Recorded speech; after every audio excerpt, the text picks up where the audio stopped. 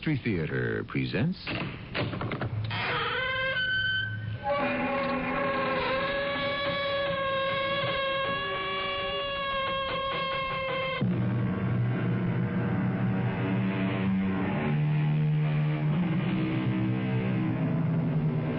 Come in. Welcome. I'm E.G. Marshall. The story I will tell you shortly is very much involved with a dream. What is dreaming exactly? Webster defines it as a sequence of images passing through the mind of a sleeping person. Are dreams only meaningless fantasies then? Far from it. Psychologists ascribe deep meanings and symbols to dreams, believing they are truths the waking mind does not know or cannot face. One school of thought holds that dreams are the intrusion of the supernatural into the subconscious mind. Be so kind as to give the devil his due. Hell is not necessarily down below somewhere.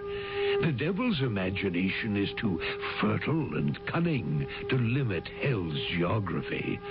Hell may be right where you're standing now. On the other hand, it may indeed be down, since that's where you think it is. Shall we then descend to the netherworld?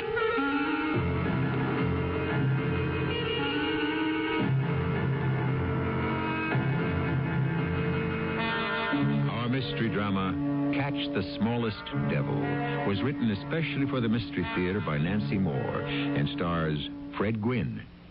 I'll be back shortly with Act One.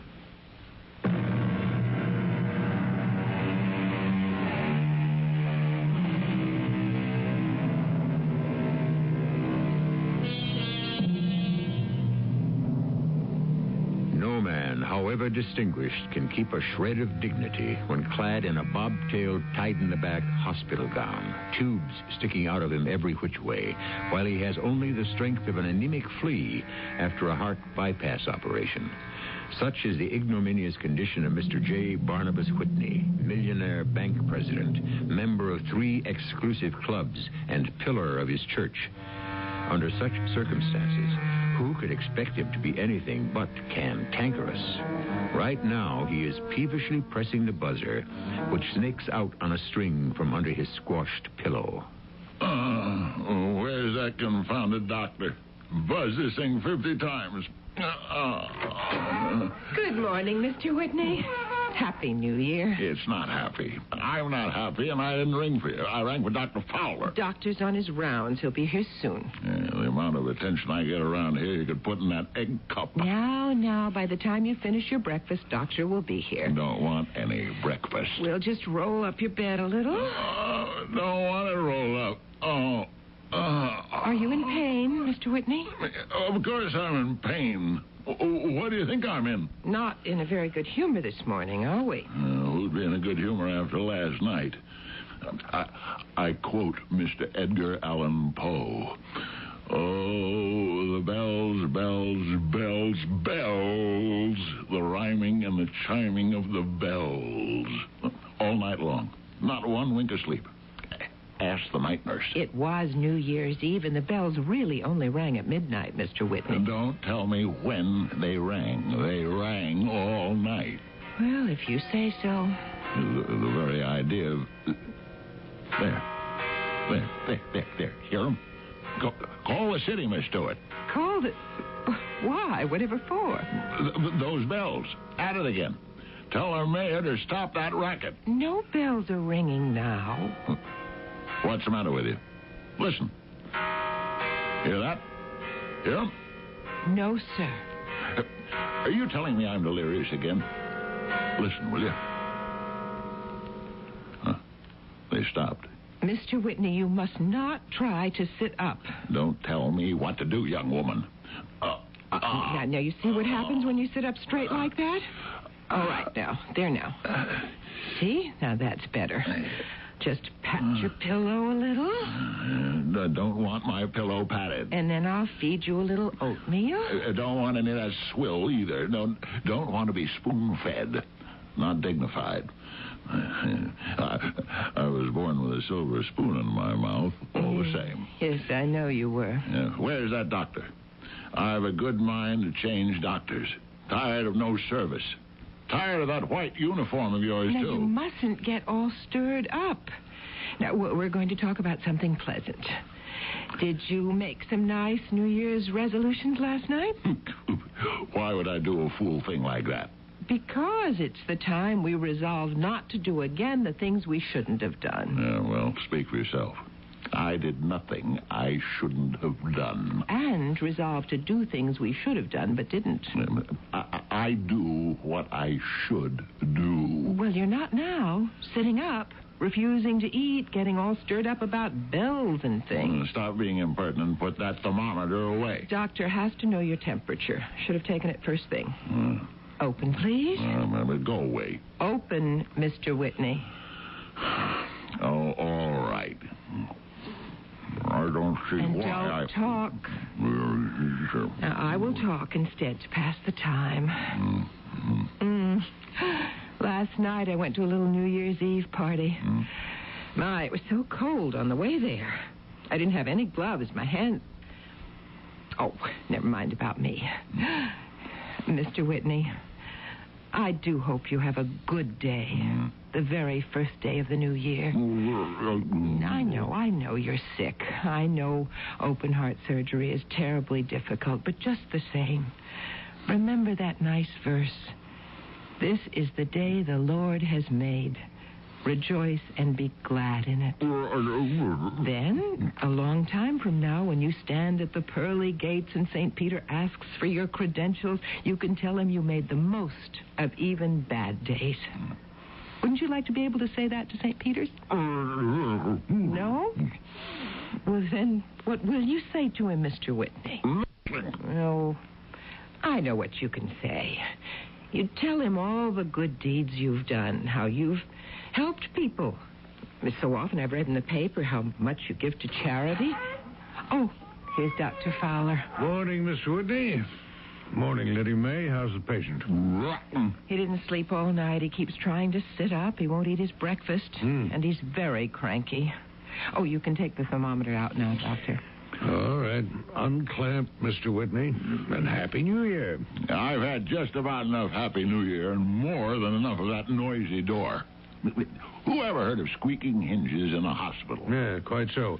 Miss Stewart, go send for Mike, please. Tell him to bring his oil can. Yes, Doctor. And let me tell you something else, Doctor. Now, just lie down, Mr. Whitney.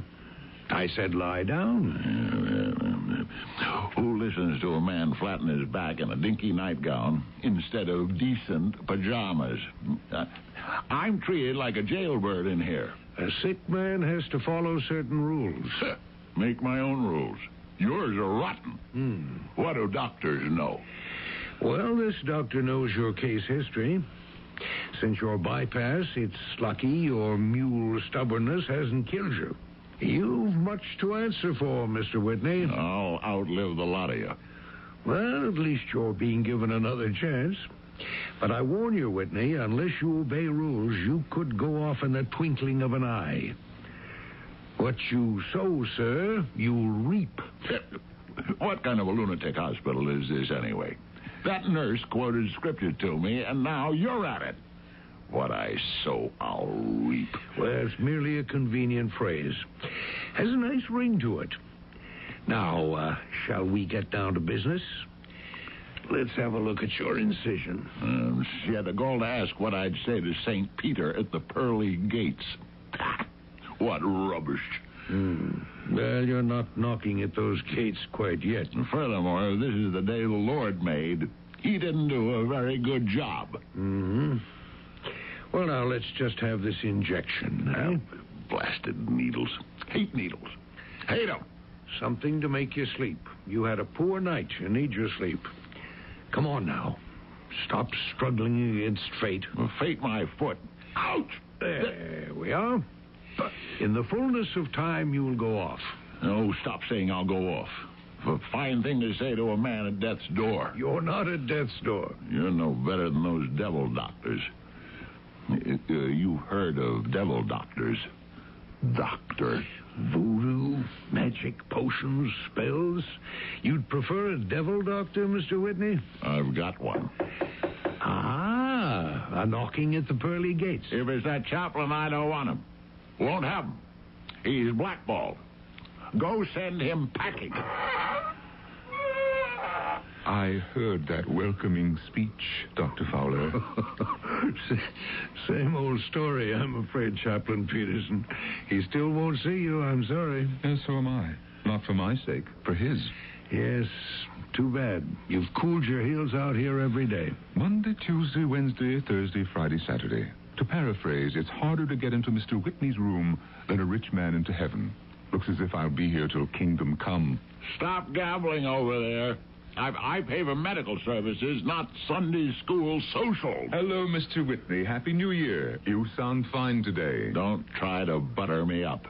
Mealy-mouthed talk won't get you in here either. Well, I'll be on my way then. See you tomorrow. No, you will not. And I don't mean I'll be dead either. I mean I don't need any sermons or Happy New Year either. Out. Well, Doctor, many are called, but few are chosen. Goodbye now. Better luck next time, Chaplain. Confound it. Confound it. Why don't you oil that door? Sounds like a basket of kittens. Now, just calm down, Mr. Whitney. These outbursts are not good for you. You heard me send Miss Stewart for the handyman. I give the devil his due. Many are called for, but few. Many. What's the matter with me? Can't remember. Everything's all misty. Sedation is taking hold. Well, here's Miss Stewart back. Mike will be along as soon as he fixes a stopped-up sink. Our patient is about to sleep. Oh, good. Mr. Whitney, I'll be right here the whole time if you need me. I don't need you. Not here. Pearly Gates, maybe. Yeah. Here you talk fiddle-faddle. Up there, maybe you... Everything all misty. Well, I'll look in again after rounds, Lydia May. Rounds? Yeah, my foot. Taking a coffee break. You got no right... Doctoring's your job. Just so. Sleep, Mr. Whitney. Relax and let go. Pearly Gates. Ridiculous. Many call, but few. This is the day the Lord...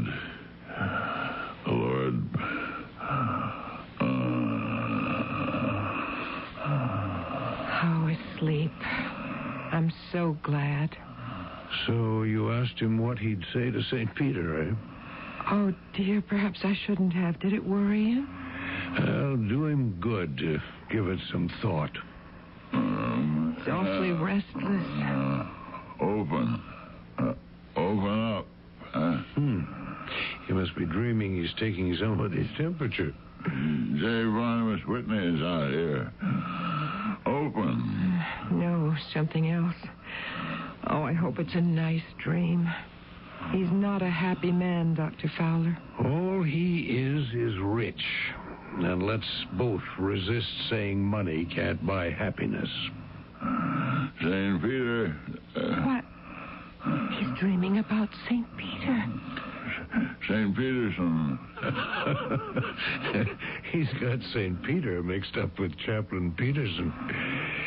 Well, J. Barnabas Whitney, sweet dreams of pearly gates or squeaky doors. Take your choice. I'll drop by later, Lydia May. Yes, Doctor.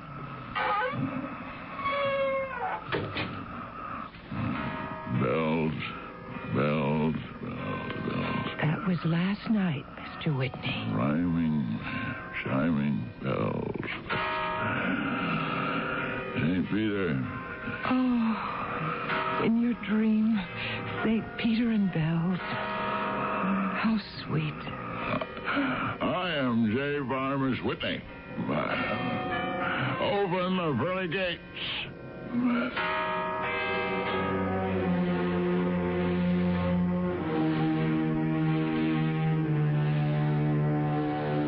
presto, Mr. J. Barnabas Whitney stands before the pearly gates. Don't ask me what legerdemain got him there. Only a dream, you say? More than that, I think. But what? Hocus pocus? Black magic? For that matter, what was in that injection? But ask me in Act 2, coming shortly, via the magic of radio. Ask me then what happens to Mr. Whitney standing at the doors of paradise, and I will tell you.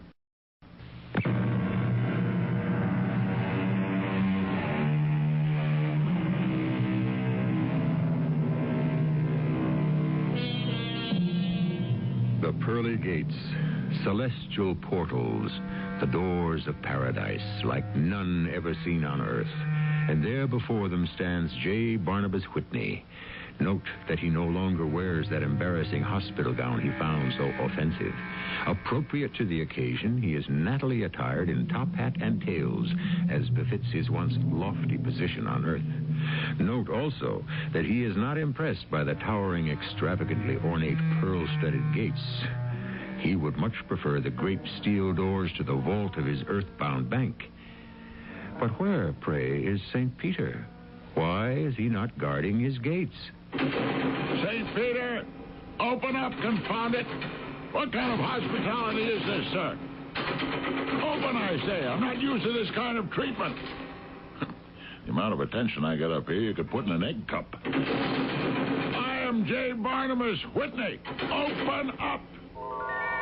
Excuse me, please. Why, Miss Stewart, where'd you come from? I didn't see you arrive at the pearly gates.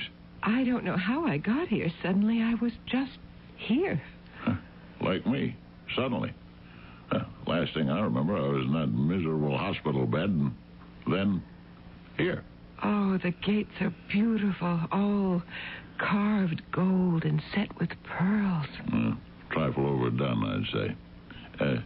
Pardon me while I knock again. I've been waiting up here now for... how do you measure time up here? 1,000 years is but the twinkling of an eye. What? Oh, yeah, some Bible verse, I believe. Well, it's not the twinkling of an eye to me. Not dignified to be kept waiting like this. St. Peter! I'm not used to this kind of treatment. I demand attention. Maybe St. Peter's taking a little rest. He's got no right to take a coffee ambrosia break. Gatekeeping's his job. An insult, that's what this is. May I knock, Mr. Whitney? Won't do any good. I'm the one with influence up here. May I? What do I care? St. Peter, if there is such a being, couldn't even hear that. They're opening the gates of heaven. Why didn't I get that kind of attention? Oh, look. Look inside. It's glorious. What? Can't see. It's all misty in there. And there's St. Peter. Where? Where? Coming toward us. Oh, how beautiful he is. Why can't I... now I see him. Yes, indeed. Fine-looking, chap. J. Barnabas Whitney and Lydia May Stewart, welcome to the gates of heaven. Thank you, St. Peter. You don't look the way I thought you'd look. No wings. Pictures of you always have wings. How could the mind of man possibly conceive how an angel would look? Oh, no, we couldn't. Does that clear up the matter, Mr. Whitney? No. You don't look like angels ought to look. Darned if you don't look a little like Chaplain Peterson. Because your mind still clings to earth. But in the fullness of time, you'll forget. Meanwhile, I must appear to you in some form you will recognize. Now then, I believe you both know the procedure here at the gates? Certainly. We present our credentials to you. That is, we recount our good deeds on earth. Precisely. Miss Stewart, please. Now, just 1 minute. I was here first. Been cooling my heels out here since Kingdom Come. 1,000 years is but... But the twinkling of an eye. I know all that. But fair's fair, and heaven of all places ought to practice it. Very well, Mr. Whitney. To save time and temper, you may speak first. Sit down, please. On what? No chairs. What? Oh, an oversight. Look. 2 jeweled chairs. Hocus pocus up here, huh? Be seated, please, and begin, Mr. Whitney. Very well. Referring to saving time, St. Peter, and never mind any more of that twinkling business. My banking firm on Earth, a very old established firm, was managed with maximum efficiency. But I dare say you know that. We know everything here. We, too, are an old established firm. That's my point about efficiency. You know my case history, yet you waste time going through this credential nonsense. Isn't my whole life written on that scroll you're carrying? It is, but we are interested in knowing your own interpretation of your life. Therefore, J. Barnabas Whitney, your good deeds, please. I gave a great deal of money to charity. Ah. Did it cost you anything to do that? Cost me? Cost me thousands. I could have bought all kinds of valuable possessions with the money I gave away. Excuse me, St. Peter. I do remember Mr. Whitney's name on many lists of contributions. Ah, yes. Public acclaim. Sir, did you ever give money without making the gift public? Why the devil would I do that? Then who would know who gave the money? That's quite so. Are your good deeds finished? Finished? I've only begun. Why? All my life I did things for people. And precious little thanks I got. Take my mother-in-law. For donkey's years, I paid for her apartment. Correction. You paid for her small cubicle in a rooming house. And did you ever call on a lonely old lady? She wasn't my mother. Now, wait. There's lots more. Oh, yes. I made the best of even bad days. You can ask Miss Stewart. And every Sunday, I went to church. Except, of course, when you played golf. A man needs some recreation. But you just check that scroll there. Every Sunday when the weather was bad, I was in church. And Monday, Tuesday, Wednesday, Thursday, Friday, Saturday? Monday, Tuesday. Well, what does that mean? On weekdays. Did you ever give any thought to what you heard in the Lord's house on Sundays? Now, look here, St. Peter. Weekdays, I had other things in my mind. Important things. Sinners need to worry. Need to pray a lot. That kind of doodah. But not me. And I just might remind you that on Sundays, it wasn't easy for me to put up with church. I had to rub shoulders with certain persons who had the gall to come in there. Joe Hinkle, for one. An ex-convict, sir. He'd sit there in front of me till I'd get so mad I'd want to hit him? See? You do know everything. Yes, I wanted to hit him. But kindly take note that I didn't. Ah, you made friends with him instead. Friends? With a jailbird? May I call your attention? No, you may not. Just skip the sermons, thank you. As you wish. Now, Miss Stewart, let us consider your life. Hold on here. I'm not finished with mine yet. Oh, yes, Mr. Whitney. You are quite finished. Miss Stewart, your good deeds, please. Now, look here. Sit down, Mr. Whitney. Miss Stewart? Oh, dear. I did so many wrong things, I'm afraid they cancel out the good things. My goodness, I can't even remember any good ones. I feel so bad about the bad ones. Then I shall consult my scroll. Your patience while I unroll it. Ah, yes. Here we are. Miss Stewart, you always tithed your income, gave 10% to the Lord's work. Oh, but it was so little. Because your income was little. Even so, I see you often gave more than the biblical tithe. That winter day when you badly needed a pair of gloves, on your way to the thrift shop to buy a pair, you gave the money to a beggar. All those beggars are fakes. Mr. Whitney, maybe some are. But I always thought, what if one, just one, is in real need and I pass him by? So I gave to all, not to miss that one. Oh, rubbish. And I see here that you spent a great deal of time calling on the sick, the lonely, the outcast, the unlovable. Oh, it didn't take much time. Mr. Whitney, did you ever pay such visits? Me? I was a busy man, sir. What are those bells clanging about? They are summoning us within. Oh. High time, too. Lydia May Stewart, the angels and archangels, and all the company of heaven, bid me tell you that we have sufficient information regarding your sojourn on earth. They further bid me say that whatsoever a man soweth, that shall he also reap. Seems to me someone else said that a while ago. Lydia May Stewart, this is the day the Lord hath made. Rejoice and be glad in it. You may enter into paradise. Oh, thank you, St. Peter, and all the company of heaven. Tarry a moment, please. J. Barnabas Whitney, Yes? the angels and archangels and all... Skip all the claptrap and get to the point. And all the company of heaven, bid me tell you that we have sufficient information regarding your sojourn on earth, and you may not enter into paradise. What? Many are called, but few are chosen. A camel, sir, can go more easily through the eye of a needle than you into paradise. Hate needles. Hate them.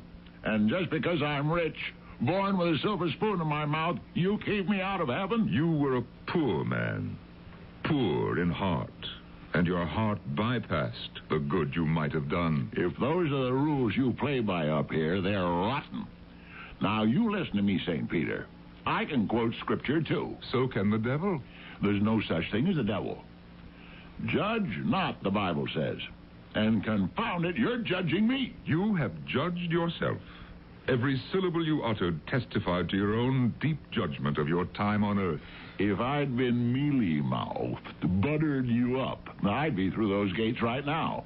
Well, let me tell you, down on earth, I belong to all the best clubs, where certain kinds of colors of people weren't allowed. And I'm damned if I'll be discriminated against and blackballed up here. I don't believe you'd like this, club, Mr. Whitney. You wouldn't care for the company of heaven. Your mother-in-law is inside, and Joe Henkel the jailbird, and certain other kinds of colors you don't wish to associate with. Those people? Well, then, no, thank you. Not my sort at all. Come, Lydia May. I thought the population of heaven was cherubim, seraphim. Not a lot of riffraff. We'll miss you, though. Sorry I can't return the compliment.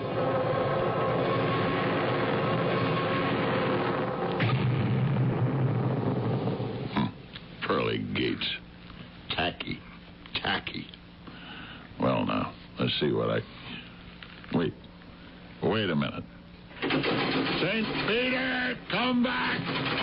St. Peter! St. Peter, sir! Please come back. You called?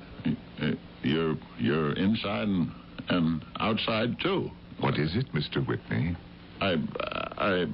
What is it? I just realized, does getting blackballed out of heaven mean I'll go down into the fire of hell? I don't know about down, Mr. Whitney. I do know to be shut out of heaven is hell. The devil won't blackball me. Is that what you're saying? He'll let me into hell? Oh, the devil discriminates against no one. But let me into heaven. I'll make resolutions. I'll write anonymous checks.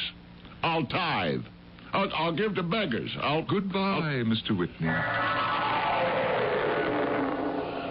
Gone. He's gone. I'm doomed. The devil with it. You called, Mr. Whitney? The devil. At your service, my friend. I would prefer, however, to be addressed by one of my more distinguished names. Lucifer, Mephistopheles, His Satanic Majesty, Beelzebub, Prince of Darkness, and Foul Fiend has a nice ring to it. Now, shall we get down to business?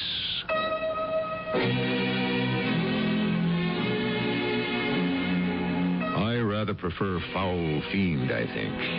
Yes, it does have a nice alliterative ring. Now, no nagging questions, please, as to how this phantasmagoria has come to pass. The finite mind is not equipped to fathom the supernatural. The only thing we can know for certain in this hellish situation is that the devil's tricks are never in short supply. Beyond that, we must simply take matters as they come in Act 3.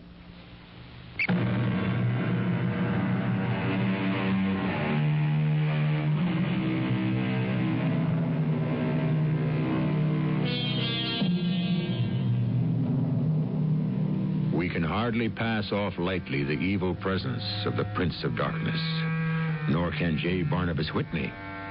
Certain that he knows the demonic nature of Foul Fiend's errand at the pearly gates, the poor fellow stands all a-tremble. Do not feel superior, my friends. Would you comport yourself any better, face to face with the devil incarnate?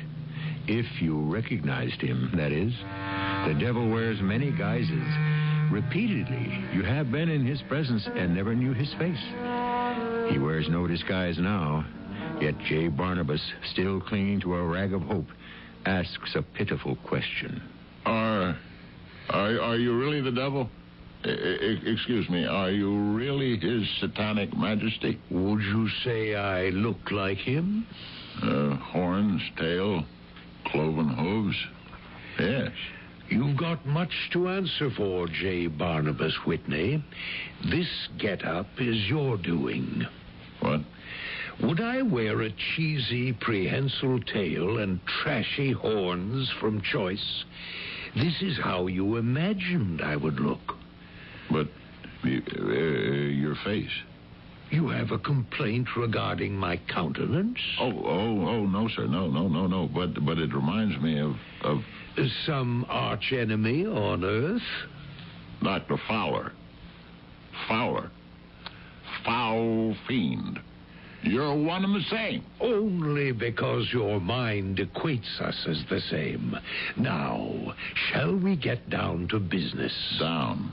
You'll take me down into the fire and brimstone of hell. Be so kind as to give the devil his due. Hell is not necessarily down. My own imagination is too fertile and cunning to limit hell's geography. Hell may be right here at the tacky pearly gates. On the other hand, it may indeed be down, since that is where you think it is. Shall we then descend to the netherworld? Not fair. It's not fair. What did I ever do to deserve hell? A few little errors, a small wickedness or two, that's all. Humans have an apt quotation. Catch the smallest devil by the tail, and he will lead you to his master. You caught many a small devil, Barney, and they have led you to me. I, in turn, will lead you to some very distinguished company below. No. Get thee behind me, Satan. Aha! The devil can quote a scripture, and so can you. Come now, stop struggling against fate. Relax and let go. He said that. Fowler said it. I said it. One last quotation, not, however, biblical. Let the devil take the hindmost. That is what I'm doing. You are the hindest of the hindmost, J. Barnabas Whitney. Come. No! Miss Stewart! Lydia May! Help me! Help! St. Peter, poor Mr. Whitney is still knocking and crying out there. It's impertinent of me, but I do wish he could have another chance. He will. Everyone gets another chance. If only humans realize that. Help me, Miss Stewart. Help. Help. I'm right here, Mr. Whitney. And I've sent for the doctor. Down, down, down. I'm burning. I'm burning. Oh, doctor, I'm so glad you're here. He's having a terrible nightmare. He's feverish. He's burning up. Please, another chance. Please. Please. All right, Mr. Whitney. Well, that kind of sleep won't do him any good. Thrashing around like a dervish. Mr. Whitney. Mr. Whitney. What? Wake up. Wake up, Mr. Whitney. What? Where? Huh? That's better. That's it now. All right. Open your eyes. Get wide awake. Dr. Fowler? Is it you? Well, now, who else? You didn't have a very happy sleep, did you? I'm not dead? Of course you're not dead. You're fine. Just fine, Mr. Whitney. Miss Stewart. Oh, am I glad you're here. Gloves. Want to buy you a pair of gloves. Fur-lined. The best leather. He's delirious again. Afraid so. Delirious. Yes. That's it. I made it all up. I made the whole thing up. Tell me I made it up. Mr. Whitney, whatever it was, you certainly did. No. St. Peter, he wouldn't let me into paradise. No, and then the foul fiend came, and lost. Doomed. Nonsense. You were dreaming. You and Miss Stewart had talked about St. Peter, and that's what triggered you to dream about him. That nightmare didn't mean a thing. You don't think so? Not a thing. Maybe. Maybe it didn't. But it told me something all the same. It told me, dream or no dream, I'm not fit for heaven. Miss Stewart is. She got in, but not me. Not me. Oh, no. We mortals don't really know what keeps us out or gets us into heaven. Oh, but yes, we do, Doctor. We know well enough. But people like me don't pay it any mind. Go your own way, make your own rules. Well, wait, I forgot. I know what to do now. Where's Miss Lydia May Stewart? I'm right here, Mr. Whitney. Listen. I'll write a check to your favorite charity. But don't you put my name on any list. Anonymous. You understand? Yes, sir. Yeah. And send for Chaplain Peterson. I blackballed him before. I wouldn't let him in. Get him. Get him right now. Get him, Lydia May. I'm going, Mr. Whitney. He's just across the hall. Yeah, and hurry. I may not have much time. Now. Calm down, Mr. Whitney. Tell him I want him right away. And I want you to take this capsule and get back to sleep. Sleep? With all I've got to do? A lifetime of mistakes to make up for? What'll I say to St. Peter the next time if I haven't got any credentials? No, Doctor. Don't bother me with capsules and sleep and claptrap. Just get me Chaplain Peterson.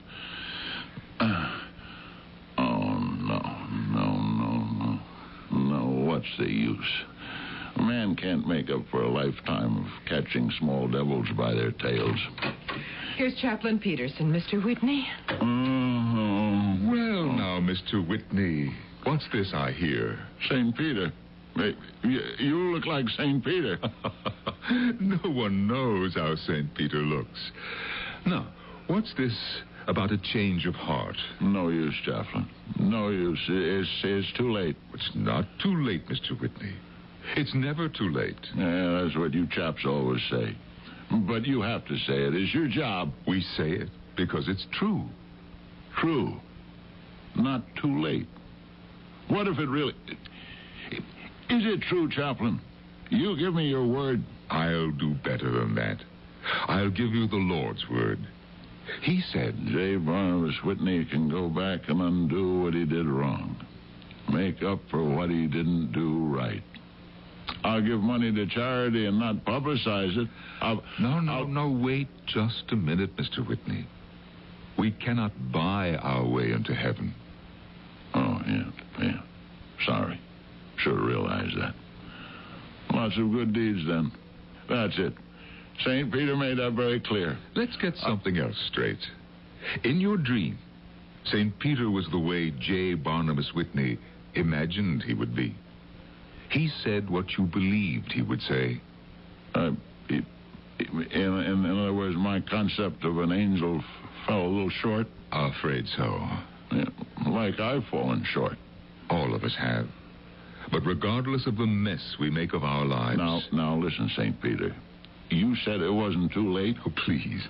I am not St. Peter. Oh, yeah, sorry. No matter how you fall short, God loves you. No, not me. He couldn't. You see, I threw him out, just the way I threw you out. You didn't throw him out. Well, then what would you call it? Oh, sure, I went to church. Yes, indeed. The thing to do.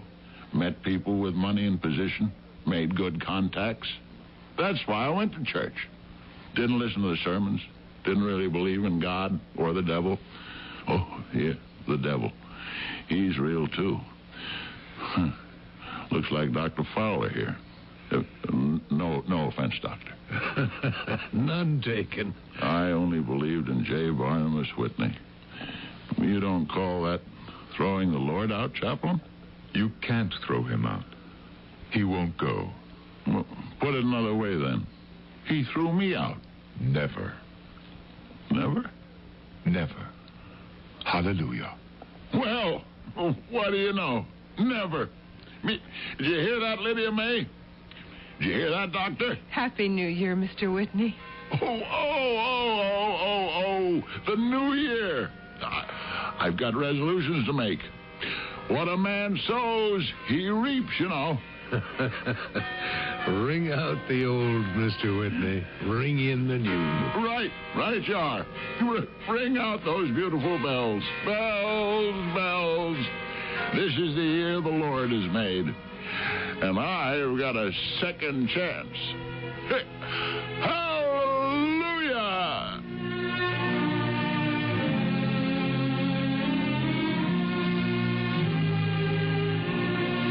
See what the psychologists mean when they say dreams are truths we don't know or won't face? Well, in the twinkling of an eye, J. Barnabas faced them. There's no telling, of course, if you'll keep those resolutions. But wouldn't you, if you had faced both St. Peter and Lucifer, even if those encounters were inventions of your own feverish mind? Well, let me tell you, this account, fantasy or no, has given me pause. Just to be on the safe side, I plan to make a few resolutions of my own. You might give some thought to the matter yourself. I'll be back in a moment.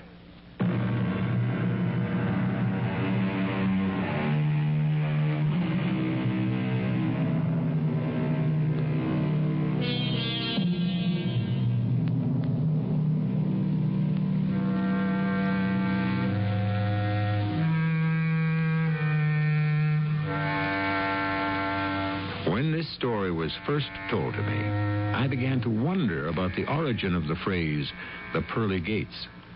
It derives from a logical source, the Bible. Chapter 21 of Revelation describes the new heaven, the holy city of the New Jerusalem. But it doesn't talk about just one pair of gates, as in our story.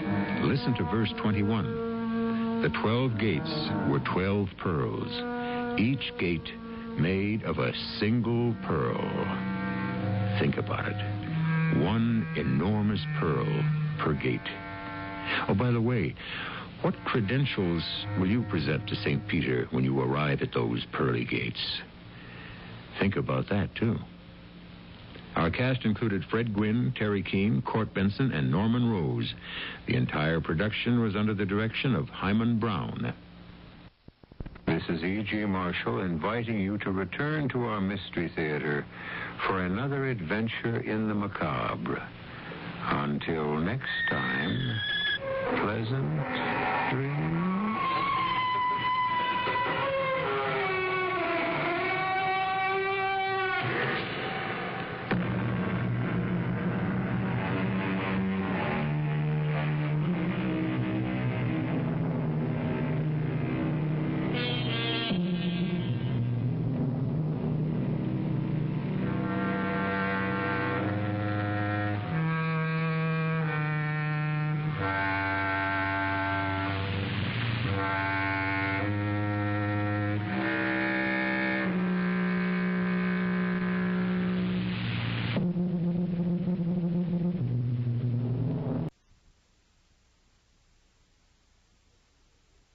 Mystery Theater, the Mutual Radio Theater, and our next news tonight at 12 midnight.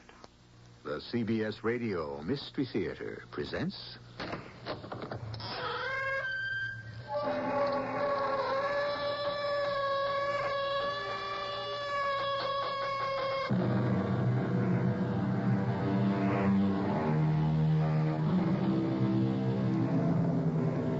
Come in. Welcome. I'm E.G. Marshall. Have you ever played the game of wondering where and when, if you had the choice, you would have picked to spend your life? Most of us probably might settle for today and where we are. The more romantic among us might opt for some favorite era we view through rose-colored glasses.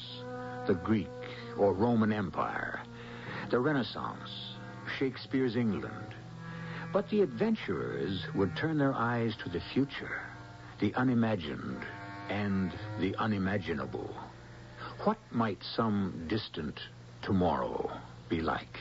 You mean wipe out any inhabitants that are there, General Varden? Exactly, Dr. Tremaine. With the robots I build for you? Suppose I refuse? That's a lovely wife you have, Doctor. A little young for you, but then so exquisitely desirable all the more. It would be a pity for anything to happen to her.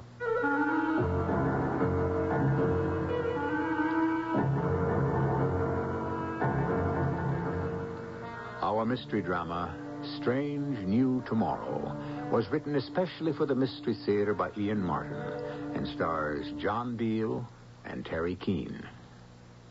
It is sponsored in part by Sunkissed Growers Incorporated. I'll be back shortly with Act One.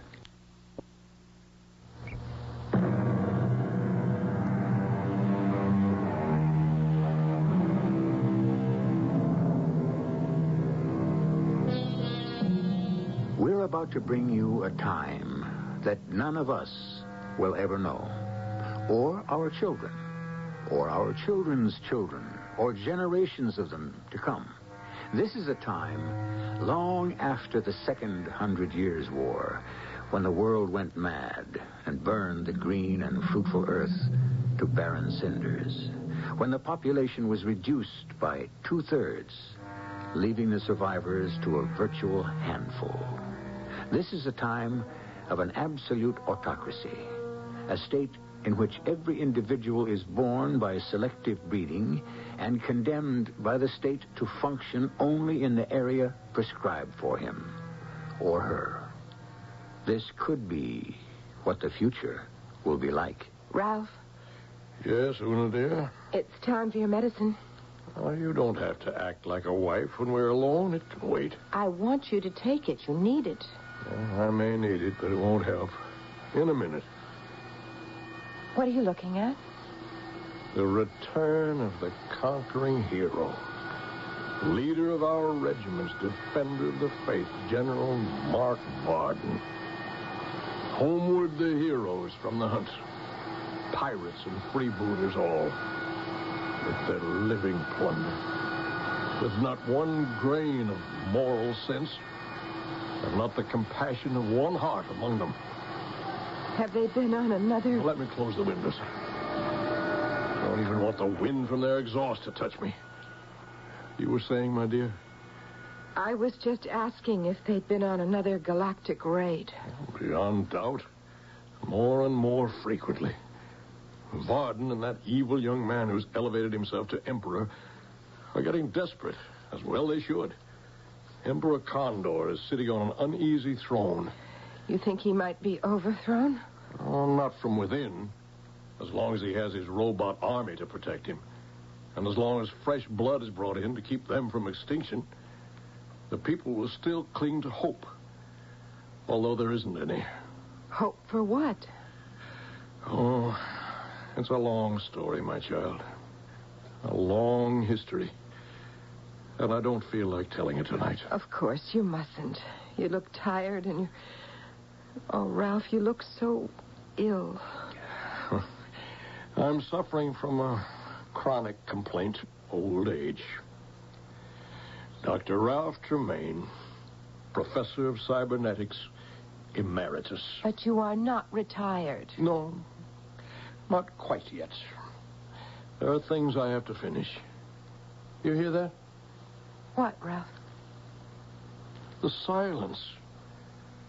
The ship has landed. Now they'll feed the poor souls, whoever they are, to the lions.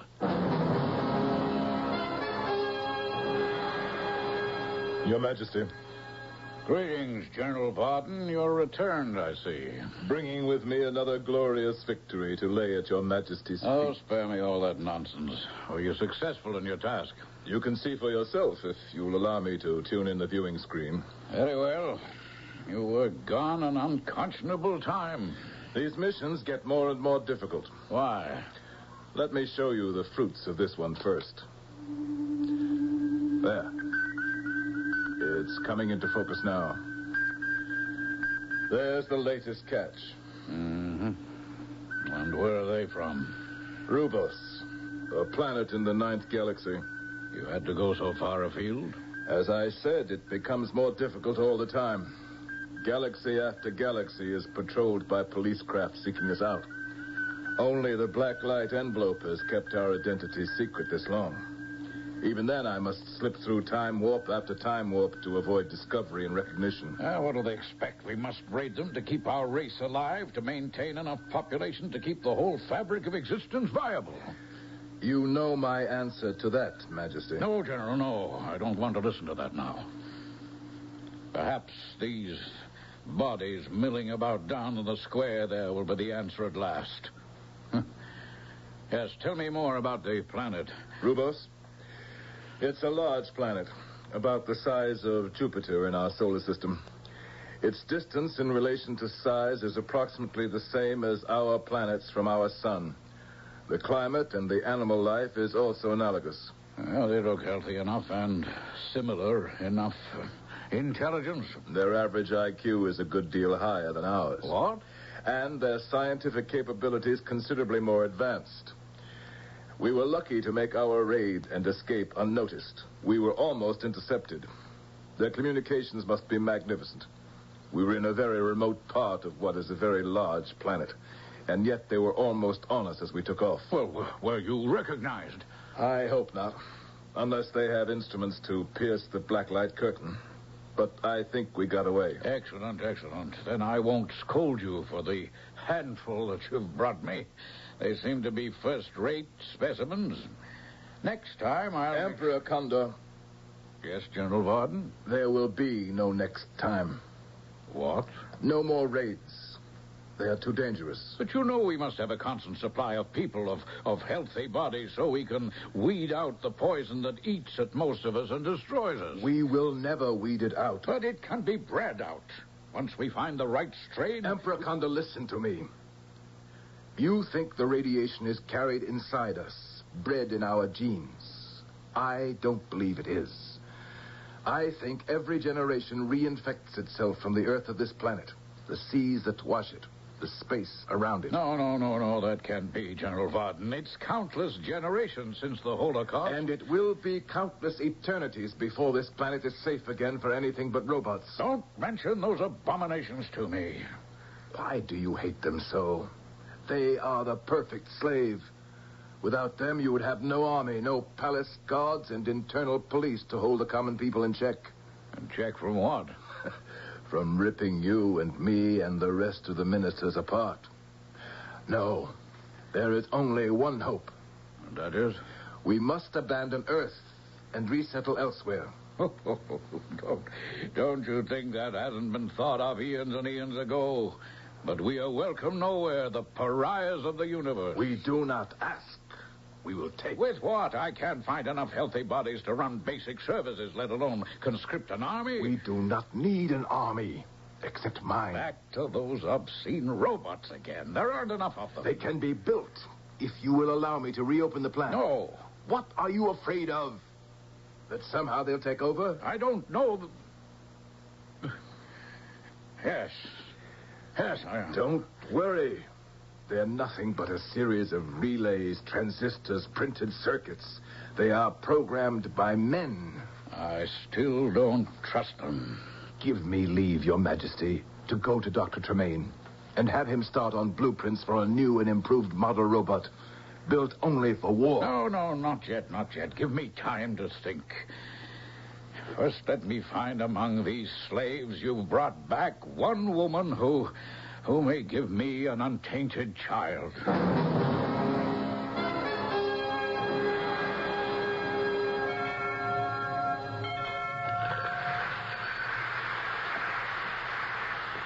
Yes? Quickly. I must not be seen. Close the door. Who are you? I am General Mark Varden. Close it. Forgive me, General. Who are you? I am Una. You are a very beautiful woman, Una. Am I? Yes.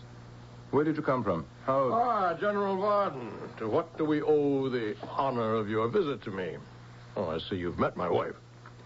Your wife? Oh, yes, of course. I'd forgotten. The wedding took place while you were on your cruise. My mission, Dr. Tremaine. Ah, yes. Mission. Did you have success? I flatter myself I did. I have urgent business with you, Doctor. Shall we go to my study? For what I wish to talk with you about, your laboratory would be more appropriate. I know my way. Ralph, what is it? The last place I wanted him to be. Oh, well, with a little luck, we may be all right.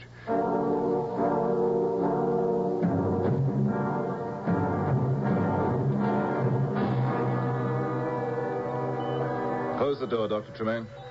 Very well. And I'll turn off all this apparatus. No. I prefer to take no chance that what I have to say might be overheard. Well, at least let me lower the volume. Fascinating. What are you brewing here, Doctor? What are these machines? Computers, oscillators, electronic microscopes, calculators. All the impedimenta of anyone who studies cybernetics. The scientist studies only to learn how little he really knows. But you know how to build robots. Yes, but we're not building anymore. I want you to be ready. I want you to start building me a prototype designed only for war. Does the Emperor know of this? It is better the Emperor doesn't know of everything. Oh, I'd have to have his permission first before I embarked on this. I wouldn't want to risk offending him. You will be far worse off offending me, Doctor. General, I am an old man. I haven't long to live, so threats are of little use against me. I wouldn't be quite so sure, my dear Dr. Tremaine. I'm going to take over another planet in some other galaxy. A clean planet, untouched by deadly radiation like ours. Take over? You mean wipe out any inhabitants that are there? Exactly. With the robots I build for you? That's it. You are going to build me the army to fight it. And if I refuse? That is a lovely wife you have, Dr. Tremaine. No. A little young for you. It would be a pity for anything to happen to her. You wouldn't dare. Do not try me. One whisper to the Emperor of my plans. Any attempt from you to hinder them. Any refusal to do my will to the best of your ability. And I will have your wife destroyed and buried in a forgotten grave. Well, Dr. Tremaine, are we partners or not? The General's eyes are chips of granite, and Dr. Tremaine knows this man only too well to doubt that he means every word he says. Mark Varden may be human, but he is as soulless as any robot. What choice can the old man make? I shall return shortly with Act Two.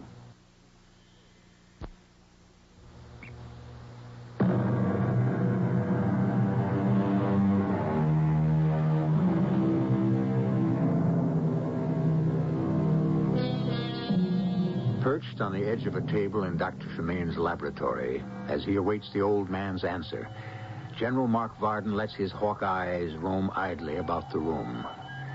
It is the ordered clutter of a busy scientist who is half chemist, half electronics wizard. His eye has just fallen on a large black box, almost like a coffin, when the old man speaks. You're right, General Varden. I have no choice. I was sure you would see it my way, Doctor. Such a ravishingly beautiful woman. Where did you find her? She was one of the group you brought back from Cygnus 3 on your last mission. I overlooked her all the long journey home. I'm afraid you did. And I asked the Emperor for her hand the moment I found her. The Emperor gave her to you? I'm unmarried, a widower. I had the right to ask, to demand. I'm surprised he acceded the way he feels about your robots. Don't be too surprised, no matter what he says. Only I can build them and program them, now that all the others are gone. He needs his palace guard to shield him from you. So, he needs me. Nobody else is clever enough to build or service them? That will be taken care of very soon. In the meantime, don't push me too far. My dear Doctor, I have no intention of subjecting you to any pressure now that we are agreed. I ask only the reassurance of being able to drop in from time to time to get progress reports. Well, when I have some working drawings ready, I'll send for you. But carefully, till I have sold His Majesty on the necessity of my plan. I have an assistant in the lab, a young man named Mac. No one knows him at court. I'll send him. Mac what? Just Mac. That's all you need to know. I'll leave standing orders for him to be admitted. Now I must leave you. Oh, by the way. Yes, General? You say you never stopped studying. Just what have you been working on while I've been gone? Oh, I don't think it would interest you very much. On the contrary. You're quite sure you haven't been developing some sort of special robot for His Majesty that just might upset the balance of power? What would make you think that? This curious box, big enough to hold someone my size, that looks like a coffin. The lid. It's locked. Well, naturally. What's inside this curious box? That box is lined with lead. Inside it are a group of highly radioactive rocks, which I use in certain biological experiments that I've been conducting to try to neutralize their effect on the body. Then I shall give it a wide berth. I wouldn't want to try their effect on mine. If I can believe you. Well, I'll give you the key, and you may open it. But only after I'm out of this room and out of this house. Well, come in. I'm sorry to disturb you, Ralph, but it's time for your medicine. General. That's quite all right, Mrs. Tremaine. I was just about to leave. Yes, the Emperor made you an extraordinary present. She's ravishingly lovely. Keep her that way, Doctor, at all costs. No, don't worry. I can see myself out. Is he really gone? What a dreadful, frightening man. He's all of that and more. I just had my medicine. I don't need any more. It was an excuse to come in. I knew you needed me. How? I don't know, except I always do. It's like a wave, a shudder, the pulse of some electric alarm. What did that awful man mean about the Emperor giving me to you? No, I don't want you to worry your pretty head. But I do worry. What do you think it's like not knowing anything about yourself or your family, where you came from or who your friends might have been? Just waking up suddenly at the age of 25 and just being. Well, you just have no memories. But why? It's a sort of amnesia. Did I fall? Hit my head? No, you... Look, I'll tell you what I just told the general. You know this shipload of unfortunate people he just brought back? That he captured as slaves? What he has condemned them to is tantamount to slavery. And worse. But why? Why did he steal people away from their homes? Because sooner or later, everyone on this planet dies of a form of sickness caused by nuclear radiation. The Emperor believes it is transmitted through the genes, and that by selective breeding to healthy stock, it can eventually be neutralized. Can it? No. Even if it were possible, this whole globe is one mass of radioactivity that would reinfect everyone again. Has it infected me? No. And it never will. I promise you that. But the others, all those poor women I saw on the viewing screen. They'll be sold to any male who's not yet given any signs of having the sickness.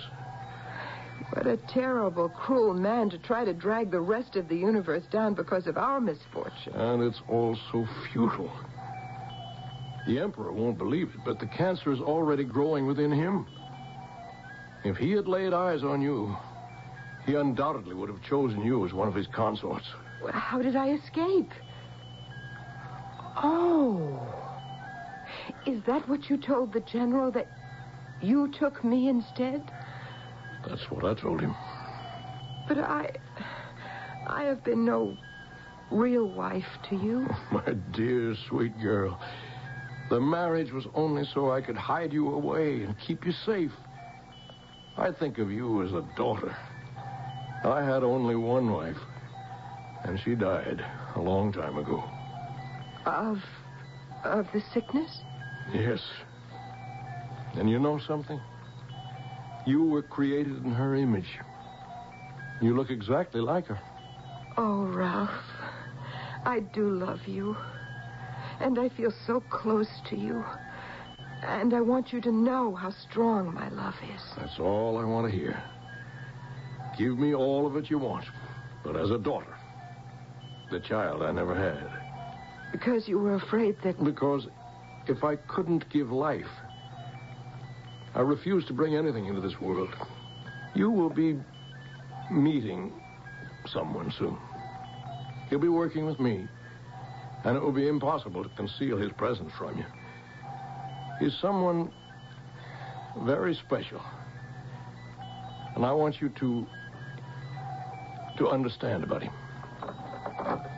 Is it a coffin? Oh, no. It's more like a cradle. I'm afraid suddenly There's nothing to be afraid of. You'll see.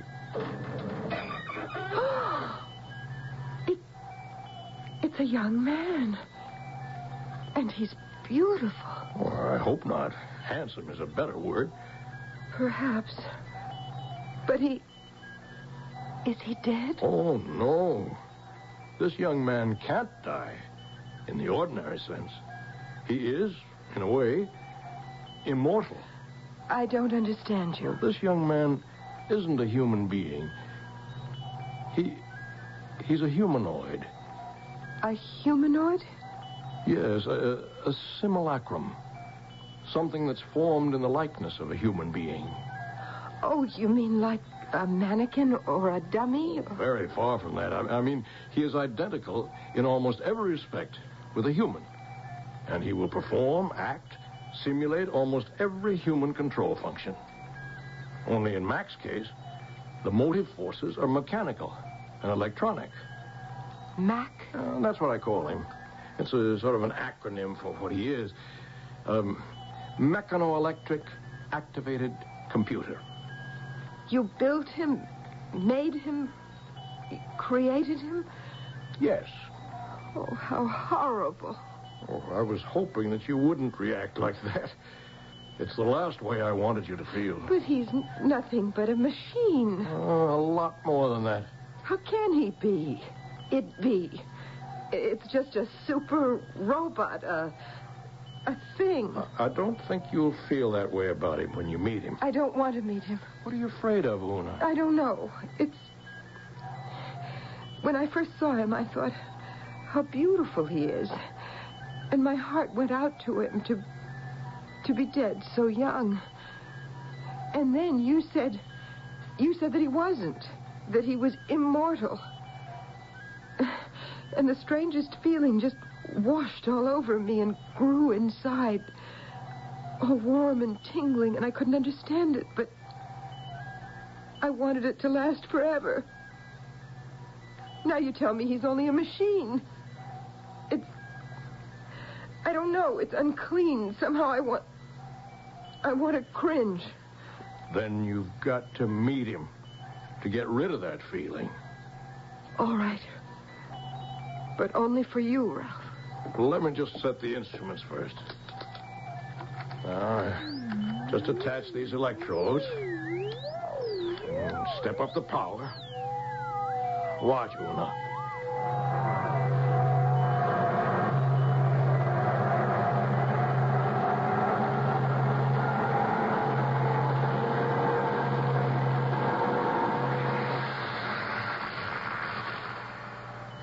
Wake up, Mac. Time to get to work. Yeah. Oh, Doctor, did I fall asleep again? Not exactly. And cheer up, you won't anymore. Except when you decide to. Oh, Mac, I want you to meet my wife. Oh, it's a pleasure to meet you, Mrs. Tremaine. How do you do? Just great. I mean, you're really something to wake up to. I told you he'd surprise you. I'm not surprised. I'm frightened. Of me? Well, why? I don't know. I just don't want to... I'm afraid to be near you. I don't want to be near you. Did I do something wrong, Doctor? No. I'm the one. I just hope there'll be time enough left to set it right.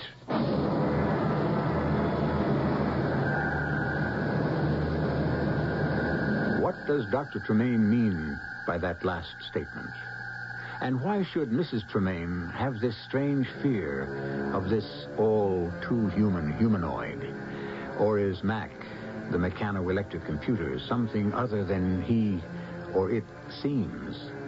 You're in for some surprising revelations in this bizarre history of the far-off future when I return shortly with Act 3.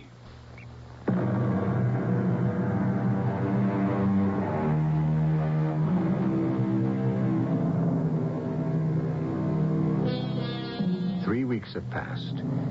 In the course of them, for whatever reasons of his own, Dr. Tremaine has tried to bring Una and his protege, Mac, together as much as possible. But Una still reacts to Mac with that strange, inexplicable fear. And the humanoid, although he obviously holds her in admiring awe, seems happy to have as few encounters with her as possible. But a rush of events are moving to a startling climax. A climax that builds rapidly as Mac visits General Varden at the palace, bearing a message from Dr. Tremaine. What does he mean he won't design the robots I ordered? I think he explained that in the message, General. You mean this nonsense about not being able to build machines of war? Well, if I remember, what he said was he can't. A can't in all conscience, I think was the phrase. I don't like your attitude. I have no attitude, sir. I was only trying to set the record straight. I find you insubordinate. What's your name?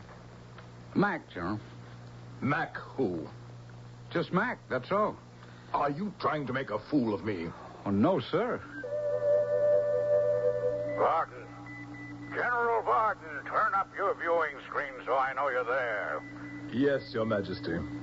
That's better. I want to see you in my office immediately. What's wrong, Emperor? Wrong? Everything, you fool. I've just received a message from President Zorak of the Republic of Rubas. Your ship was identified on that last raid, and now he's on his way to our planet to blow us out of the sky. Does he say when? No. Then with luck, I still can intercept him. I'll be right in, Your Majesty. You. Did you hear that? Yes, I did, General. Then take this message back to Dr. Tremaine. You tell him to get his blueprints ready for my factory to go into production. I need an army of robots, and they only have to do one thing, fight. And you tell him also that he'd better conform, or his wife will be the one to pay the price.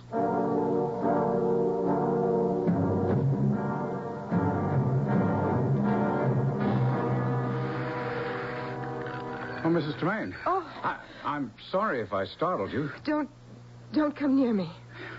Why do you dislike me so? Look, I've got to see Dr. Tremaine first, but I would like... He's resting. I don't want him disturbed. Well, it's important. I have a message from the General. It can wait. Oh, but you don't understand. You're the one in danger. The General threatened... You don't have to worry about the General's threats. My husband got a promise for protection from the Emperor before he told him about General Varden's planning to build the robots in secret. My husband and I have nothing to fear from him. He should be under arrest by now. Does that satisfy you? Well, yes, no. What else do you want? I'd like us to be friends. So would I. But I don't think that's possible. Why don't you leave me alone? Just leave me alone. But, Mrs. Tremaine, Una... It's all right, son. Mac, I should say. Don't bother her now. Come in the laboratory. I need to talk to you. Explain some things.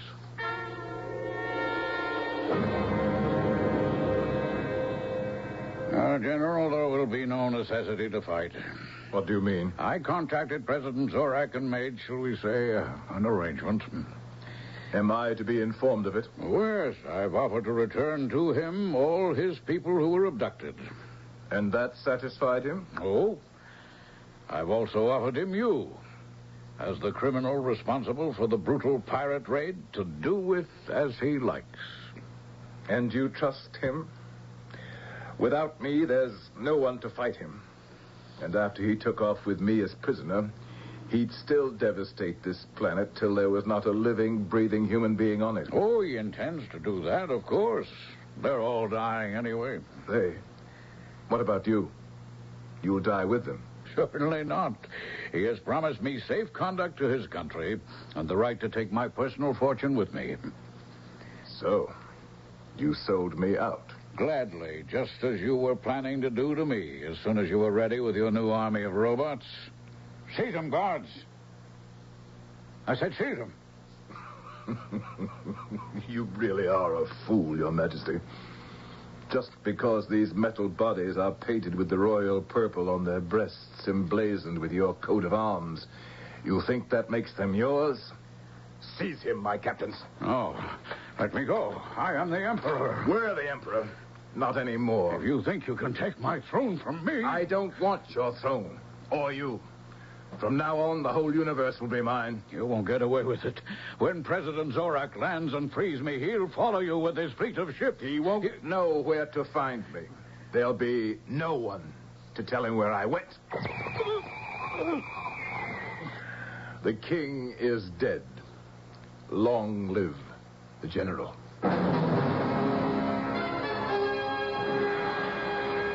The reason you felt no fear of Varden, Mac, is because I didn't program you for fear. Well, you mean, Dr. Tremaine, that every reaction I have you built into me? Yes. I picked a human model for you and tried to shape you as close to that model as I could, with certain exceptions. Who was the model, sir? Myself. You, sir? Well, very proud, but why would you want to go to all that trouble to duplicate yourself? Well, maybe because I had no other model I knew so well.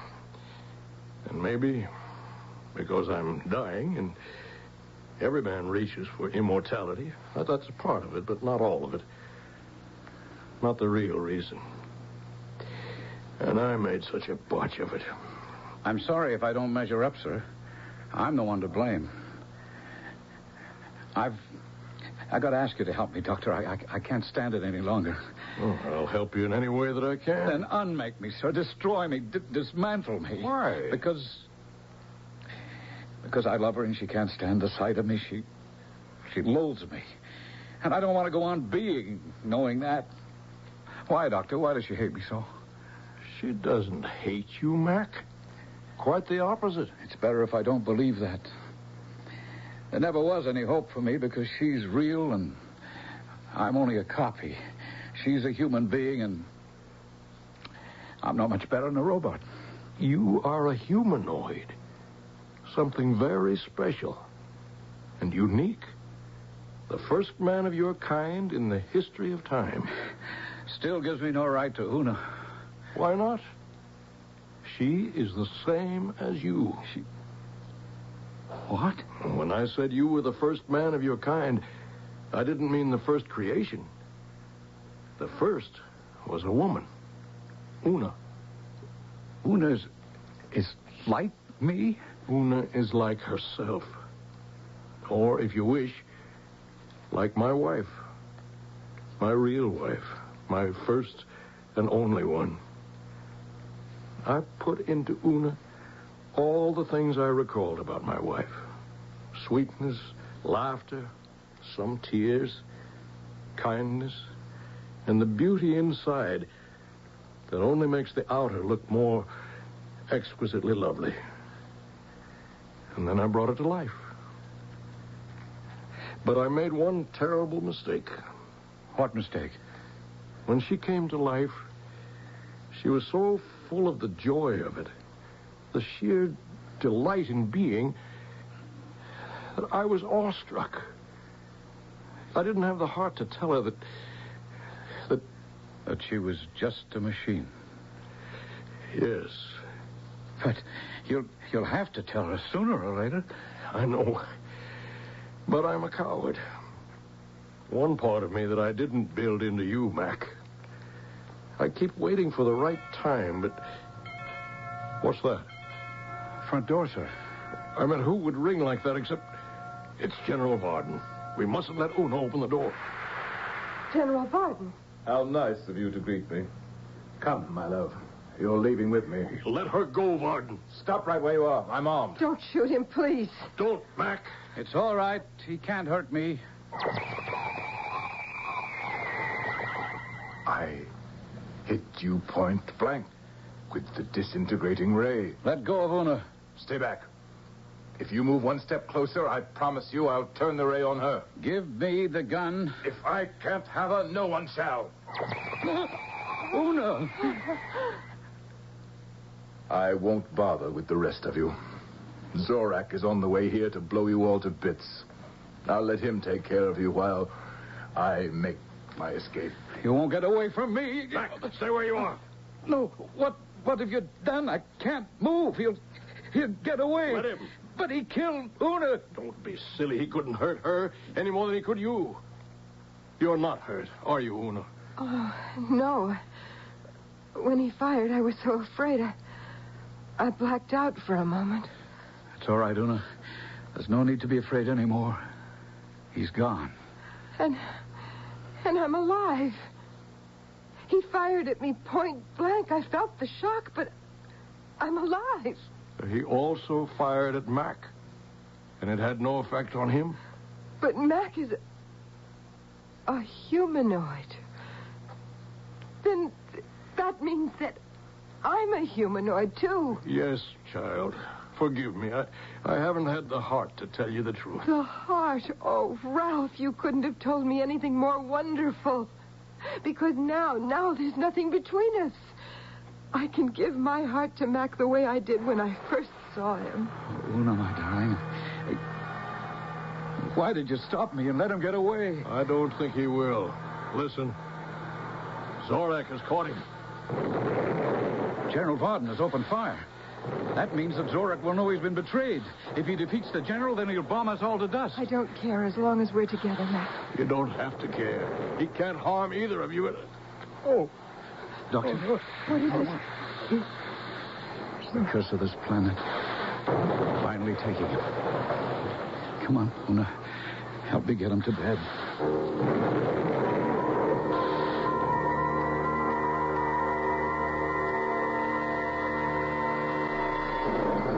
What's happening? What's happening? It's Zorak, sir. He destroyed General Varden, and now he's wiping the rest of us out. Not you and Una. We don't care. We're together. Of course you care. This fortress I built in the side of the mountain will stand, except for a lucky hit. But the radiation afterwards will not affect either of you. You will still live when all else is dead, including me. No. Well, my days were numbered anyway. I wanted children, always. You were the best I could offer against fate. You must fight to exist. Oh, isn't that futile, Doctor? The two of us alone. One thing you couldn't give us is the ability to reproduce. Of course I could. Stored in your memory banks is all I have learned. And what I learned is from the accumulated wisdom of man since he first started to reason. Deep in the mountains are stores of parts and transistors, and all you need to build in the image of yourselves.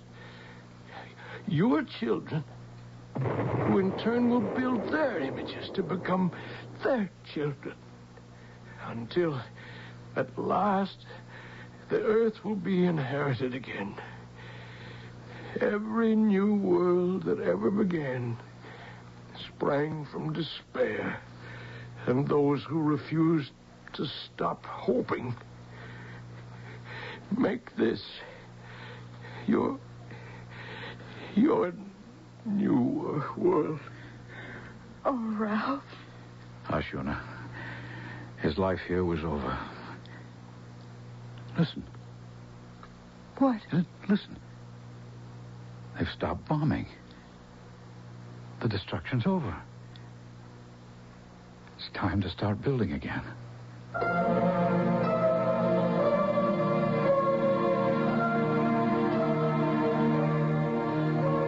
Is there a moral in this story?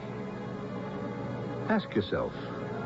The amoeba reproduces by separation, a flower by cross-pollinization, sponges and spores in their own spontaneous fashion. The animal kingdom is not the only one and holds no royal prerogative. Who is to say that tomorrow what we think of as a machine may not capture the future? When an orange says Sunkissed on the outside, you know it's juicy and sweet on the inside. Hey, Sunkissed sweet, it'll knock you off of your feet. It's so fresh and juicy, plump and heavenly. Hey, Sunkissed sweet. Sink your teeth into a big, bursting, sweet, succulent, scintillating, juicy, vibrant, luscious, lip-smacking, mouth-watering, tongue-tickling, sun-kissed orange. Hey, Sunkissed sweet. Minutes seem like hours when you sometimes have trouble getting to sleep. Wouldn't you like to get to sleep fast? Announcing new Unisom.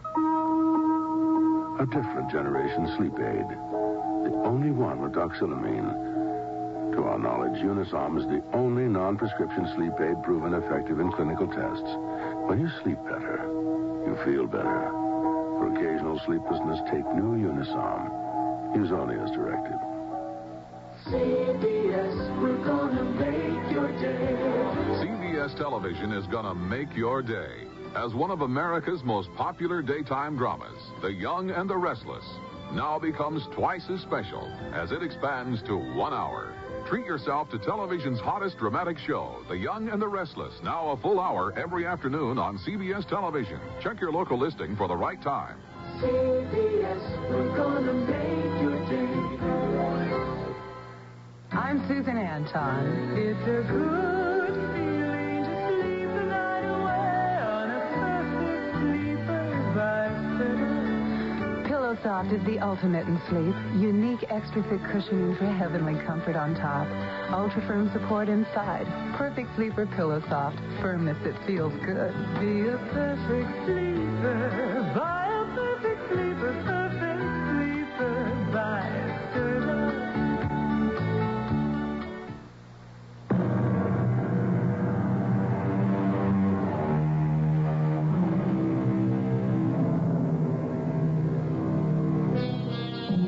It was the English poet laureate Alfred Tennyson who said, "For I dipped into the future, far as human eye could see, saw the vision of the world, and all the wonder it could be."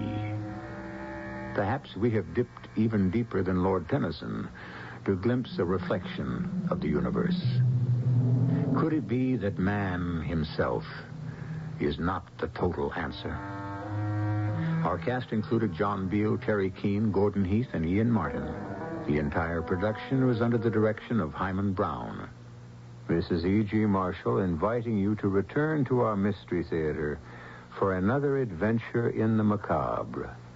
This is the voice of the Rocky Mountain West.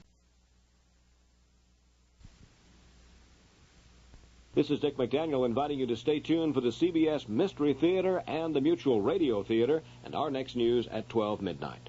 The CBS Radio Mystery Theater presents...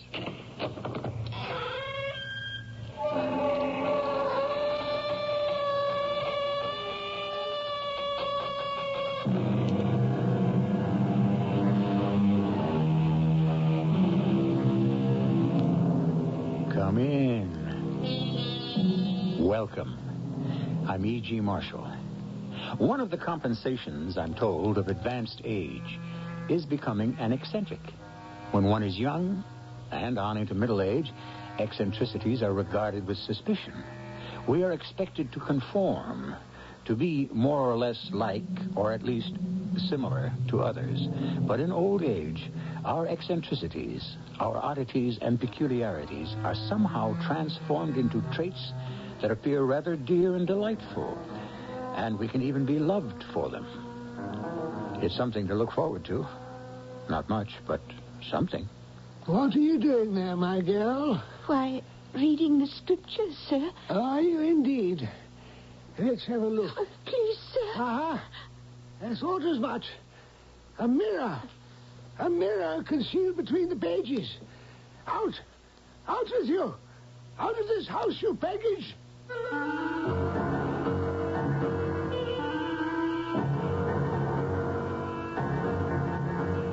Our mystery drama, House Without Mirrors, was written especially for the Mystery Theater by Elspeth Eric and stars Paul Hecht and Norman Rose.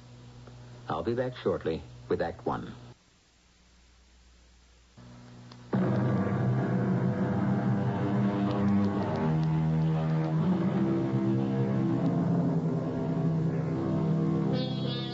We have said before that eccentricity is tolerated, often affectionately, in the elderly.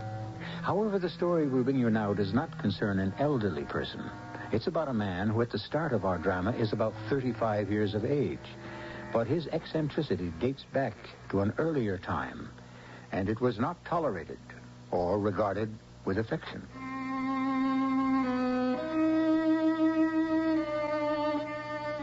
If I could have afforded a house along the riverbank, I should most certainly have lived in one. But as things stood at this particular time, I had to content myself with daily walks along the riverside for a breath of fresh air and an amount of healthy exercise.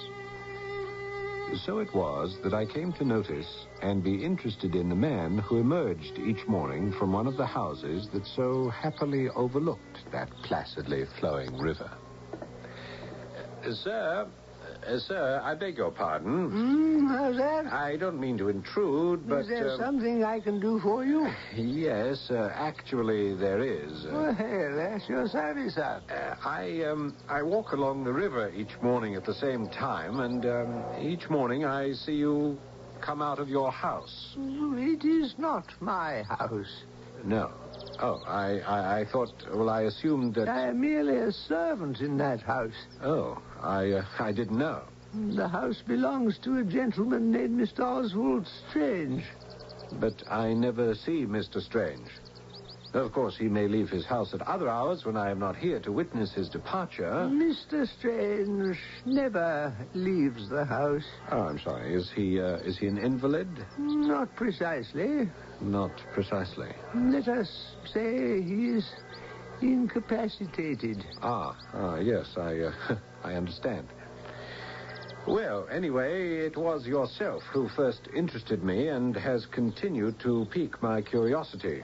Oh, in what way, may I ask? Well, each morning you come out of the house after a great jingling of bolts and door chains, which I cannot help but hear on those occasions when I happen to be directly in front of the house. You appear, you step forward and stand upon the doorstep. Forgive me if you feel I intrude upon your privacy. I do not regard it as an intrusion. There's nothing to forgive. Pray, continue. Thank you. I shall. Well, standing on the doorstep, I see you look around and sniff the air. And then you come forward. You cross the road, look down into the river. You do it, may I say, with the air of a man accomplishing a self-imposed task from which nothing is supposed to come. Not entirely true. But go on. Thank you. Then, having done this, you cross the road again. Turning on the threshold to take a final inhalation of air, you disappear once again into the house, bolting and chaining the door as if there were no possibility of its being reopened for at least a week. And yet, the very next day, you appear again, unbolt, unchain the door, sniff the air, cross the road, look into the river, and the identical performance repeated day after day after day. You cannot censure me for being curious. Curious as to what? As to why you do this each day. I do it to check on my appearance. That's why I do it. To check on your appearance. Is that what you said? That is what I said, to check on my appearance. After all, as valet and companion to a gentleman such as Mr. Oswald Strange, I cannot permit myself to appear unkempt and slovenly. No, but surely it can't be necessary to look at your reflection in the river. Surely there's a looking glass you could employ for the purpose? There isn't a looking glass in all that house, sir. No looking glass? Is that what you said? It's some peculiar fancy of my master's. There isn't one in any single room in the house. Not one. How very odd. Why should there be no looking glass in any of the rooms? Sir, there is the mystery. It's just a fancy on the part of my master. His ways are queer ones. And this fancy about the mirror is one of them. In hiring a new servant, the very first stipulation he makes, has always made, is that about the looking glass. It has been one of my duties to explain the thing as far as it could be explained before any servant could be taken into the house. But how could you know that there would never be one? There's the rub, sir. I could never be absolutely positive, especially with the woman servants. What lies they would tell. They would protest that they didn't want to look into a mirror, and all the while the wench would have a looking glass of some kind or another hid away among her clothes upstairs. Sooner or later she would bring it out and leave it about somewhere, rather, where like as not the master might see it. I well remember one of them. An ugly one she was, marked with the smallpox, something terrible, and forever reading her prayer book at odd times. One day, I came into the kitchen, and there she was, at the table. Arabella? Yes, Mr. Macy? This is the day for polishing the silver, is it not? Yes, Mr. Macy, I believe it is. Then what are you doing here in the kitchen? Doing a bit of studying. And what are you studying, Arabella? Why, the scriptures, of course. And which part of the Holy Book commands your attention at this hour of the morning when you should be caring for the silverware? Why, Ecclesiastes, Mr. Macy. Oh, a great book. Full of the most meritorious advice. Don't you think so, my girl? Oh, yes, sir. Most instructive. Certainly you won't object if I read a verse or two over your shoulder. Mr. Macy, Aha! I thought as much. A mirror. Oh, Mr. Macy, A mirror concealed between the pages. I needed to check the part in my hair. Did you indeed, my girl? Did you think a neat part in your hair would improve your appearance? Oh, Mr. Macy, please, sir. You wouldn't give me the sack, would you, sir? You wouldn't do that. You fully understood the terms of employment when you took on the position. Oh, yes, sir, but... No mirrors of any kind, shape, or form. Oh, yes, sir, but... No buts. Go upstairs and pack. Be out of the house within the hour.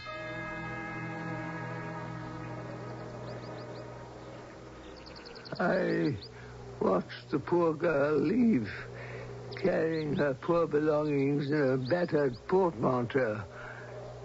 It was all I could do to keep the tears from my eyes. Yes, I can well imagine. Of course, I had to tell Mr. Strange the reason for the girl's leaving. He'd taken a real liking to her. She was most efficient in her work. So I had to tell him her transgression. And how did he react to that?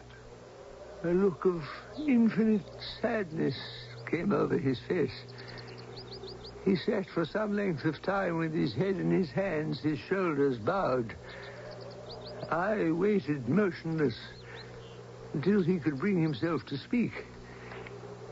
At last, he raised his head, rose, walked over to me. Why must I punish others for the sin which is mine own, he said. That is what he said, sir. Then he walked out of the room. Sin? What sin did he refer to? That I cannot tell you, for he has never chosen to tell me. I have a wild desire to fathom the mystery of this man who cannot abide the presence of a mirror. Is there no way you can persuade him to confide in you? Gentlemen such as Mr. Oswald Strange do not confide in their servants. But there must be someone, somewhere, who knows, who at least can furnish a clue. There is one. You might go to see Dr. Garden. And who is Dr. Garden? My master's very old friend. He's the only person who might know my master's secret. And where do I find this Dr. Garden? In that house right there. Next door to that of Mr. Strange. Yes, but how do I approach him? What is the tactful way to go about it? Well, if you like, sir, I will tell him that you propose to call upon him. Dr. Garden trusts me completely. You see, I was once in the service of Dr. Garden. And when Mr. Oswald Strange appeared on the verge of insanity, or even death, he requested me to move in with Mr. Strange and attempt to look after him. And that is what I have been doing ever since. That's amazing. Well, then shall I inform Dr. Garden that you will call at his house this afternoon? Say at 4 o'clock? I shall be there.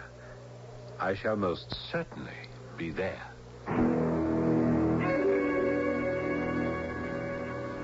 I'm very grateful to you, Dr. Garden, for permitting me to intrude upon you this way. Oh, not at all. John Macy told me of your interest in the case of my poor friend. How is his health, Doctor, as of now? I'm afraid there is no amendment or any prospect of amendment. I'm extremely sorry to hear that. Old Macy has told you, I take it, some details of his peculiar condition, has he not? He has told me something, and he says you may know all about it. All about it? No, I'm afraid I don't know all. Perhaps I shall never know. Certainly not unless one day he elects to tell me. I only know what happens when he comes into the presence of a looking glass. But as to the circumstances which have led to his being haunted in the strangest fashion that I have ever heard of, Well, I know no more of them than you do. Haunted? You believe him to be haunted? What else am I to call it? Haunted by the past or some memory of the past? If we could but locate that memory and bring it out into the light, well, perhaps we shall one day, if he lives to tell us. Suppose you tell me how you came to know Oswald Strange, Dr. Garden. It's as well to begin at the beginning. Yes. Our quixotic acquaintance started on board an Italian steamer bound from Civitavecchia to Marseille.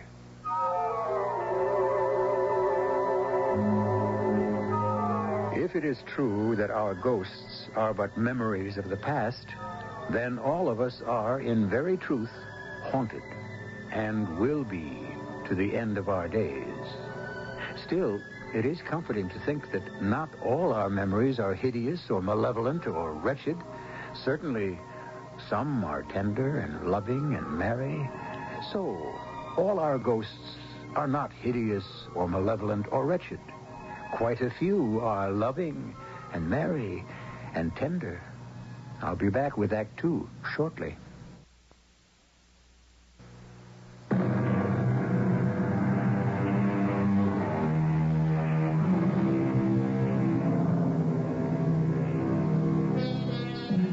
A man accustomed to walk daily along a certain riverbank has become intrigued by another who emerges each day from a certain house at a certain hour to gaze into the flowing river.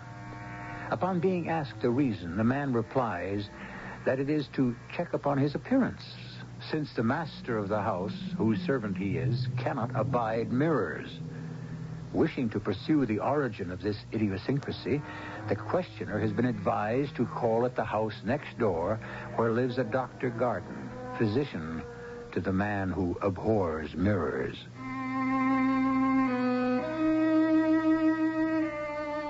It is appropriate that I interpolate here the fact that I aspired to become a writer, a weaver of tales, perhaps one day to earn my living by such endeavors. Anything which stirred my imagination was grist to my mill, and the tantalizing bits which I had gleaned from John Macy about the man who permitted no mirrors in his house excited me enormously. So it was that I found myself in Dr. Garden's study, sitting literally on the edge of my chair, waiting for the good doctor to get on with the story of Oswald Strange. Forgive my poor manners. I neglected to ask you if you'd care for some tea. Oh, thank you, no. There's no trouble. I can ring for some. No, I'm so eager to learn what I can about your friendship with Oswald Strange that, truthfully, tea would be a distraction. Our friendship had a most inauspicious beginning, I assure you. The first morning on board the Italian steamer, after a rather uncomfortable night, I was shaving in my cabin. The door was open to improve the quality of the air. Well, sir, suddenly this stranger comes up behind me, glances for a moment into the small mirror before which I was standing, and without a word tore it from the nail and dashed it to pieces at my feet. Good Lord. At first his face was livid with passion, a passion of fear, it seemed to me, rather than anger. But it changed after a moment, and he seemed rather ashamed of what he had done. I myself was in a frightful rage. Yes, no wonder. I gave it to him in a style of language which I now regret, but which I hope was excusable at the time. Clumsy, lumbering ox. Do you know you've made me cut myself? What the devil do you think you're about? I didn't mean to. You didn't mean. You walk in here like a madman, come up behind me without a word, look without permission over my shoulder, and seize the mirror I'm using and smash it to bits. And you say you didn't mean to? It's true. It was as deliberate an act as I have ever witnessed. Don't tell me you didn't mean it. But I didn't. Impudent fool. Please, sir, let me speak. Pertinent idiot. Sir, I tender you my most abject apologies. Believe me, I'm deeply sorry for what I did. You've every right to be sorry. It was pure accident, sir. Believe me. Accident? You think I'll swallow that feeble explanation? Well, perhaps not. Call it an uncontrollable impulse, if you will. A sort of seizure, which comes over me. Now, look here, I'm a doctor. Garden is my name. Dr. Garden. I'm Oswald Strange. What you said interests me. Perhaps on our voyage to Marseille we can spend some time together. Well, I should be delighted. I take it as some indication that you've pardoned my outburst. Oh, yes, I have. Now I'll just finish shaving my face without, perforce, the benefit of a looking glass. I did not altogether lose sight of Mr. Strange on board, or even after we had completed our sea journey to Marseille. I found him a pleasant companion up to a certain point. Up to a point, you were saying, Doctor? Well, there was always a reserve about him. He was uncommunicative about his past life. Most especially, he would never allude to his travels or his residence in Italy, which, however, I thought I could discern was a long one. He spoke Italian well and seemed familiar with the country, but disliked to talk about it. So you continued your travels with Oswald Strange, did you? Well, more or less, off and on. We would meet and then separate and then meet again. There were times when I, with a pretty large experience, was almost afraid to be with him. Really afraid? Yes, really afraid. His attacks were sudden and violent, and it was one most extraordinary feature connected with them all. Some horrible association of ideas took possession of him when he found himself before a certain object. May I hazard a guess, Doctor? Was that certain object a mirror? Yes, quite so. After we traveled together for some time, I dreaded the sight of a mirror hanging harmlessly against a wall or standing on a dressing table. It begins to sound as though you feared such a sight almost as much as he did. Yes, you are right. I did. But one night, the worst things always happen at night, don't you think? Oh, yes, it often seems so at any rate. Well, Strange and I arrived at a small town in the central district of Auvergne, a place but little known out of the line of railways. The weather had been rather against us. The day had been dull and murky, the heat stifling, and the sky had threatened mischief since morning. At sundown, these threats were fulfilled. The thunderstorm, which had been all day coming up, burst over the place where we were lodged. I have never been persuaded that sudden changes of weather, which have so much effect upon animals and even on inanimate objects, can fail to have some influence on a piece of machinery so sensitive and intricate as the human frame.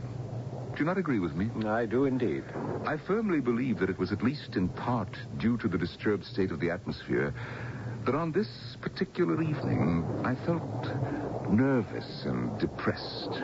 And when my new friend, Strange, and I parted for the night, I felt as little disposed to go to rest as ever I did in my life. The thunder was still lingering among the mountains, seeming sometimes nearer, sometimes further off, but it never ceased altogether.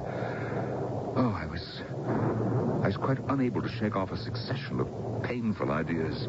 His image was almost continually before me. You can understand how, with all that had gone before, it would be. Yes, I think I can. Well, there was a door between our rooms, and the partition dividing them was not very thick.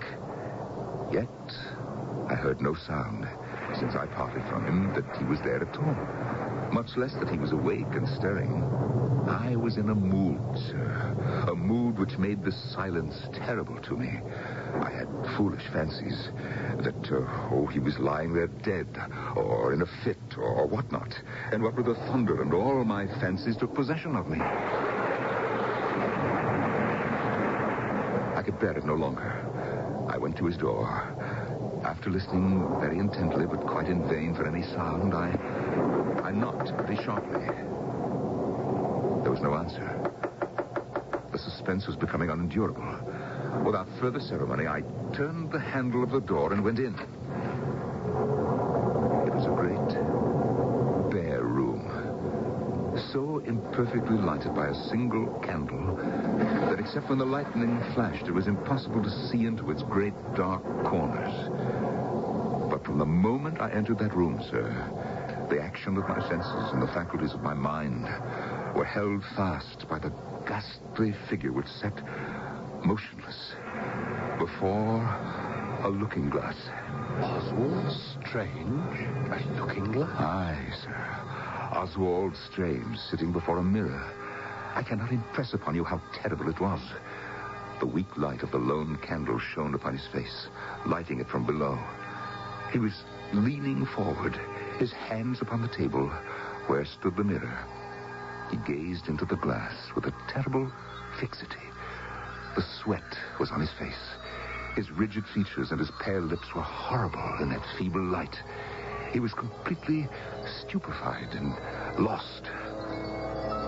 Oswald. Oswald Strange, it is I. Dr. Garden. Don't you know me? Come away from the table.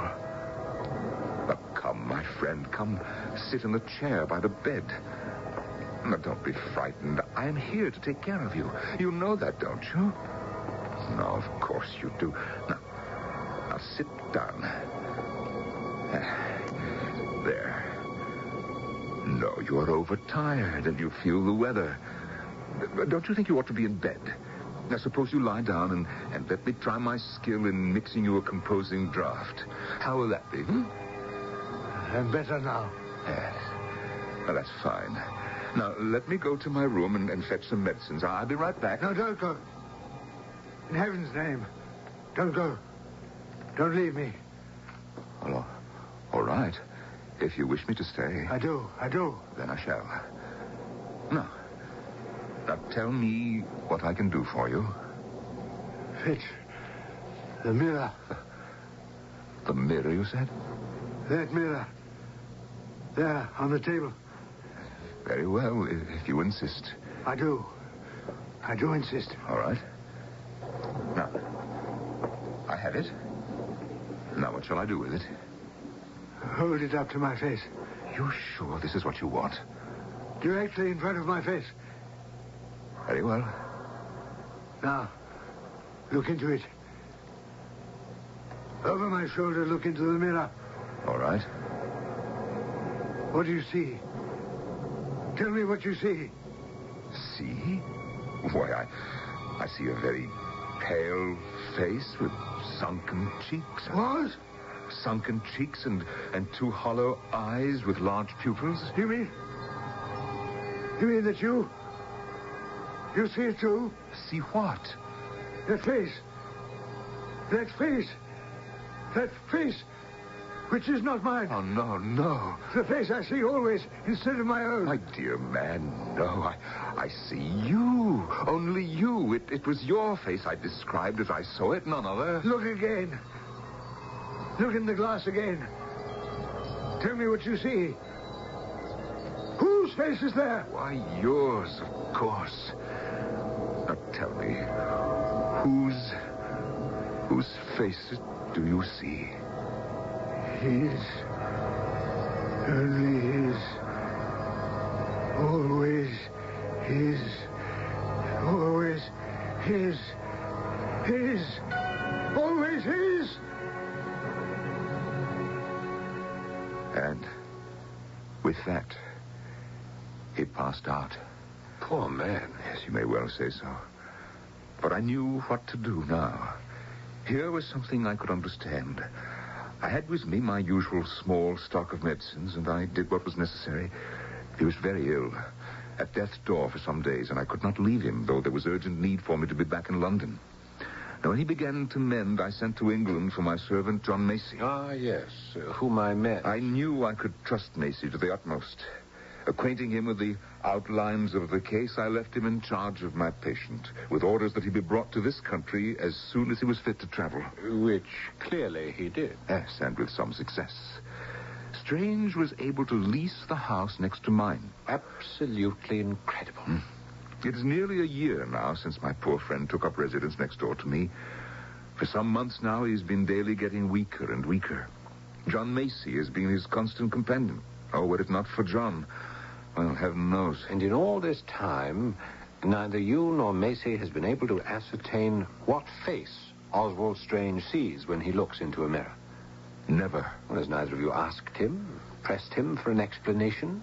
I see you know very little of the nature of hallucination. Little or nothing, I must admit. To the one who hallucinates, the hallucination is quite real. Nothing in this world and no one can persuade him that what he sees, or hears in some cases, is illusory. What he sees, really sees. Well, then what's to be done for the poor man? Very little, I'm afraid, except to wait, to watch him, to make him as comfortable as possible, keep him from getting too excited, ensure him what peace of mind we can, and hope against hope that the hallucination will disappear. Yes, but will it, do you think? I do not know. I cannot tell. It is beyond me. Dr. Gordon! Doctor! That sounds like Macy. Come in, Macy. Dr. Gordon, you had best come to Mr. Strange. He needs you badly, sir. Is he worse? I think, sir, that he is dying.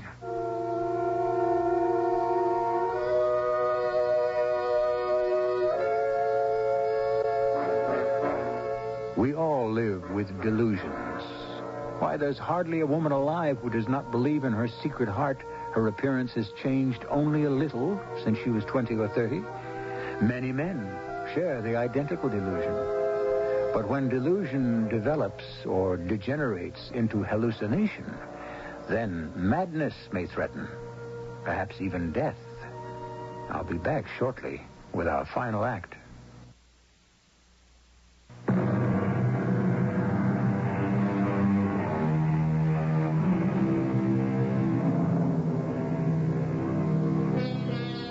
Dr. Garden has been relating to his visitor the story of his erratic friendship with Oswald Strange, the man who cannot endure mirrors. As the curtain fell on our second act, John Macy, entrusted by the doctor with the day-to-day care of his peculiar patient, has suddenly appeared and urged the doctor to come immediately to the bedside of Oswald Strange, who, says Macy, may be dying.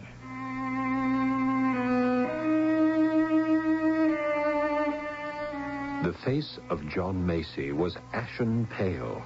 A tremor seemed to pass through his frail body. His hands trembled and his voice shook. At this shocking announcement, Dr. Garden sprang to his feet. He, too, was clearly perturbed in the extreme. What's that? What did you say about Mr. Strange? I think, Doctor, he may be dying. You'd best come at once. Of course, immediately. Dr. Garden. Oh, yes. What am I to do with you? Would it be possible for me to come with you? Why, yes, I suppose that would be all right. Come. Thank you, sir. I've never seen Oswald Strange in the flesh. He's not a pretty sight at the moment. Yes, we'll cut across the lawn. It'll be quicker. Of course, he may be only sleeping, Dr. Garden, but I fear there may be no awakening. Where is he lying? On the chaise, in the small room on the first floor. I left the door unlocked. Permit me. Straight ahead, Doctor. You know the room. Yes, I know it well. If he still sleeps, we'd best keep our voices down. That's quite right. Speak softly. There he is, Dr. Garden.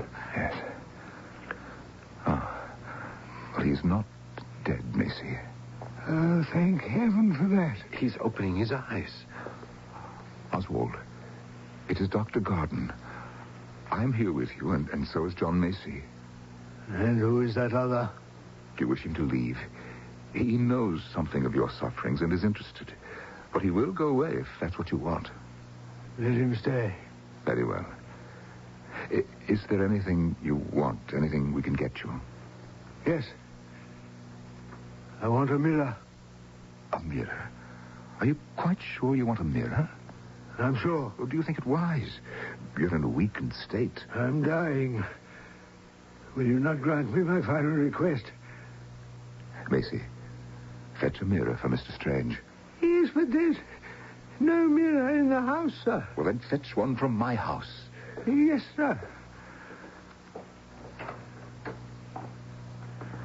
Now, Macy has gone to get you a mirror. Ah, good. Prop me up, will you? I speak with difficulty, and I have something to say. We are listening. I loved my wife dearly. Her name was Lucy. She was English. But after we were married, we lived a long time in Italy. She liked the country, and I liked whatever she liked. He liked to sketch, too. He had ambitions to be a painter one day. So I got her a teacher. He was an Italian. I shall not give his name. We called him the Master. Yes, the Master. Little did I know. Oh, now you're growing short of breath, perhaps. Do not interrupt, please. I must finish. Very well. My wife, my Lucy, had a maid. Had it not been for her, I might never have found out what I did find out. And what was that? I'll tell you. Then I can rest. One day, I sent for this maid of my wife's. You wish to speak to me, Mr. Strange? Oh, yes. Is the master in the house at the moment, do you know? Oh, yes, sir. He's in his room. Would you ask him to come down here for a short while? Tell him I'd like to discuss my wife's progress. Oh, he's sure to know all about that. Huh? How's that? What did you say? Nothing, sir. I'm not sure he would wish to be disturbed at the moment, sir. And why not? He's writing a letter. Is there any reason why he cannot break off writing a letter to speak with his employer? Is it a letter of such vast importance? It's a letter to your wife, Mr. Strange. A letter to my wife? But he sees my wife each day. Why would he be writing her a letter? It's a love letter, sir. A love letter? Is that what you said? That is what I said. You're a vile, insidious woman. No, sir. A scandalmonger, a troublemaker. What I know, Mr. Strange. And I know more than I have told. You have told enough. Get out of this room. And out of my employ. I know what I know. How can you possibly know the things you claim to know? Because, Mr. Strange, I was once a victim of the master's wiles. In another house than this, under similar circumstances. He seduced my mistress. Then he seduced me. A treacherous, insidious man he is, Mr. Strange. Under cover of his artistic profession, he takes advantage of every opportunity to conquer and degrade whatever woman comes under his spell. And his spell is very powerful. Take my word for it. Is it possible that you yourself are still under his powerful spell? That it is the fury of a frustrated girl that prompts you to slander my wife? It's true. I did love him once. I can't believe it. My Lucy. Go upstairs now, Mr. Strange, to the master's room. There you will find the villain writing to your wife. A frenzy took possession of me as I listened to those words. I am naturally vindictive, you must know that. You must remember that. And now my longing for revenge was like a thirst. A thirst. You should rest, Oswald. No. I must go on to the end. If you must. When the woman repeated those words, he is writing to your wife. I laid hold of my pistols as by an instinct. I managed to get to his room unobserved. When I entered, I saw him immediately. He sat at the only table in the room, writing at a traveling desk by the light of a single candle. It was a rude table at which he sat, and before him, exactly before him, there was a looking glass. Ah, a looking glass. I stole up behind him as he sat and wrote by the light of the candle. I looked over his shoulder at the letter, and I read, oh, Heavenly Father, I read, Dearest Lucy, my love, my darling. I pulled the trigger of the pistol I held in my right hand, and I killed him. My poor friend. But Before he died, he looked up once. Just once. Not at me, oh no.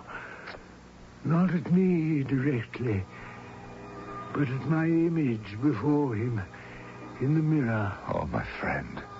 His face, such a face, full of horror and shock. His face has appeared in every mirror ever since that moment. And mine, my face, is gone. Strange. Oswald. No, he's not dead. Simply exhausted. He's so still. Hand me my bag. I'll give him a stimulant. Yes, Doctor, here it is. Hey, Dr. Gordon, I brought the mirror. Hey, here, I'll take it. No, we'll just wait and be quiet till the stimulant takes effect. Yes, sir. Lucy. He's coming round. Amore.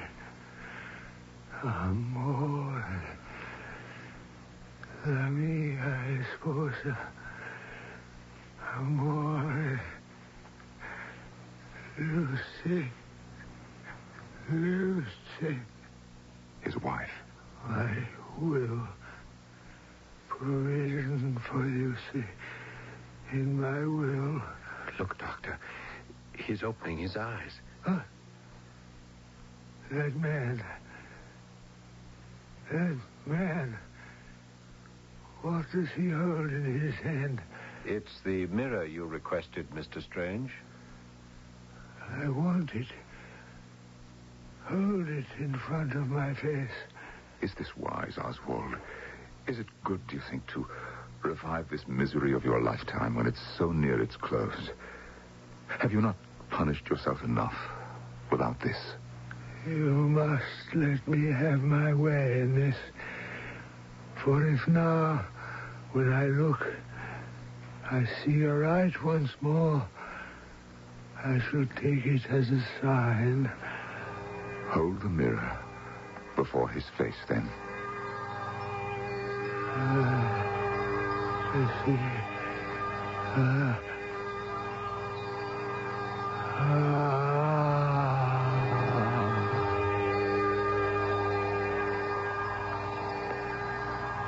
As I held the mirror up to the dying man, as he looked intently into it, the three of us who stood by his bedside saw a look of purest rapture spread over his face, and his frail body relaxed.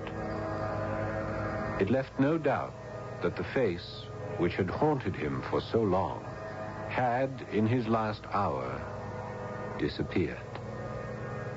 And the face he saw in the mirror was his own.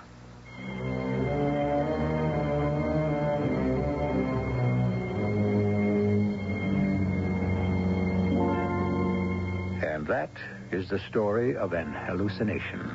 That an hallucination is self-induced makes no difference whatsoever. As is the case with all psychosomatic ailments, the pain is very real to the sufferer. For the sufferer, it truly exists. To the sufferer, as in the case of Oswald Strange, it can bring death. I'll be back shortly. Do you know why a joint savings account with your spouse, life insurance in each other's names, even joint ownership of your home could someday cause your family to pay thousands of dollars in extra taxes? For authoritative information and answers to vital questions concerning your family's financial security, you should read an important book from Dow Jones & Company called How to Save Taxes Through Estate Planning. In easy-to-understand, everyday language, it explains how to make sure your hard-earned assets are protected from unnecessary and crippling taxes. Vital information that every family should know. You can order this valuable book now and have it charged to your Visa, MasterCharge, or American Express card by calling toll-free 800-228-5000. How to Save Taxes Through Estate Planning is only $8.95 plus $1 postage and handling. And if you call now, you'll also get free a 24-page companion financial planning workbook. So call now, 800-228-5000. Toll free, 800-228-5000.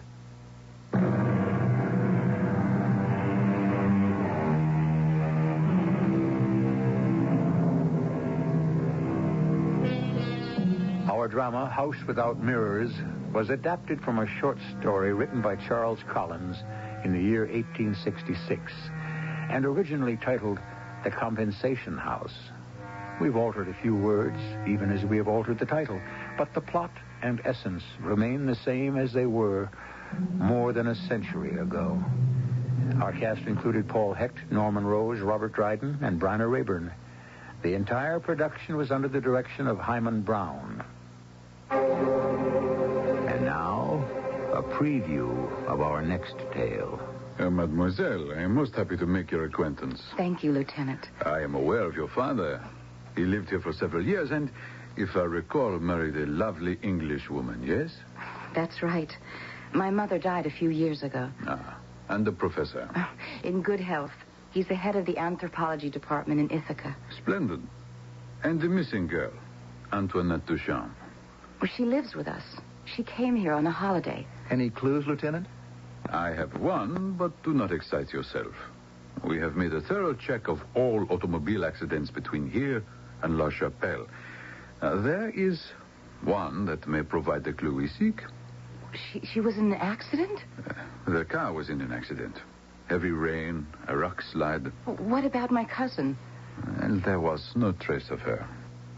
This is E.G. Marshall inviting you to return to our Mystery Theater for another adventure in the macabre. Until next time, pleasant dreams.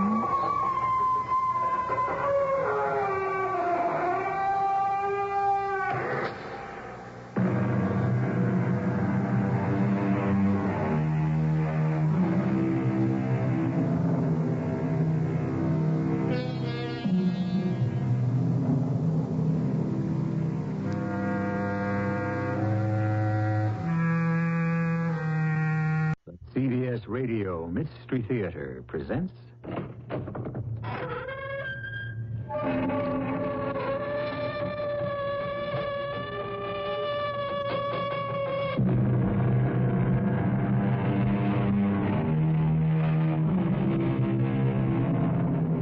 Come in. Welcome. I'm E.G. Marshall. Won't you sit down and join the league of the most privileged globetrotters in the universe? Our scientists have given us machines to conquer the air, to plumb the ocean depths, to scale mountains, to span the world within a day. But all their brilliant machines for travel are outstripped by the simple armchair. Seated there, listening to the radio, not only the whole universe is at your fingertips, but a free voyage through all the long corridors of time, winding to the past and stretching unending into the future. Come, join me in an armchair trip. This one into a time that is yet to come. So you've condemned me to death, Truck.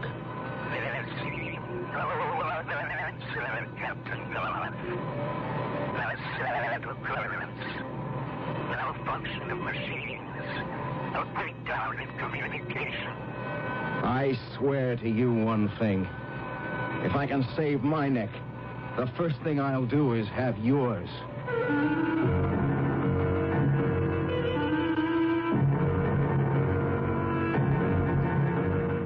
Our mystery drama, Between These Worlds, was written especially for the Mystery Theater by Ian Martin and stars Tony Roberts. It is sponsored in part by True Value Hardware Stores. I'll be back shortly with Act One. Is our other encounters and other worlds. How many of them are inhabited? We may never know in our lifetime, but we can speculate. Or listen to the spinners of tales speculate what they might be like. Come with me into the labyrinth of space, to the planet Chromek, and to the man who brings us this tale. A man named...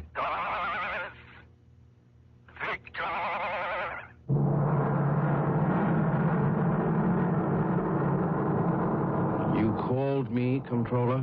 Yes. Advance. Yes, Lord. Am I to be sentenced now? How long have you been in the Black Pit? Your Lordship should have a better idea than I. A blind man cannot read time, and rats don't wear chronometers. You are insolent. No, just truthful. Are you determined to destroy yourself, Garth? I thought the die was long since cast. Obviously it hasn't, since you're still alive. I thought that was only a technicality. Must you be incorrigible? As long as I am to die, why not? But suppose you are not to. Not to die? Yes. Then I'd say I'm not such an old dog that perhaps I can't learn some new tricks. From a past master, of course. No, you make it almost impossible to help you. You want to help me? Why do you think I brought you here? I'm still trying to figure that out. If you really want to do something nice for me, you might arrange for me to sit down. I'll do better than that. Guards, remove his chains. When you have loosened him, leave us. Such treatment can mean only one of two things. I am to be set free or eliminated. That is the choice. My freedom naturally will be conditional. Naturally. What are the conditions? That you return to the endeavor for which you have been trained and selected. The parameters of which you should never have overstepped. I didn't. Oh, come now. The indictment brought against you was incontrovertible. Experimenting with the building of an aircraft, powered in a new fashion, perhaps. But that my efforts in that direction constituted any threat to established power, no. Or that any treason was involved. You committed the unforgivable. What? No machine, engine, motor, or other device capable of producing energy shall be designed, except to take advantage of our national nuclear stockpiles. But they are inefficient compared to my design. We have an overabundance of nuclear energy sources. Nothing is more overabundant than the sun and natural magnetic fields. My machine would cost little to run. Exactly. Which is why the High One and the Council would frown on their use. You mean there would be no chance for them to line their pockets? Why must you consider me your enemy? Because you are, and always have been since Milada chose me for her mate. The only way you could stop us from being joined was to get me out of the way. If that was my purpose, I appear to have failed. You're still here, and alive. In his wisdom, the High One has seen fit to commute your sentence and offer you life again. Why? Before your disgrace, you were captain of the Astral Fleet. You were charged with the task you had sworn a blood oath to maintain. The safety of our planet, Kronek. And I would have defended it to the death. My only wish was for better means to protect it. You were looking the wrong way, Garth. The danger to this planet is not from without, but from within. From starvation. Starvation? But our population is controlled. The soil of Kronek is tired, Garth. The planet is slowing down. Our weather is affected. We are facing catastrophic food shortages. I don't see where I fit into all this. Haven't you wondered at all the sweeps we have had you make in the past years through the galaxies? As to seek for any civilization patterned like ours that might be a possible enemy. How many have we found? To my knowledge, only one. The planet Earth. This planet so like our own and so conveniently much larger. Conveniently? Yes. They could be the enemy, couldn't they? Earth? 2 galaxies away? Lapped out of our orbits by a time fold? They'll never trouble us. Are you so sure? I have circled them 3 times now. They have some rudimentary spacecraft, mostly unmanned. Don't forget, they're in a different time spectrum from us. Scarcely at the dawn of their civilization. Yes, but they are like us. Oh, yes.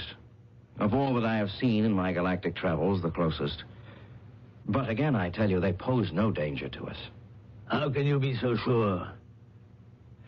You are to land there. Your mission is to mingle with the Earthlings, observe their planet and its resources, and report back to us. That's what my life is to be saved for. It's a waste of time. Again, I tell you, there's no chance they might try to invade us. We don't expect them to.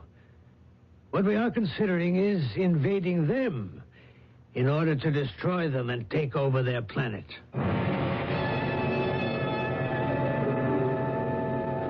I am Victor Garth of the 770th ring of the Tree of Garth, the last of my line. My father should have been the High One of Chronic, as his grandfather and all the other ancestors. But his brother, my Uncle Zyron, took the empire, and we Goths became little better than elite slaves. Only my union with Melada might have saved me, but the forces against me had seen that would never be consummated. Now I am back in my jail again, and I wonder if my interview with Truck, the controller, ever happened. Or am I still condemned to death? Give us 5 minutes, guard. Then come to let me out. Melada? Yes, Garth. What brings you here? You. You've been a long time coming. I could not arrange it before. Then why now? When it is too late for us. I want to make sure you don't do anything foolish. Such as? Are you going to Earth? I suppose so. Why not? It's better than automatic elimination. It's better than everything we might have hoped for. If you are successful, you'll be back where you belong, with all that has been taken away from you. Not quite all. I still have lost you. No. Not if you succeed. I will be waiting. Waiting? But you belong to Truck. Only for so long as he can hold me. You've come here to tell me that I can win you back. I've come here to tell you that you must take this trip and this chance so you may possess me. You realize my return is a chance in a million. If you return to me, both of us will be free to accept each other again. I promise you. Then I'll go. And I promise you, I will come back.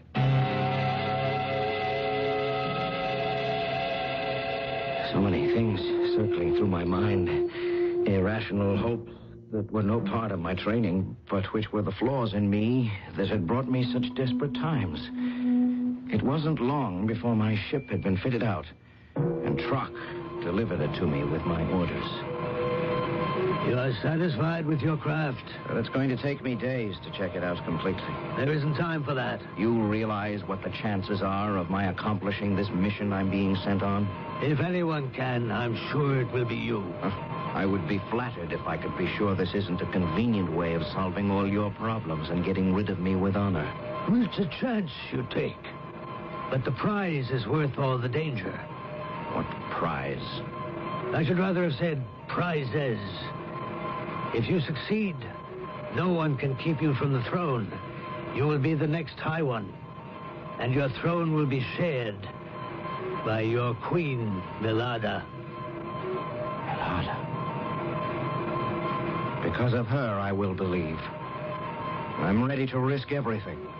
Then let us tempt fate no longer, since the die is cast. The die is cast. I only wish I had made the roll.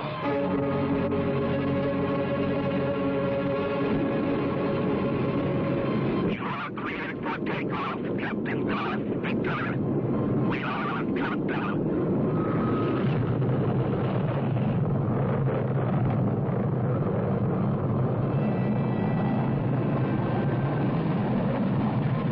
Until I am in free fall, beyond the reach of Chronix's gravity belt, I have no choice of direction. It is too late to abort. I have a gnawing feeling that even once I reach orbit, I will still have no control. Now I am in free fall. I activate my power sources. To my relief, everything surges into life, lifting me out of orbit, flinging me across the universe towards the black hole and the time fold I must find before I am sucked into its maw.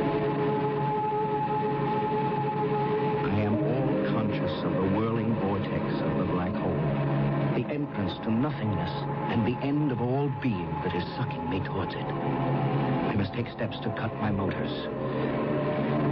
I cannot turn them off. I have been betrayed. Frantically, I manipulate the transmission screen. I can raise no picture. At last, I depend on audio only. Garth Victor to control. Do you read me? Garth Victor to control. Do you read me? I read you, Garth Victor. Talk! What are you doing in control? I've been sitting here expecting your call. You sent me on this journey knowing I'd never come back. Guilty as charged. The most convenient way to dispose of me without embarrassment. Absolutely. You must realize what a danger you were to us all. You were something of a national hero to an uneasy populace. So the only way to dispose of you successfully was to allow you a hero death. I swear to you one thing. If I can save my neck, the first thing I will do is have yours. Good luck, Captain Victor. But I'm afraid you have none left. I have been tricked. Flung out of orbit with my steering mechanism inoperable. I am headed for the terror of the void. The nothingness. The end of being. And I am helpless to save myself from being lost in the night of forever.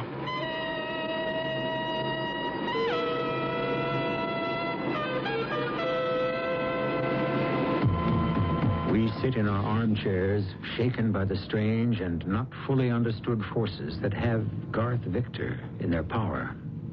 Can we even begin to imagine how horrendous the conception of a hole in the universe could be?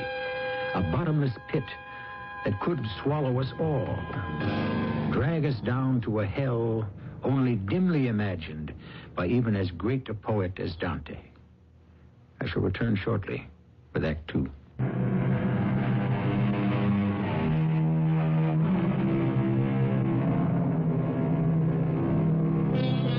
All hope abandon, ye who enter here.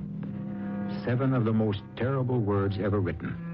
The legend that Dante read inscribed above the gate to hell. Yet how much more terrible is the gate that Garth is about to be sucked into. For this is the drain of all the universes, the sinkhole to oblivion, the black hole. Locked in a spacecraft hurtling at full speed, directing him to disaster, all hope should already have been abandoned except... There must be something I can do. But what? The suction of the vortex gives me no chance of escape. If I could somehow cut my power, not altogether, but on the starboard side, then my propulsion might veer me far enough to the right for me to reach the time fold and escape to the Earth galaxy. But how? Use my disintegrator gun to blow up one half of my motors and see what happens.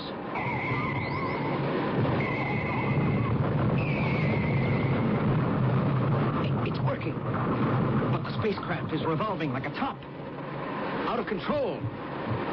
I'm coming up on the coordinates for the time fold, but I don't know if at this aspect I can find the window. This may be the end of it all.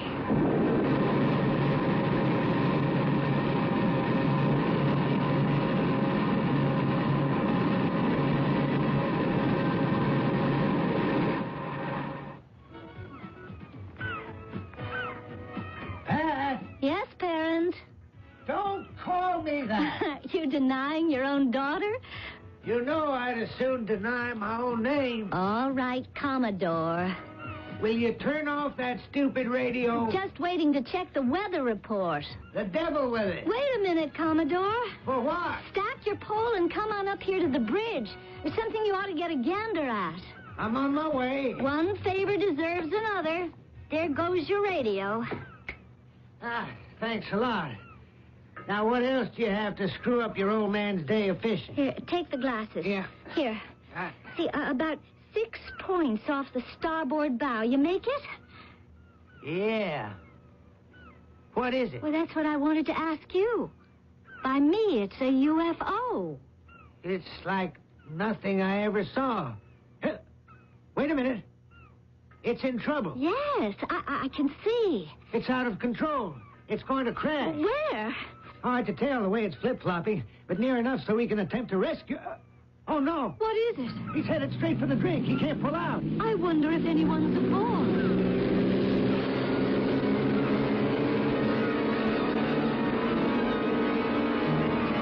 Broke through the time fold and away from the black hole.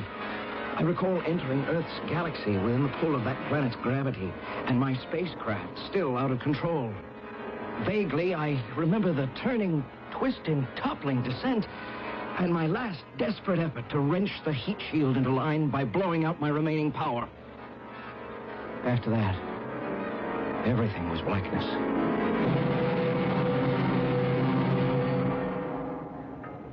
Easy. Take it easy. You're all right. Better let me pin him down, Pat.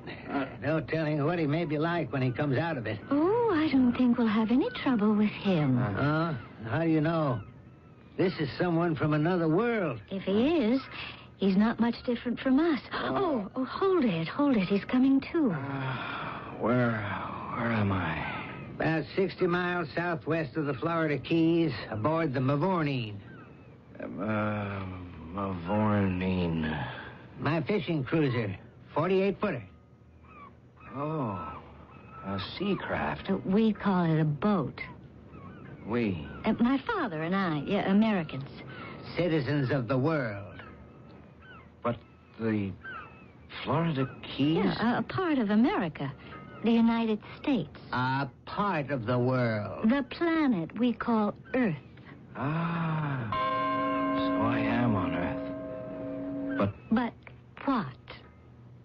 Forgive me, I must find myself again in meditation. I cannot say anymore. I need time to find myself. I must put my mind into a controlled track, allowing my thoughts to regroup, listening for any messages from beyond.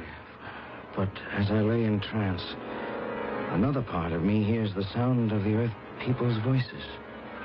You really believe he's from another world? Where else? You saw that craft he was flying? He speaks English. He doesn't seem alien in any sense. If there's anything at all we should have learned from the past 200 years, it's that nobody is an alien. Well, you're right. It's just... Just what, Pat? Well, I wouldn't want to think of this one taking off and disappearing. What are you saying? I don't know exactly. It's strange. Never happened to me before. I just have a hunch. I found what I've been looking for. I could hear them talking, but the words didn't make much sense. I was still disoriented from that scrambling, twisting, spinning fall out of the sky. I must have drifted away, because when I returned to consciousness, I was lying in a bed with clean, crisp sheets, and the woman was sitting by me. How do you feel? All right. Who? I'm Pat McGlade. My father and I fished you out of the drink after you crashed. My craft? A wipeout. Must have sunk like a stone. You hungry? Here, I brought you some food. No. A little thirsty. Here, try this. It's good. What is it? Orange juice. You don't know it? Orange juice. We don't have it where I come from. Well, where do you come from? Excuse me. I find it hard to think. I must rest. I had to be careful. I was an enemy in a strange land. My impulse was to talk to this woman goddess, more beautiful than any female I'd ever known, with her long, curling, burnished hair and the gray-green eyes, such as I have never seen among my people. But I still had no way to explain my strange arrival out of the blue.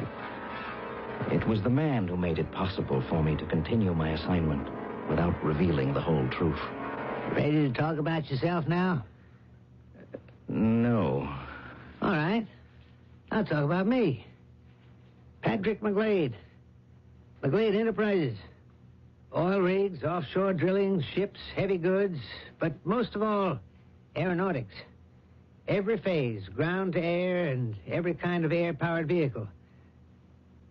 But I never did see one like the one you dumped in 3 Mile deep waters, so we can't recover it.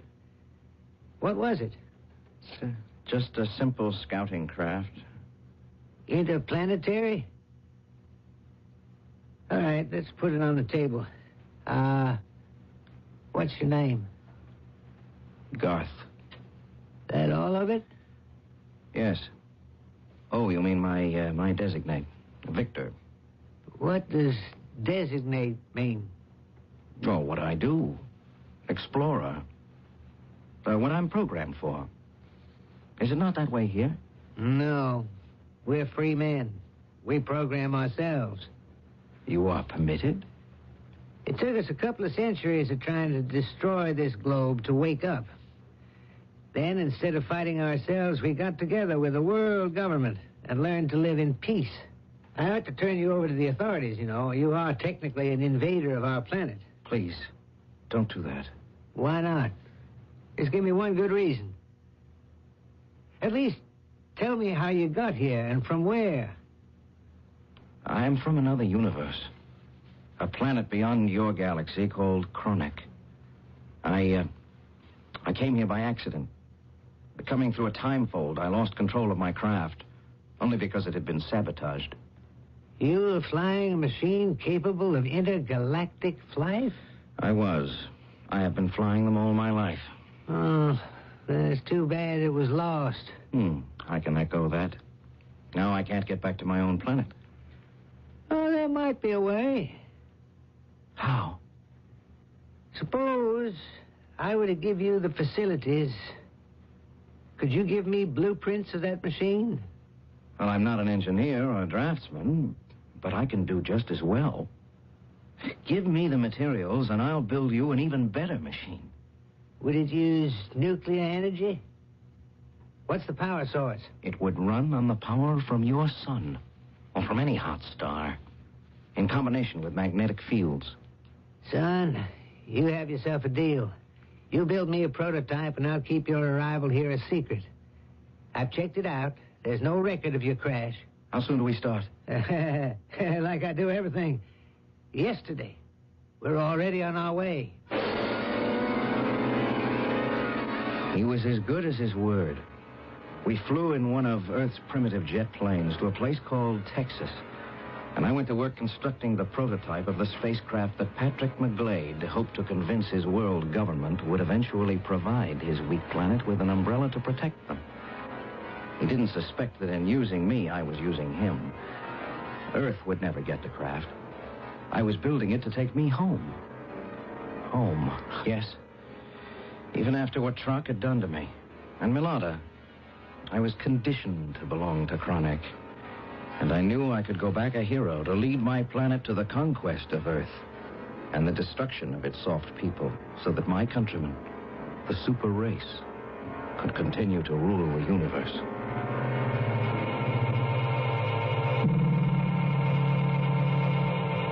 So here we have a curious triangle. Patrick McGlade, millionaire world mover, obsessed with the greatest deal of his life, a deal to leave the world safe for his daughter. Patricia McGlade, the daughter, the poor little rich girl who at last has found the mate of her choice. And Victor Garth, the man who could be human except for his carefully trained, conditioned reflexes. I shall return shortly with Act 3.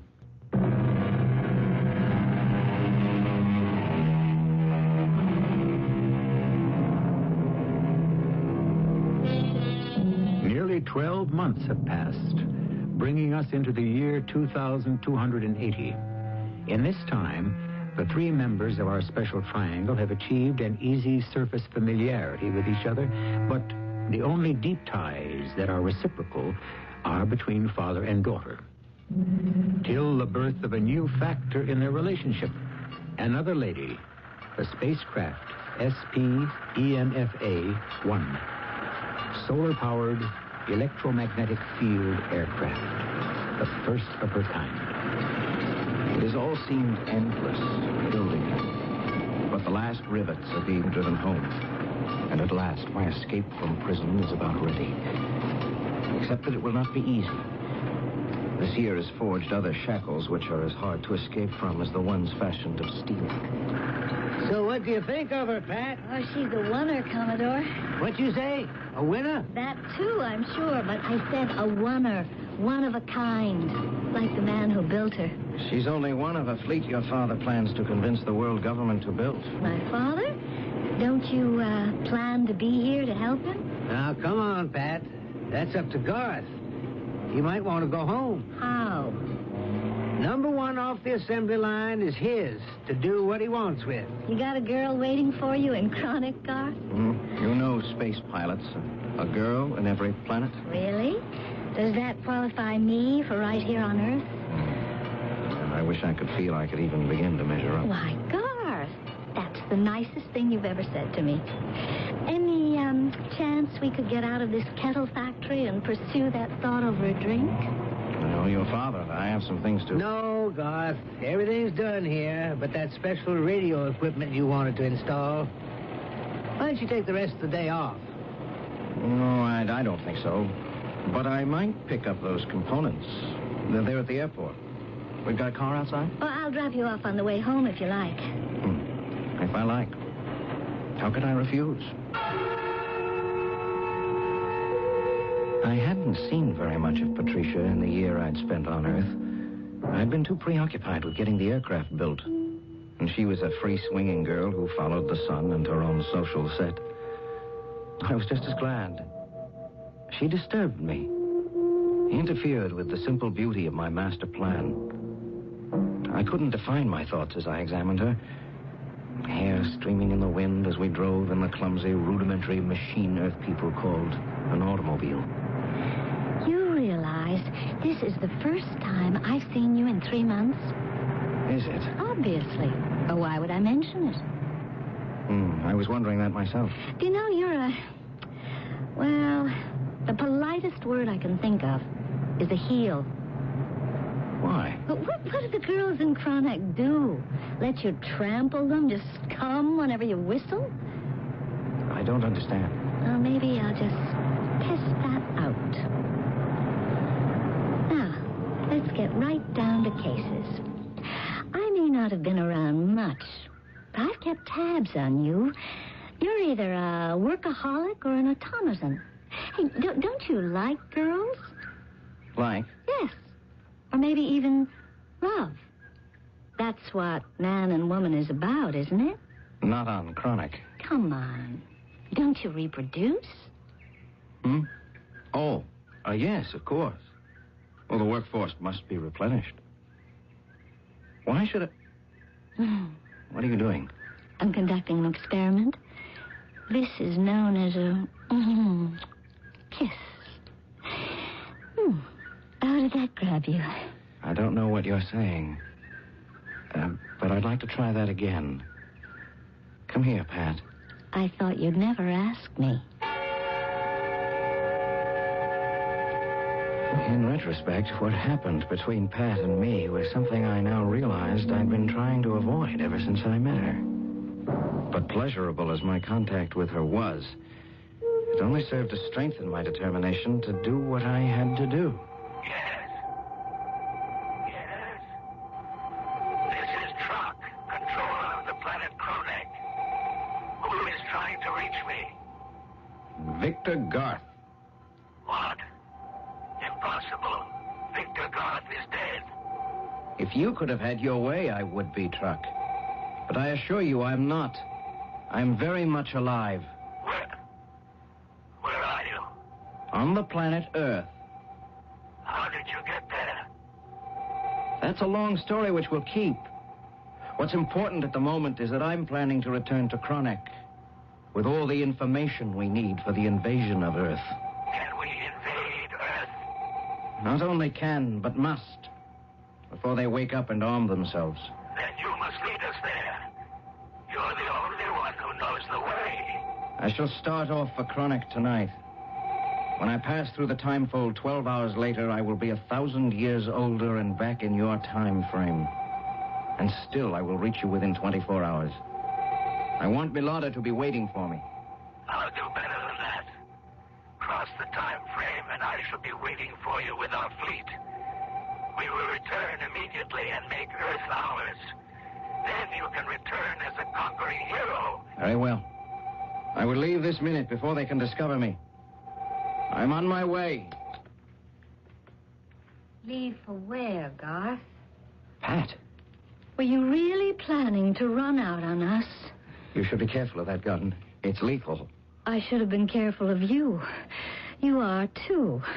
Give it to me. You wouldn't use it on me. I think I might. Then turn it on myself.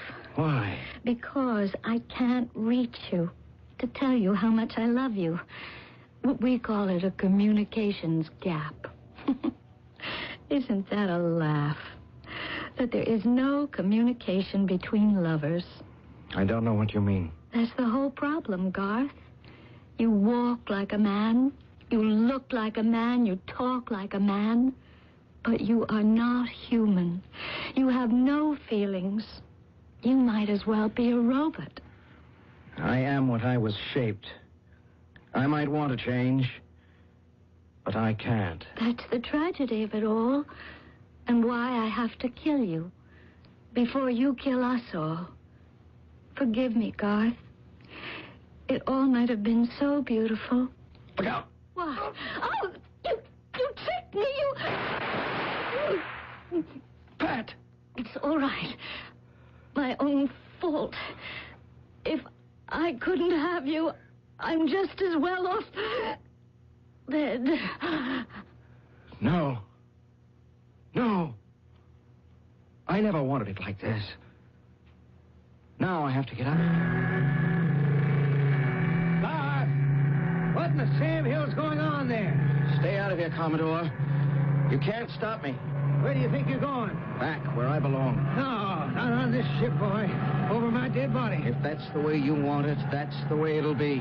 What have you done with Pat? Where is she? Oh. No. I didn't mean it. It just happened. Unless you want to go the same way, this is your last chance to get off. Only one of us will ever leave this ship alive. Then it won't be you. You've had your choice. Sit down and don't move till I get her in orbit. Under the crushing pressure of the takeoff, both McGlade and I were frozen in our seats. On the floor, huddled in a corner, Pat's limp body lay like a tossed-aside rag. Looking at it, some wave surged up in me, and then before I could understand what it was, the instruments demanded my attention. I forgot everything until we were beyond the gravity belt, and I could cut in the engines. Why did you kill her? I didn't mean to. The time-worn excuse. She loved you beyond anything, even me. What a waste. Don't come near me. I wouldn't want to. I can find my own death with honor. Just give me leave to take my daughter with me. How? In my arms, through the compression lock, and out forever into space. It solved a problem for me without demanding further action.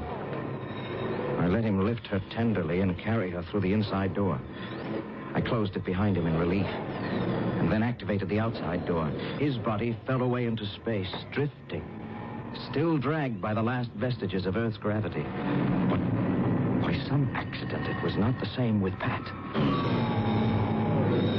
Some freak of fate allowed her clothing to become entangled in a forward vein. And suddenly, she was floating beside the cockpit window, her wide gray-green eyes staring at me accusingly. Phantom witness to my treachery. With a wrench, I tore my eyes from her and concentrated on bursting through the window of the time-fold, back to my own world. This is Jock, the controller to Garth Victor. We have you in view. Repeat, you have broken out of the time fold to starboard of the black hole. This is Trock. We have you in view. I hear Trock's voice. I see the battle fleet in formation waiting for me to lead it to Earth's destruction. But they are as far away as a dream. What is close to me is the wide gray eyes that hold my gaze beyond the cockpit window, and a voice that is reaching for me from beyond the spheres. You walk like a man. You look like a man. You talk like a man. But you're not human, Garth. I am what I was shaped. I might want to change, but I can't. Why? It might have been so beautiful if you could only have accepted love. I don't know what it is. Then you will never know peace. There are two kinds of people in the universe, Garth. The killers and the victims. But if there were no killers, what a lovely world it might be. Then at last, we might all find peace.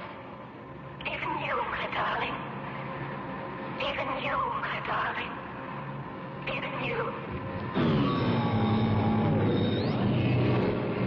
Whatever has held her to the ship let go, and I see her snatched away, twisting and turning, and swallowed up in the whirlwinds that reach hungrily from the black hole. And at the same moment, I hear Trock again. This is Trock to God Victor. Are you ready to lead us through the time fold so we may destroy Earth?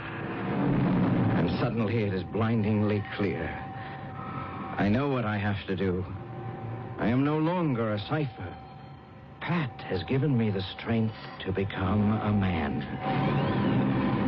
This is Garth to control a Trock and the chronic fleet. I am ready to lead you, but we do not take the time fold. Why not? The most direct route is through the black hole. The black hole? You must be mad. No, Trock. Believe me, I was never more sane in my life. It's the high road to the last best destiny for all of us. Follow me. I bank and head for the threatening vortex. Only now it seems to me like a welcoming gate. In no time, the winds themselves are stronger than my engines, and my ship is caught up in a mad, helical swirl that spirals me down forever into the blankness of nothing.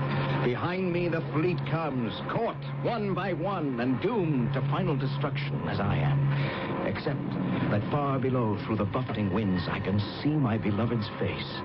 Pat, the woman and the partner I know at last, can make me whole. And I know that with the planet Earth's peace, I have bought my own. And whatever fate waits for me, I am coming home at last.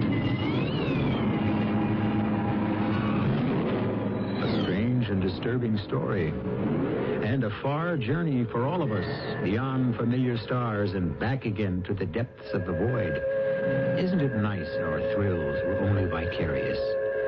And at the end, we can wake up in our own armchairs to a warm, familiar world. I'll be back shortly.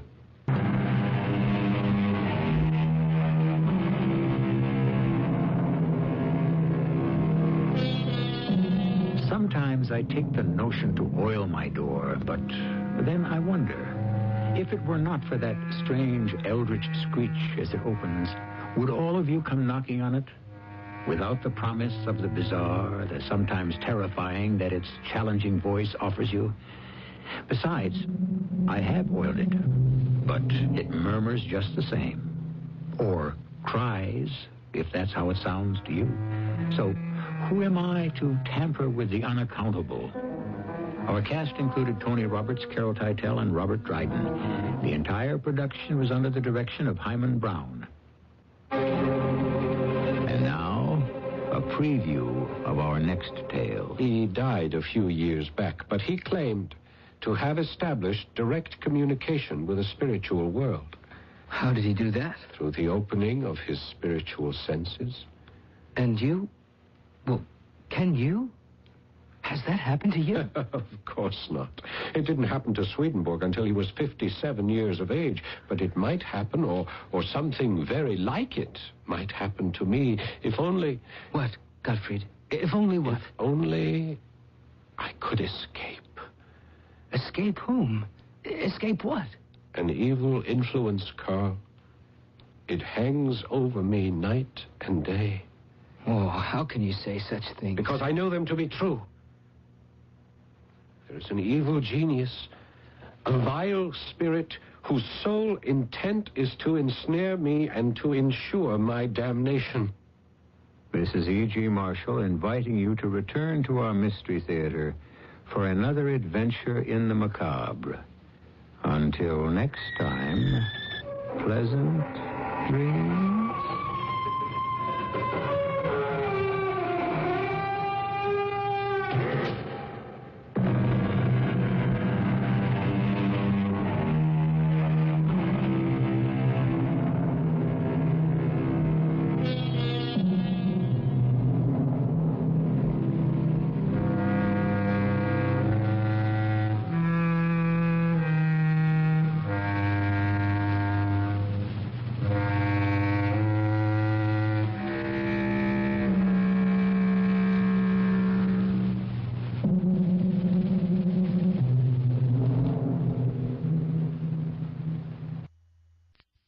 CBS Radio Mystery Theater presents...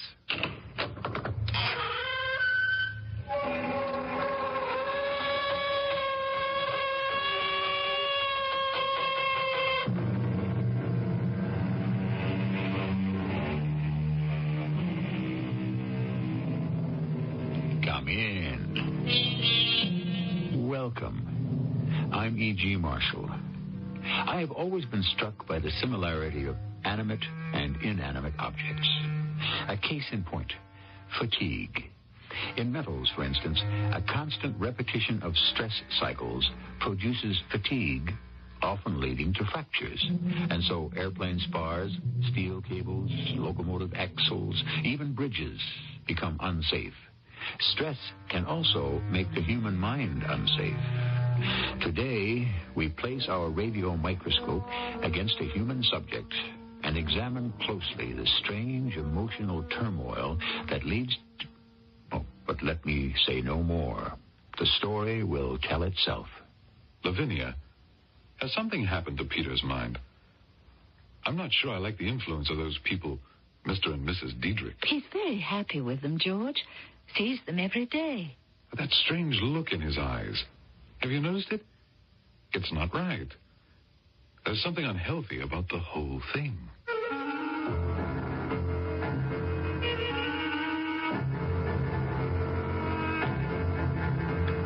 Our mystery drama, MAUD-EVELYN, adapted from a story by Henry James, was dramatized especially for the Mystery Theater by G. Frederick Lewis and stars Paul Hecht. I'll be back shortly with Act One.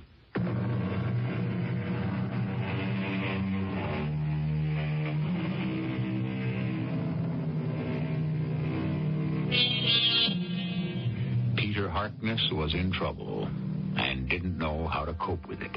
You see, Peter had inherited money, not a lot, but enough to keep him from striking out on his own, making something of himself. He had the charm, the wit, the education suitable for a well-brought-up young man, but gumption? No. For the 10th time in 10 weeks, Peter had proposed marriage to Lavinia Dane, and for the 10th time, Lavinia had said, No, Peter, no, no, no. I heard the first no. When I marry, it's going to be someone I can look up to, who has a purpose in life and work to do. I've tried all kinds of jobs. I know that. When you decide on one certain ambition and you concentrate on that and nothing else, then come and ask me to marry you. Is that your last word? For now, yes. Then I'll tell you mine, Lavinia. But not for now. For always. I swear to you, if I don't marry you, I will never marry anyone else.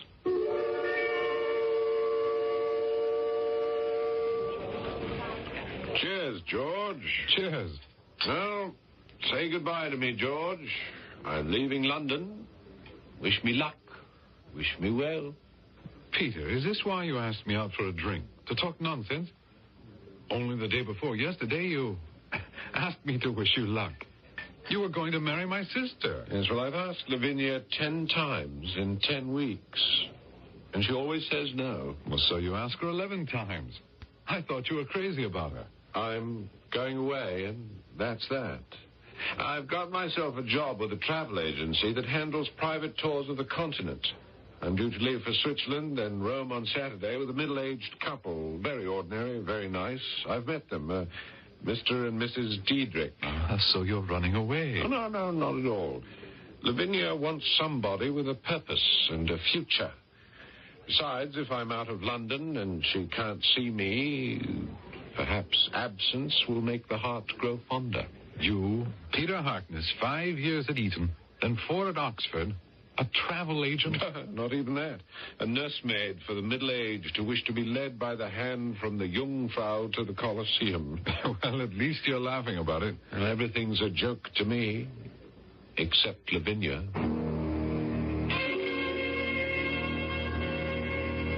And then Lavinia, he said to me, everything's a joke to me except Lavinia. Now, what's wrong between you two? Well, there was never very much right with us, that's all. He was pretty wild-eyed when we left the pub. You don't think that he might do... Oh, something desperate because I won't marry him? No, I'm afraid not. You see, that's the real trouble. Peter's not given to desperation, and he's too influenced by the easy way and the kind word. And that's not the kind of man I'd like to have for a husband.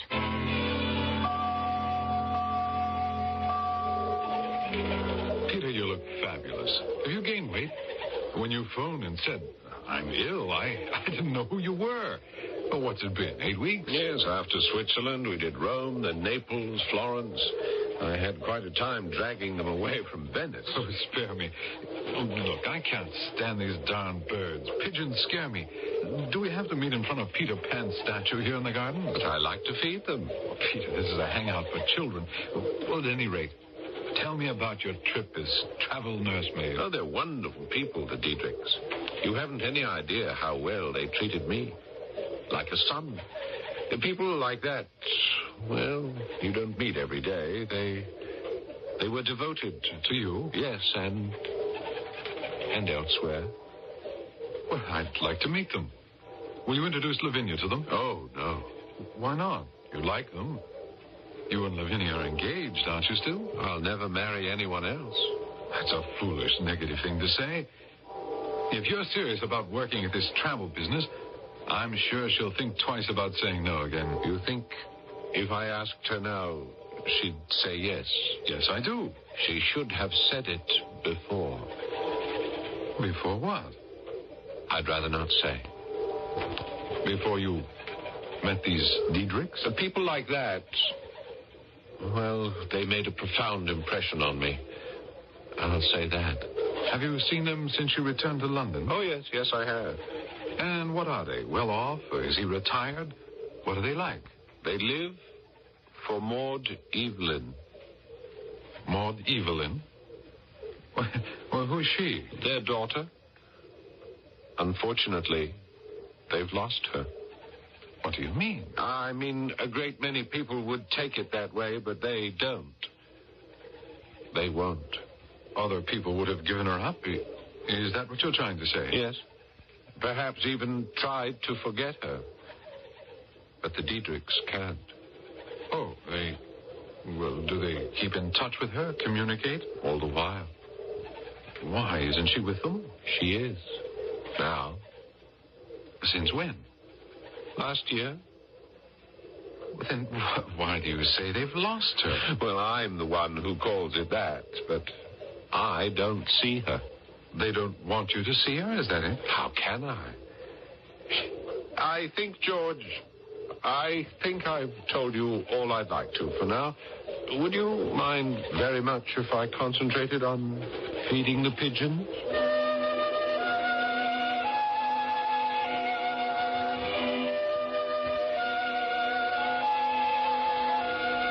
Lavinia, I don't know what to make of Peter. I had the most peculiar conversation with him right by the statue of Peter Pan in Kensington Gardens. I mean, have you seen him since he's back from his conducted tour? Oh, yes. Didn't you find him strange? I mean, has something happened to his mind? These people, these Diedrich. He's very happy with them. You can tell it by just looking at him.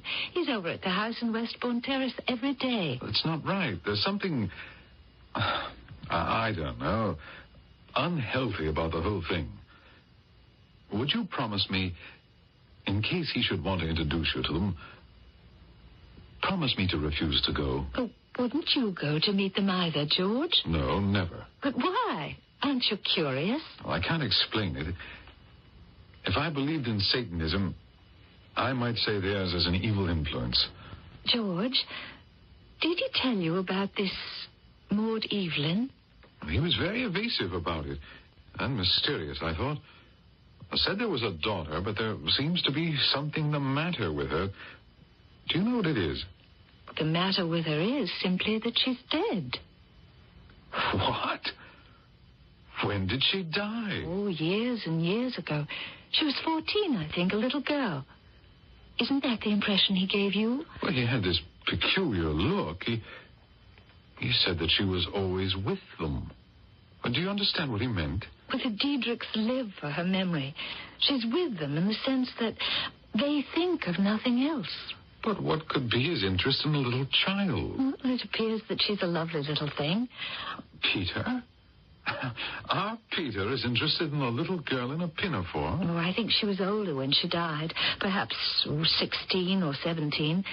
Every time he tells me he adds a year or so. Do you know what he told me? That the Diedrichs are in touch with this deceased child. They communicate with her. Oh, but they do, in a way. They go in for mediums and spiritualists, that kind of thing. Well, Peter, does he go with them to these seances? Oh, no. Ask him to show you the girl's photograph. He carries it with him. He goes around showing pictures of a young girl he never knew. Oh, I had a feeling I was right. He's possessed in some way. George, what if I'm also possessed? Or at least affected? By a photograph of a child? Not the beauty of the face. I don't mean that. Well, Lavinia, obsession is obsession. It's dangerous. No, I don't mean it in an ugly way. But the whole thing, you see, the attitude of the parents, the way they've made the girl's memory almost a religion. I think that's what Peter came to tell me yesterday. Not to ask you to marry him again? No.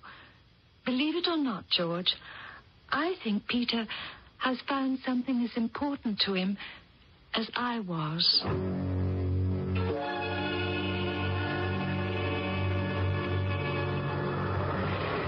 Peter, I wish you would come inside with me. Mrs. Jex has made me feel so very close to your dear MAUD-EVELYN.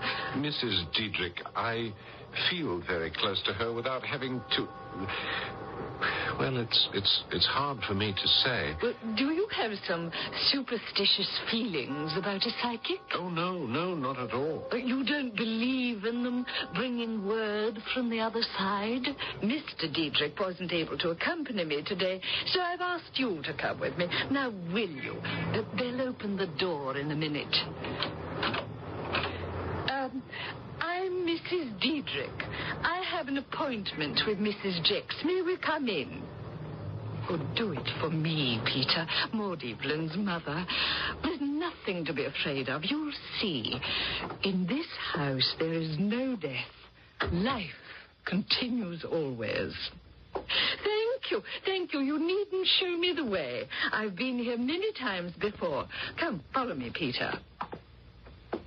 Now, there is where she is. That's Mrs. Jex. She's sitting behind that long table, leaning back in her chair. Is she alive? Very much so. She's waiting for us. She's in a trance. Here. You take that chair, and I'll sit in this one. Now, the first thing we do is to light these 3 candles on the table. I have a match. Go ahead. Light all three. That's right. Mrs. Jex, this is me, Mrs. Diedrich. I brought with me today... my husband could not be here, so I've asked this wonderful young man you've heard us speak to you about. He's the one who cares so much for MAUD-EVELYN. He's sitting beside me now. It would appear that Peter Harkness is falling under some spell which is obliterating all but fantasies from his mind. Would that he could but remember those words of Edgar Allan Poe. All that we see or seem is but a dream within a dream. I shall return shortly with Act 2.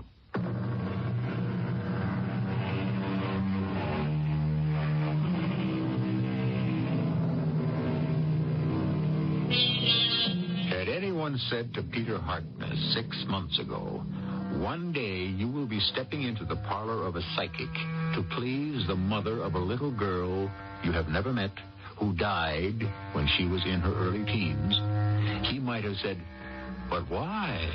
I want to marry Lavinia Dane. What should I do at a seance? Let us listen.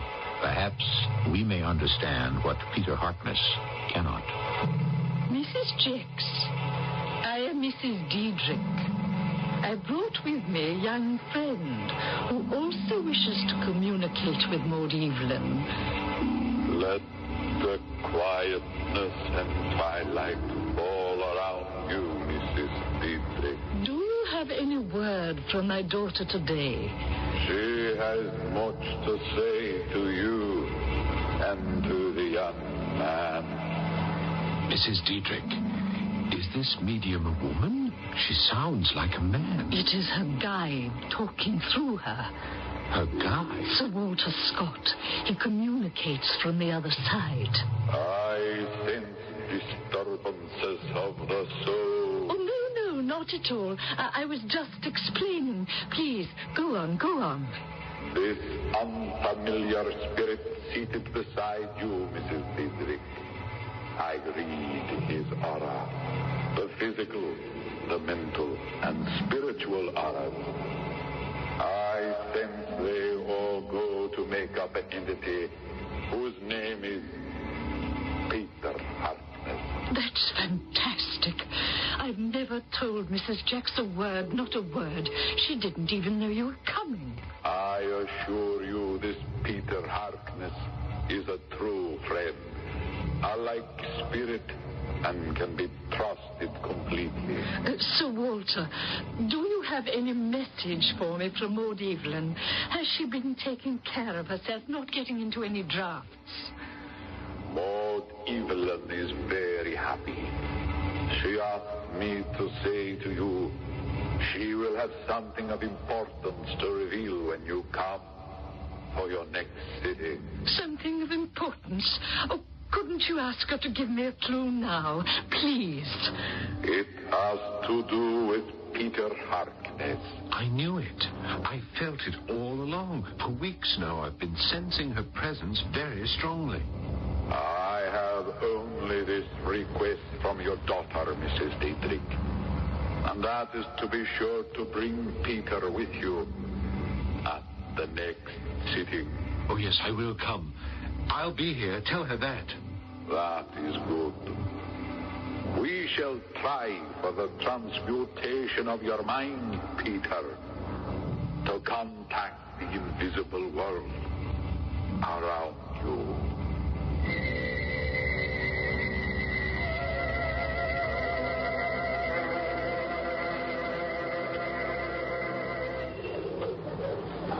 Lavinia, I've so much to tell you, I hardly know where to begin. I seem to be going in all directions at once. That's why you always come here, isn't it? To Kensington Gardens. Right here, in front of the statue of Peter Pan. I've never thought why. It seemed a natural thing to do, to meet you here. Always has been. Some people might say you're identifying with Peter Pan, the boy who didn't wish to grow up. What are you talking about? Oh, never mind. Another time I'll go into it. I'm glad to see you, Peter. You look well and prosperous. And a little fat. You must be eating well. Well, they've adopted me. The Diedrichs. Mrs. Diedrich is an excellent cook. It shows. They are the simplest, kindest, yet most original and unusual people. Well, if they've taken a liking to you, that speaks well for them. Do you have friends in common? Whom do they know here? No one but me. They keep to themselves, but... well, they are extraordinary people. They have certain beliefs which may seem strange to others. Such as what, Peter? We sensible people are not supposed to believe in the existence of what we cannot explain, yes? Am I right? I suppose so. In fact, before I went to Switzerland and Italy with the Diedrichs, I couldn't abide anything I could not understand. I disliked the mysterious. You see, what I'm getting at, Lavinia, is that in the past few weeks, Mrs. Diedrich has been taking me to her spiritualist, a Mrs. Jex. Oh, I thought you didn't believe in that sort of thing. I didn't. But this lady spiritualist is incredible. Her guide, who speaks through her from the other world, is Sir Walter Scott. Sir Walter Scott, the Scottish author? Oh, no. Yes, and he carries messages to us from MAUD-EVELYN. So, well, the three of us have become quite close. Do you understand? Frankly, not a word, but I'll certainly listen to you. Mrs. Diedrich and myself and MAUD-EVELYN, well, we share at least an hour, sometimes more each day. Each day? Oh, you spend quite a lot of time with this spiritualist. Yes, a lot, but not enough. I'm training myself to become a better instrument, and then I won't need any guides or mediums. MAUD-EVELYN will come to me herself, directly. I have such very strong feelings for her. For a child who died many years ago? She's not a child. Believe me, Lavinia. MAUD-EVELYN is no child.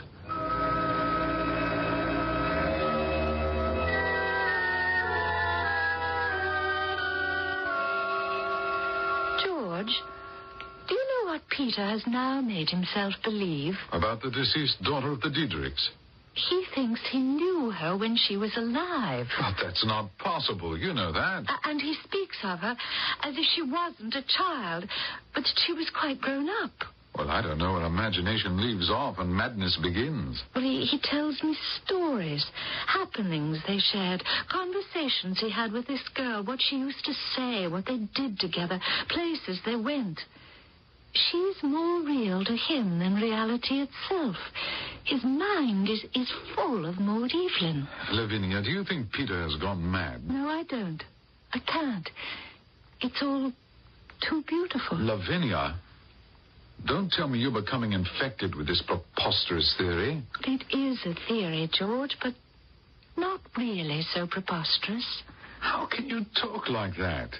If he has caught this contagion from the Diedrichs, I hope you're not going to catch it from him. I don't know if I should tell you this, George. Peter said to me yesterday he was in love with MAUD-EVELYN. Lavinia, do you honestly feel that he is entirely sane? When he tells it, and you see his eyes so filled with love, it takes your breath away. It's that beautiful. It's pathetic. A young man of 25 talking about his love for a 15-year-old who's dead, who he's never met. All of a sudden, she's not 15, she's 16, 17. How can he be rational? How can her parents be? But don't you see, if MAUD-EVELYN was older when she died, then her mother and father have more of her to remember. So they fabricated that as well. No, they believe it. As I would if I had to. You see, this way, the girl had more of a lifetime. Oh, yes, I know they invented it, a whole experience for her to talk about and share. MAUD-EVELYN growing up, being older, meeting Peter, their friendship. For Peter to be enmeshed in all this because he's weak or poetic or whatever. Oh, that scares me. Well, they need Peter, and they want him for their daughter. I wanted you and Peter to be married once. Lord, how long ago that seems. I wanted that, Lavinia. Now, this nightmare. And you're encouraging him in it. I told him I believed him. In all the years I've known Peter, even in those days when he was proposing marriage, even then, I have never seen his whole being light up with such devotion as it does when he speaks of her. Oh, it's all very well for you to talk of being sane and sensible and rational, but to see such happiness in someone in this very ordinary and grey world, well, I'm glad to be a part of it. I don't deny it. I am glad, George.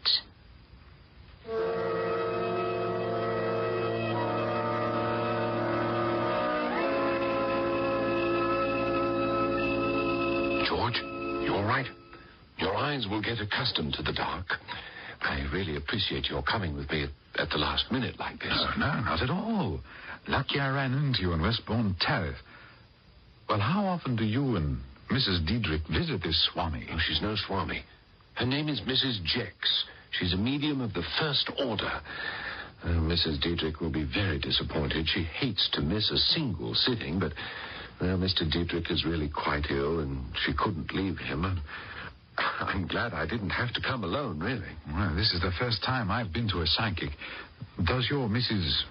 Jex do table rappings or tea leaf readings or what? George, don't be such a cynic. She's a medium. Through her, we get news from the other side, brought to us by Sir Walter Scott. Come now, Peter, you're having me on. Shh. Now, we must remain quiet. I light these 3 candles, and the seance will begin.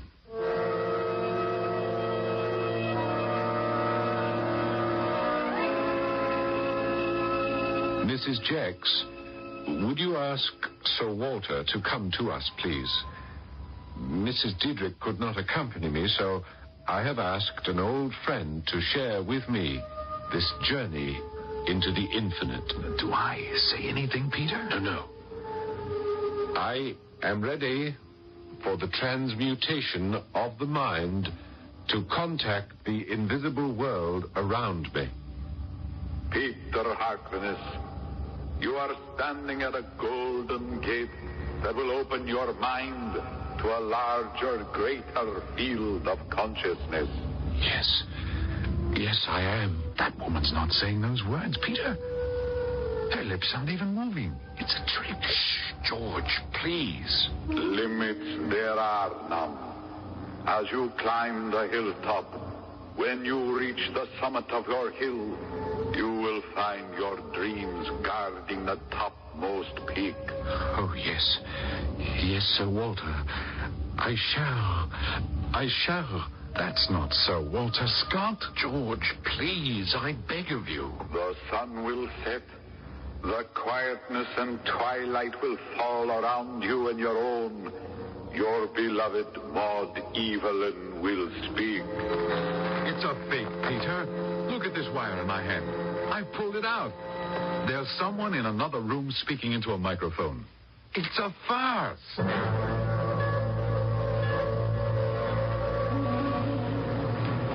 Thank you not to walk along with me, George. I have nothing to say to you. Oh, Peter, are you angry with me because I unmasked the terrible fraud? You had no business interrupting the seance. You were a guest in that house. You saw the wire in my hand and the voice suddenly stopped.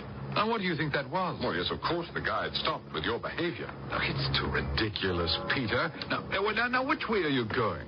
That's not the street to your house. To Westbourne Terrace. That's where I'm living now. With the Diedrichs? That's right. With them. What will I say about your shameful behavior? Supposing Mrs. Jex calls her or writes her a note. She won't say anything. She'll be afraid to.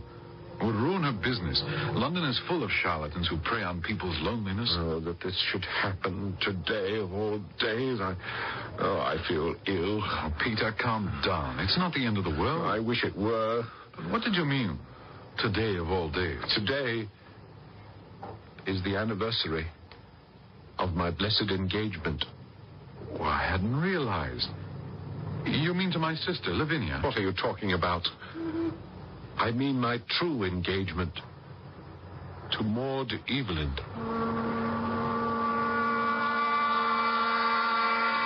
We talked about stress, emotional fatigue, which can cause a breakdown in the human psyche as surely as if it were a rubber band stretched beyond its tolerance. That's one possible explanation. Yet, who is to say that an imaginary world is not a greater refuge than the world we know? Henry James has created three people, Peter and Mr. and Mrs. Diedrich, for whom fantasy is the only reality. I shall return shortly with Act 3.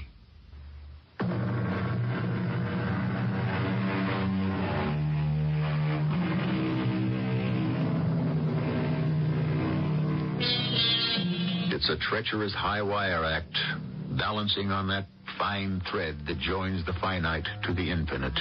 And George is at the perilous midway point in his attempt to rescue Peter from falling to where no net can catch him. Did you say, Peter, that today is the anniversary of your engagement to MAUD-EVELYN? That's what I said, George. It was inevitable. From the very first moment when I met Mr. and Mrs. Diedrich, when I sat with them to plan their trip, they recognized me as the right person. You were the right person? Yes, to become their son-in-law. They wanted her so much to have experienced, well, everything. Did I ever show you her picture? She has a child's face. So MAUD-EVELYN became engaged to you.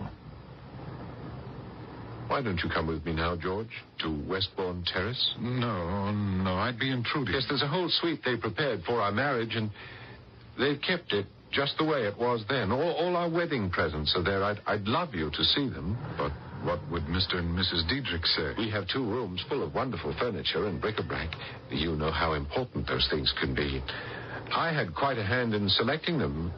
I can remember every single thing dearest MAUD-EVELYN said about how I arranged everything. No one else could possibly have made our little house so beautiful. She said that. Well, Peter, not today. Forgive me. I'll come some other time.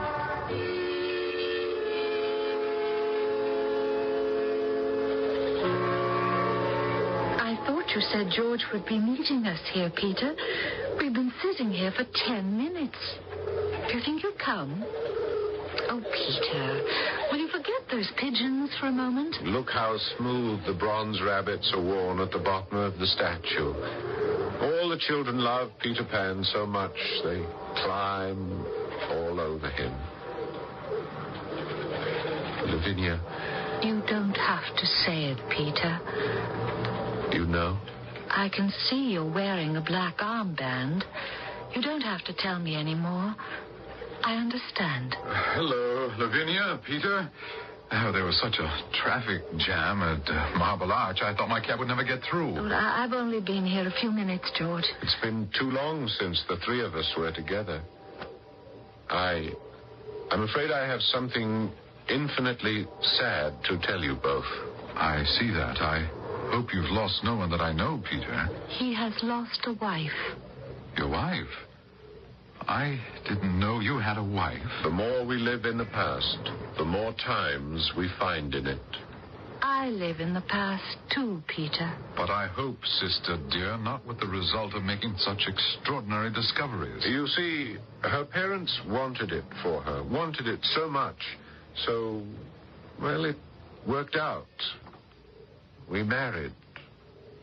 MAUD-EVELYN did have all her young happiness. You married? The marriage did take place. So now you're a widower. And the black armband is a sign. I shall wear it always. But when she died, wasn't that years ago? Peter, isn't it a little late to have started to wear black? I had to wait until all the facts of my marriage gave me the right. Now, if you'll excuse me, I must go. They're waiting for me. They become quite anxious if they don't know where I am.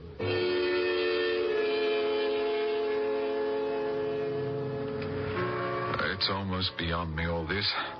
I thought he was never going to marry anyone else but you, Lavinia. He won't. Not ever. He'll still be faithful. To you? To MAUD-EVELYN. Oh, it's a sickness. If it is, it's a beautiful one. I wish I could make you understand. A man cannot go on from day to day with one foot in this world and one foot in another. It can't be stopped. That's the way he is. Yes, it can. I want to remove Peter from this whole environment. Westbourne Terrace, the Diedrichs. Take him somewhere to give him time to think things over, to realize what a wasteland he's making of his life. Take him by force. If need be, yes. Now, you remember Dr. Medwin? Frank Medwin, who was at Oxford with Peter and me. Now, I'm going to put this whole strange case before him and ask him to help. George, you're making a mistake. Peter will never be parted from his dream world.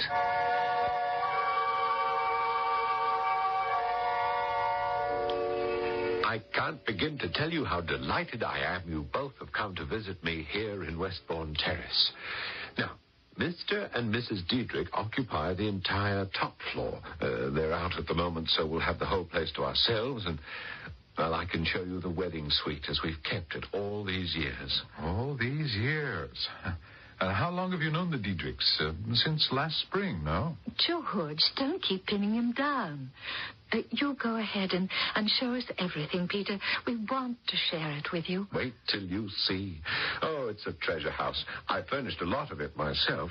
I felt nothing was too good for her.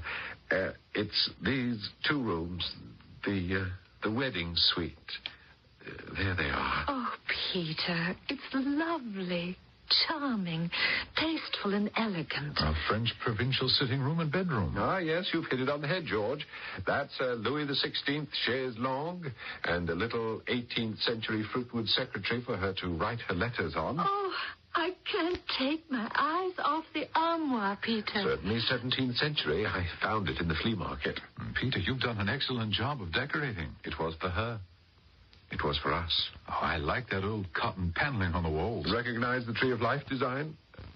We used to stand under it, MAUD-EVELYN and I, before we were married, and imagine each branch would be another child. And that coffee service on the small table near the bed. Yes, completely en pied. George, why are you moving behind me like that? Don't keep getting behind me, George. Why, there's so much to see. Do you like this Victorian love seat? I come down here by myself every day and sit there alone and think of her. Oh, and there's my pride and joy. Our bed with lace canopy. It's never been slept in. George, what are you doing? Will you let go of my arm? You're twisting it. George, do be careful. I can't bear this. Lavinia, open the bottle quick and put some chloroform on the handkerchief. George, Lavinia, please.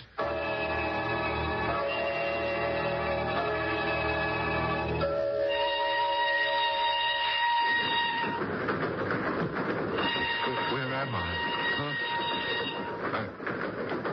Look, I'm asking you nicely. Why am I on this train with you? No luggage. Where are we going? All right. Do you remember Frank Medwin? Yes, of course. He was at school with us, wasn't he? He became a doctor. Frank has a rest home in Scotland, and he thought it might be advisable for you to go there for a short period of time. Oh, he did he? Well, what did you tell him? That I was mad? I mean, what right have you to pass judgment on someone and then practically kidnap them in the bargain? The right of an old friend who couldn't stand by and do nothing and see you waste your life in an imaginary world run by the Diedrichs. Now, wait a minute. They are not running my life. They opened up doors through which I might never have walked if I hadn't met them. Of course, you wouldn't understand that. Lavinia and I are very concerned about you. Now, you just relax. We'll have a good time up at Frank's place. I understand it's beautiful. I have no intention of leaving the Diedrichs. They need me. Every day. And the moment this train stops, I'm heading back to London. I can't understand whatever made you believe I would go along with this. I think you need a rest, Peter. Time to take stock. Get away from Westbourne Terrace. Well, you've got another thing coming. I thought you were my best friend. I see I was wrong. You are my worst enemy.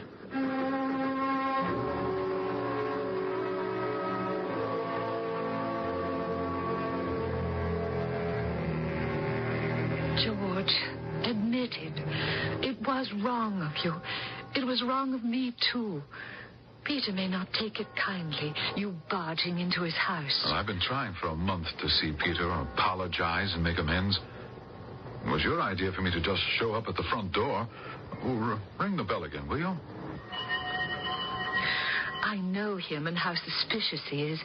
He's probably peeking out of an upstairs window and decided not to open the door. Well, he'll open it for you, won't he? Where are the Dietrichs? Don't you know? That's why he's sworn never to see you again.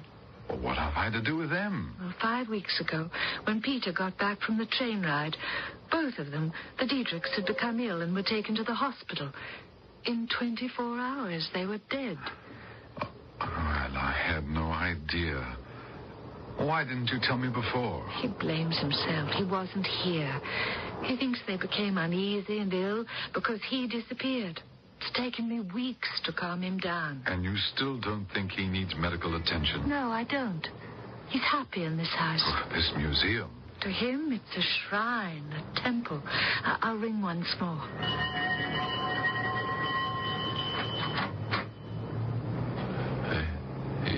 Yes? May we come in and talk to you, Peter? Who are you? MAUD-EVELYN. I've been waiting for you. Where have you been? Peter? MAUD-EVELYN, send that man away. I don't wish to see anyone. Peter, it's me, George. Don't stand out on the stoop, MAUD-EVELYN, dearest. Come in. Goodbye, George.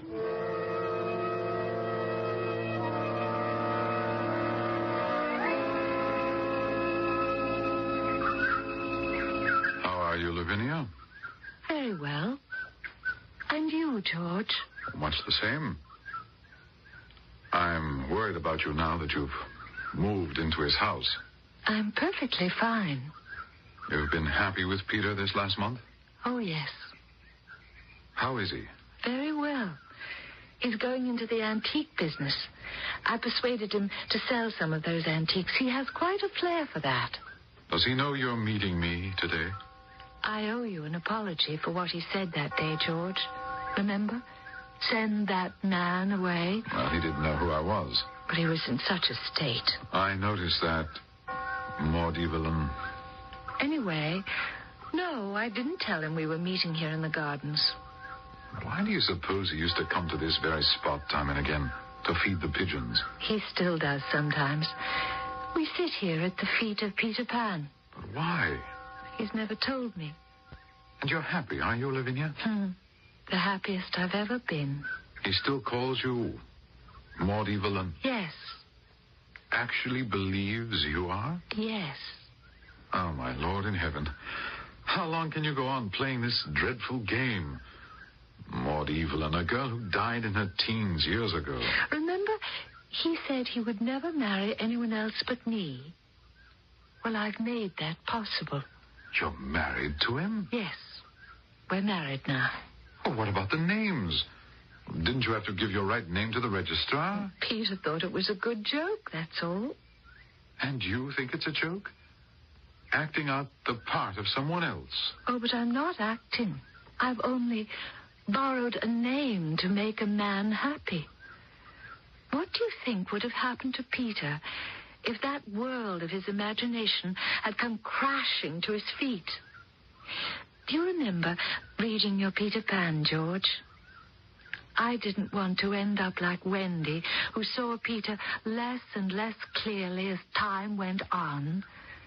I could not live in separate worlds and leave him all alone in Never Never Land.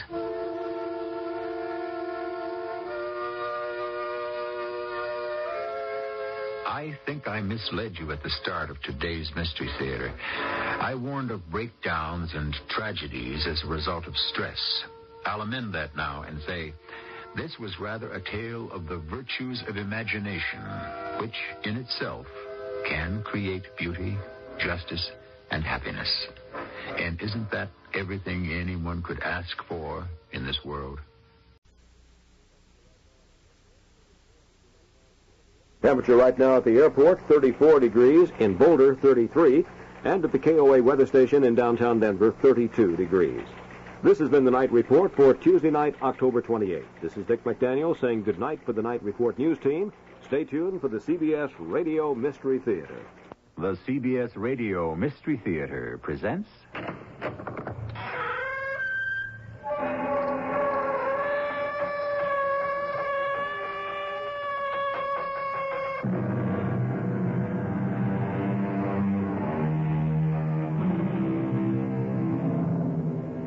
Come in. Welcome. I'm E.G. Marshall. Courage is to feel the daily daggers of relentless steel and keep on living. Yes. For some people, the battle of life must be fought every hour of every day. No rest, no reprieve, no leave of absence. And it's a conflict where one single loss can cancel out 1,000 victories. You must leave, sir. An American millionaire. You're too tempting a target for revolutionists and bandits. What about the local police? The police? Many of the local police moonlight as bandits and revolutionaries. Or maybe it's the other way around. You'd better fly back to the States. When? This afternoon. But that's too early. I'm afraid, sir. It may even be too late.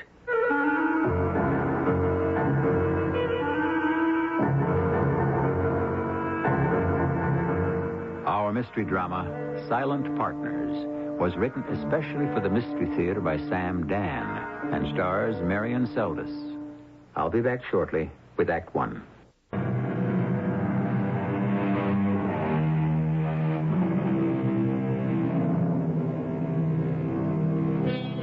A little rule, a little sway, a sunbeam in a winter's day is all the proud and mighty have between the cradle and the grave. Yes, that's the journey all of us must take, from the cradle to the grave, even the proud and the mighty, from the same beginning to the same ending. Like the rest of us, all they get is a sunbeam, and if you look closely, it's no more golden than anyone else's. Has New York called yet? I don't know, Mr. Burley. What do you mean you don't know? The phone service seems to be out. Then get me the local, whoever it is, that's in charge of these things. I've already tried to reach him, sir, but it's only 9 o'clock. Only 9 o'clock? None of these people show up till noon. Yes, and then they go off on a siesta for the rest of the day. Come in. Oh, look who's here.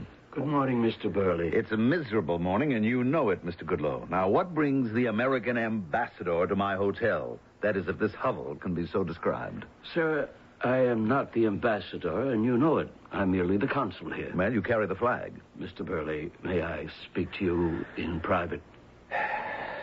Miss Tracy, why don't you go out and have yourself a cup of coffee somewhere? Yes, sir. I didn't wish to alarm your secretary, Mr. Burley. I'm afraid your identity has been discovered. It is now known that you are the Sylvester Burley. How was it discovered? I don't know. I can't believe it. It's true. But nobody knows me down here. Not too many people know me anywhere. I am not the kind of man who seeks publicity. I try to keep my picture out of the paper. Nevertheless... Not more than 3 people even know I came down here. Mr. Burley... It's just a quiet trip to look around, to study the place. I understand. However, it would... I brought only my secretary. Now, you notice she is plain, ordinary-looking, quiet. She doesn't attract attention either. The fact is, it's all over town. And so I shouldn't be surprised if an attempt will be made to kill you. To kill me? Or kidnap you, either one. What do you mean, either one? It would all depend on which group gets to you first, the bandits or the revolutionaries. Although, personally, I believe they're the same, but wear different hats as it suits their purpose. Why can't I get some protection from the local police? Because many of the local police moonlight as bandits or revolutionaries. What? Or it could be the other way around. Then what am I supposed to do? I suggest you leave for home. Nobody pushes me around. I'm going to get in touch with your superiors in Washington. I have already heard from Washington on the subject. They would like you to go home in order to save us all potential embarrassment. When? This afternoon. No, that's too soon. Actually, sir, it may be too late. Are you packed, Miss Tracy? Yes, sir. The luggage is already left for the airport. Oh, that must be the taxi cab. Just a minute. I haven't been ordered to leave, have I? No, sir. I mean, it was just a suggestion. Yes, sir. I don't have to take it. Well, that's right, except you...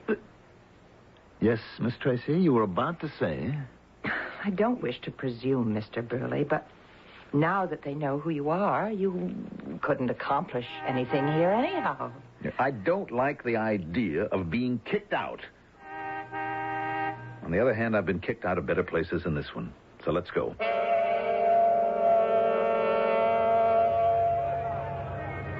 Buenos dias, senora. Step inside my taxi, if it pleases you. How long should it take to get to the airport? How long? Yes.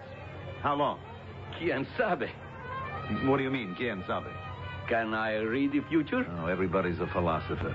Can we get started? Si, senor.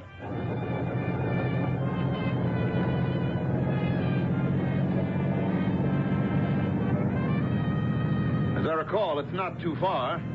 There's a good paved road. Si, but the road, she's constructed over the swamp. Sometimes the water, she comes up, and then one must wait for the boat. Well, is that what just happened? Is the road washed out? Oh, no, senor. I do not think so. Well, then why are we taking a detour? Detour? Yes, a detour. Don't you understand? No, senor. Uno recalco. Eh? Uno recalco. This is not the way to the airport. That is right. Then stop this cab at once. For what purpose? We intend to get out. I am afraid, senor, that they would not permit such an event. They? Should the senor turn around, he will see a car to the rear of us. Inside are gentlemen with machine guns. And now, a similar vehicle is in front of us. I see my friend Yarucha. What do you propose to do with us? As I stated before, senor, can I read the future?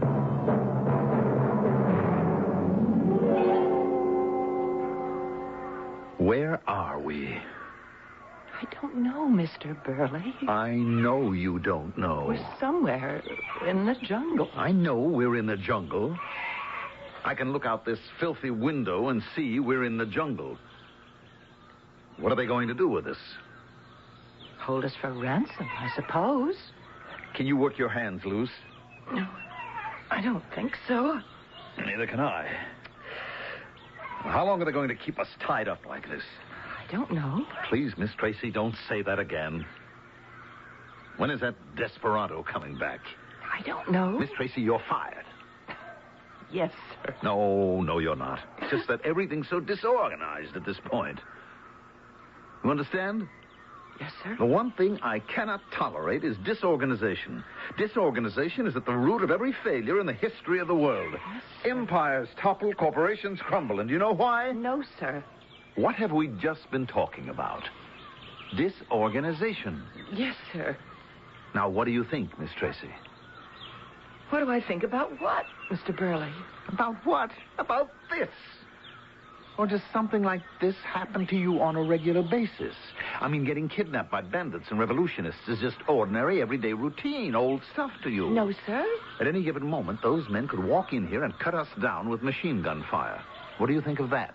I would rather not think about it. Mm-hmm. What are you thinking about? I know you're disappointed in me. You really feel you're entitled to someone better. Well, it isn't my fault. Miss Tracy, let's drop the whole thing. The fact is, if you wanted to spend your last hours on Earth with someone charming, witty, exciting, you obviously have chosen the wrong person, but it isn't your fault. I'm having trouble following you, Miss Tracy. Well, you didn't know at the time you'd be hiring someone you'd have to die with. All you thought was you were just hiring his secretary. Well, that's true, isn't it? All right, Miss Tracy. When you hire a secretary, she has to be plain and ordinary looking and quiet. A person who doesn't attract attention. And do you know why she doesn't attract attention? Because she's dull, and she doesn't have anything to say. Why don't we talk about something else? Like what? We never converse with each other, Mr. Burley. That's ridiculous. We talk to each other all day. I said converse.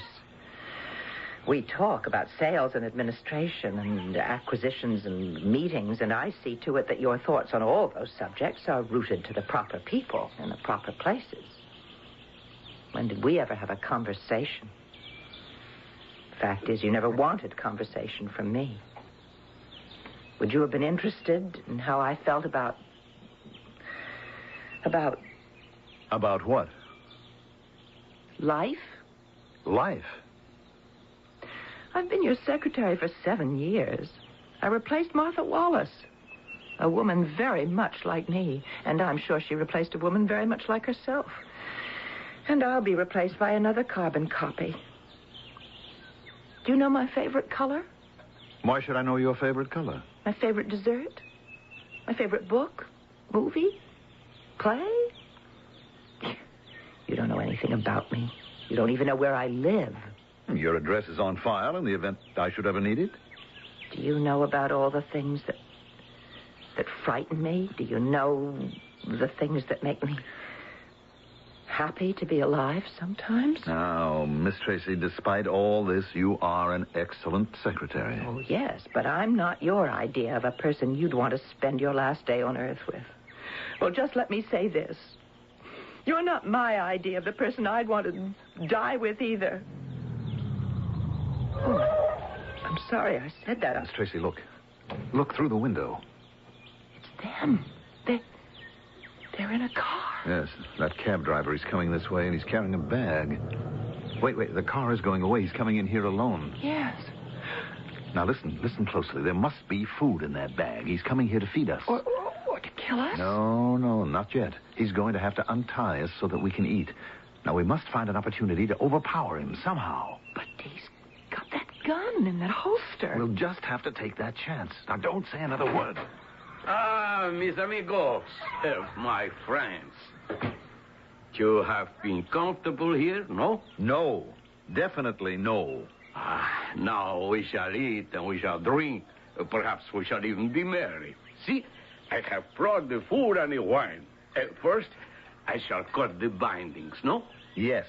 But before we commence, be advised by me, your friend. You are our friend? The others wanted to kill you.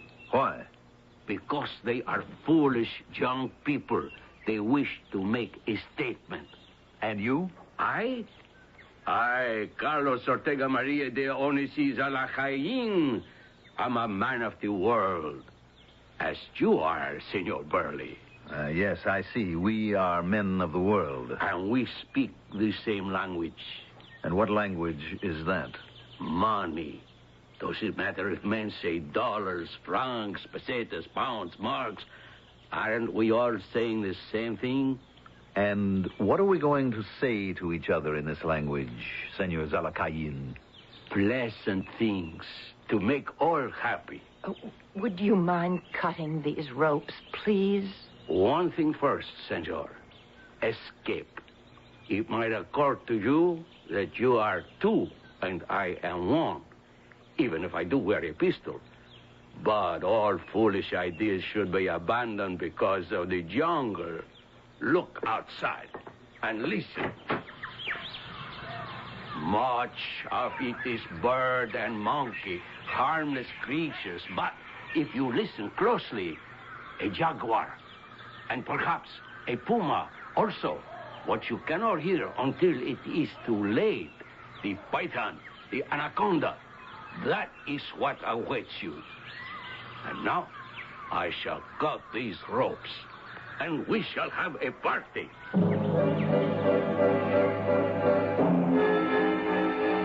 Some party. The host has you in a frying pan and reminds you that if you don't like the heat, the fire is even worse.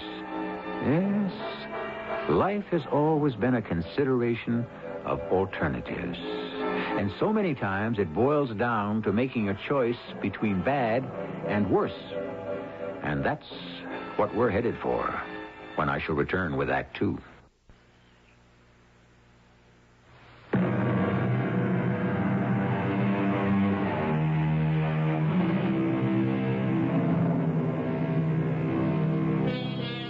What is man's essential nature? The question has puzzled the philosopher for centuries, and in our day, the psychiatrist cannot answer it either. Is it because our essential nature has become so bent, so warped, so altered by the customs of civilization? What happens to people when all the laws they live by are suddenly stripped away? You mean there are wild beasts out there? Why, of course, Senora. Try a bit more of this wine. Oh, no, I really shouldn't. Oh, come. It places the sparkle in the eyes. Oh, all right. Where does the jungle go? Quien sabe? This is just the edge. Inside for hundreds, thousands maybe, of miles. And savages, headhunters, cannibals, no one goes into the jungle. Where does it all come out? Somewhere it all comes out on the ocean. But why do we speak of the jungle? Which of us would be foolish enough to go out there? Let us speak of the international language of the world. Money, eh, senor? What sort of ransom were you thinking of? Something that will keep my young people happy. Senor, why have you come to this country? You know why? See, to discover the riches below the ground, in the waters, the trees, the mountains, no? Yes. And to buy them. Yes. They are not for sale. I am willing to pay a fair price. Fair? Who decides fair? Do you suppose I could have another drink of that? Ah, with pleasure. Thank you very much. You ask me, senor, who decides what is fair in this country? Yes. Perhaps good friends of mine. One day, soon. I see. We will not sell the wealth of this country to foreigners. No? Never. That would be a betrayal of the people. However... However? Those of us who will be in command may need associates. How do you say? Socios commanditarios. Silent partners? Si. Silent partners. I didn't know you spoke Spanish, Miss Tracy. Yeah, I have hidden depths. Your glass is empty, senor. That isn't my fault. Allow me. Silent partners? Yes. And how would the silent partners operate? First, they would provide money to help the cause. Uh-huh. The cause. And then they would have to receive much money and see that it is given a foreign... Senora, ¿cómo se dice asilo? Oh, haven. Ah, gracias. A foreign haven. Do you follow this, Senor Burley? Perfectly. Then we understand what is to be done. Oh, completely. Shall we drink to the new silent partners? Happily. Oh, wait, let me pour. Of course. For you, Mr. Burley. And now, if you'll hold up your glass, Senor Zalakayen. Oh, please, I'm so sorry. It's not. Oh, my goodness, I spilled it all over you. It is nothing. Oh, no, wait here. Just let me here. Miss Tracy, why did you hit him? Get his gun. His gun. Move. You tried to kill me. Help me, Mr. Burley. I will shoot you both. Don't let him get that gun out of the holster. Wait, we can settle this. I will kill you. No, we can settle this, I tell you. Hold his arm. Don't let him shoot. Oh.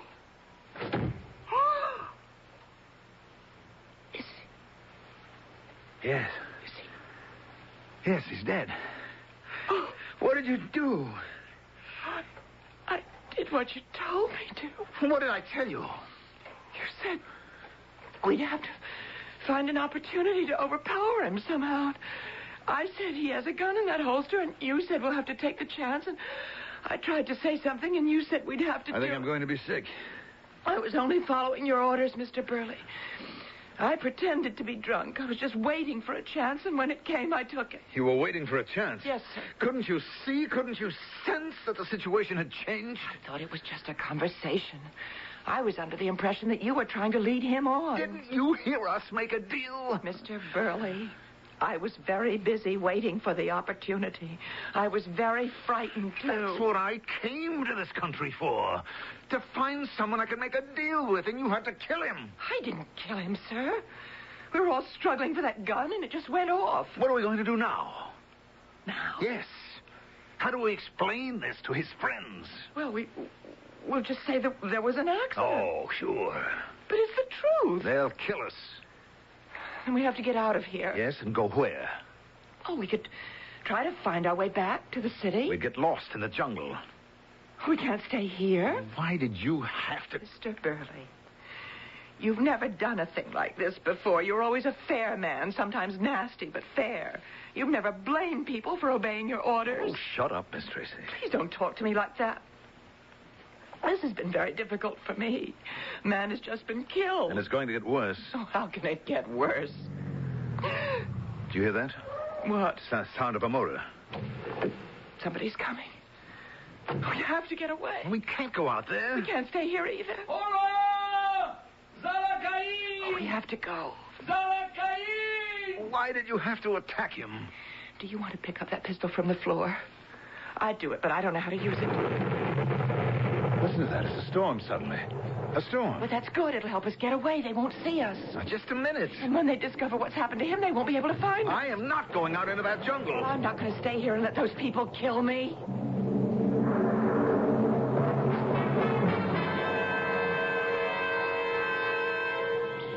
Which way? I don't know. I think west is over that way. Great. West is over that way. So east is over this way, north is over there, and south is over here. So what? Does it make any difference? Who knows which is the right direction? Well, let's just pick one and stick with it. Let's just sit down for a minute. I'm hungry. But that's why we better keep going. While we still have our strength. Oh, sure. And besides, we better keep walking while it's daylight because at night... Yes, because at night. The past 2 days and nights it's been storming. The animals weren't interested in you or me, but tonight it's clear the animals all come out to hunt. Well, don't they? I think so. So how can we hope to survive? We'll climb a tree. Yes, and so can a boa constrictor. You don't have to be so negative. I don't like your attitude, Miss Tracy. Then you can fire me. Wish we could find something to eat. Well, they're fruits and nuts, berries. Look. How do we know they're not poisonous? Let's watch and see which ones the birds are eating. Say, that's very astute. Where did you learn such a thing? I used to be a campfire girl. Oh. Then you know all about the woods and the outdoors. Used to know how to build a fire without matches. You rub dry sticks together. Where could we find dry sticks around here? Are you watching the birds? What are they eating? They don't seem to be eating anything. Maybe they're just not hungry now. Or maybe everything around here is poison. Can't be. The birds have to live on something. Is it possible that the birds could eat berries that would be poisonous to people? I don't know. Maybe we could kill something with that pistol. Kill what? Something we could eat. Well, then we'd have to skin it and clean it and cook it. You know how? Oh, we should be able to solve those problems. Miss Tracy, what are you talking about? Well, our ancestors did. They didn't even know as much as we do. If they could survive in an environment like this, why can't we? Because we are... Oh, what's the use? We just can't give up. I'm very tired. And I don't have my pills. I'm sorry. I packed them with your luggage. That's all out at the airport. What am I going to do without my pills? Well, you'll just have to do the best you can. My blood pressure's going up, Miss Tracy. I know it. I'm sorry. I don't even want to think about my hypertension. Well, that's good, sir, because you shouldn't. You should try to avoid all sorts of stress. Miss Tracy, are you insane? Possibly for the first time in my entire life, I really have something to be stressful about. I'm sorry. Well, you should be. Now, all this is your fault. Well, I'm sorry, too, Miss Tracy. I know I must be a ludicrous figure right now, but I can't help it. This is not my milieu. Do you understand? Yes. I mean, I know what to do with engineers and designers and bankers and government officials. I'm completely in charge. You know that. You've seen it. Yes, sir. I mean, we live in a highly specialized social order. And I simply happen to be outside my specialty just now. I would agree, sir. Somewhere out here, an illiterate Stone Age savage thrives in this place. But put him in a board of directors meeting.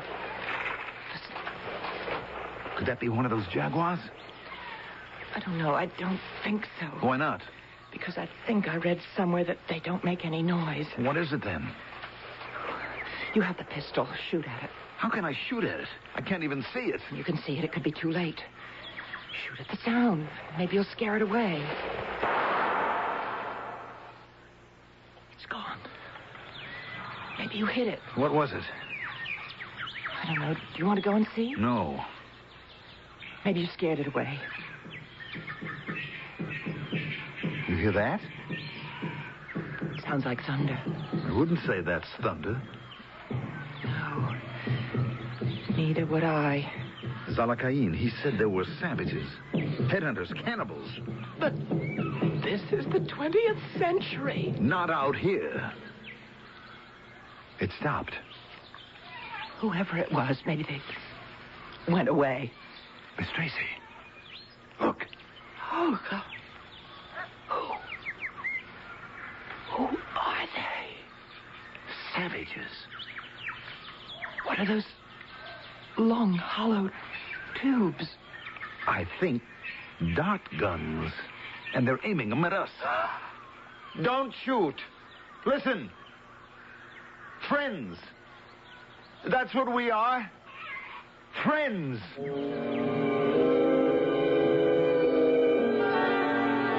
Hopefully these newcomers on our scene understand what the word friend means. Even so, there are those people who are not out to make friends under any circumstances. You must admit, we're being consistent in our story. Just when it appears that matters simply can't get worse, they do. See you at the third act shortly. The boy next door's a doctor, and he's single. My daughter, what a girl. She's single, too. I'll invite him for some donuts and my coffee. Maxwell House, I'm leaving it up to you. Maxwell House is good moment. Maxwell House is good coffee. Good to the last drop. Maxwell House. Get together with the great taste of Maxwell House coffee. Coffee you can count on. Good to the last drop. Maxwell House.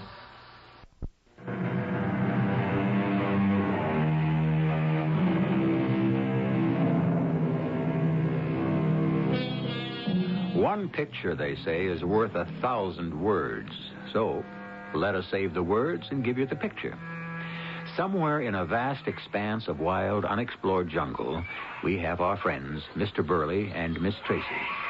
They suddenly find themselves surrounded by a group of wild-looking, primitive people who are aiming dart guns and bows at them. Now, you are up to date. Don't shoot.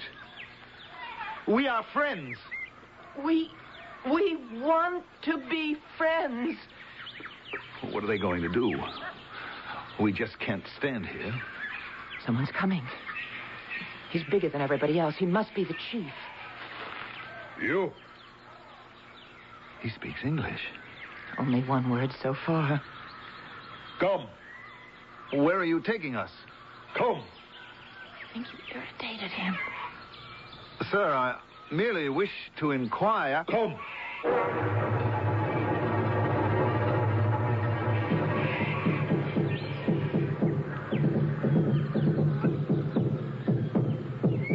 What are they going to do with us? It hasn't been too bad so far. They gave us something to eat. You must admit, it was good. Yes, it was also fattening. Oh. You remember what Zalakayin said about cannibals? I don't think they're cannibals. No, why not?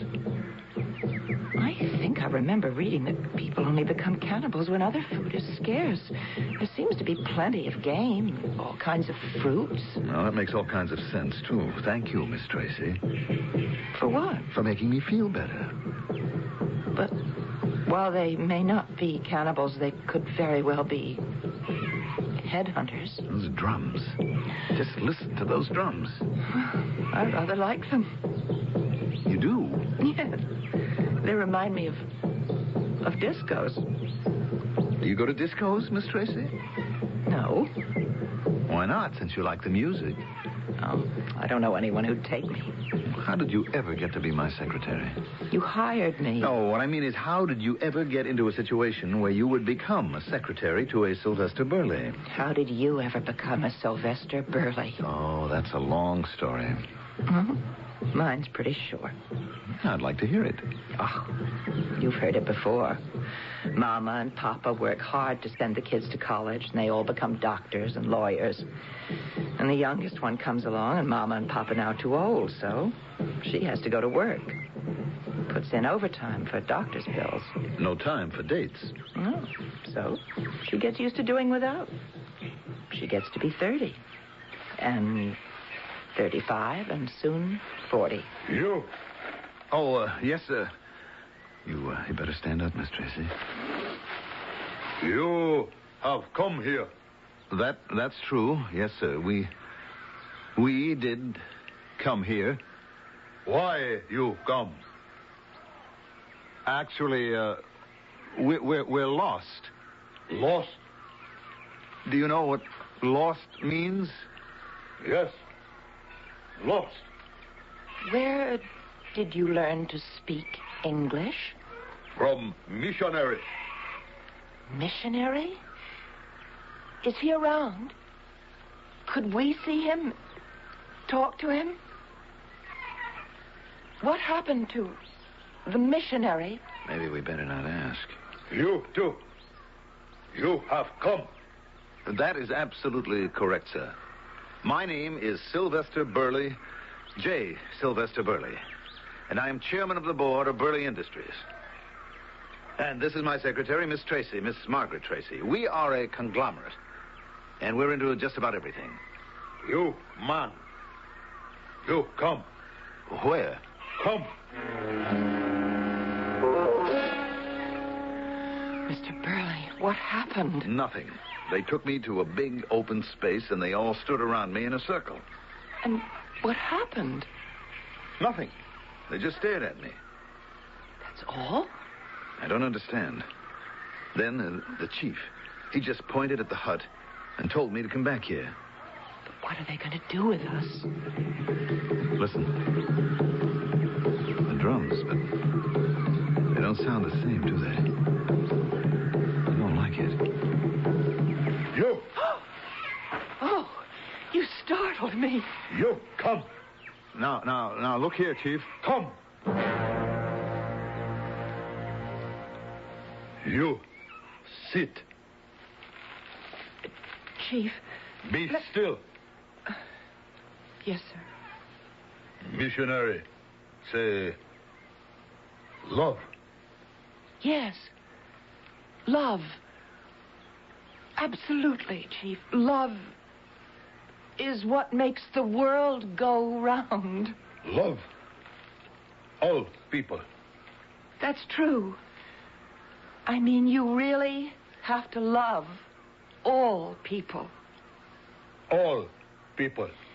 It's easy to love your own, after all. Other people, well, that can be difficult. But that's what love is all about, isn't it? Listen. There are people who really don't deserve to be loved, but once you start drawing the line... Listen. Listen to what? Thunder God. Oh, yes, sure. Of course, the Thunder God. He speak. Certainly. Thunder God. never speak at this time before. No? Thunder God speak only in season. Season. Oh, you mean rainy season. Thunder season. Oh. Why he speak now? Why? Why he speak with thunder and his wife with water? Why?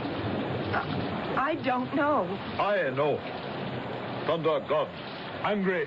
Oh, yes. Well, yes, it's possible. Missionaries say we must love. So we do not kill when we see you in jungle. Oh, of course, it would be the wrong thing to do. Definitely. But Thunder God angry. Why? Angry at you. At me? At you and husband. But he's not... Be still. Why else rain and thunder now? It could be... Still. So is wrong to love. Thunder God angry. We must kill.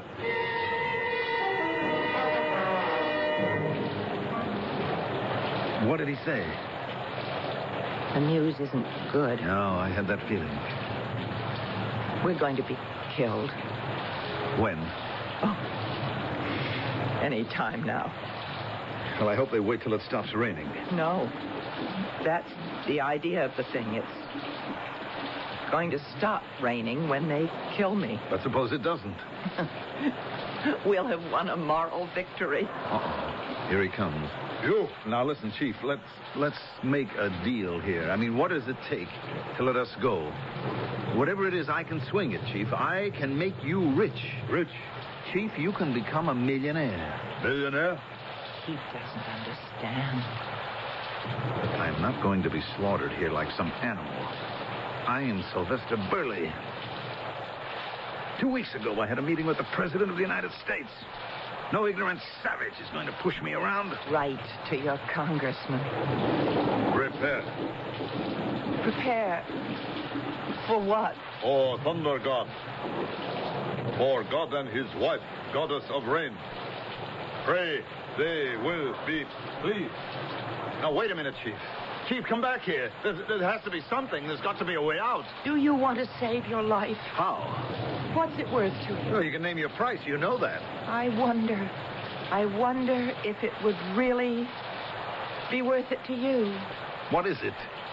On the other hand, would it be worth it to me? I wish you would tell me what you're talking about. Right now, I'm not sure I know what I'm talking about. You are a great help.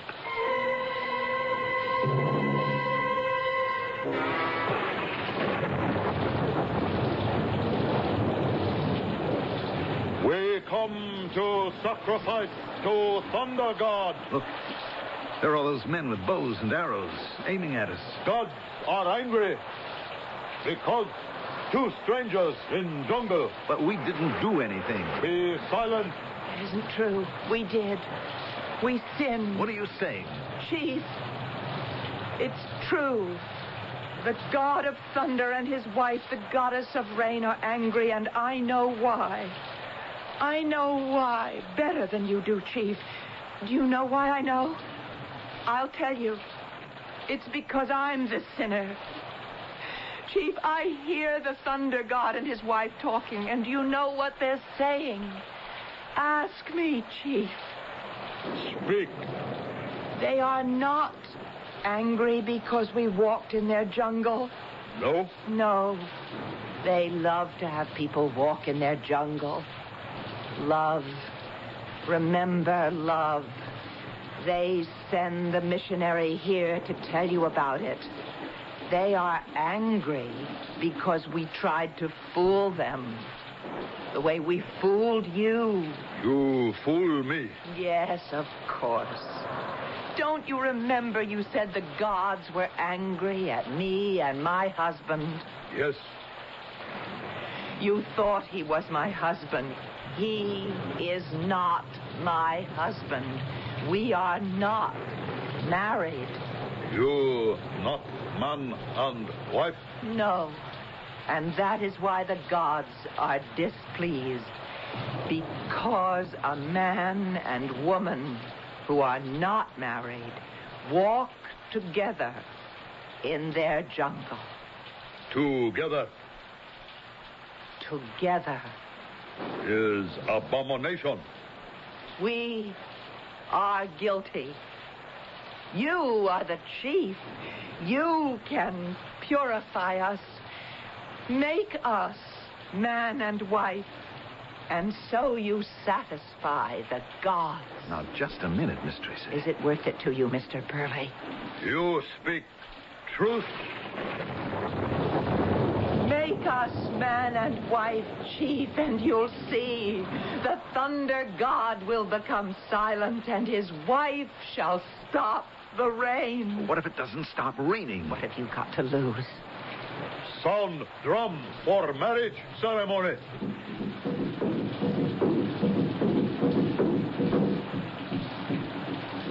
Look. The clouds. They're disappearing. The sun. You can see the sun.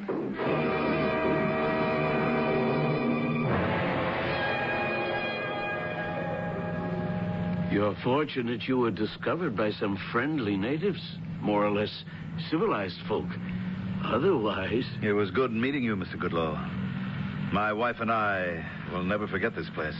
My goodness, I didn't know Miss Tracy was actually your wife. Neither did I. I beg your pardon? Well, in a way, we'd been married a long time, except we didn't know it. Yes. Well, your plane's about to leave. Goodbye. Goodbye, Mr. Goodlow. Why did you tell him I was your wife? After all, it wasn't a legal marriage. Well, it was approved by the god of thunder and the goddess of rain. But suppose it hadn't stopped raining. Doesn't matter. You'd have thought of something else. Mr. Burley, do you realize this is the first time since I went to work for you that you ever gave me a compliment? We can legalize this thing back home. I'm not so sure. You mean you don't want to marry me? You don't want to marry me?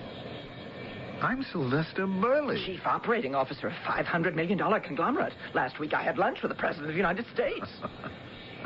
Is that what I really sound like? Miss Tracy, I need your help. Oh, that's better.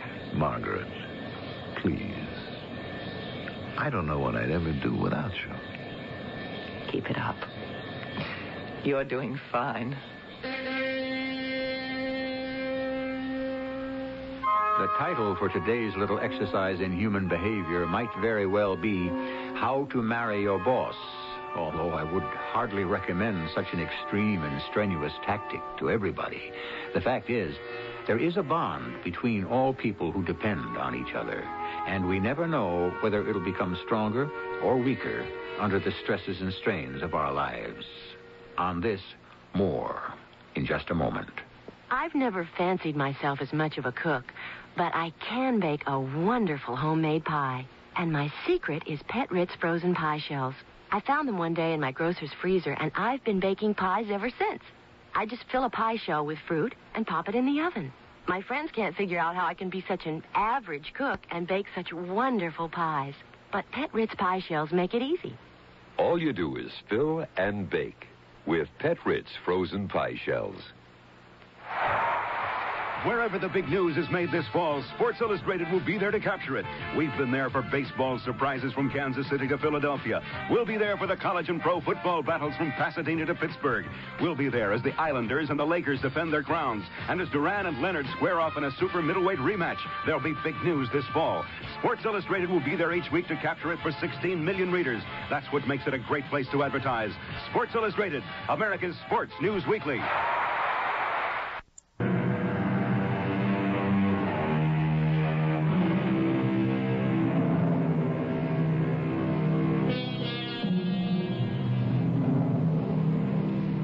We did choose to call our story Silent Partners.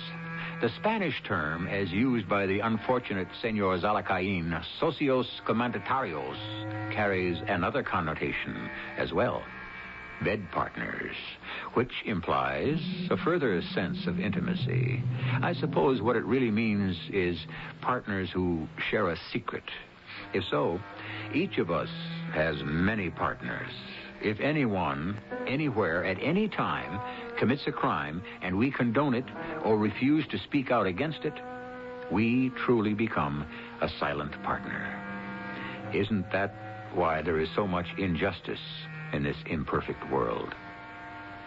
Our cast included Marion Seldes, Mandel Kramer, and Gil Mack. The entire production was under the direction of Hyman Brown. This is E.G. Marshall inviting you to return to our Mystery Theater for another adventure in the macabre. Until next time, pleasant dreams. CBS Radio Mystery Theater presents...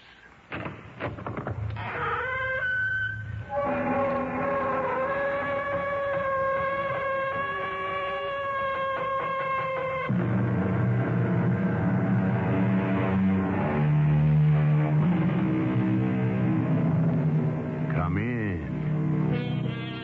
Welcome. I'm E.G. Marshall.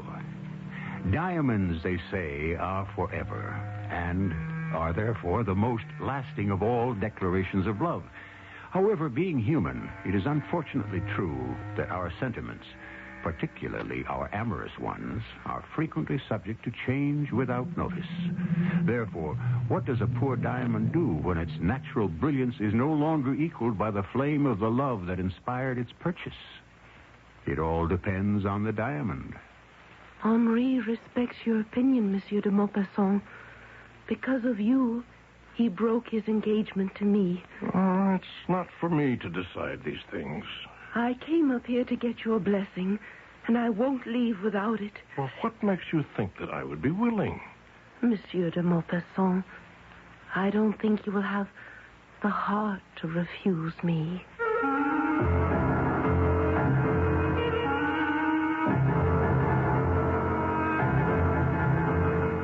Our mystery drama, Leave Well Enough Alone, was written especially for the Mystery Theater by Sam Dan and stars John Beal. I'll be back shortly with Act One.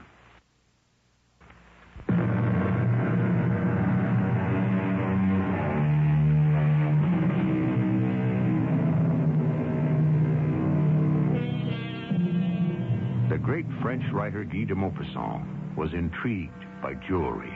He felt that love for precious stones ranked among the highest of all human vanities. And to him, human vanity was the very staff of his creative life. Indeed, de Maupassant's The Necklace is probably the greatest short story ever written. Not quite so well known is another de Maupassant tale that deals with valuable gems. And just as intriguing as the story itself is de Maupassant's account of how he came to write it. That year, I was living at 81 Rue des Capucines. My second-floor apartment faced the rear. Monsieur Henri Lontin occupied the rooms to the front. He was a snug little man who held a snug little clerkship in some snug little government bureau, and he enjoyed a snug little income.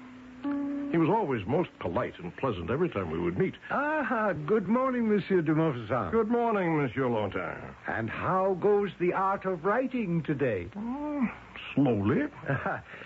May I ask a question? By all means. You writing fellows, where do you get your ideas? From life. Life? Oh, the life that flows ceaselessly all about us. Oh. I look at the life that flows all about me, and I don't get any ideas at all. Oh, well, perhaps it's because I'm not a writer, but also because I'm surrounded by rather quite ordinary people. All of us are surrounded by rather quite ordinary people. Indeed, rather ordinary people may provide the greatest inspiration of all. Is that a fact? You mean that a quite ordinary person, such as myself, could provide you with an inspiration for a story?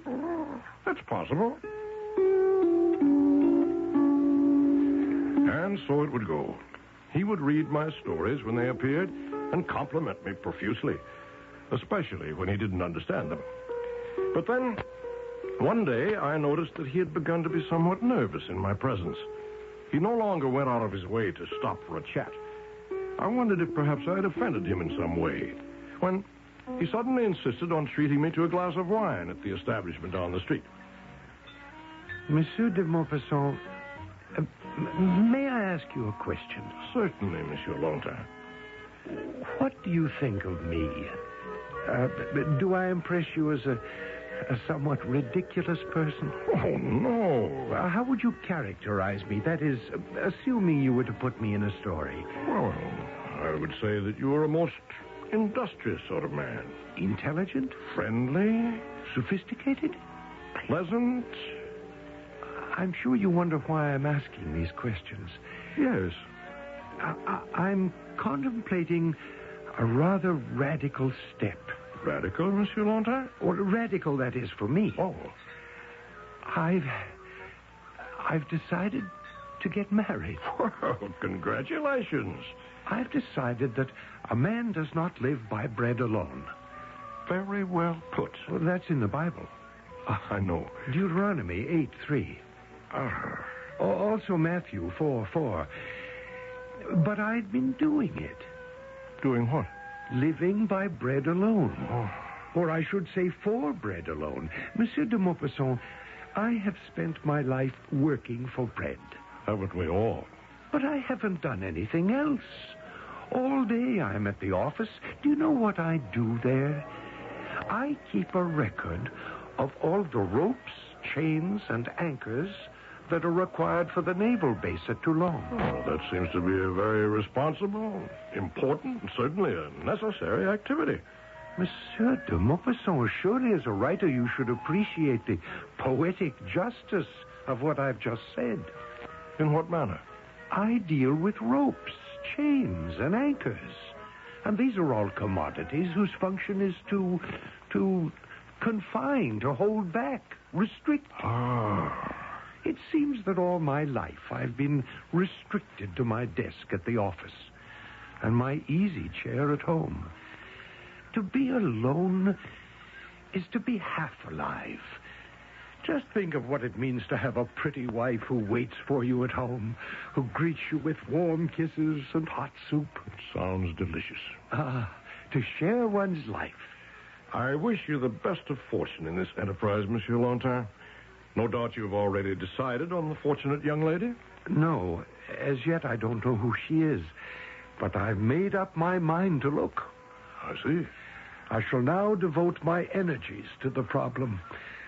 And I know I shall succeed in my quest. After all, seek and you shall find. That's very crisply stated, Monsieur Longtime. Of course, it's from the Bible. The little man was so sincere, so earnest. His round, honest face shone with such goodwill, one was forced to take him seriously. And every time we would encounter each other in the hallway or on the street, he would always advise me of his progress, or more accurately, his lack of progress. No, Monsieur de Maupassant, she eludes me still. One would imagine there's no shortage of eligible ladies. Eligible, yes. Special, no. And in what way must she be special? In a way that shall make itself apparent the moment I lay eyes upon her. I look for her everywhere, all the time. But so far... Don't lose courage, Monsieur Longtime. One day, out of a clear blue sky, when you least expect it, there she will be. And so it would go. Weeks, months went by, and still Monsieur Longtime remained a bachelor. Now, you mustn't think that I had nothing to do but worry about his marital problems, or rather the lack of them, but I was impressed by his very deep feelings. One day, I encountered Monsieur Longtime in the little park near our lodgings. Monsieur de Maupassant, I'm very much afraid of you. What's this? Afraid of me? Why? You see, I did find her. Oh, well, this calls for a celebration.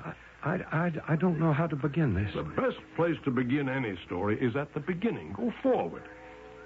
How old do you think I am? Oh. Be honest. 40? No, I shall hold nothing back. I'm 45. But a most youthful and vigorous-looking 45. Do you really think so? Of course. Well, that really doesn't have much to do with it. Celeste. Celeste. Celeste. A lovely name. Celeste is 18. Oh. Yes, I knew you would say, oh. Well, I meant nothing by it. It was merely... well, these disparities in age are not uncommon. Why did you say disparities? Because the word describes a difference. Well, then why didn't you say difference? Disparity implies inequality or even incongruity. As a writer, surely you must be aware of that. Oh, please forgive me. But you've made your point. What point is this? It's the point you make in everything you write. You always express a cynical attitude toward most human behavior. I admit to being a cynic, Monsieur Lontin. But that's only because I'm a frustrated romantic. All your stories have a kind of sardonic ending. I'll say rather that they try for a human ending. You're laughing at me. No. Oh, what a fool I must be. She's young enough to be my daughter. Come now, Monsieur Lontin, you accuse me unfairly. You say to yourself, why the old goat? What dangerous delusion does he permit himself? You're saying to yourself, why, if he must marry at all, why doesn't he choose some plump widow or ripe spinster nearer his own age? Well? Well, since you have put the question into my mouth, you might as well place the answer there, too. It's because I'm not a stick, not a stone. I have life in me. I want youth. I want beauty. I want freshness and romance. I want everything I missed. Then by all means, take it. Yes. I could settle for an older woman. That would be the safe way to do it. But I'm willing to take the chance. The chance? That she'll tire of me and then laugh at me. And finally betray me. That's what happens in all marriages like this one. Not all marriages. In all the ones you write about. Monsieur Lontin, I cannot accept the responsibility for influencing the most important decision of your life. Just talking to you has made it clear to me. I cannot marry Celeste. I am only a writer of fiction. Actually, I'm not better qualified to advise you. No. To marry Celeste, I see it now, would be to go against my true nature. Are you sure you know what your true nature is? No, it will be better for both of us. I shall break the engagement. Suddenly, here I was, the villain of the piece. But perhaps it was for the best. And so, I thought this was the end of the matter. But one afternoon, there was a knock at my door. Standing at the threshold was a tall, dark, slender young lady. She had long, lustrous black hair and a face of such radiant beauty that at first glimpse I almost blinked my eyes. She smiled at me, a dazzling smile. You are Monsieur de Beaufasson. Yes? May I come in? I am Celeste Laurier. Celeste Laurier? Celeste? Yes. Of course you may come in, mademoiselle. Thank you. However, aren't you afraid that you might be compromised? Oh, no, monsieur. You are, after all, a gentleman. I don't consider myself a gentleman. Well, you have nothing to say about it. You're tuned to WBBM in Chicago. Gentlemen are born. They cannot change their essential natures. I'm sure you haven't come here to talk about me. Ah, but I have. Why? Because I wish to marry Monsieur Henri Lontin. And what have I to do with it? Everything. I'm afraid you're making a mistake. No, Henri worships you. Oh, no. But to him you are the font of all wisdom.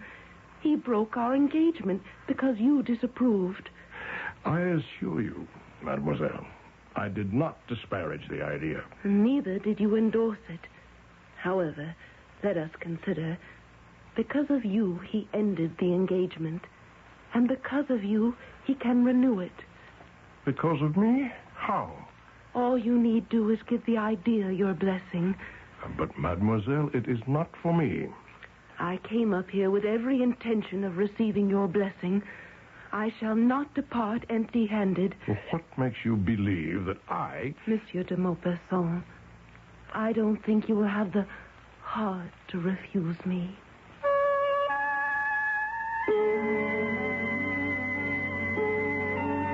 Tell you this, if she turned that dazzling smile at me, I'm not sure I would have the heart to refuse her either. She sounds like a young lady who usually gets what she wants. But this time, of course, her adversary is the great Guy de Maupassant. But what does that have to do with anything? Aren't writers just as easily seduced as anyone else? I'll be back soon with Act 2.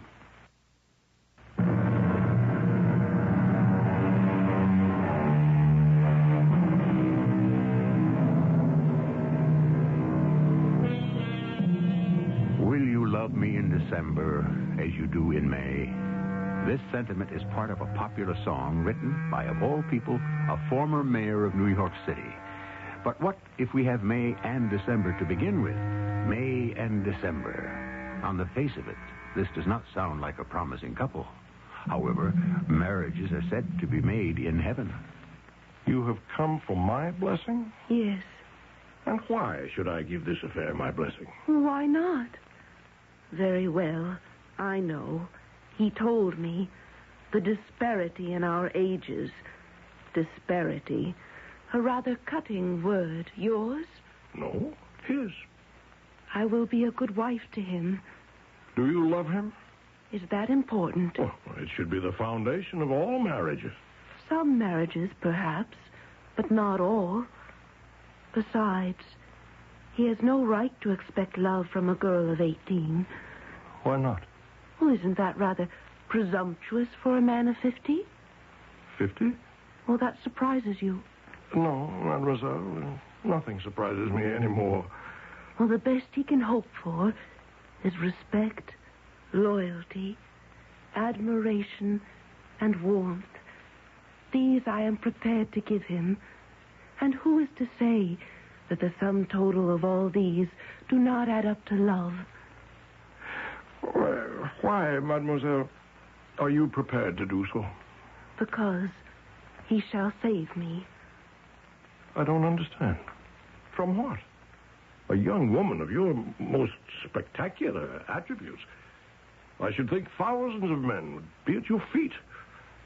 In a word, why settle for Henri Lanterne? Oh, if I were a character in one of your stories, how well you would understand me. My father was a country physician. He had a heart for all the world. He took his fees in potatoes and pumpkins. He died penniless. I have no dowry. But these days, that's no longer the impediment it used to be. Well, my poor mother has not been swamped with offers for my hand. Setting love aside, the sensible people marry for practical reasons. But once again, why Henri Lanterne? The truth, monsieur? He is the only one who has ever asked me. I find that impossible to believe. Oh, I have received offers from men of wealth and position, but not offers of marriage. You understand. And so, monsieur, I consider Henri. He is honest, decent, sincere. He is moderately secure. He will adore me. You are a most remarkable young woman. A woman requires a man's protection. I will make him happy. And why not? He shall have what he wants. And you, mademoiselle, shall you have what you want? I shall have what I need. And shall you be faithful to him? No one, monsieur, shall ever catch me being false to my marriage vow. What can I say? It seems this marriage was made in heaven. I gave the marriage my blessing. It was easy. He put up a show of resistance, but at heart he was only too willing to be convinced. Well, what can she see in me? I'm 46 years of age. But have you ever looked in the mirror recently? Have you ever seen a more manly face, a face of such wisdom, virtue, honesty? Oh, please, Monsieur de Maupassant. I mean it. I have seen this girl. You have? Where? How? Oh, I've made discreet inquiries. I have contacts. And? She is an angel. She's the perfect type of virtuous woman whom every sensible man dreams of winning. And you have won her. Claim your prize.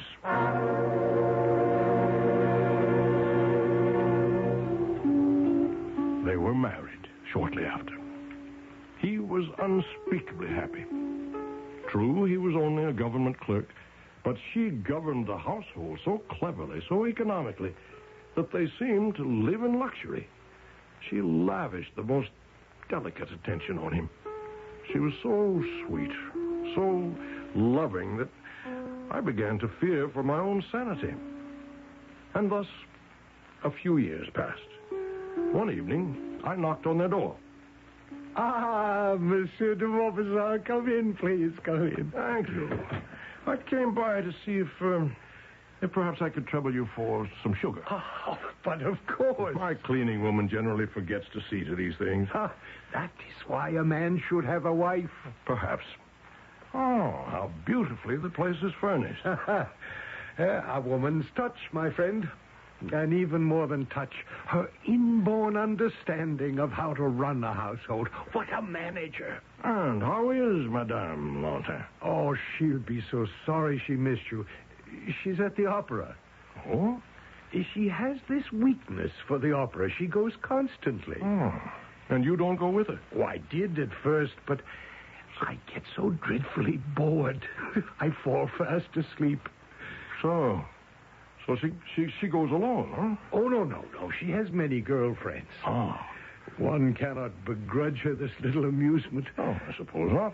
Of course, I can understand her love for the opera, but I cannot understand the other thing. What other thing? The jewels. Jewels? Oh, they're not really jewels, actually. They're just imitations, rhinestones and fake pearls and paste diamonds, imitation gold and the like. She loves to adorn herself in those things. What harm is there in that? None, I suppose. Then why do you object? I don't know. Yes, I do. It all creates a false note.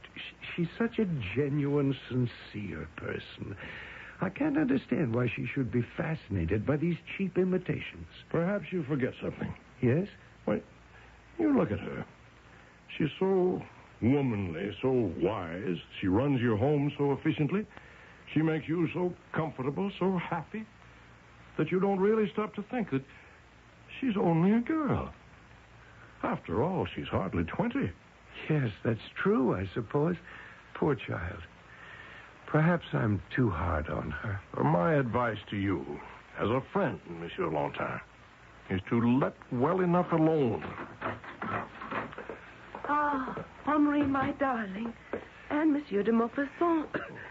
Good evening, Madame Lantin. I thought you'd gone to the opera. I left early. I think I'm catching a cold. Oh, we must get you to bed at once. I haven't caught it yet. Oh, Henri, darling, we must offer Monsieur de Maupassant some refreshment. Yes, of course. You are angry. I'm not angry. It's no use. I can tell when my darling Henri is displeased. My dear, I am not in the least bit. Ah, then, you refuse to tell me. Well, look at you, all that cheap jewelry. Oh, but I love jewelry, and I'm so fond of these little baubles. It's my only weakness. But, my dear Celeste, Please, don't be cross with me. She gave him a look of such tenderness, and he returned it with a look of such love and longing, that I sensed immediately this was a scene that called for two people, not three. I mumbled an excuse and took my leave. A few evenings later, there was a knock on my own door. Monsieur de Maupassant, are you engaged this evening? No, come in. I wonder, my good sir, could you accompany me to the opera? The opera? I thought you found it a place for sleep. I'll confess. I need the services of a friend. Who else can I ask but you? Sit down. What's the trouble? Read this note. Monsieur Henri Lanterne, I'm sure your wife tells you she goes to the opera with a lady friend. But this evening, you will see her there with her lover, a handsome cavalry officer. And you believe this note? What can I say? You can say that you have every confidence in your wife's loyalty and faithfulness. I do, but... Yes? I'm so frightened. Of what? A scurrilous message from some evil-minded person who hasn't the courage to sign his or her name. What would you advise me to do? Tear it up and forget it. I love her so much, and I'm so afraid. Monsieur Lanterne, I advise you to leave well enough alone. Someone is jealous of your happiness. I must know. Don't you know now? Don't you know in your own heart that she's innocent? Are you unable to answer that? I believe in Celeste as I would believe in my own soul, but... We have a but. This insistence she has for wearing false jewels, how can you explain it? It's a schoolgirl's vanity. But she isn't a schoolgirl. I must know. I must go to the opera tonight. I have said this before, and I'll say it again. Leave well enough alone. Will you come with me? I'd rather not. Please, Monsieur de Maupassant, be at my side. Because if that note is the truth, then someone must restrain me from committing an act I shall regret for the rest of my life. Is it possible that the party might become just a little bit rough? You never know with these French love stories. Well, she's either cheating on him or she isn't. Or can there be a third possibility? One thing you can be sure of, there is a third act.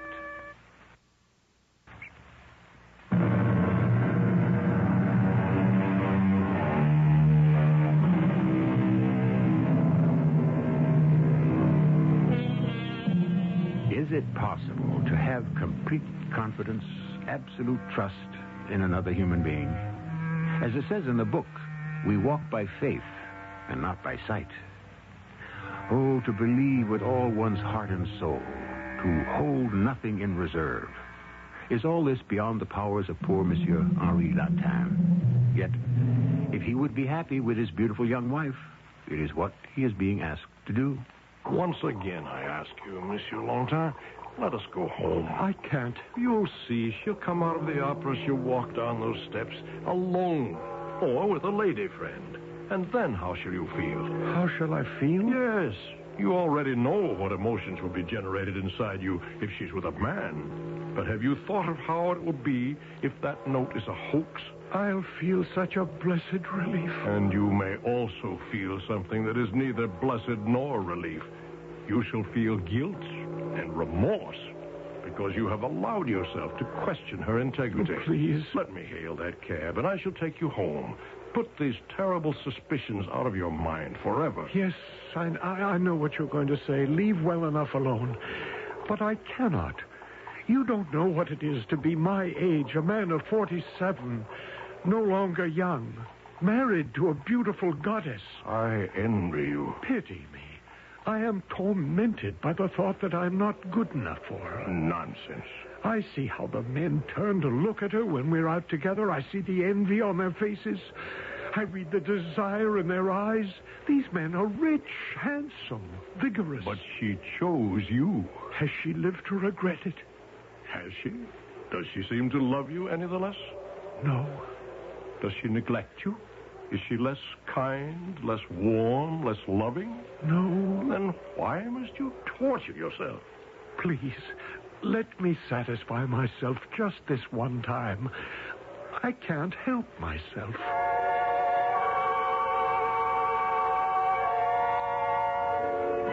We walked up the steps and into the great lobby. We stood behind a massive marble pillar where we could see without being seen. We could hear the wonderful Offenbach music welling up from the inside of the theater. Once again, I tried to convince him to leave, but he wouldn't listen. I don't know how long we stood there.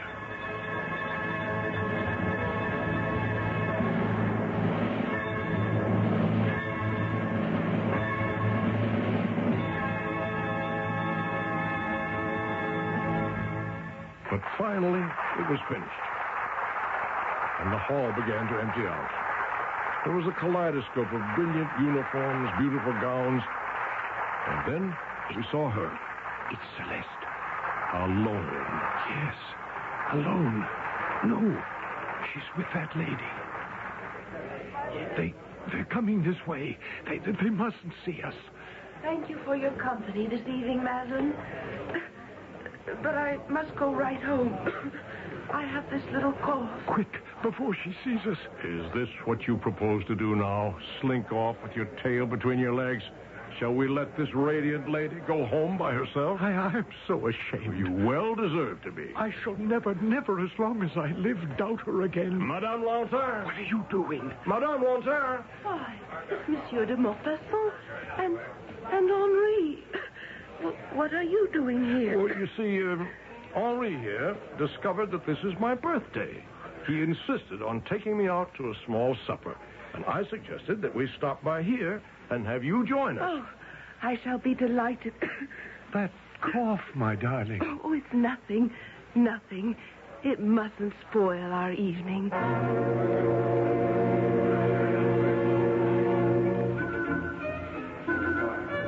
It was a modest little supper in a modest little restaurant. But in many ways, it was the most magnificent party of my life. She was so gay, so sparkling, so filled with animation and life. And she so obviously adored her little Henri. But all good things must come to their end. Oh, they've stopped playing. Yes, my dear. See, they're putting away their instruments. What a pity. Now we must go home. Oh, I should love to walk. But it's raining, my dearest. But I love to walk in the rain. Not with that cough. Now, you two wait here. I'll go and fetch us a cab. Happy birthday, Monsieur de Maupassant. Thank you, Madame Lantin. I wish I had known. I would have brought you a gift. But you've already given me one. I don't remember. And I won't forget, Madame Lantin. Celeste. Celeste, you have done something that no one has been able to do to me before. Have I? You've made me change my mind. About what? You have given me a kind of faith in my fellow man that I have never known, nor allowed myself to know. I'm flattered. No, this is beyond flattery. You have kept your word. You have been faithful to your husband. You made that vow, remember? Oh, yes. I did say that to you. I remember. I said no one would ever catch me being false to my oath of marriage. But I never believed you. I never trusted you. I said to myself, how can this girl who's so filled with life be satisfied with a quiet, unexciting... Well, he is a stick in the mud, isn't he? Yes, monsieur.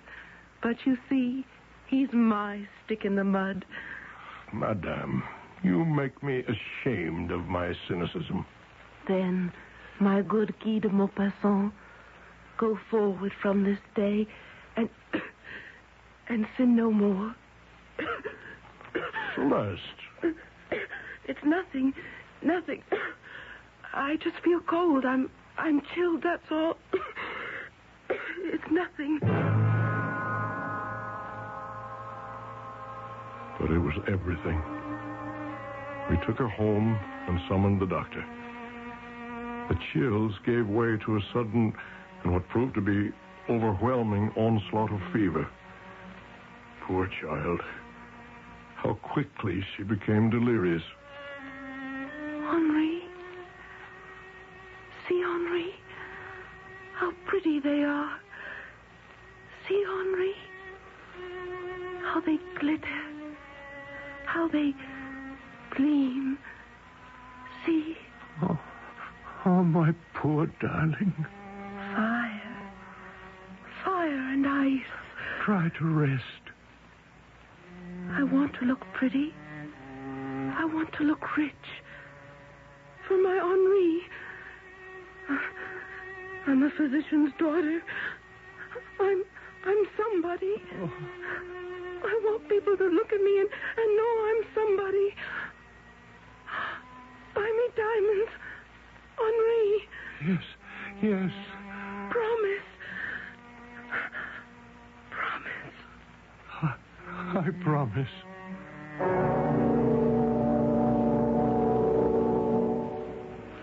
But it was a promise he could never keep. She died the next day. Poor girl. All that life, all that love. Henri was inconsolable. He could think of nothing. He could talk of no one except his poor Celeste. He refused to go anywhere or see anyone, not even me. He did manage somehow to drag himself to the office and go through the motions of his job. But I had heard he was in a bad way, and even in debt. I tried to help him, but he rejected all my overtures. And then, one evening, he called on me. He had a wooden jewel box in his hand. I was shocked to see him. He was practically white-haired. He had hollow cheeks. His shoulders were stooped. He was an old, defeated man. I'm being punished. Celeste was taken away from me because I doubted her. My dear friend, you mustn't believe that. Life has become so hard for me. Celeste knew how to spend my money, how to make it last, how to buy wisely. We had such excellent wines, such rare delicacies. How could she manage to buy such wonderful things? I can't even pay my own expenses. Time, you know, is a great healer. Today, for the first time since I was able to go into our bedroom, and I saw this box. It's the one in which she kept all those false gems. And I can no longer stand the sight of them. They were the cause of the trouble between us. I want you to get rid of them for me. Oh? I would break them into bits or burn them or throw them into the rubbish, but I haven't the heart. Please do me this favor. Well, of course, they're just paste and base metal, but still, some of them are very prettily made. They may be worth a few francs. I refuse to allow it. Oh, come now, listen. You just said you were in debt. Every penny helps. And wouldn't it be a satisfaction to her if she could know that these trinkets of hers could provide you with a meal, perhaps? Or a new shirt? Come, let me arrange it for you, my good friend.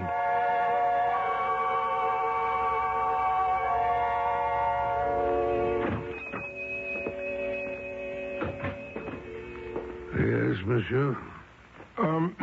I have here, let me see. To begin with, a necklace. What can you give me for this? May I examine it, please? I know well enough, monsieur, that it isn't really worth anything. This necklace, sir, is worth 15,000 francs. What? What are you saying? But we could not arrange for a purchase unless you can prove it belongs to you. Are you serious? Of course. I know this necklace. I sold it myself. You're crazy. Sir, have you come into my shop in order to question my sanity? No. Forgive me. It's time I question my own. I sold this necklace to a young nobleman, the Chevalier de Ormond. He instructed me to have it delivered to Madame Celeste Lantin at 81 Rue des Capucines. Oh, well, say no more, monsieur. Say no more. On the contrary, I believe it's time to say a great deal. She kept her promise. She didn't promise to be faithful. She said, no one will ever catch me being false to my marriage vows. I salute you, Celeste. You have now restored my true faith in humanity. Sir, I must ask you how you come to be in possession of this necklace. I am acting for Monsieur Henri Lantin, husband of the late Celeste Lantin. Late Celeste? Oh, unfortunately. Oh, I didn't know. I wondered why business had been so slow of late. The rest of this lot, are they also... I recognize them. And were they all purchased by the amorous Chevalier d'Ormond? Oh, no, sir, no. The earrings, I remember, were the gift of Captain Navarrete. The brooch was Duc de Renaudon. The pearls, Major Renard de Bonneval. The bracelets, let me think, it was Monsieur Dufour. No, he bought the tiara. That Russian Count Orloff was the one who... Well, at any rate, I can look this all up for you. No, it won't be necessary. What will you give for all of it? Monsieur, you cannot expect me to give you what I was paid for. A fair price. Save time, trouble, and say, 280,000 francs. 280,000? Very well. Round it off at 300,000. Shop around, sir. You'll find you'll do no better. I accept. Good. And now, sir, a little formality. Have you proof that you are acting for Monsieur Lantin? Has he given you a written authorization? Oh, that might present us with a difficulty. You see, this is a most delicate matter. I hope you understand. Perfectly. It might be awkward if Monsieur Lantin knew that these were actually real gems. Do you perceive the problem? Of course. Well, could you just give me the money? Could you assure me that this money will find its way into Monsieur Lantin's purse? Well, let me see how this might be done. Now, what was his brother's name? Eugene.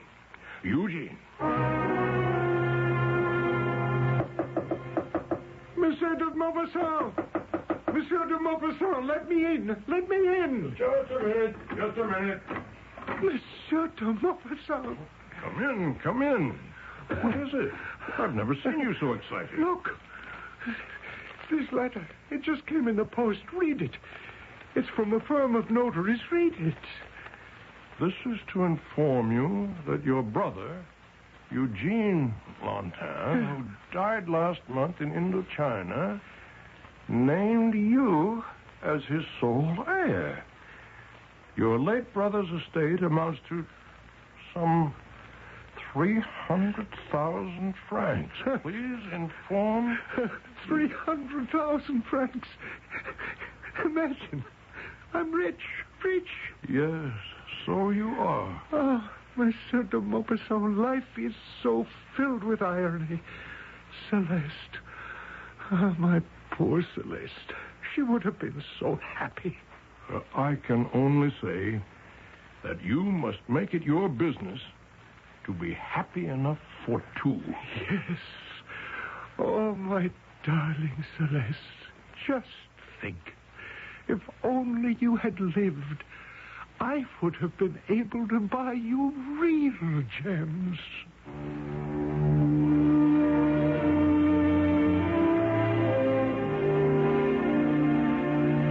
And thus, Monsieur Guy de Maupassant ends his story.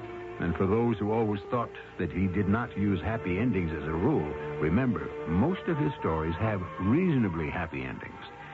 And isn't this one about as happy an ending as we have a right to expect? I'll be back shortly.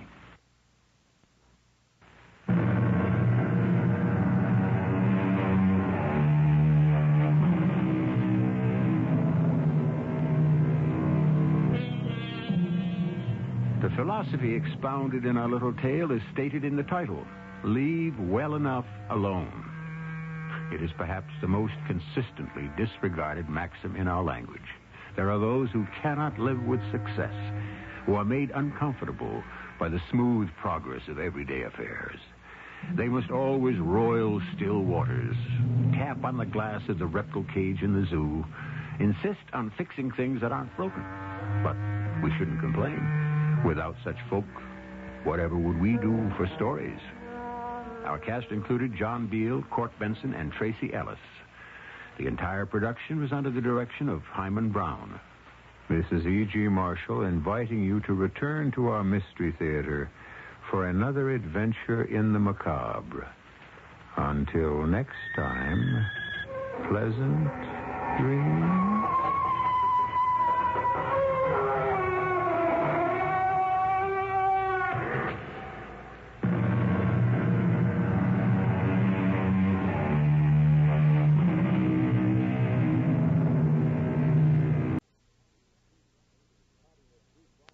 Cloudiness through Friday with the chance of showers and afternoon and evening thunderstorms through tomorrow. A slight chance of thunder showers Friday afternoon, warmer tomorrow. The low tonight and tomorrow night, 50 to 55. The high tomorrow and Friday, 75 to 80. The chance of rain, 30% tonight and tomorrow, 20% tomorrow night. The temperature at the airport, 61 degrees. In Boulder, 62 degrees. And at the KOA weather station in downtown Denver, it's 65 degrees. This has been the Night Report for Wednesday, September the 10th. This is Dick McDaniel saying goodnight for the Night Report news team and inviting you to stay tuned for the CBS Radio Mystery Theater. The CBS Radio Mystery Theater presents...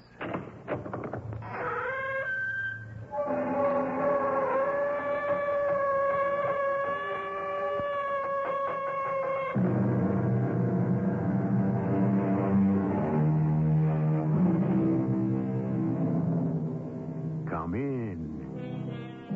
Welcome. I'm E.G. Marshall. We read in the morning paper that the sun will explode in another 10 billion years. An incredibly long way off. But there are those who are concerned about the survival of mankind before those 10 billion years come to pass. They're sure that we will blow ourselves or poison ourselves out of existence long before that big blast comes. If we are to survive, if we can survive, they tell us we will be forced to migrate beyond our own tiny solar system to worlds as yet unknown, to forms of life that go beyond our present wildest imaginations.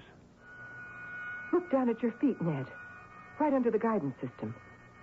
What is that? Looks like a little pool of... Do you smell ammonia? Yes, I do. How did it get there? I have no idea. And there's another little pool. And another. Spreading out, wider and wider. Could it be that from some distant star out here in space, we're being invaded by a new form of life?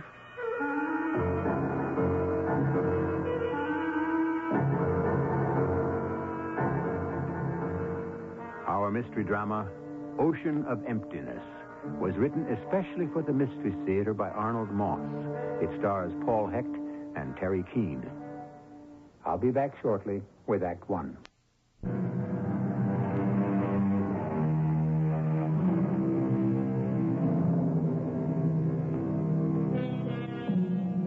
Knowledge is the basis from which man makes his leaps into the unknown. Incredible knowledge. In his attempts to discover the nature of the universe, man keeps making the kind of advances which sometimes simplify, sometimes complicate the process we call life. The time is a distant day in the future, 1995 to be exact. Two young Americans are tearing through space in the spaceship Hyperion, the first married couple to investigate some of the profoundest mysteries of the universe. They have tuned their radio receiver to ground control back on Earth. Ned and Chloe Miller gave their lives trying to reveal what exists beyond the distant limits of our tiny, insignificant universe. Today, we memorialize the courage and the boldness of these two dedicated Americans, husband and wife, who set out into the darknesses of space, never to return. This happened exactly 100 years ago today, back in the year 1995. Ned and Chloe Miller were pioneers in the most daring adventure ever conceived by man up until Turn it off, Ned. It's crazy, Chloe. I mean, what kind of joke are they pulling? He was talking about us, whoever he was. Yeah, as if we were dead. Dead for 100 years. As if this were the year 2095. 100 years from now. Gag or no gag, it is a little scary. Yeah, it's got to be that idiot Charlie Abbott down at ground control. His crazy sense of humor. Some joke. Yeah, wait till we get back. I'll pin that monkey's ears right into the ground. If we get back. What are you talking about? We've been out now for more than 36 hours. In a little over a day and a half, we've covered nearly 400 million miles. Right, Captain? Right, Lieutenant. The reading says 389,986,000 miles from Earth. Well, what's your point, Chloe? Here we are, almost in orbit with the planet Jupiter. When we left the launching pad, we were traveling at 50,000 miles an hour. In almost no time, we're approaching the speed of light itself. Oh, it's one of the reasons we're here. 175,000 miles per second. Yeah, nearly 11 million miles an hour. So what? 10, 15 years ago, only a writer with a mad imagination would have thought this was possible. So? So, I'm terrified. That's what. Absolutely terrified. And that's why I want us to turn back. You know as well as I do we can't do that. Why can't we? For the first time in history, two people have been shot out into space where they're completely on their own. Except for our periodic reports back to ground control, we can go where we please, how we please, when we please. Big deal. I don't understand you. We are about to change the whole concept of the universe, maybe. Oh, Chloe, what's wrong with you? Not a thing. Look, we're piling up firsts, one right after the other. The first man and wife in space, the first humans to travel in the gravitational pull of other planets, the first manned flight to the last outposts of the solar system. I know, Ned. I can recite them all backwards. I am still afraid. Of what? I'm afraid for you and me. I'm just afraid for us. Oh, I don't get it. We know that as an object like this ship approaches the speed of light, the energy that's needed to move that object increases. Head of the class, Chloe. High school physics, Einstein's theory, E equals mc squared. Then you tell me the rest. What's there to tell? As the energy increases, so does the mass of the moving object. And? Go on, finish it. If the speed of light were to be achieved, and we're getting about as close to that speed as we ever will, then what happens? What happens, Ned? High school physics. Nothing happens. Nothing. Well, the mass. The mass. The moving object, in our case, this ship. What happens? The mass becomes infinite. Immeasurable. Which we both know is impossible. Right? Which is why we can never actually reach the speed of light, no matter how close to it we may come. But the closer we do get to it, the closer the possibility of destroying ourselves, of blowing ourselves into tiny little atoms of dust.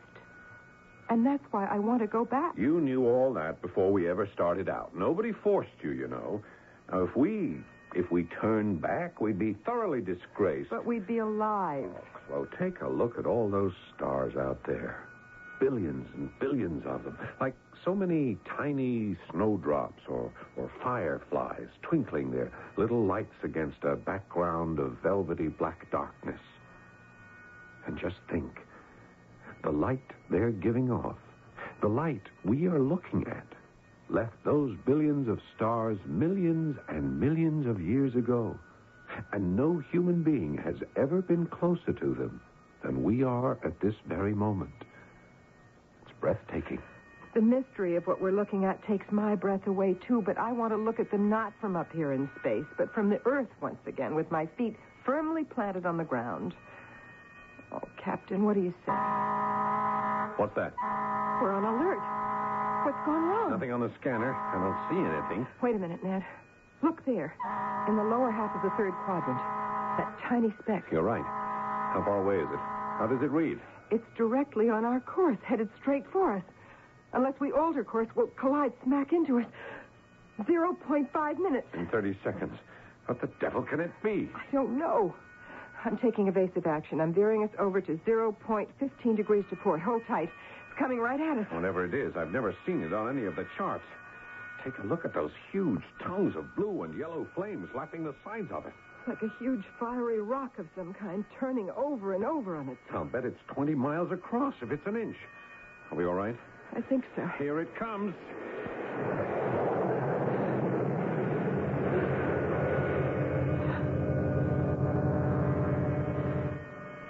That was close. Much too close.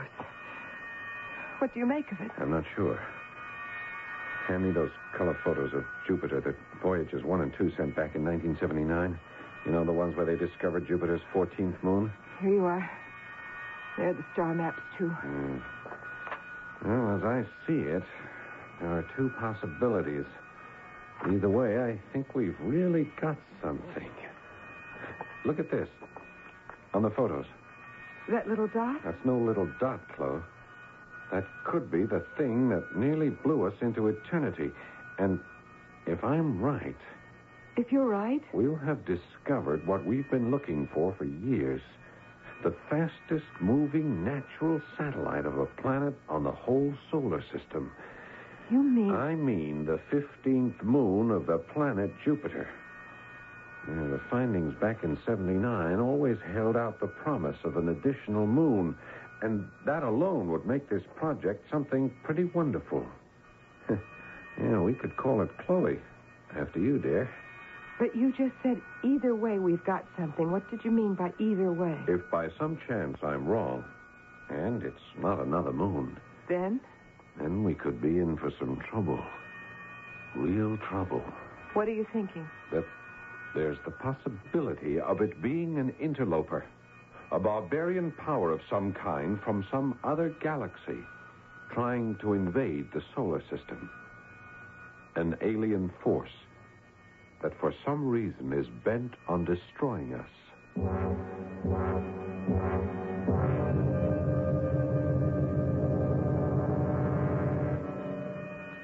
It's almost time for us to make our report to ground control, Chloe. We've got to tell them what's happened. What have you got to report? The passage, the appearance of that thing, how it nearly crashed into us, nearly destroyed us, and the whole mission with it. Oh, great. And the first question you'll be asked is, what do you think it was? What are you going to tell them? That it was a thing? No, of course not. That it was a moon?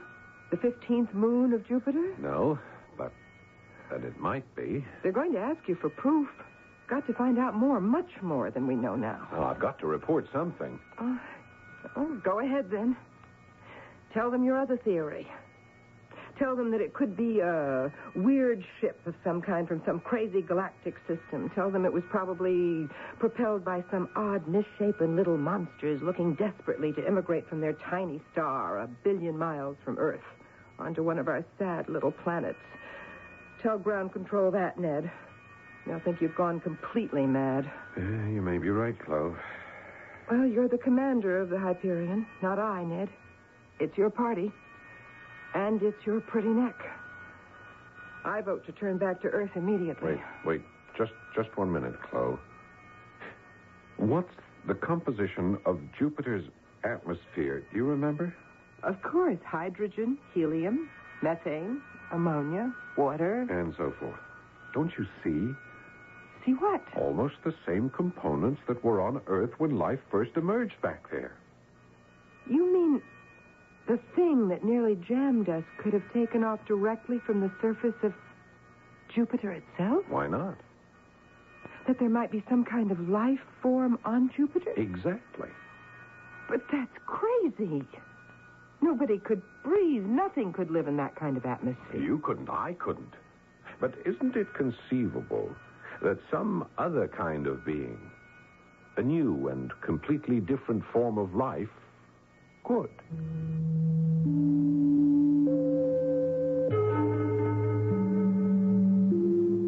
A great English poet, 200 years ago, had high praise for the man who, through vast immensity, can observe what other planets circle round the suns, What varied being peoples every star? Ned Miller suspects that he may be such a man on the brink of throwing light on the age-old question, does some form of life exist outside the Earth itself? More when we return shortly with Act Two.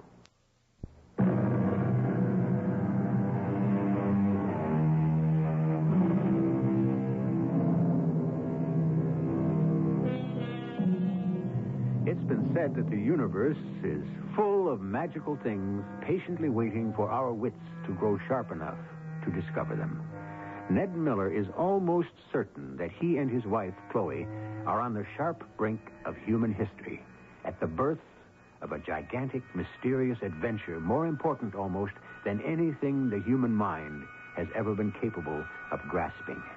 Don't do it, Ned. It could be dangerous. Don't try to stop me, Chloe.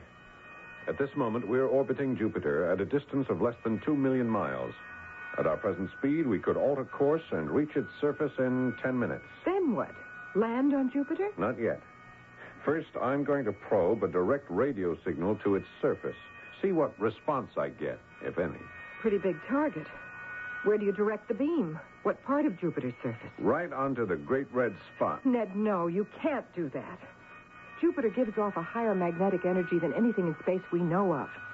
As for the great red spot, we know almost nothing at all about it. What you're about to do could very well blast us to bits. Yeah, well, it's the chance we'll have to take. Don't take that chance, Ned, please. We've gone this far. We're not stopping now. And heaven help us both. Here we go. No! Turn it off! Stop it! Yes, stop it! Ned, are you all right? I think so. You? A little shook up. You stopped transmitting just in time. Yeah, I guess it was more than we could take. That was the biggest electrical storm I've ever seen in my life.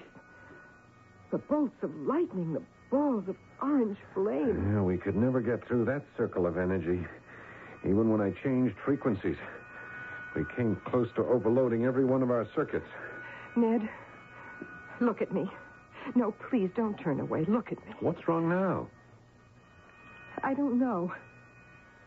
Something funny is happening to you. Something I don't understand.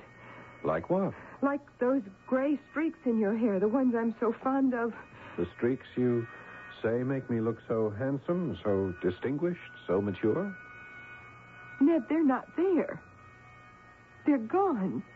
What are you talking about? Here, look in the mirror. Mm-hmm. And the scar on your cheek? From the accident years ago. It's not there either. It's gone, too. And you look 5 years younger than you did a few minutes ago. Hand me the mirror. Those lines under my eyes. They're gone. I look the way I did a couple of years back, too. What is happening? I'm not sure. Could it be that... No, that would be insane. What?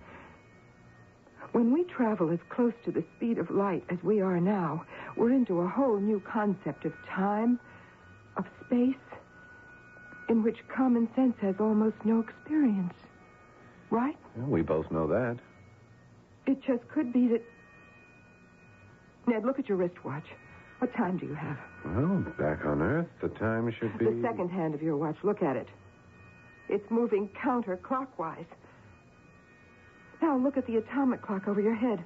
Same thing. It's going backwards, too. Slowly, but backwards. Don't you see? As our ship gains speed, time is slowing down. We're being forced to go backward in time. Just like your watch and the clock. But, Chloe... That would mean that all our biological processes are starting to work in reverse, which would explain how we look. Ned, first we've got to slow down, and then you've got to turn this ship back to Earth right now, this very minute. Chloe, for the last time, I have no intention of turning back, no matter what the risk. What makes you so absolutely pig-headed? Because I know that the chemistry on Jupiter existed almost identically on our own planet long before the emergence of life. So what? I know, too, that millions of years ago, the Earth's first atmosphere, when it was exposed to the action of sunlight, produced more complex molecules, organic molecules of a very crude but elementary form of life. And? The possibility of that having happened, of happening on Jupiter, may be remote. As remote as our being out here in space, traveling at this speed would have been only 10 years ago. Your point is? Even if there's only one chance in a million that there is a form of life on Jupiter, we cannot turn our backs on that possibility. Is that it, Ned? That's it. Then get out of my way. What do you think you're doing? Don't try to stop me. I'm taking us back to Earth. Put down that laser gun, Chloe. Don't come near me, Ned. Because I will use this gun if you make me. You stay where you are. Drop that gun. Ned, you hit me. Don't you try anything like that again. Now, the first thing we do is report to ground control on Earth. Tell them what we've seen, what's been happening, and what we plan to do. And then? And then we're going to try to get through to Jupiter. We just tried, and you couldn't. We nearly got killed. The radio signal couldn't get through. That's not to say that we, the ship, couldn't. You mean you're going to stop circling Jupiter and try to get the ship past that fantastic magnetic field? We'll be vaporized into cinders. Remember that line in Shakespeare's Macbeth? I dare do all that may become a man who dares do more is none. Get ground control on the sensor.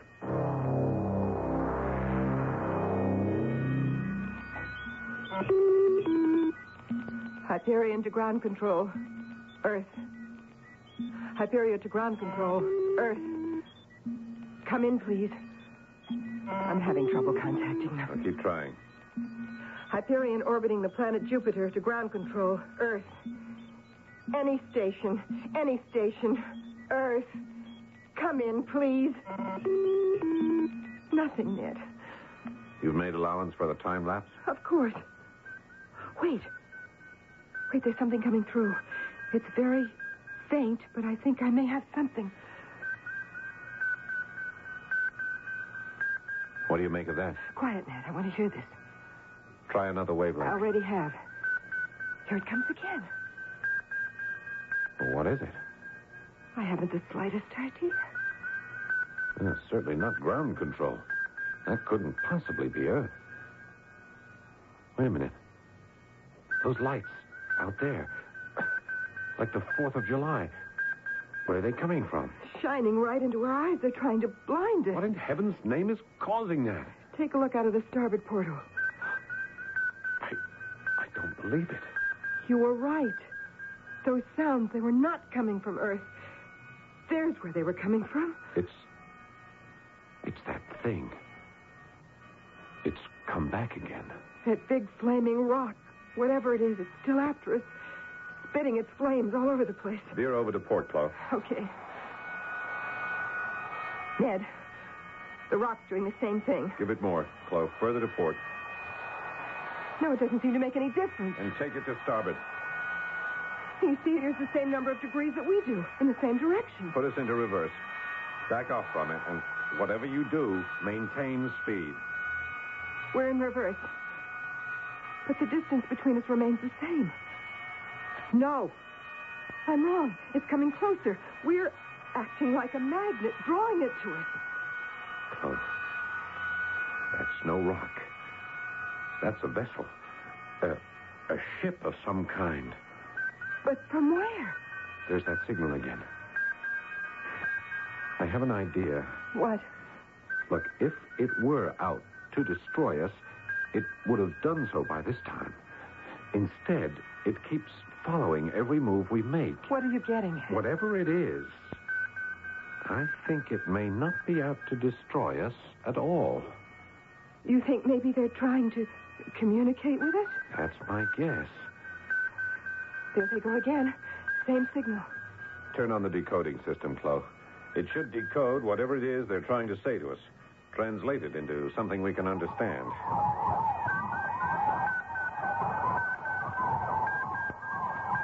What's happening? The decoder doesn't seem to work. All it does is make their signal even stronger than it was. Nothing? Nothing at all. What do we do? Well, for the moment, all we can do is to maintain course. See what happens. Ned? Yeah? The rock. thank heavens it's going away. Yeah, so it is. Do you smell anything like ammonia in here? Ammonia? I smell ammonia. So do I. Where would it be coming from? Look, down at your feet, Ned, right under the guidance system. What is that? Well, it looks like a little... It's a pool of liquid. It's growing larger. Well, how did it get there? I have no idea. There's another little pool near the transmitter. Do we have any ammonia on board? Not that I know of. Do you suppose... Hey, there's another one behind you, over there, near the grid, spreading out wider and wider, all by itself. Ammonia is one of the ingredients of Jupiter's atmosphere. Could it be some sort of life form from Jupiter? The life form you've been suspecting, Ned? I don't know. And if these liquid pools should be that, how did they get in here into the cabin? I have no idea. Something just occurred to me. That message we picked up from Earth. The one where we heard that man speaking about us, what great heroes we were. Yeah, what about it? Could it in some way tie up with all this? Could it be there has been some kind of permanent twisting of time? Something we don't understand? Maybe it is, just as the man said, the year 2095. 100 years from the time we lifted off. Now, take it easy, And Flo. if it is, what are we doing here? With that thing outside breathing down our necks. And the growing pools of ammonia on board ship coming from nowhere. Maybe we are dead. Maybe we've been dead for a long time. Maybe we're a couple of corpses whirling around in an endless ocean of emptiness.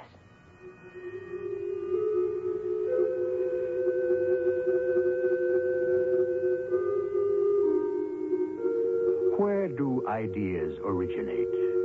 Do they come from hard reasoning? Or do ideas come from those natural instincts we call intuition? And if they do come from intuition, is it true that the insight, the intuition of a woman is a lot more sensitive, more reliable than that of a man? If that's true, then Chloe Miller's fears that she and Ned may both indeed be dead, floating through endless space, should give us more than a moment's pause. Give to the college of your choice. A public service message of this station and the Advertising Council.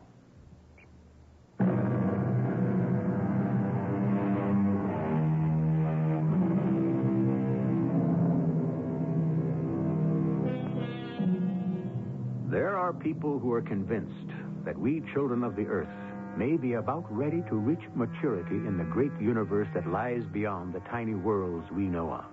And when this happens, they say, it's altogether probable that a new species of life will break out of its present physical bonds and become free and independent in the universe. But we're getting a little ahead of ourselves. We just heard Chloe Miller say to her husband as they hurtled through space, Maybe we are dead. Maybe we've been dead for a long time. Maybe we're a couple of corpses whirling around in an endless ocean of emptiness, just behaving as if we were alive. Chloe, I've changed my mind. We are turning back. Back to Earth. Oh, Ned, thank you. Oh, thank you. You don't know how happy that makes me. Oh, would you like to know why?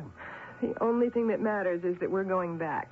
It's because, well, now, I'm afraid. Ned, you know I wasn't really serious about that laser gun. I would never have used it. Yeah. It's a little more than that. I don't follow. For the past few hours, your fears have been building one right after the other. The fear of being vaporized in space because of our speed. The enormous fear of that thing that's still out there somewhere. The fear of my wanting to try to make an actual encounter to land on Jupiter. And then... Yes? Now, look at me, Chloe. The silver streaks in my hair. The scar on my cheek, they're where they've always been. But they did disappear. We both saw it. Yeah, they went away only for a minute or two. And I think I know why. Look at the atomic clock over your head. Which way is the second hand moving? The way it should, but it wasn't before, Ned. I swear to you it was moving backwards. And suppose it was. What are you trying to tell me? That I'm not responsible for what I see or do? That's not what I'm talking about. Then what are you talking about? Because only one of us can be right. No, we're both right. We must have penetrated some kind of weird time pocket, like an air pocket, in which time and our life processes were, in fact, working in reverse. But we're out of that now. And things are normal once again. Normal? Are there pools of liquid down there at your feet, or aren't there?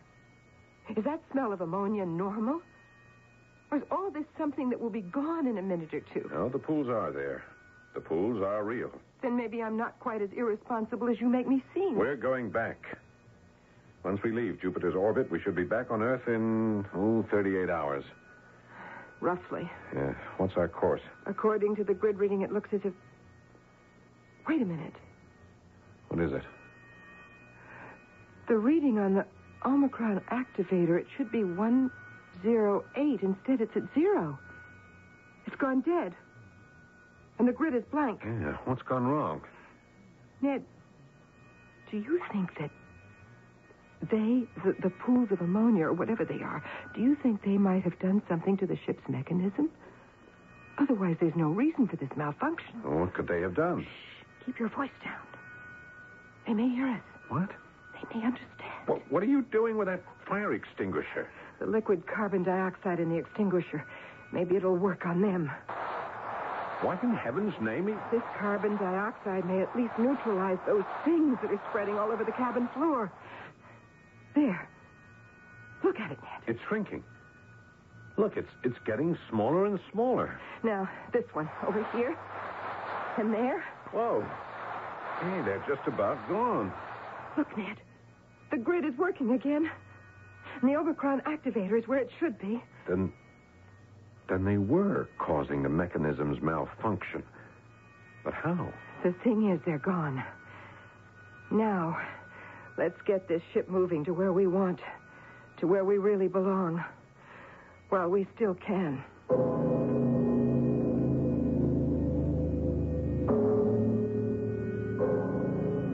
Chloe, take a look at the scanner. Oh, you can actually begin to see Mother Earth. Everything's just as it should be. Except for one thing. Which is? Are we 100% sure that is Earth? Well, that's a silly question. What else could it be? I'm not sure. I have the oddest feeling. It's still far off. Double the intensity on your scope and take another look. Uh-huh. Yeah, there's just the one moon. More than half the surface appears to be water. Plenty of oxygen in the atmosphere, and yet... What are you worried about? I can't say. Something strange and unfamiliar about it. I mean, look at that thick, orange-colored smog sitting on top of everything. Ned, you're tired. The strain's been a little too much. Yeah, for both of us. We'll be arriving in no time at all. What are your plans, Captain? Well, before we head in for actual re-entry, we activate the helicopter system. Then we can hover over it for a bit, take a careful look to see what we're getting on to when we land.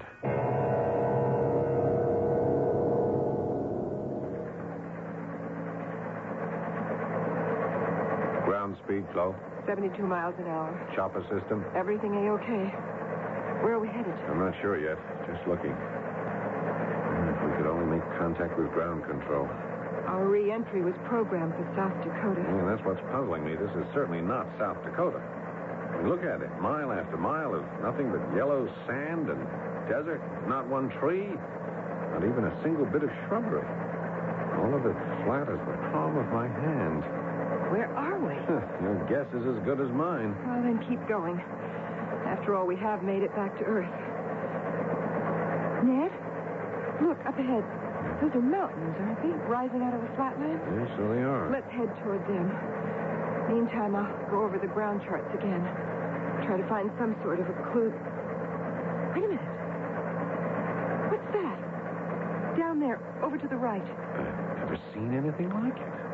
Like a tremendous plastic bubble. Yeah. An enormous sheet of film covering the mountains. As if it were protecting them in some way. It stretches out almost to the horizon. Let's go down, take a look, see what it is.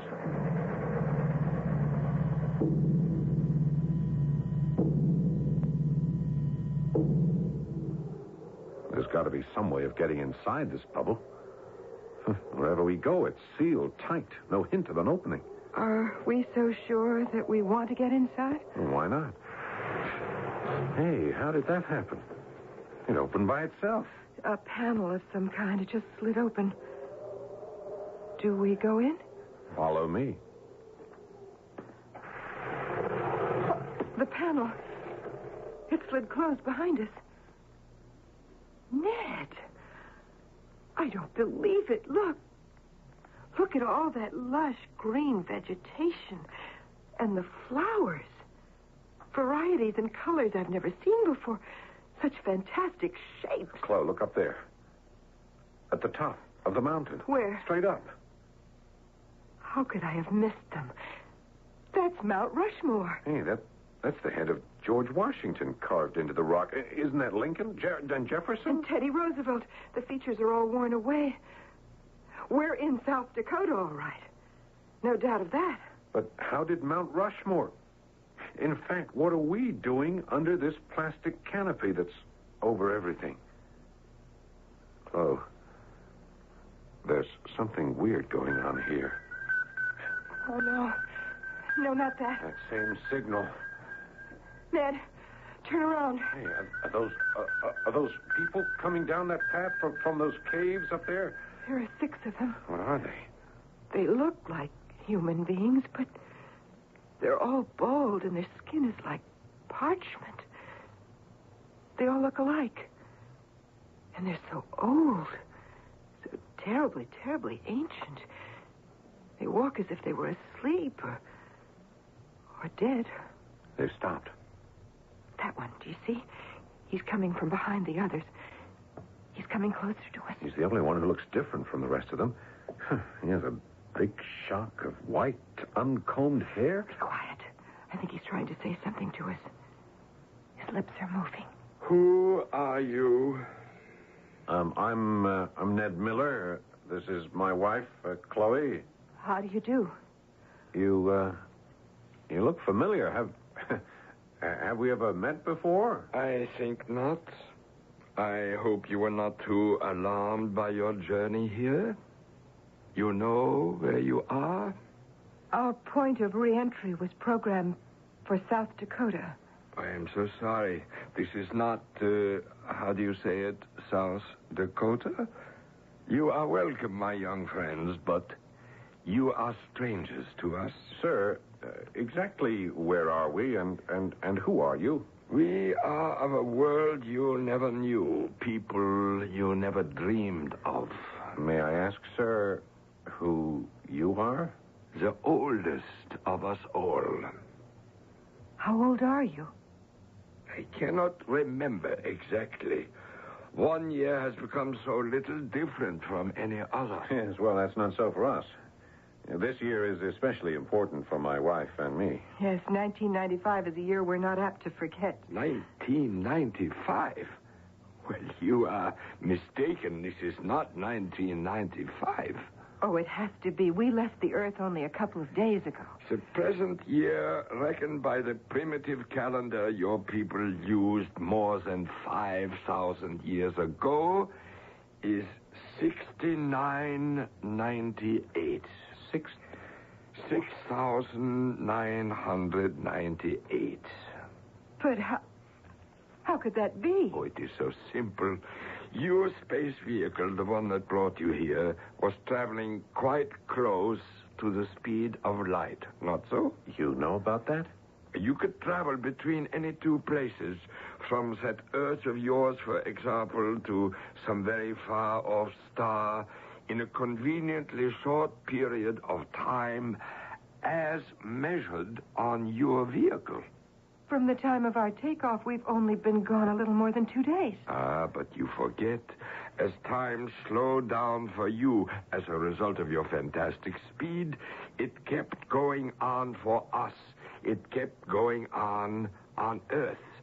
What was 2 days for you was over 5,000 years for the rest of us. Exactly 5,003 Earth's years have gone by since you left the Earth. Chloe, if that's so, then that would explain the voice we heard minutes after our takeoff, where they spoke of the 100th anniversary of our leaving the Earth. They said it was 2095, remember? And spoke of us as if we'd been dead for 100 years. That was 2095. A long time ago, I know. I once visited your Earth for a moment or two in eternity. You keep saying your Earth, that Earth of yours. If that isn't Mount Rushmore up there, what are those 4 heads carved into the rocks? Well, they are the heads of the 4 scientists who are supposed to have made the greatest contributions to the universe in the past 5 millennia. The features are almost worn away by the ravages of time. Then I ask again, who are you? And how did we get here? You are here because we wanted you here.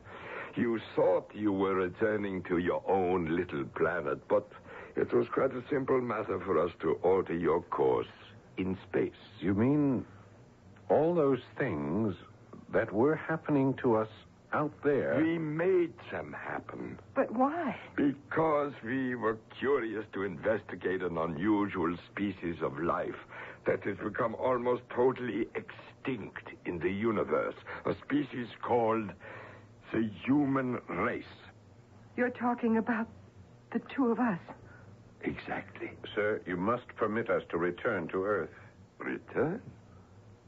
There is no longer any Earth. Your people destroyed it. You fouled the world with air you could not breathe, with water you could not drink, with food that poisoned you. Some of you had the good sense to emigrate here. But then the same thing began to happen. So we built this bubble, as you call it, as our protection against you. And you, sir? I have lived in many places, in different universes, at many, many different times. You see, I have almost learned the great secret of immortality, of life without ends. Now, you must excuse me, please. I have grown a little tired. Make yourselves comfortable.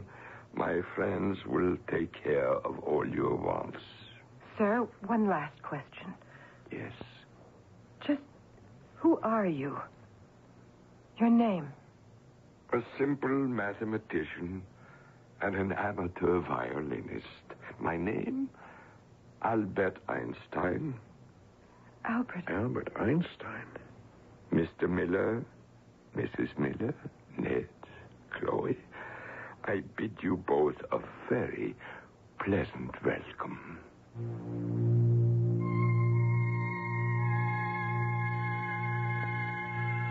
A well-known poet has written, I dipped into the future far as human eye could see, saw the vision of the world and all the wonder that could be. We've done more than a little dipping into the future with our story, but who is to say that it could not happen? I'll return shortly. Danielle Steele. Millions of women like you and me have loved her bestsellers, from To Love Again to The Promise, because no one knows more about loving. I thought loving would never be part of my life again after 2 men broke my heart. That was before Oliver, before I learned how little I know about myself and loving. Loving. Danielle Steele's new novel captures all the joys and risks that are part of every woman's passion. Loving, a new Dell paperback bestseller. Here's an important energy announcement from Amana. An announcement that can save you money. According to figures just published by the United States government, Amana refrigerators have the lowest estimated yearly operating costs in 5 out of 8 different size categories, from 12 cubic feet to 25 cubic feet. So if you're looking for a refrigerator, big or small, see your Amana retailer right away. Amana, first again with energy savers.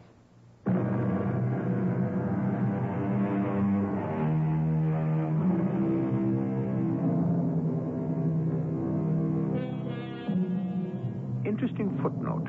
Albert Einstein was not, is not, if you please, an extraterrestrial living on some far-off star who designed to spend a minute or two of his time, on Earth. That, of course, is no more than a figment of our writer's imagination. But the element of an incredibly huge time warp, the tremendous difference between the time of an object traveling close to the speed of light and the time back on Earth, is not the product of a writer's fantasies, but absolute, proven, scientific fact. A fact which we owe to Dr. Albert Einstein. Our cast included Paul Hecht, Terry Keane, and Arnold Moss. The entire production was under the direction of Hyman Brown. And now, a preview of our next tale. I want you to sponsor me. Sponsor you? Why? I am carrying your work forward. You are denying everything I ever held to be true. But I'm building on your foundation. You'll discredit me. Your place is secure. But now you must yield to men who have gone beyond you. It happens to all great discoverers. Darwin, Freud, Einstein. Yes, but not yet. Not now.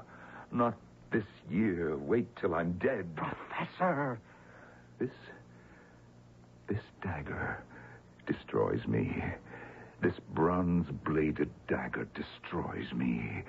Why did you have to find it? Because it was there. Why did you have to bring it here and show it to me? Because I wanted you to be the first to know. The first to know that I'm disgraced? Professor, that isn't true. Oh, I could kill you. What are you saying? I could kill you with this dagger. I could kill you. This is E.G. Marshall inviting you to return to our Mystery Theater for another adventure in the macabre. Until next time, pleasant dreams. Yes Radio Mystery Theater presents...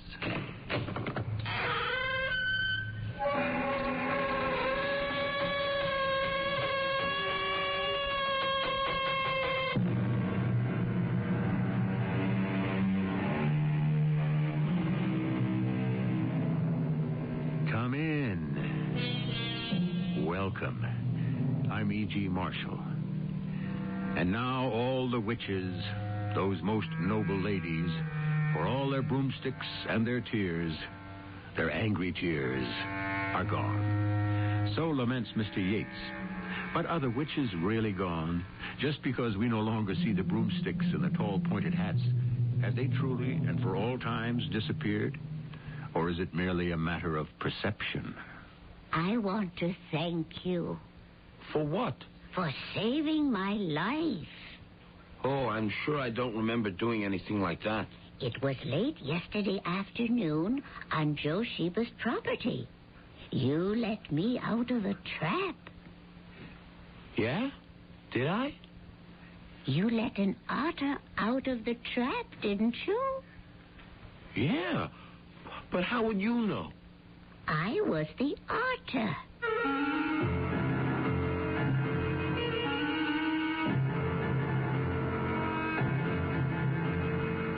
Our mystery drama, Napoleon and the Queen of Sheba, was written especially for the Mystery Theater by Sam Dan and stars Christopher Tabori. I'll be back shortly with Act One.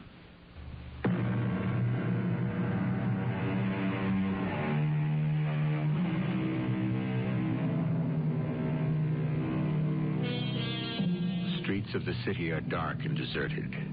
An icy stillness hangs in the air. Winter, like an invading army, has driven the people indoors to escape the biting winds, which are cold enough to crack the very pavement. Here and there may be heard hurried fugitive footsteps. There is darkness and silence. But suddenly, one is aware of a square of light on the snowy sidewalk. It comes from a store window. The sign says, Garcia's Grocery. Why is it open at this hour of the night? That's what Tom Garcia himself would like to know. Hey, Inez, can we close up? Well, don't close up yet, Tom. What do you mean, don't close up yet? What do you want me to stay open for, huh? Well, somebody might need milk for a baby. They can wait for the morning. Oh, just a little while longer? Oh, sure. So some punk can come in here and try to pull a stick up?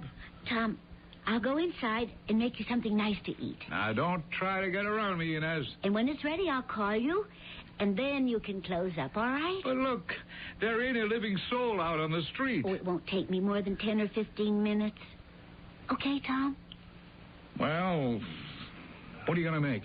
It'll be a surprise.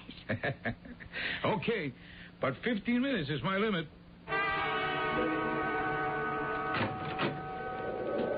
Hey, shut the door. It's freezing out there. Okay, what do you want? I'm closing up in just about 2 minutes. Well, what do you want? I want all the money you got in the cash register. I see. I just hold that gun steady. Shut up. I'm saying it for your own good.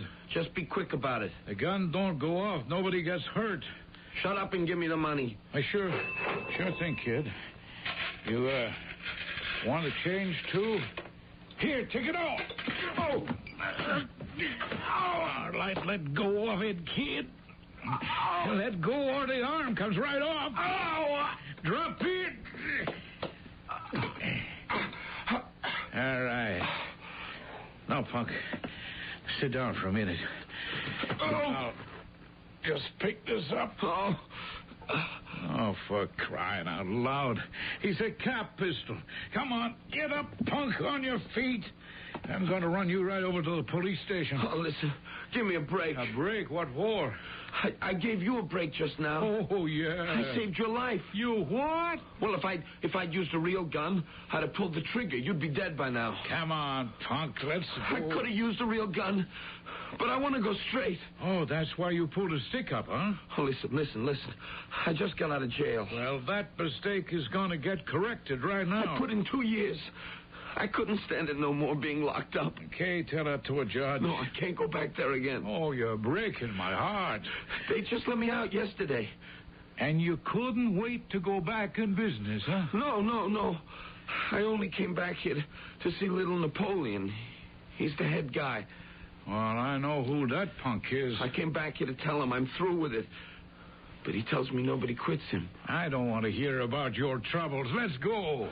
I knew I had to get out of town, but I needed money.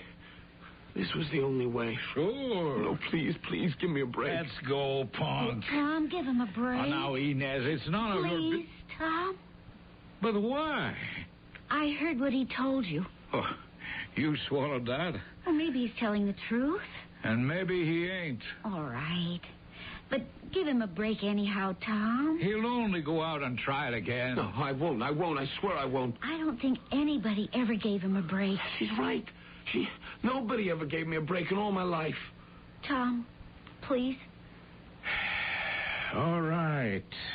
I'm the world's biggest chump, the champion sucker. Oh, doesn't it make you feel good to help somebody? Okay, punk. On your way, beat it. Thanks, mister. And if I ever catch you hanging around here again... You won't. Wait. Where are you going? Oh, what's the difference where he's going? Well, you said you had to get out of town, didn't you? If I don't, I'll have to keep working for Napoleon. Where can you go? Back where I came from. And where's that? Farm, upstate.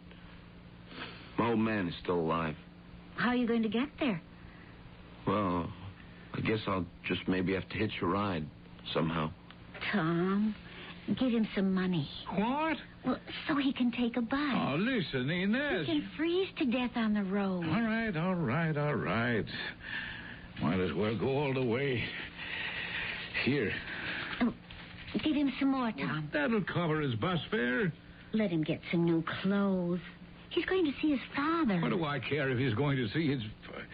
Yeah, okay. Here, take this. But I'm telling you, there's not a nickel more. Now, take off, punk. Don't call him a punk. I'll never forget you. Sure you will, as soon as you walk out the door. What's your name? Eddie. Goodbye, Eddie. Goodbye.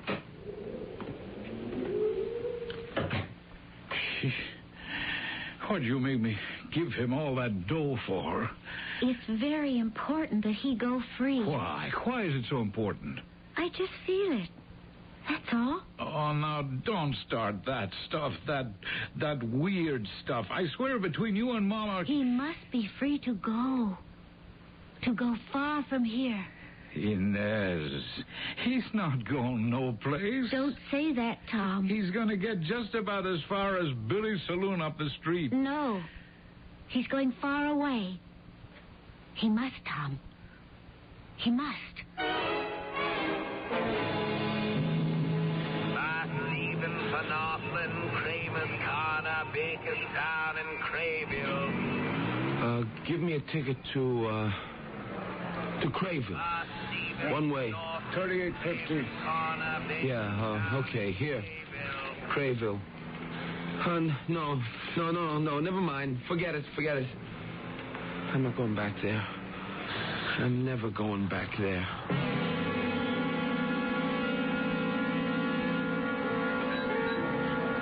Good evening, Eddie. Oh, little Napoleon. Billy, another round for my friend here. I saw you a bit earlier, Eduardo. Oh, yeah? Of all places, at the bus terminal. Oh, you were contemplating running out. Were you not, Edward? No, And then I noticed you suddenly changed your mind. Well, you thought it over. The farming life is not for you, is it? You saved yourself, and in the proverbial nick of time. I told you no one ever resigns from my employ. Nap, give me a break. I have. You're alive. Had you tried to board that bus, the word terminal would have aptly described your condition. Whatever it is you got in mind for me. Sooner or later, I'll have to get caught. Only if you're careless. If I have to go to jail again, I think I'll kill myself first. Oh, very melodramatic, aren't you, Edward? Report to my office in the morning. I'm sure you're eager to get back to work.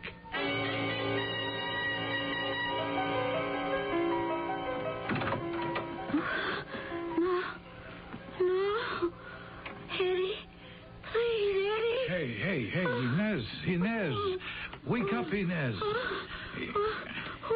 Inez, wake up, will you? What's wrong? I heard you in my room. Tom? You having a nightmare or something? Tom? It's me. I'm Tom, your brother. Tom.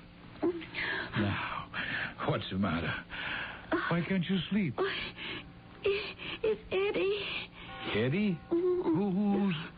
What are you saying? Eddie. Oh, that punk.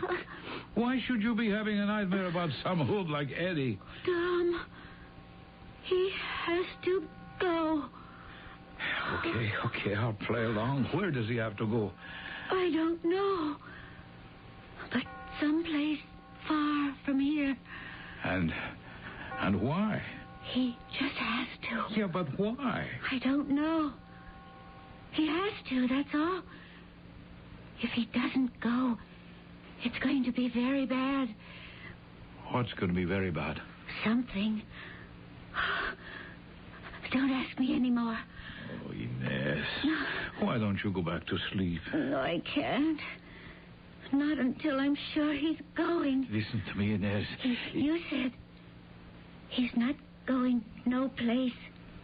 He's gonna get just about as far as Billy's saloon up the street.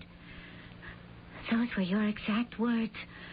Sure, so? Tom, why did you say those words? Why? I don't know. Could you be right? Is it possible he won't go any further than Billy's saloon? Inez. Just answer me. Is it possible? That's not why we let him go. That's not why we gave him the money. Tom, just to make sure, run over to Billy's. What? And if he's there, you just tell him he simply must go away. Inez, do you know what you're talking about? Yes, I do. Oh, please, do it for me. Don't ask me any more questions. Just do it.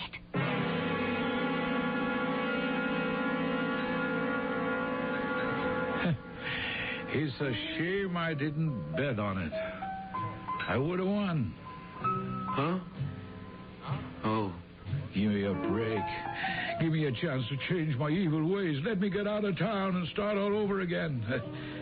Something to that effect, wasn't it, punk? Now listen. I already listened. What more can you tell me? You don't know what it's like up there on the farm. Oh, I bet it's like being in jail, huh? You're surrounded by all that empty space. Nowhere to go. Nothing to do. The whole world is against you, huh? Oh, please, I'm scared. If I cross him, he'll kill me. And if you cross her, I will kill you. Who? Inez, my sister. Sometimes I don't think she's in this world. Maybe she's too good for it. She believed you. Doesn't that mean something? I'm just so scared. In your whole life, she's the only person that ever gave you a break. And this is how you're going to pay her back, huh? I'll go back home. I'll tell her. Oh, no, please, don't. She'll ask me. I'll have to tell her. She'll always know when I'm lying. I called you a punk. Remember? She said, don't call him punk. So I'll have to go back and tell her that's exactly what you are. Sometimes I wish I were dead. You're going to get on that bus. You don't understand. I have to go back and tell her you went far away. Because if I don't, it's going to kill something inside her. Something very important to her. So get moving, punk. Don't call me punk. I'll call you punk as long as the handle fits. But I told you, if I go, Napoleon will kill me. And I told you if you stay, I will kill you. So, which one of us do you want to take on? Me or Napoleon? Not very much of a choice, is it? Evidently, there is a struggle of some sort going here for the soul of this young man. But why is it so important that he go far away? The answer will be revealed shortly in Act 2.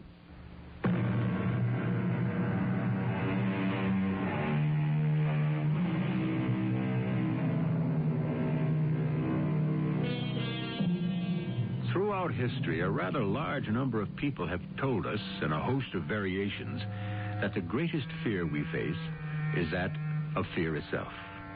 It should come as no surprise. Fear is a disease most infectious, and it feeds on its own fat. How does one learn to cope?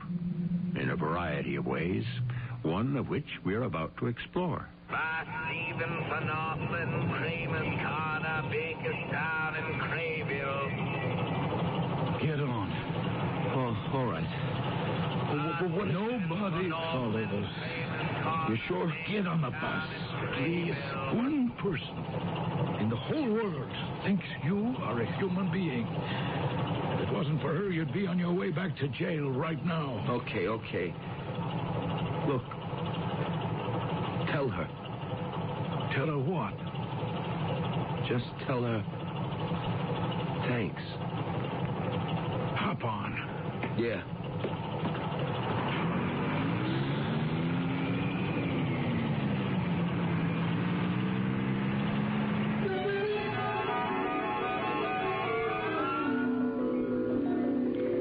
Tom? Yeah? Was he? Yeah, he was in Billy's. Oh. I convinced him he'd be better on the road. And? He's gone. The punk. No.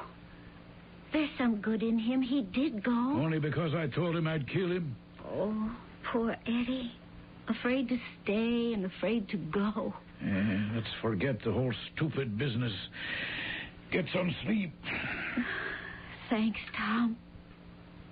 Inez, why is it so important for this punk to go somewhere? I don't know. But soon, very soon,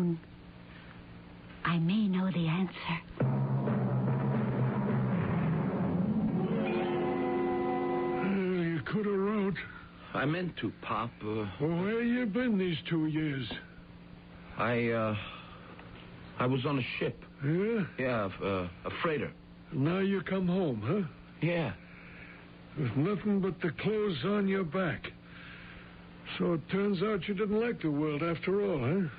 No, Pop. Farm looks pretty good now, don't it? Yeah. There's some stew in the pot on the stove and some coffee. Thanks. You better eat and get to bed. You got to get up at 4 o'clock tomorrow morning. Oh, but Pop, it's winter. I know it's winter, but you don't want to get out of the habit. I hope you didn't think you were coming home to lay around all day. No, That's good. Tomorrow morning, you're going to feed the stock. Then you're going to fix them stone fences before the snow gets too deep. Yeah.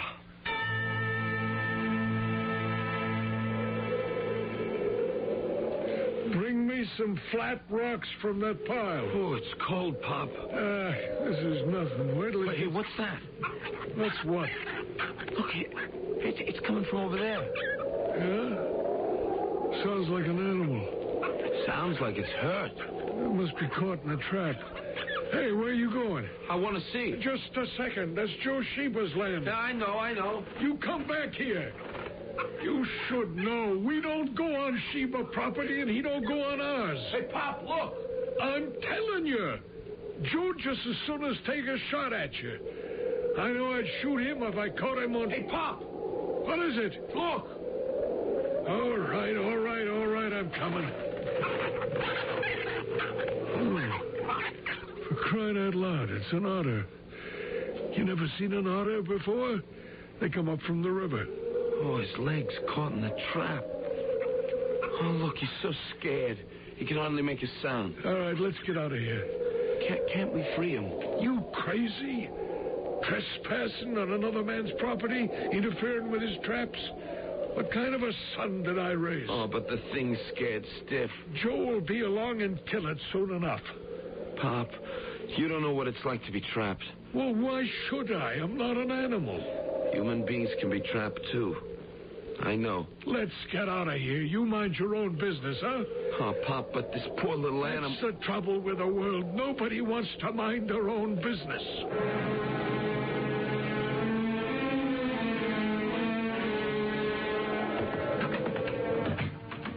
Oh, where have you been? Oh, I've been out. Out where? Just out, walking around. You must like the cold, huh? You stole that otter from Joe Sheba's trap. That's where you went. I didn't steal it. What did you do with it? I just let it go. I hate Joe and he hates me. But we'd never sink so low as to steal from each other. You ought to stay here. I'm warning you. You keep out of trouble. You hear? I'll get it. Now, don't you answer it. Let me look out the window first. See if it's Joe Sheba and if he's carrying a rifle. All right. Go ahead, open it. It's just some old lady. Good morning, folks. Good morning. Mind if I come in? Oh, thank you most kindly. What can I do for you? You could let me get warm by the fire. Push that chair over to the stove, Eddie. You ate any breakfast? No, sir, I have not. Well, you can help yourself. Thank you most kindly. I don't believe I've ever seen you around here before. No, sir, you have not. Where are you headed for, ma'am? Oh, everywhere in general. Nowhere in particular. What are you doing here? I'm looking for work. Work? I look about this place, and oh, my. It sure needs plenty of work. It could use a thorough-going cleaning. There's not a single curtain on any window, and I'll bet there's plenty of clothes that need mending, socks that need darning. Well, that's settled. What's settled? I'm to stay here for a spell and take care of all those things. Just a second. In return for my room and board. Now, where are you going to find a better bargain? I believe I'll try one of those sausages. I would think, sir, you'd be mighty fed up with your own cooking by this time. Well? My name is Alavia. Alavia what? Oh, just plain old Alavia. Why don't you gentlemen go out and do chores, and I can get right to work? I don't know. Well, I could use a woman's help around here for a bit. There, you see? What did I tell you? Eddie, I'm going to drive into town. I'll be back in a couple of hours. Make sure you get started now. Oh, he will. Well, I'll see you later. You'll see me, too. Yeah, you too. I never thought he'd do it. Do what? Let you stay. Why not? I guess he just don't like having people around here. Ever since Mom died, he's been very hard to live with. I want to thank you. Thank me? For what? For saving my life. Saving your life? Oh, yes. I don't remember doing anything like that. How could you forget? I can't even imagine how. It was late yesterday afternoon. Oh, you're making a mistake. Oh, no, I never make mistakes. Wait, that isn't true. I did make a mistake. I let myself get caught in that trap. What trap? The trap on Joe Sheba's property. How would you know about the trap? Only Pop and I were there. And me. I was in the trap. No, an otter was in the trap. I was the otter. What did you say? You heard what I said. I was the otter. Well, but how could you be the otter? I had changed myself into an otter. You changed yourself into an otter? Now, how else was I going to get across the river? The ice is still too thin to walk on. Oh, I could have become a fish. Oh, but they never have any fun. Did you ever see a fish that looked happy? I don't understand. Down south once, I changed myself into an alligator. Oh, I didn't like that at all. I suppose it clashes with my disposition. You get a very good feeling, as a rule, when you're an otter. And they're cute, aren't they? Oh, I can't believe this. Do you know why? Because you're fighting it. Just accept it. How can I accept it? It's impossible. Nothing is impossible today. How can you do it? I'm a witch. A witch? I had nothing to say about it. That's the way I was born. And you can change your shape? That's right. Then when you were in the trap, how does it happen you didn't change yourself back? Well, I couldn't. I wasn't free. And you came along, and you saved my life. Now, what can I do for you? For me? Oh, I don't know if there's anything anybody can do for me. A witch isn't just anybody. How about this witch stuff? I wouldn't say too much about it when Pop is around. I mean, he gets bothered very easy. Oh, don't worry. This is our secret, yours and mine. And besides, I happen to have plans for you.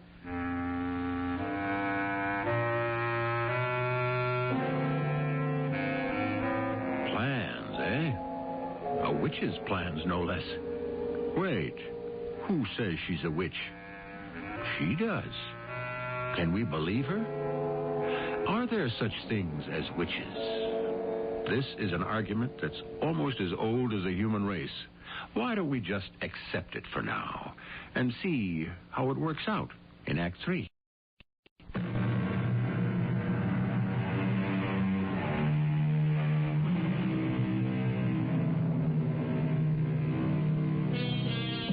Sane and sensible people insist that there's no such thing as witchcraft. That's during broad daylight, in the midst of a crowd. Sane and sensible people, however, may have another view of the world when they're all alone in the darkness. Then, of course, there's the matter of confrontation. The fact is, we really don't know, do we? You're a witch, huh? Guilty as charged. Although I should say innocent as charged. There's no disgrace in being a witch. Like everything else, it depends on what you do with it. But I still don't get it.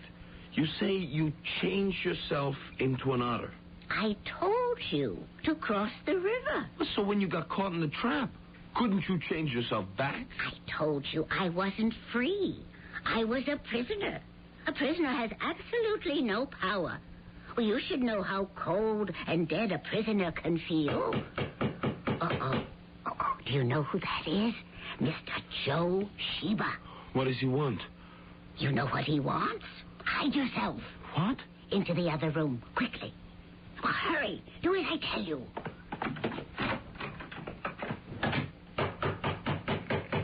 Just a minute. Well, how do you do? Mr. Joseph Sheba, I presume? Yeah, it's Joe Sheba, all right. Well, won't you come in? Where is he? Where is who? I had an otter caught in my trap. Did you? And somebody stole it. Did they? Yeah. At first I says to myself, it's old Pop, but then I said, nah, bad as he is, he ain't a thief. It must have been that no-good jailbird son of his. How do you know he's a jailbird? Everybody knows, everybody except the old man. He don't want to know. Isn't it entirely possible you're making a mistake? No, it ain't. I know there was an otter in that trap. I could tell by the hair that was still on the jaws of the trap. Perhaps you saw what you wanted to see. Somebody opened that trap. Why are you so sure? Hey, who are you? Who am I? Yeah, that's what I asked you. Who do you want me to be? Now, what kind of answer's that? What kind of answer did you expect? I asked you a simple question. There is no such thing as a simple question. Oh, I'll give up. Oh, don't give up. Life is too full, too rich, too beautiful. All as I know is somebody stole my animal, and I'm going to get satisfaction for it.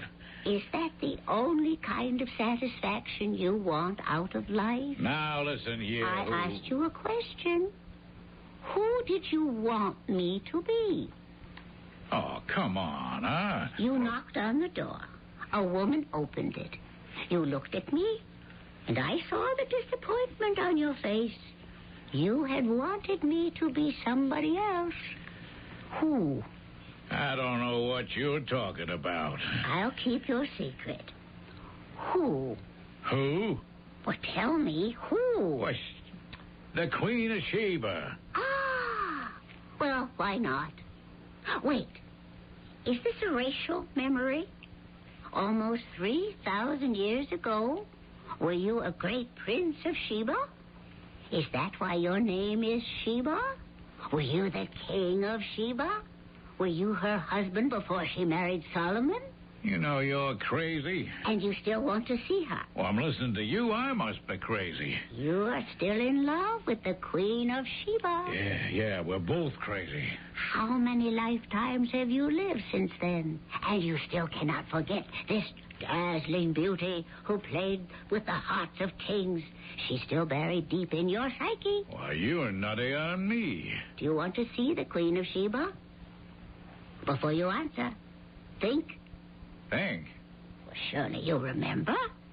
She's as cruel as she is beautiful. Imperious, intolerant, dangerous. Do you still want to see her? What is all this? What's happening to me? Do you want to see the Queen of Sheba? Do you want to hold her in your arms again? Oh, yeah, sure. Then it's done.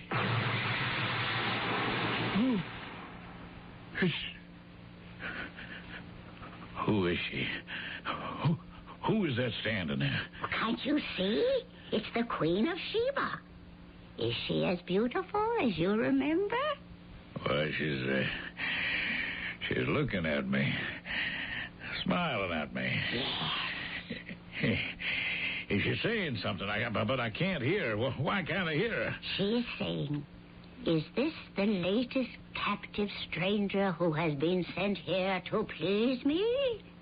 Oh, is that what she's saying? And now she's saying, come forward embrace me? Is that what she's saying? She's saying that to me? Do you need another invitation? Take her in your arms. Whoa. What's she saying now? She's saying, I shall keep this one and make him king of Sheba for as long as he shall please me. Keep me? Well, why is she going to keep me? In ancient Sheba or Saba, a forgotten land in the Arabian desert. Oh, I don't want to go live in no desert. I'm afraid you don't have any choice. She's ordering her guards to seize him and hold him until I decide to take my pleasure. Hey, no, wait. You got it. Now, wait. Let go of me now. Let go. My dear man, the thing is inevitable. Relax and enjoy it.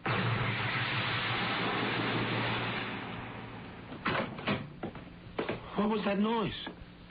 What happened? Where's Joe Sheba? He went home. Oh, but that don't solve anything. It solves everything. How? He'll be back. I don't think so. You did something to him? Who, me? Well, what happened to him? I told you. He went home. Oh, what about the trap and the otter? I don't think she's worried about that anymore. Who are you? How many times must I tell you? A witch. Oh, no, but there's no such thing as... There isn't. Ask Joe Sheba, if you can find him. But what do you want from me? I want to thank you. Well, what for? Oh, okay. I know what for. For the trap. Well, all right. You fixed it with Joe Sheba, didn't you? I should think so. Well, then we're square. No, I must do more. More? You're not really a bad boy, Eddie. What you need is a nice little wife, and then you'll settle down. And I've got just the girl for you. You got a girl for me? Of course. Inez. Who's Inez? Oh, Eddie, you've forgotten her already. Inez, the girl in the grocery store. Oh, Inez. And I thought you fell in love with her. I did. But how do you know Inez? She's my daughter. Inez is your daughter? Of course. Why do you think she wouldn't let her brother take you to the police station? I don't know. Oh, Eddie, you still haven't figured it out. Inez knew I'd be caught in a trap, and she knew somebody would have to come up here to set me free. Are you telling me the truth? Oh, no, it's impossible. It doesn't matter. You don't have to be smart, Eddie. You have a clever wife. Wait, but how did she know I'd let you out of the trap? Because she could see that you really have a good heart. And that's all that really matters. I can't afford to get married. Well, Tom will give you a job in the grocery store. You mean I'm going to have to work in a grocery store? It's honest work, isn't it? I guess so. Would you rather work here, on a farm? No. And after a while, Eddie, with Inez's help, you'll open up another store, and another. Soon you'll become a great tycoon. Not because you're smart, but because you have a big heart. That will be the name of the company, the Big-Hearted Store. That sounds great. When can we go? Anytime you're ready. Oh, what are we talking about? I couldn't go back there ever again. Why not? A little Napoleon. Yes? What, don't you understand? He'll kill me. I don't think so. You don't know little Napoleon. He doesn't know me either. I'm not going back there. I'm scared. Oh, then I suppose I'll just have to find another husband for Inez. Oh, you don't understand. Nobody ever crosses little Napoleon and lives. And you'll stay here, getting up at 4 a.m. to feed the animals and do all the plowing, milking. Oh, please. Oh, let me take you away from all this, Eddie. But little Napoleon. Let me worry about little Napoleon.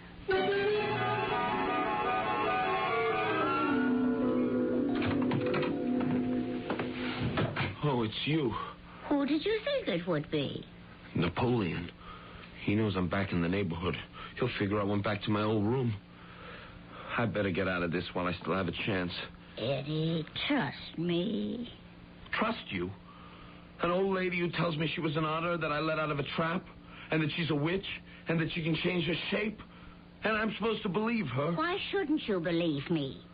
You're not only asking me to believe you, but to bet my life on you. Doesn't it make you feel marvelous? Marvelous? To have something to believe in? Something wild, mysterious, exciting. That a person can change shape? Of course, why not? People change all the time. They change personalities constantly. And if you can change what's inside, why is it so strange to believe that you can change what's outside? Oh, boy. A person grows up. And by the time he's a man, he's become a weasel or a lion or a snake. He's got everything but the shape. In time, people will learn how to do that, too. Oh. I know you're in there, Eddie. It's little Napoleon. What am I going to do now? Step into the closet. But that's the first place he'll look. Eddie. Oh, why'd I listen to you? Step inside, Eddie. Do as I tell you. Now, don't make a sound. Just a minute. Yes? Who are you? Who am I? Who are you looking for? I apologize, madam. I believe I've got the wrong apartment. May I ask who it is that you're seeking? A young gentleman who obviously isn't here. The young gentleman is the object of a temporary objective. Who is it that you seek constantly? I beg your pardon? Won't you come in? Perhaps I can help you. Help me do what? Who is it that little Napoleon was always looking for? Oh, you know who I am, eh? I know who you would like to be. You would give anything, everything in the world to be Napoleon. In fact, in truth, in reality. What are you suggesting? Napoleon? Well, it's just a joke. Is it really? You mean you don't see yourself as Napoleon? One day, when you'll be more than just the head of a gang of neighborhood thugs, one day you will be known and feared as he was. Well, did I touch a nerve? Why settle for the pale imitation when you can be the authentic, the original? Be Napoleon. Be the young artillery lieutenant who captures the throne of France. Be the Napoleon who conquers Europe. And look, here, your beautiful bride, Josephine. Oh, It's Josephine. See? She has her arms extended. Go to her. Go. What are you waiting for? Josephine.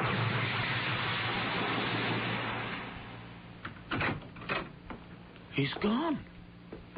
Where did he go? Oh, he left some time ago. What do you mean, some time ago? I think it's been 2 days. 2 days? But it was just a couple of minutes ago that I stepped into the... You were very tired. You just slept all this time. Oh, now, look, don't try to tell me something that I know... in the mirror. You see? That's at least 2 days' growth of beard, isn't it? Oh. But don't you want to go over to the store and talk to Inez? Well, what about Napoleon? How can I be sure that he... Here, the morning paper. Read. Local mobster becomes insane. Robert Fruber, who called himself Little Napoleon, was found running about the street dressed as Napoleon. What's this? Read on. Intimates claim he kept the Napoleon costume hidden in his room, but this is the first time he ever wore it in public. Psychiatrists who examined him say that he will probably spend the rest of his life in an institution. Do you believe me now? Oh, yes, but... Now? You shall go to the store and propose marriage to Inez. Marriage? I thought you would like that. Of course, if you don't want to marry Inez, I can think of something else for you to do. No, please. Inez, absolutely. I love her. I'm crazy about her. Don't be hasty. There's nothing in this world I'd rather do than marry Inez. Good. In that case, do it now. And he did. Now he's married into a family which has 2 witches. And you'll notice the techniques both the ladies employ. They never do anything. They charm, they cajole, they convince you to do it yourself. And I'm convinced that I will return shortly.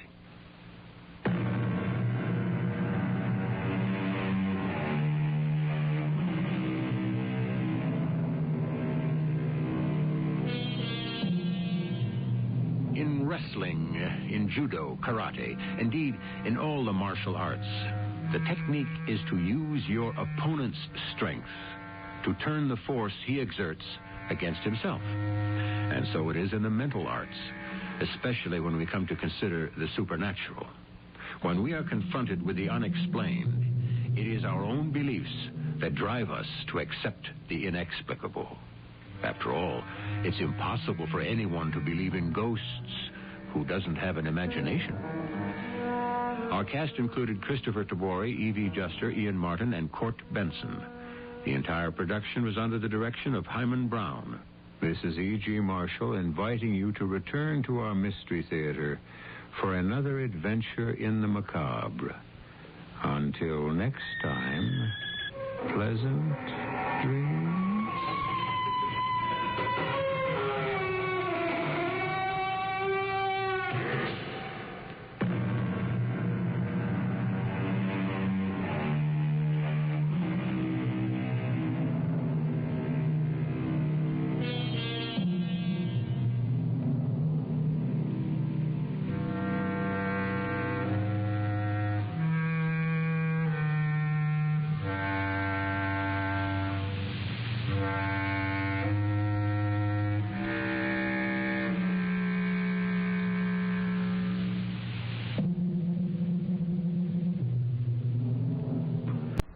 The CBS Radio Mystery Theater presents...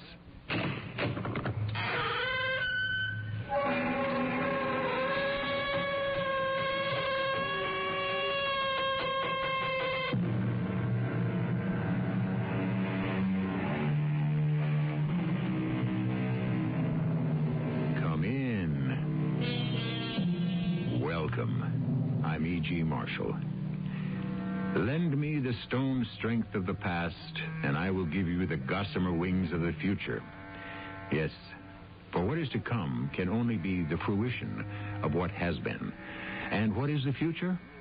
Only the past, striving to be born. And the child, after all, is really the father of the man. You are her child. Yes. Her illegitimate child. Please. Then it's true. Those ugly whispers, those foul rumors are true.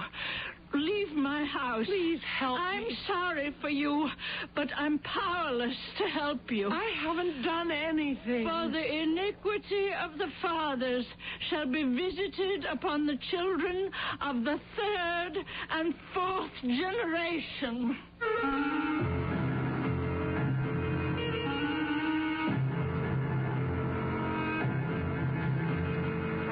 Our mystery drama, Sins of the Fathers, was written especially for the Mystery Theater by Sam Dan and stars Patricia Elliott.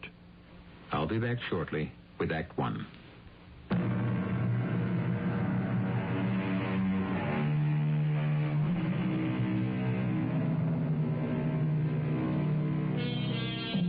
As the poet said, a great flame may follow a tiny spark. True enough. And sometimes a towering conflagration may erupt without any spark at all. There is such a thing in nature as spontaneous combustion, and it occurs when opposing forces reach a boiling or burning point and simply must explode. Spontaneous combustion may also take place in the human heart, mind, or soul. Hi, Dad. I'm home. Just in time. What is that heavenly aroma? Médaillon de bœuf. Oh, listen to him. Look, if you're going to cook it French, you got to pronounce it French. You know, Dad, I have never seen you look so good. Well, I never felt so good. You should hear most people complain about their parents who've retired. Harriet's father just doesn't know what to do with his time. Well, he could give some of it to me. Yes. I wish Mom were here. Yeah. Dad, I know you're having a lot of fun cooking, playing golf, taking all those courses, but, well, you always wanted to travel. Well, I'll get around to it. When? Well, this is a switch. You feel you have to stay home and keep house for me? You know, you really ought to get married, Felice. Hey, should we let this glorious dinner get cold? Pass your plate. Jerry Spooner called. Yeah, he's really a great-looking guy, you know. He's got a terrific job, and he's going places. And he is crazy about you. Dad, you outdid yourself with this sauce. What kind of guy are you looking for, anyhow? Well, I guess I want a guy just like the guy that married dear old Mom. Yeah? Well, listen. Us terrific daddies don't necessarily make the best husbands. Well, I'll take that chance. So how did all you ink-stained wretches of the press do today? I, for one, struck out. You know Jenny Carroll's been subpoenaed to appear before the grand jury. Mm-hmm. Well, they think she could tell them something about organized crime in this town. Well, if she wanted to, she could tell them everything. How many deals have been engineered in that nightclub of hers? Nightclub. I'm being very generous. I wanted an interview. Oh, I couldn't get past the doorman at her apartment house. She wouldn't tell you anything important anyhow. Jenny Carroll never did like the media. You're telling me. Well, I guess I'll just have to give up on that idea. You really want that interview? Well, I wouldn't say I'd give my right arm to get it, but it would score points with the managing editor. Well, why not? Why not what? After dinner, shape up at Jenny Carroll's apartment. But I told you, the doorman won't let me get to first base. This time you're going to reach home plate. Dad, do you know what you're saying? As soon as you leave, I'm going to make a phone call. Do you mean you know Jenny Carroll? Now, you just be a good little girl and eat up all your pommes frites, your petit pois, and your coule à crème avec frais des bois and go to work. Oh, Dad, you're wonderful. I know.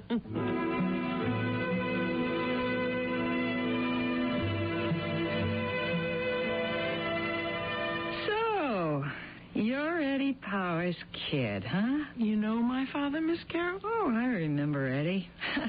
He was an honest cop. He wouldn't take 15 cents. And he wouldn't avail himself of any of the privileges of the club either. If you follow my drift. Have a drink. Well, thank you. Maybe some white wine. Oh, yeah, but you'll never catch up with me like that. So, what do you want to talk about, huh? Well, in these days of women's lib, it occurs to me that you've been a woman on your own for a long, long time. Sweetie, women like me have always been on our own. And you must have seen a great many changes. Nothing changes. In the end, it's the woman who always pays the tab. Like with this grand jury. I'm being set up to take the fall. In what way? Detective Eddie Powers, your father. It's got to be 25 years, you know? But I never forgot him.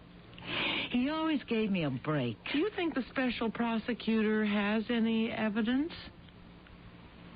Miss Carroll? I just asked you if you... Yeah, I heard you. Is something wrong? You seem to be staring at me. Yeah. I guess I am. I just can't get over it. How much you resemble Eddie. Oh, I should. He's my father. Yeah, I guess he is. I can assure you that he is. Well, you know what it goes to prove. I guess if people live together long enough and they're happy together, they get to look like each other. Listen, kid, I'm glad it worked out in your situation. You're glad what worked out? Well, a lot of them don't, you know. Oh, I could tell you about cases. What are you talking about? Well, you know what I'm talking about. The thing. What thing? The adoption. The adoption? Miss Carol, what are you saying? What are you saying? Oh, good Lord. What am I saying? Well? Nothing. Tell me. No, believe me, it's nothing. Are you saying I was adopted? Oh, look, you don't want to listen to me. Why did you say I was adopted? Do I know what I'm saying? Look at me. Listen, kid, I'm going up against a grand jury tomorrow. If I don't talk, I go to jail. If I sing, I'll be dead in a week. So maybe I got a little bit out of my head, huh? Why did you say I was adopted? Why? Please, look, in the middle of all this, the only guy who ever treated me like a lady in my whole life calls me up out of a bright blue sky. Hey, my kid's a reporter. Give her a break. Yes? And so my mind goes back maybe 25 years. See, this nice cop, he and his wife wanted a kid more than anything else in the world. They couldn't have one. And then I hear they adopted one. Go on. Everybody knew it. It was no secret. And everybody who adopts a kid tells a kid about it. I mean, you had to know. Hey, wait, where you going?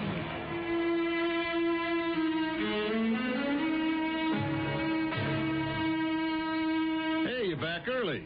How'd it go? Did you find out anything? I guess you could say I found out everything. That's going to be some article. Why didn't you tell me? Why didn't I tell you what? Why didn't you tell me about the biggest thing that happened in my life? Oh, no. No. Why? Look, Felice. Why? Well, your mother and I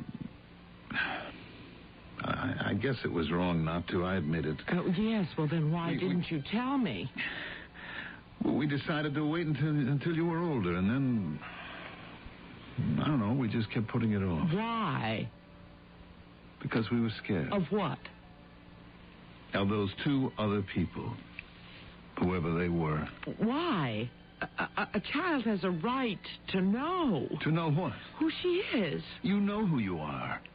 Felice Powers. But who am I really? Really? Whose blood do I have? Till tonight, it didn't matter. Why should it matter now? You should have told me. I know. And maybe we were wrong, but we felt if we did tell you, it would be like saying that you're something less than our own child. And as for those people whose blood you have, remember, they didn't want to keep you. Maybe they couldn't keep me. If you were important enough, if you meant enough to them, they'd have found a way. We wanted to spare you this. But I have to know who my real parents are. Betty Powers and I have been your real parents. I'm sorry. I'm sorry, Dad. I shouldn't have put it that way. Felice, we thought we were doing the best thing for everybody. Look, Dad, what do you know about my real... I mean, about my other parents? Nothing. How did you get me? Oh, it was such a long time ago. How? Where? From whom? I have to know. I can't tell you anything. Is there someone who can? Well, is there? Yes, there is. Jenny. Jenny? Carol? Yes, Jenny Carroll. What does she know? I guess she knows everything.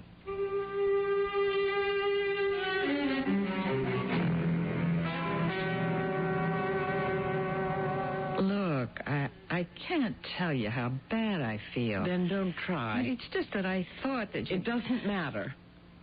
Eddie Powers says you know everything. Oh, I see where he's just become Eddie Powers. Please. Look, he's the greatest guy that ever lived. Don't be mad at him. Please, tell me what you know. You have to tell me. Who was my real father? Your real father is Eddie Powers. Who was my father? I don't know. He said you knew everything. What's everything? There was a girl who was working at the club. Well, was she my mother? Yeah. A girl who worked at your club. What did she do at the club? She was a dancer. And? Nothing else. Don't say that to make me feel better. She was different from the other girls, and besides, she had a steady boyfriend. He didn't mind that she worked in a place like yours. Oh, climb off it, kid. I know you're having a bad day, but I always ran a respectable joint. One day she comes into the office. I'm pregnant, she says. What was she going to do? What did you tell her? Well, I said, how about the father? She said he'd lost interest. She said she never wanted to see him again. She never told you who he was? Not a word. So I said, okay, have the kid, and we'll see it gets a good home. And that's what I did. I gave you to Eddie and Betty Powers. I never said a word who you were, where you came from. It was okay. They didn't want to know. Miss Carroll, what was my mother's name? Alice. Alice Jones. Alice Jones.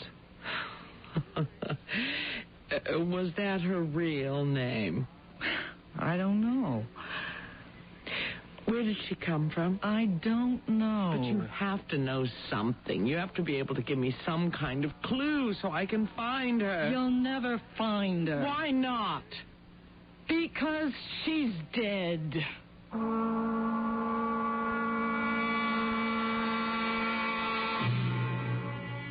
A door opens suddenly to reveal the existence of another world. And just as suddenly, it closes, and the sight of that world is gone forever.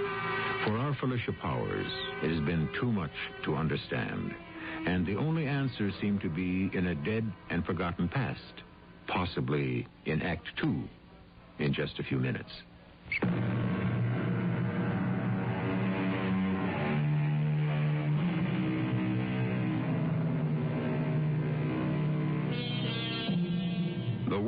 Said the philosopher, is a dark, dangerous, and uncharted ocean, and each of us is lost therein. Perhaps. But at least many of us have a compass of sorts. For instance, we know who we are and where we come from. And thus armed, we can better face the journey. But for some of us, there dawns a day when we suddenly discover that we know nothing. Absolutely nothing at all. Dead? She's dead? Yeah. And how do you know? I was there. Where? Little place up in the country. Where in the country? It doesn't matter. It burned down years ago. She went there to get better. She got some infection. She died. There had to be a death certificate. There was. It said Alice Jones. And there had to be an address. There was. The club. Where was I born? Where's this little private hospital? Where? Or is it gone by this time, too? Well, as far as I know, it's still there. Then there's got to be a record. And my original birth certificate. When she went in there, she used the name of Betty Powers. She listed Eddie Powers as her husband. So there's only this one birth certificate. But you had to know something about her. Where she was from, who she was. Look, she came in one day and she auditioned. She did her job. She kept out of trouble. You said she had a boyfriend. Would you know who he was? Oh, she said she had a boyfriend. I never saw him. Did she never mention his name? No, never. You mean you didn't know any of her friends? I don't think she had any. Well, what about the other girls in the club? She was a loner. She kept to herself. You know what I mean? There has to be something that you can tell me. There is. Forget it. No. Kid, look, what do you want me to tell you, huh? Alice Jones, or whatever her name was, she was a kid with nice legs like 100,000 other kids looking to make it in the theater, TV, movies. After a while, they settle for joints like mine. Oh, or worse. Please. I can tell you, kid, it's a tough life. She wants a little fun, a little companionship. So there's a guy. Maybe he's a steady. Maybe he's a one-night stand. Please don't say that. Well, next thing she knows, the guy's gone. She's pregnant. She gives birth. She dies. How are you going to find out who she was? I'll find out. Somehow. Come on, kid. It was 25 years ago. It was another world, another time. Ancient history. It's over. It's done with. Not for me. Now, you said she died of an infection. That's what the doctor said. I say she died because she didn't want to live. But how lucky you are. You get a set of great parents. Eddie and Betty Powers. You could have done so much worse. So just let it alone, will you? I can't. I have to know who I am.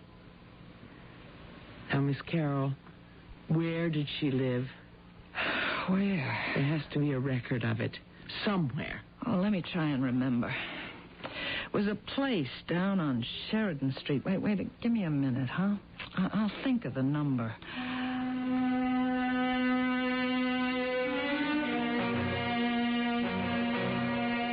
What can I do for you? Mr. Paris? That's the name on the window. I understand you've had this dry cleaning shop here for more than 30 years. That's right. You want to buy the place? Well, I'm sure you must know everyone in the neighborhood. Look, what are we trying to build here, Miss Powers, I'm a reporter. I don't want to be interviewed. Does the name Alice Jones mean anything to you? Who's Alice Jones? She lived across the street in number 545. I never heard of her. Tried to think. About what? Well, I'm sure she must have come in here for her dry cleaning. Not recent? No, this would be at least 25 years ago. Are you for real? I'm supposed to remember a person come in here 25 years ago? I'd hope that perhaps... I got hundreds of people coming in here every week. Look at this stuff hanging on the racks. All those tags. I don't remember half of them from yesterday even. And you... Alice Jones. 545. I do remember her. You do? Tell me what you know about her. I know her name was Alice Jones, and she lived at 545. Oh. What else? Did she ever talk to you, say anything about herself? Well, what do you think I am, a psychiatrist? I'm a dry cleaner. Do you remember what she looked like? Well, she had dark hair. And she looked a little something like you. She did? Can't you tell me anything else about her? No, I'm sorry. Do you know anybody at all who might be able to help me? This thing is very important to you, isn't it? Yes, it is. You see the sign on 545 across the street where it says Owner Management, Wilkinson Stovall? Yes. They're the toughest landlords in the city. Before they let you rent, you got to give them more than references. They want the history of your life.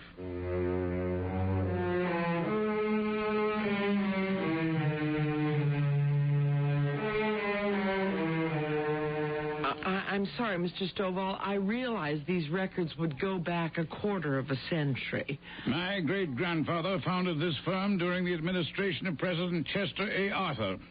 We religiously preserve every piece of paper from that date forward. Now, about Miss Alice Jones. We require considerable personal information from our tenants, but we also pledge to protect their privacy. Miss Jones is dead. What is the nature of your interest? Well, Mr. Stovall, I came in here prepared to tell you some elaborate yarn, but I'm frightened. If you turn me down, I won't know what to do or where to go. Mr. Stovall, Alice Jones was my mother. This, Miss Alice Jones was your mother? Yes, sir. I see. One moment. Miss Doughty, the inactive file in the 545 Sheridan Building, the former tenant, Miss Alice Jones. Thank you.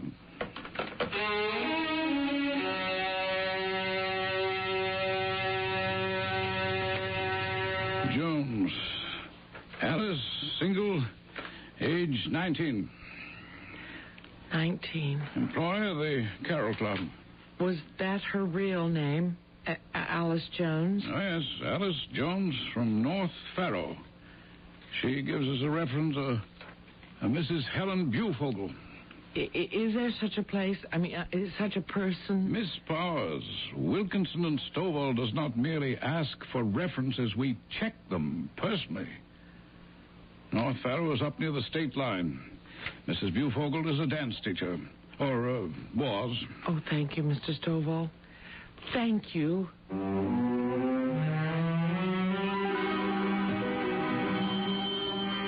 Just a minute. Just a minute. I hear it.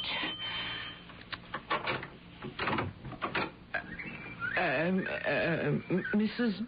Bufogel? Alice. Mrs. Bufogel, let me hear. Here, let me help you. Hold on to me.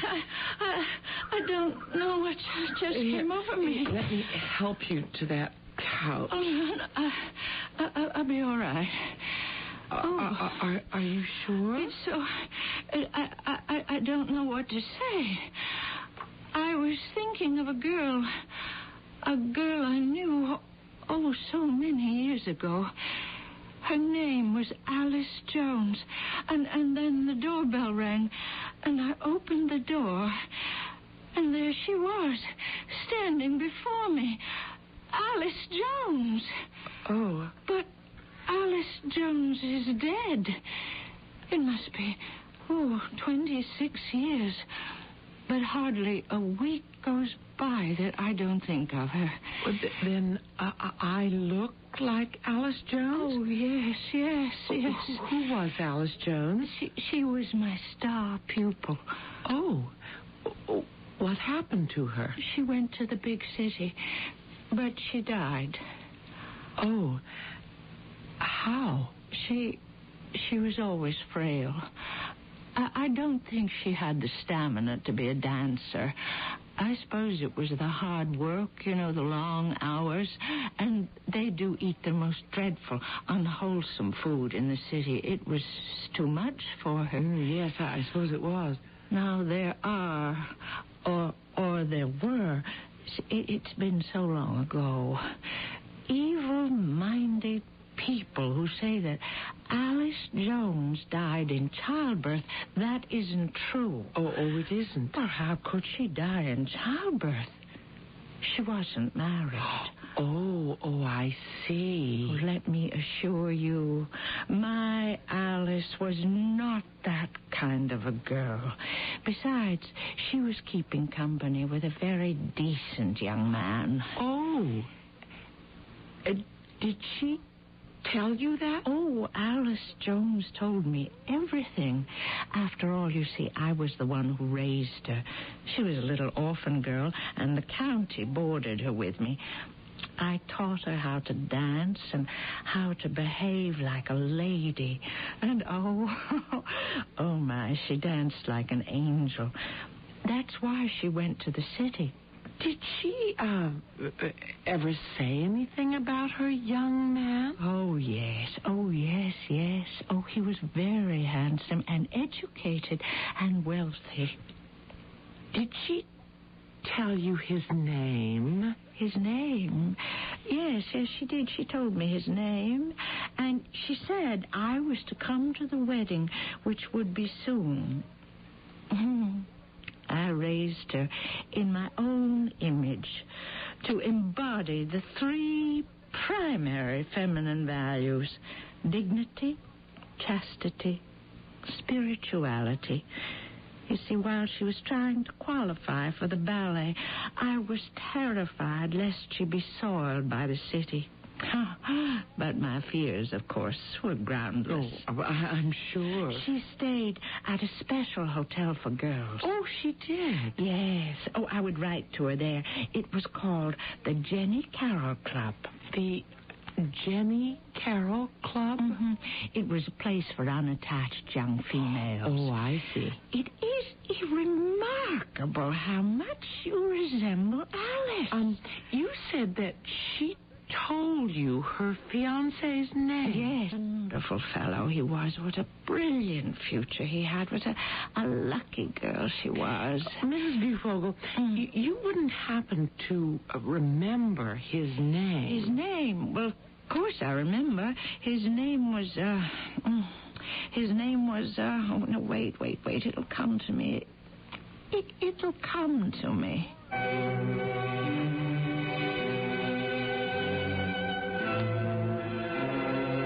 Probably. While she's thinking, this is an excellent time for us to take our second act intermission. We must admit progress so far has been unusually smooth and quick. Sometimes these quests can go on for many long and weary years. Can it be this easy? That will be the business of Act 3 in just a few minutes.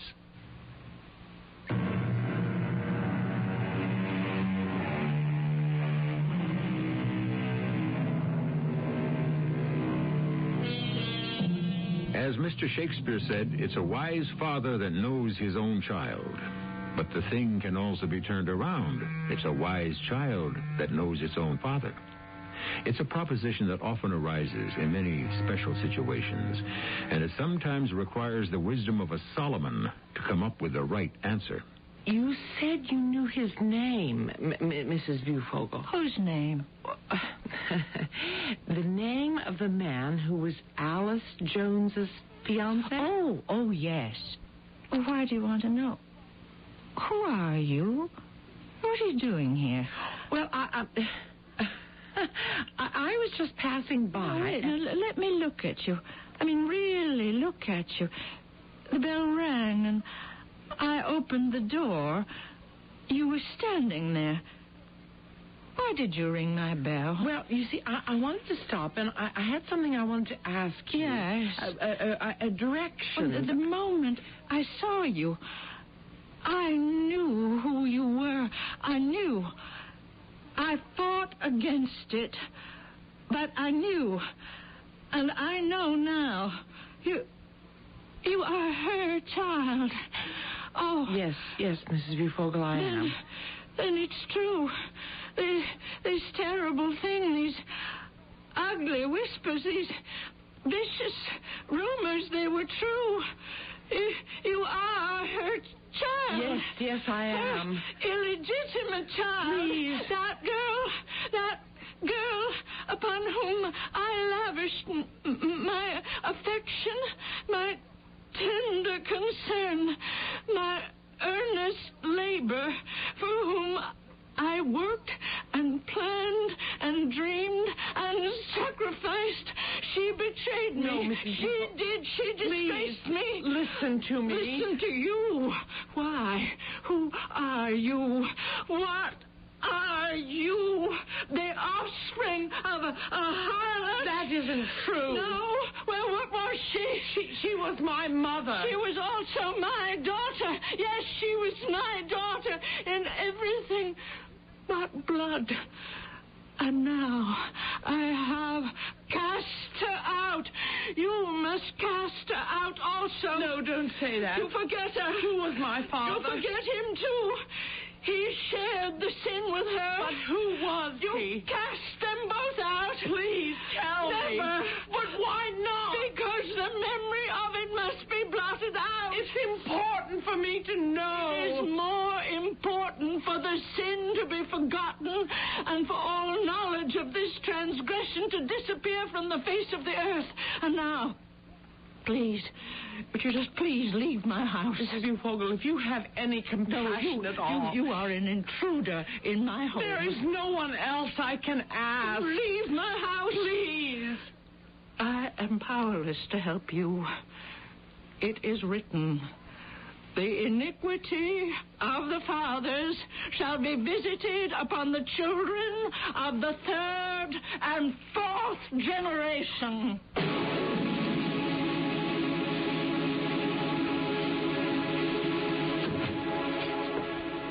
Felice, you're home. Yes, Dad. Well, if I'd known, I'd come back earlier to cook some dinner.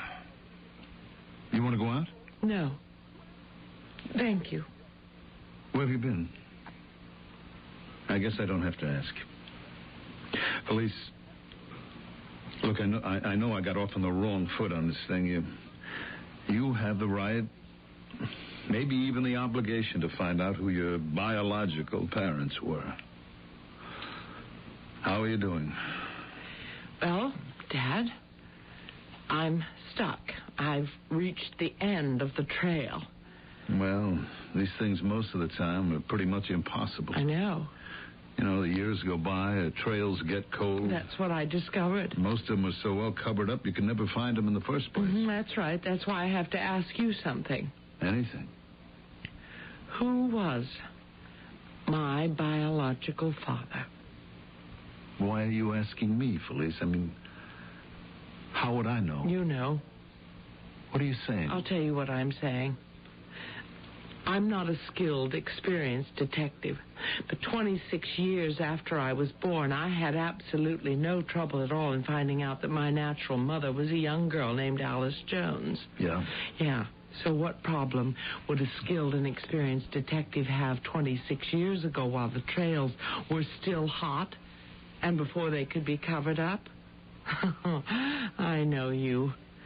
And I'm saying you'd want to know everything about me before you adopted me. Now, who was my father? You knew who the man was. Dad, are you going to deny it? No. Then are you going to tell me? Felice, it was something I had no business finding out. Who was he? Is he still alive? Felice. I'll never let you off the hook. I should have let it alone. I should have accepted you as a gift, which is what you were. That way, in time, we would have told you everything. No, I had to find out who he was.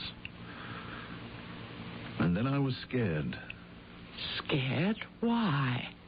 Because I was afraid you'd find him someday, and when you did... Yes? When I did, what would I do? You'd forget all about me. Why?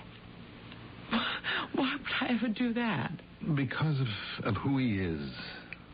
What he's become. Well, who is he? Felice, he was a smart young lawyer on his way up. Joe Blackwood. Yes? He became Senator Joseph B. Blackwood.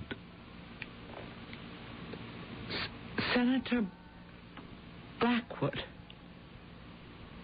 Now you know. And he's not... Yes. What are you going to do? Well, I'm going to go see him. Is that wise? Yes, I said I am going to go and see him. I know, but... Well, he wanted to see you. I'm sorry. I know what that must have sounded like, but it had to be asked. Of course he'll want to see me after all these years. Do you mean he never thinks of me? Well, he must wonder. Doesn't he wish that somehow... maybe he did abandon me and my...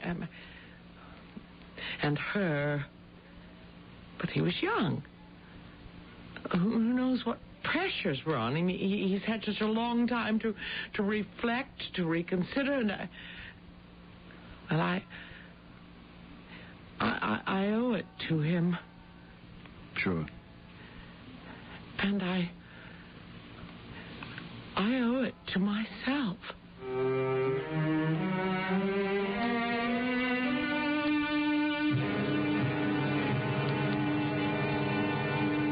Miss Powers of the Post.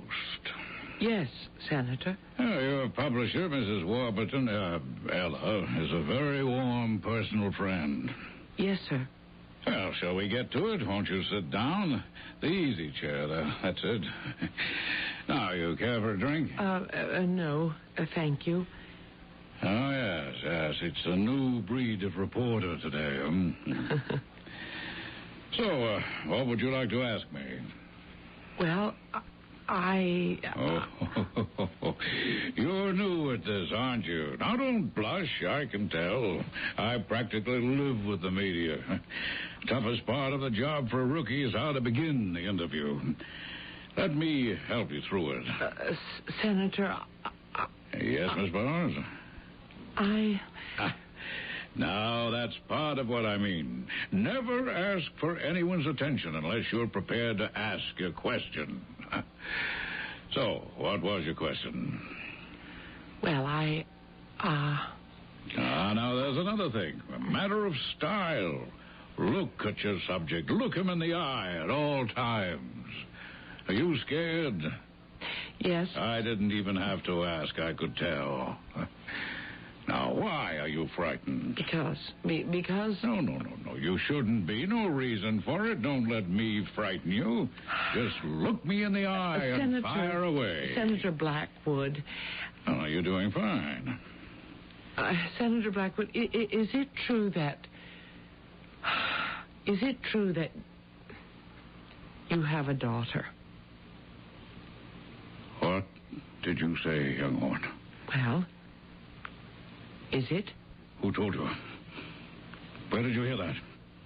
And don't hand me that guff about how a reporter has to protect her sources. Is it true? No one could ever hope to prove it. And let me tell you something for your own good, young lady. Are you saying it isn't true? You couldn't hope to sell that story. No one would dare buy it. There are laws of libel in this country. Then it isn't true? What were you doing? Sharpshooting? I'll destroy you, Miss Powers. I'll break you.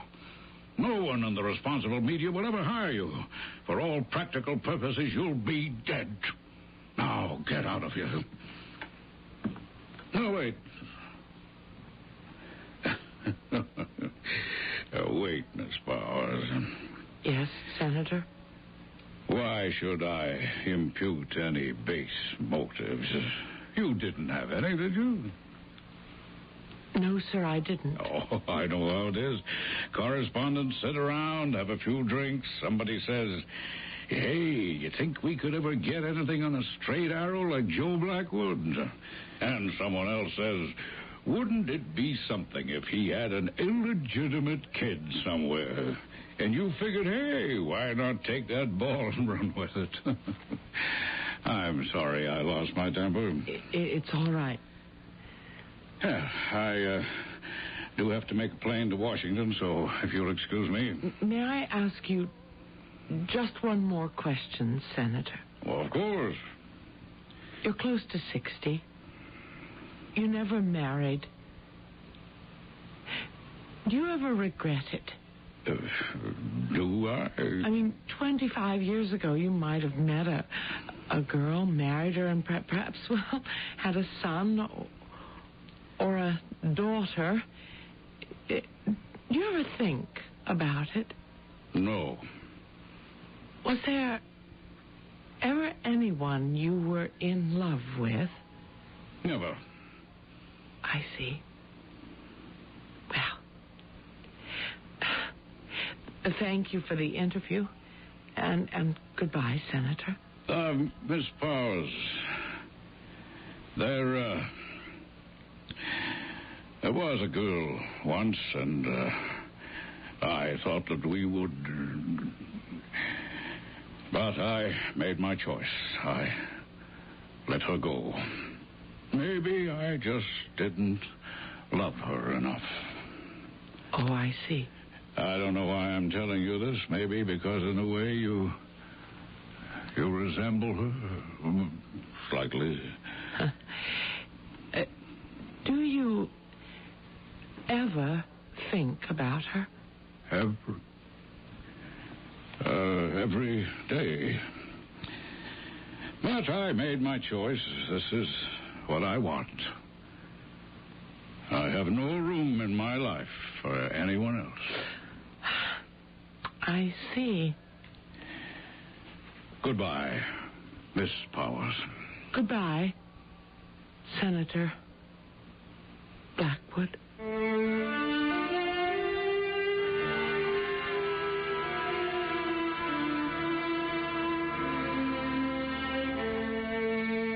Hi, Dad.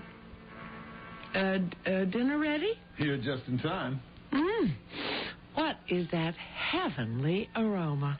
Cocoa, Van. You know, Dad, I have never seen you look so good. I have never felt so good. I wish Mom were here. Yeah. What a terrific family we were. Let's sit down before it gets cold. Dad, what a terrific family we still are.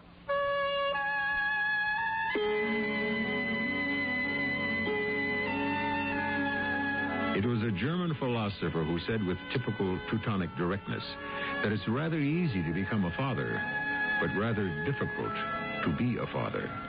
And therein lies the entire point of our tale. Some men are of one type, some of the other. Who deserves the credit?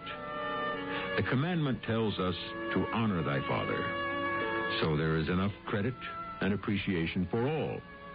Honor me with your patience, and I shall return shortly.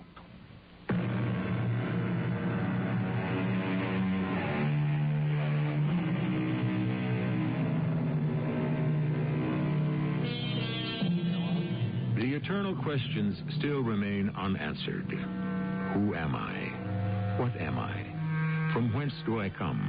Where do I go? We look for answers to the past. But what is our past? Our parents, grandparents, great-grandparents?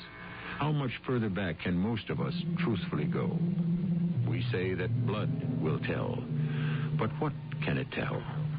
Who had our blood 500, 1,000, 10,000 years ago? Does it matter? Why do so many people make such an issue of it? Ah, well, that's also a mystery, isn't it? Our cast included Patricia Elliott, Mandel Kramer, Carol Teitel, and Ian Martin. The entire production was under the direction of Hyman Brown. This is E.G. Marshall inviting you to return to our Mystery Theater for another adventure in the macabre. Until next time, pleasant dreams.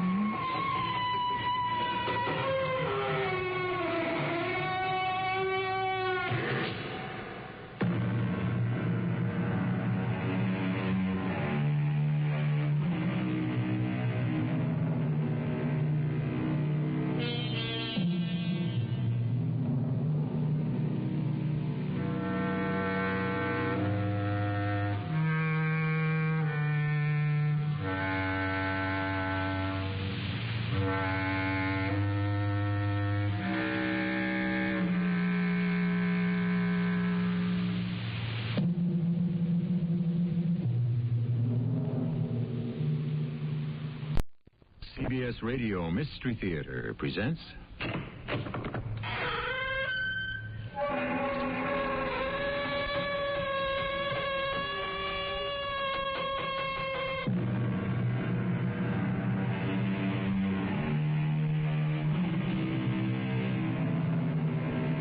Come in. Welcome. I'm E.G. Marshall.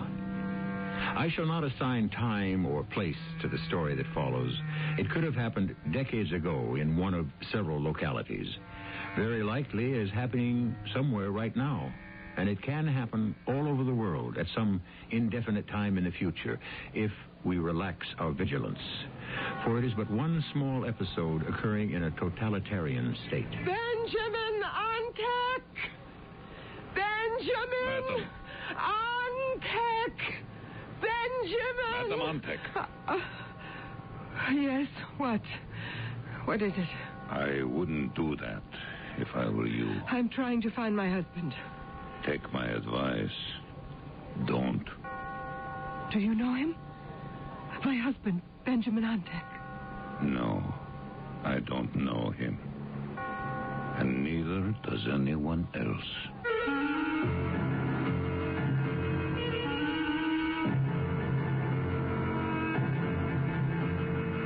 Our mystery drama, In the Dark, was written especially for the Mystery Theater by Elspeth Eric and stars Terry Keane.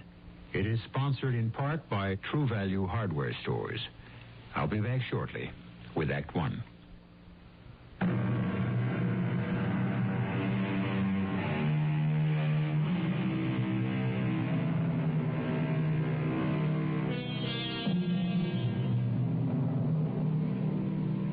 Totalitarianism means precisely what it says.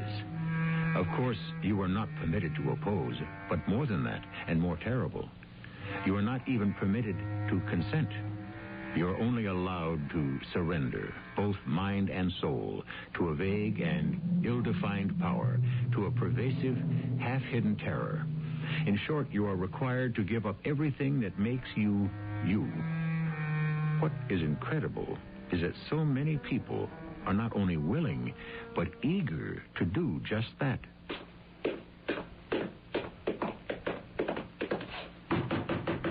Benjamin Ontek, open up. Ontek, it's the police. We know you're in there. Open up. Bruno, you saw him come in, didn't you? Ah, you're Benjamin Ontek. Yes, I'm Benjamin Ontek. State police, you come with us. May I ask why? What for? You'll find out. Am I supposed to have done something? Get your coat. Well, I think there's been some mistake. I'm a musician. I play the cello. I don't mix in anything political, anything like that. Bruno, get his coat for him. Well, I'm not interested in that sort of thing. I just play the cello. I'm part of a trio. Cello, flute, and... That's good. Thank you, Bruno. Here, put this on. You'll need it. It's cold outside. I can't imagine what you want with me. Put it on. This has to be a mistake of some kind. Ready? Well, I'd like to leave a note for my wife. No time for that. But she'll be home soon. Let's get going. Yeah, I suppose it's best to get this cleared up. That's the idea. So, let's go.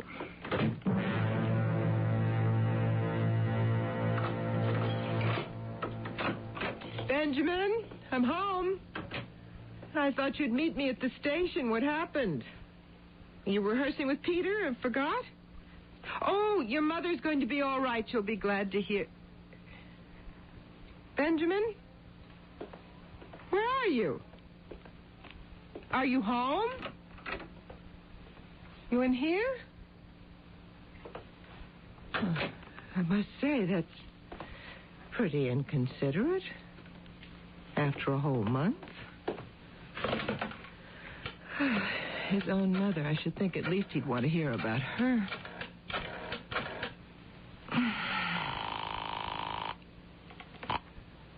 Yes? Hello? It's Karen, Mother Antek. Oh, Karen. You got home all right? Yes, I got home all right. No trouble at the border? No trouble. How are you feeling? Oh, tip-top, fit as a fiddle. How's Benjamin, okay? As far as I know, he didn't meet me at the station. Didn't meet you at the station? Well, that's not like my Benjamin. Let me speak to him. I'll give him a talking to. Well, he's not here. Well, where is he? I don't know. I thought at first he might be rehearsing with Peter Conrad. Peter plays the flute, you know. He and Helena live right downstairs, but Benjamin's cello is here, so that's not where he is. So, I guess I'll just have to wait for him to come home. Oh, Karen, if he doesn't come home soon, you know, he could have had an accident. If he doesn't show up in 10, 15 minutes, I'll start calling the hospitals. Or the police, huh? All right, yes. Now, I'd better hang up. Benjamin may be trying to call me from wherever he is. Oh, yeah. He'll call. He'll call. Better still, he'll walk through the door. And when he does, Karen, you let me know, huh? One worries, you know. I know. Goodbye, my dear. Goodbye, Mother Antek. Benjamin, where are you? One worries, you know.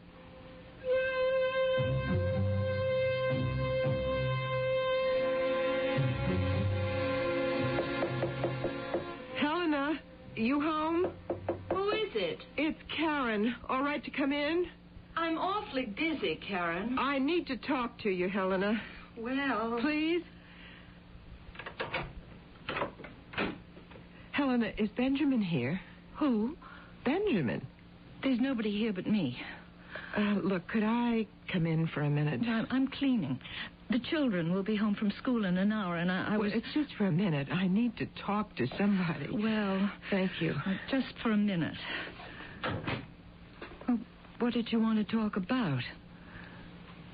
I must say you don't seem very glad to see me. It's been a whole month. Has it been that long? Yes, Benjamin's mother's been quite sick. I've been looking after her. You crossed the border? It wasn't hard. Nobody tried to stop me. You were lucky. Well, maybe. Anyhow, Mrs. Antek is all right now. I had expected Benjamin to meet my train, but he wasn't there, so I came on home by myself. When I got here, there were no Benjamins. Really? My first thought was, well, of course, he's down here with Peter. They're practicing. But then I saw Benjamin's cello, so then I thought... I didn't know what to think. I was sort of upset. Would you move your feet, would you, please? Oh, yes, sure. Thanks. I phoned Mother Antek and told her about Benjamin not being in the apartment. She said call the hospitals in case he'd had an accident, and she said call the police. Did you? Well, that's what I've been doing. And? Nothing. I mean, nobody knows anything. Listen, Karen, he'll show up. I know, but I was going crazy waiting, so I thought I'd just come down here. I thought maybe you or Peter would... you can put your feet down now. Helena, did you hear anything, anybody... I mean, did you hear anybody come to the house? If anybody did, they'd have to go right past your apartment to get to the stairs. So, did you hear anybody? No, I didn't hear a thing. Well, did Peter? I'm sure I don't know. Well, when will he be home so I can ask him? He won't be home. Oh, you mean he's away? Yes, he's away. Where? Where'd he go? When will he be back? Look, I might as well tell you, Karen. Peter and I are divorced. Divorced? I just got my decree. But I thought you and Peter were so happy together. Oh, one never knows, does one? About other people. I simply can't believe it. What about the children? That's why I had to divorce him. Because of the children. Helena, you're not making sense. Peter adores the children. They adore him. Look, Karen, I really don't want to talk about it. It's just too painful. You understand, don't you? Well, I guess I do. Oh, look.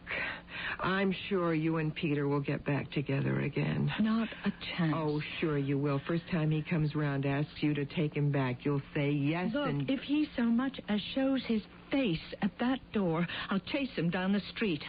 Now, really, Karen, I've got to finish up this cleaning before the children get home, so if you don't mind, Helena, you really don't want me here, do you? It's not that, Karen. Yes, it is that. That's exactly what it is. I don't know what I've done to offend you, Helena, but obviously I've done something. All I can say is I'm sorry. Oh, Karen. I'm going back upstairs and wait for Benjamin.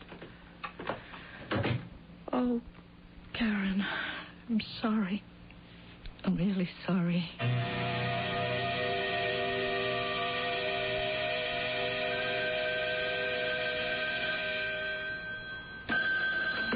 Yes? Hello? Hello? Karen, dear. Oh, Mother Antek, it's you. I was hoping... You haven't heard from Benjamin.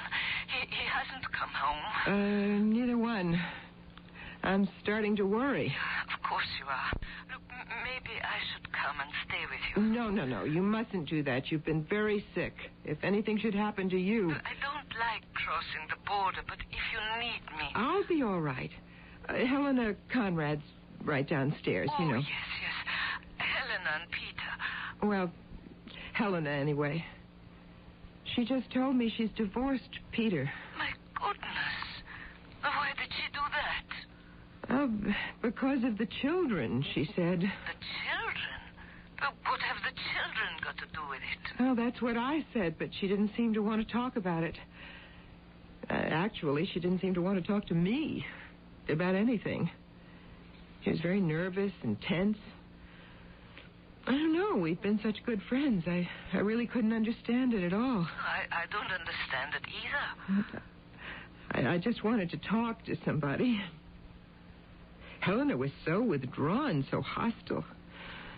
I'm sure I must have hurt her feelings without knowing it, but I don't know when I could have done that because I haven't been here for a whole month. No, Karen, dear. But don't let it upset you too much.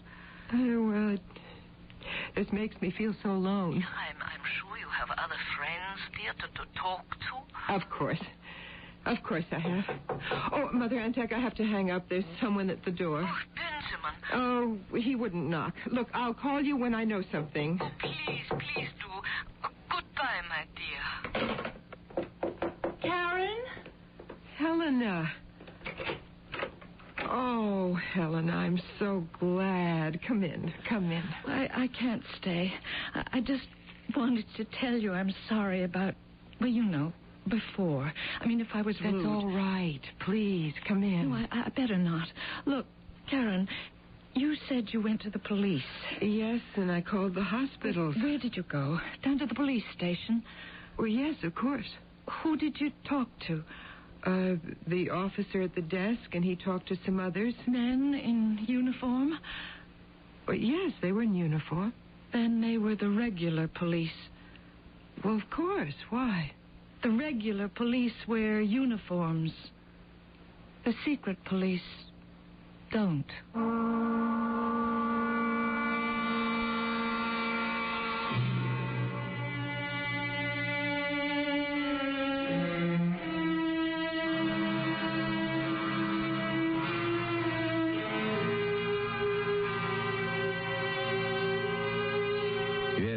The secret police in a totalitarian state do not wear uniforms.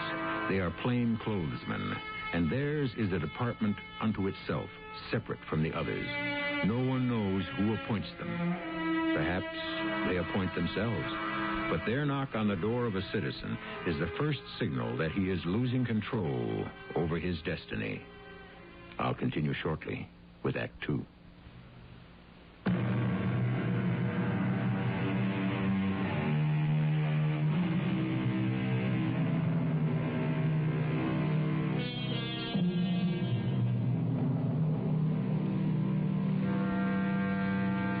If an entire population is of one mind, then no individual has any mind at all. If all speak with one voice, then no one is saying anything. But this is the fundamental aim of the totalitarian state, to break each mind and silence each voice. The ultimate would be realized when every citizen looked precisely like every other citizen, ending in a mass of faceless people. Did you hear what I said, Karen? You were talking about the police. The regular police. The ones you talk to. They wear uniforms. The secret police don't. Are you trying to tell me that Benjamin, that it was the secret police, that they took him? It's happened to other people. Happens all the time. But Benjamin, he doesn't take any interest. He doesn't have any interest in things like that. He doesn't even go to the rallies. Very suspicious. Well, they can't take somebody away for just not doing something. Oh, can't they? Can they? They can take you away for not applauding at the movies at the proper time. I can't believe it. Or laughing at the improper time. I never did anything. Music was his whole life. Music, our home, and me. That's all he cared about. What could they have against him? What could they possibly charge him with? Well, you know their motto, don't you? Give us the man, we'll find the charges. It's crazy. That's completely crazy. Of course, I can think of one reason they might have come for Benjamin. You can? Benjamin was very close to Peter. Well, of course, they were friends. They played duets together. And lived in the same building. And often had a drink together. Well, of course they did. Why not? Karen, right after you went to your mother-in-law's, the secret state police came for Peter. They took him away. Peter? Why Peter? What could they possibly want with Peter? How should I know? He had weak lungs. Maybe that was it. Weak lungs? Is that what they said? They didn't say anything. They never say anything. But the man next door was carted away, and his mother thinks it was because he had a heart murmur. She can't think of any other reason. Peter is a young man. But a heart murmur or weak lungs? These things can make a man unfit. Unfit? Yeah, like people who are handicapped or emotionally disturbed. Oh, Karen, it happens all the time. Certainly you know that. I have heard. I didn't really know. I wasn't sure. Well, if they could send Peter away, if they've sent Benjamin, they can send anyone away. You mean to a jail? To a jail? To a labor camp? To an insane asylum, for all I know? They don't tell you where, Karen. They don't tell you anything. They never tell you anything because they don't want you to know anything. All they want you to know is there's nothing you can do about it except forget it. Act as though it never happened, never was.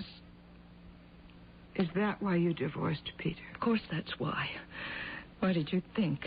Well, you said something about the children. If I did anything, if I made a fuss, if I behaved as though I minded, they'd take my children away from me and put them in a home. Oh, no, they wouldn't. Yes, they would. They have. They do. A woman I went to school with, her husband disappeared, and she banged on doors, and she demanded to know where he was, what they had done with him. Well, they took her children. They put them in a state nursery. The oldest was only 4, and they took them. I can't take a chance on losing my children, can I? Oh, Helena. I'm so sorry. No. It's all right. It's all right. I just have to put it out of my mind. I have to behave as though nothing happened. I'm sorry I carried on the way I did. I'm really sorry. Oh, how could you help it? No, I shouldn't have. I shouldn't have told you. I just wish you'd forget that I did. But I'm glad that you did. I'm grateful to you. Be glad. And please, don't be grateful. Don't be anything. As a matter of fact, Karen, the best thing would be for us just not to see much of each other from now on. But we're friends. Well, not close friends. We know each other, of course, but we are not close friends. Not anymore. Helena, we need each other. Not anymore. I need you. I have to have somebody to talk to. Find somebody else. If you can.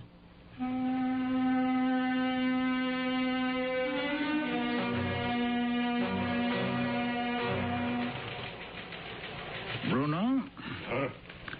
See you for a minute? Certainly, sir. Yes, sir. I've got a new assignment for you. Came down from the top. Oh. I stand ready. You know that. This is a big one. Good. Very good. What are you on now? I've been trailing Mrs. Antek. Antek? You remember her husband's the cellist? We sent him away about a month ago. I was with you when you picked him up. Well, this will be a more interesting job for you. I'd like that. You're to make a tour of the forced labor camps. Good.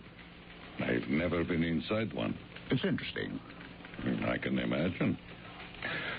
When do I leave? Right away. Production's fallen off, and they want to know why. Is it malingering or what?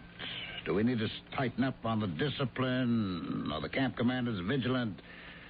Well, they all know you're coming.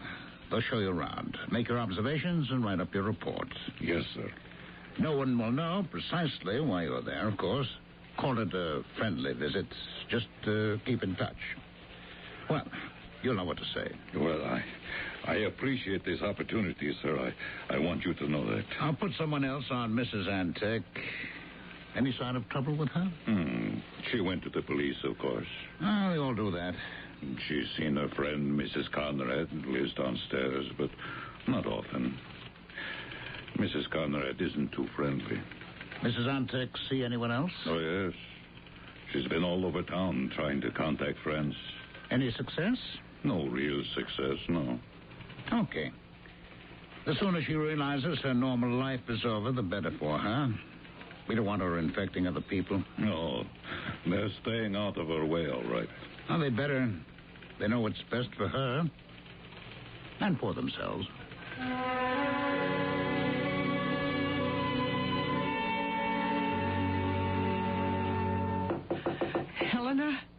Helena, please, just for a minute.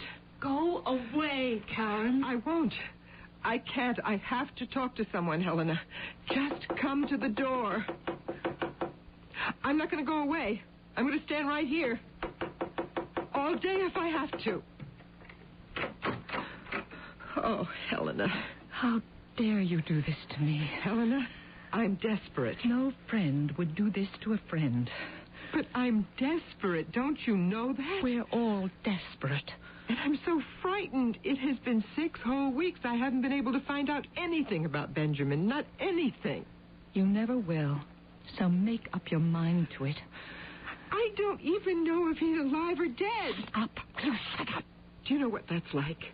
Not knowing if your husband... I know very well what it's like. Then talk to me about it. Quiet. Just be quiet. Look, come on inside. Come inside. Thank you. Thank you. But only for a minute. And keep your voice down. Helena, I have been all over the city. I've gone to see everybody who ever knew Benjamin at all. That was very silly of you. And nobody would talk to me once I told them why I was there. No, of course they wouldn't. And if you have any regard for them, you won't try to see them. They pass right by me on the street. Of course. They don't even look at me. Well, you shouldn't expect them to, if you ever cared for them at all. But they were our friends. Well, they're not now, and they never will be.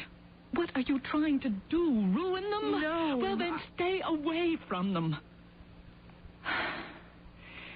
And stay away from me, Karen. I have my children to think of. Then what am I to do? Where am I to go? Who will help me? No one. You're one of the lepers now, Karen. You're contagious. But what have I done? What did Peter do? What did Benjamin do? What did I do? Nothing. So, you see? No, I don't see. I don't see at all. Oh, you're still such an innocent. I can't... I've heard things. I don't know whether I believe them or not. I just never thought anything like that would happen to me. Karen, I'm going to tell you something, and then you've got to go. And if you ever repeat what I'm going to say...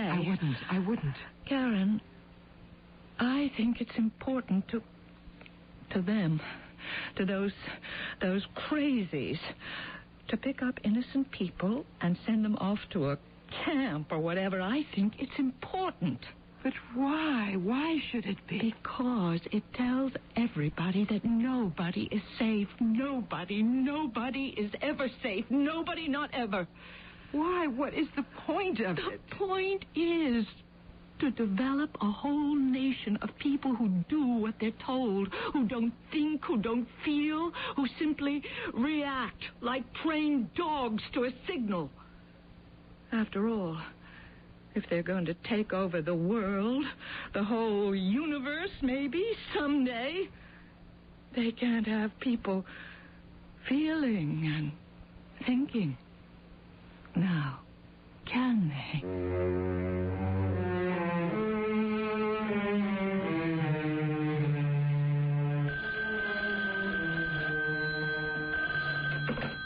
Hello?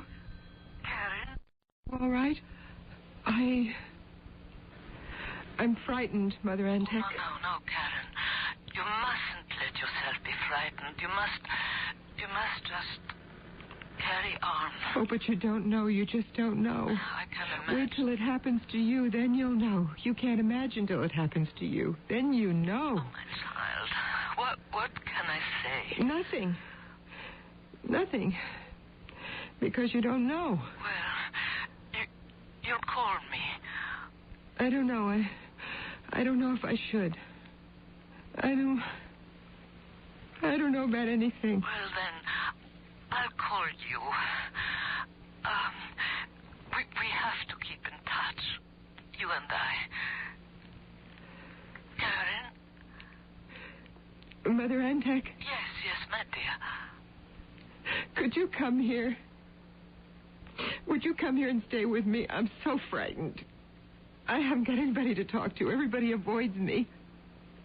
Helena says I shouldn't go near anybody because I might put them in danger if they were seen talking to me. I mean, people I've known for years, sometimes they don't even nod when they pass me on the street. They never say hello or anything. They just hurry on by. Could you come and stay with me until we hear something about Benjamin? Could you do that? Karen, I think we need to be careful. I think until things are straightened out somehow, we should be very, very careful about what we do and what we say.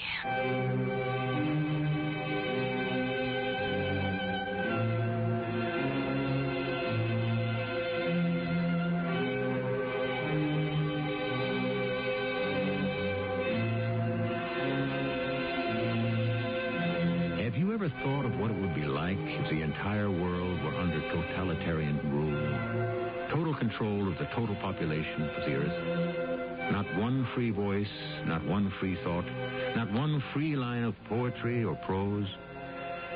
Well, think about it, and then go back and read again our precious Bill of Rights.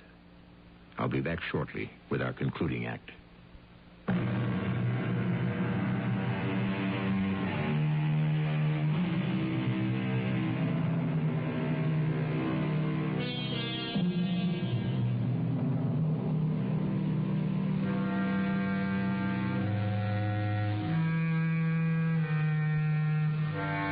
I think it is worth repeating that the incident you are experiencing could have occurred in one of several places and could be happening somewhere right now, because man is intoxicated with the idea that everything is possible. Is he at the same time convincing himself that everything is therefore allowable? Is his arrogance really so stupendous as to believe that? Sir? Oh, Bruno, you're back. Yes, sir. 20 minutes ago. I thought I should report to you straight off. Sit down.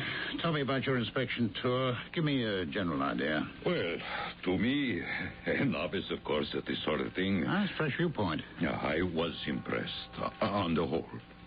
The camps seem to be run with remarkable efficiency. They appear to be getting the maximum amount of labor out of all the inmates. Is that so? Actually, sir, they are getting a lot of work out of them that really has no purpose. No purpose that I could see at any rate. Such as? Well, such as carrying rocks from one place to another in the morning and in the afternoon, carrying them back to where they were to start with. I couldn't really see any point of that. And to keep them busy. Keep them on the move. I suppose. Take my word for it, it's necessary. Reminds them what they're there for. Keeps them from brooding. There was a suicide at one of the camps the day I was there. Absolutely forbidden. Positively. It could spread. So I was told. All the same, to me, it was depressing. What else? You remember, just before I went, before you sent me off on this tour, we were talking about that cellist fellow, Benjamin Ontek? Ah, yes, that one. His wife is making a nuisance of herself. Oh, is she? Yes, I assigned Charlie to follow her. Seems she's just wandering the streets, calling out her husband's name. Over and over and over. Nobody pays attention to her, but it's bothersome. I understand.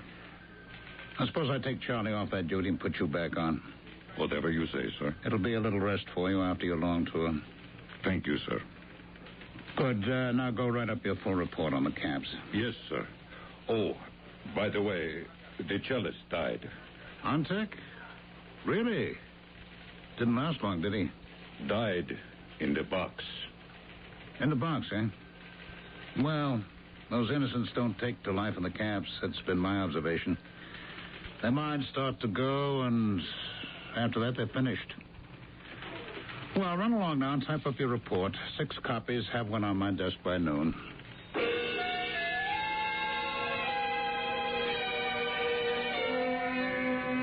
Benjamin Ontek? Benjamin Madam. Ontek? Madam Ontek, Yes. What is it? I wouldn't do that if I were you. I'm trying to find my husband. Take my advice.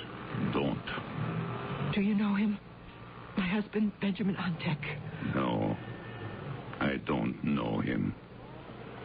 And neither does anyone else. But lots of people know him. We have lots of friends. He's well known in this city. He's performed in public. You see, he's a cellist, and people come to hear him play. He's with a trio. They get written up in the newspapers. Madam His Ontek. picture has been in the papers many times. Madam. Then, you see, he was taken away. I think by the secret police. I'd advise you to forget him. I can't. How can you forget someone you've lived with so long and loved? How can you forget someone when you don't know where he is or if he's even alive? He is not. He's dead. Dead? He died in a punishment cell. Oh. When? Sometime last week. I see. You're sure? I was there. I see. Well, then, there's no use looking for him, is there? No use at all. I see. Well, thank God.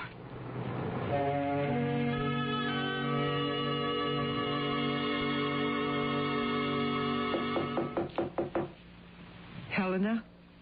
Karen? Let me in, please, Helena. I have something to tell you. Something important.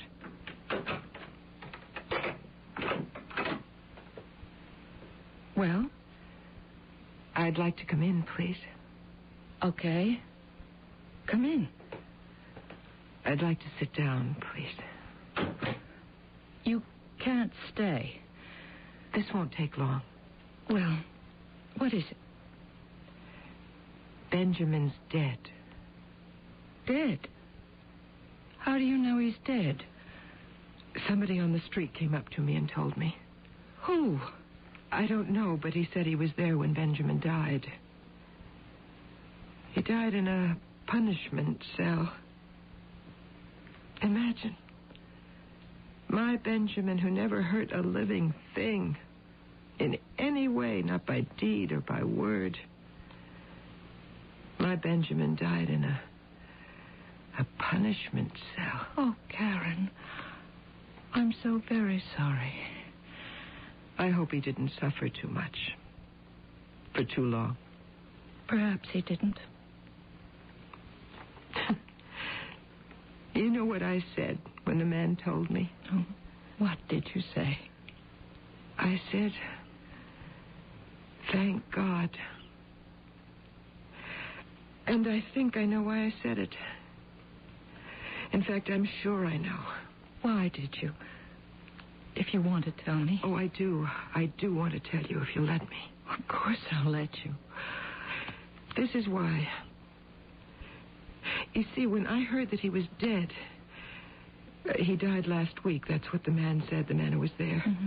Well, as soon as he told me Benjamin had died, then I knew. I knew for certain that Benjamin had existed. Do you understand what I'm saying? I think maybe I do. You see, as long as you don't know, and nobody will tell you, and nobody will admit having known him, your mind begins to play tricks on you. You start to think, maybe there was never any Benjamin at all, that you made the whole thing up. You know that isn't true, but you start to believe it. You can't help yourself. Go on. You begin to feel you never had a husband. You were never married for 20 years. None of that ever happened except maybe in a dream. But when you find out that that man, that husband, that Benjamin has died, well, that shows that he really lived. You see what I mean? I think so. And you didn't make it up. You didn't dream it. You lived it. It was real. It was true. It was a fact. Something awful happened. Something so awful, so unbelievably awful. But at least now you know. He died. He's dead. But you know you did have those 20 years with him, and they were real. They really happened. He really lived because now he's dead. Well, I don't want to stay too long. That's all right. I had to tell someone. Stay as long as you like. No. I have to go upstairs and phone his mother. Thank you, Helena. Thank you very much.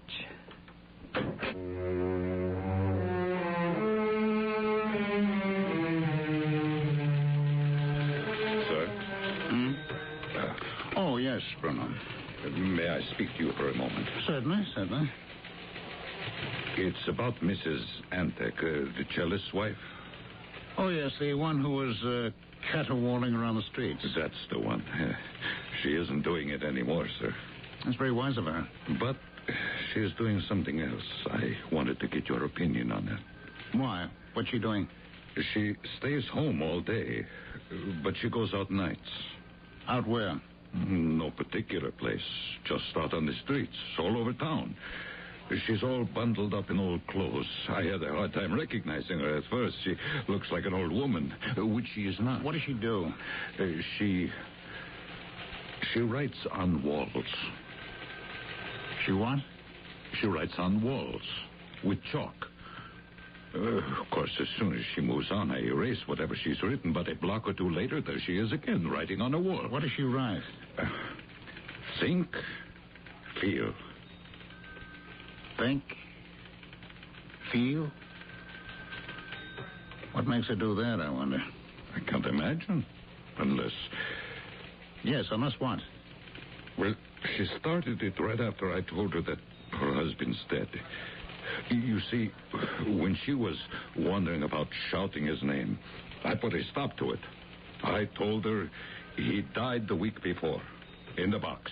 You fool. You unmitigated idiot. Me, sir? You mean me? Don't you know anything at all about the movements? Well, I thought I did. I certainly... No one is supposed to know what's happened. Same as they're not supposed to know what's going to happen. But no one told me, Doctor. No one should have to tell you. If you had the proper blood in your veins, the right spirit in your soul, you'd have known without being told. These cattle are not entitled to facts. They're not entitled to anything but what we choose to tell them. They're there to do what they're told, to cheer and obey and cheer while they're obeying. You've been with a party this long, you don't even know that? Think. feel, indeed. They'll think what we tell them to think, and they'll feel what we want them to feel, and that's the whole idea behind the movement. I'm sorry, sir. I didn't mean. If I'd known, I'd never would. All right. Stop blubbering. Believe me, sir, I'll never make such a mistake again. No, you won't. I've learned my lesson. I wonder if you have. Oh, yes, sir, yes, I have. It seems to me that a year in a forced labor camp would drive the lesson home. Don't you think so? Or an insane asylum? Whatever you think best. I'm sure that's what would be best. I'm sure, too. A little more indoctrination. Eh, Bruno? Yes, sir. I'm sure that's what I need. I think so, too. Just to make certain you're worthy to be a member of the ruling class. Now, go turn yourself in.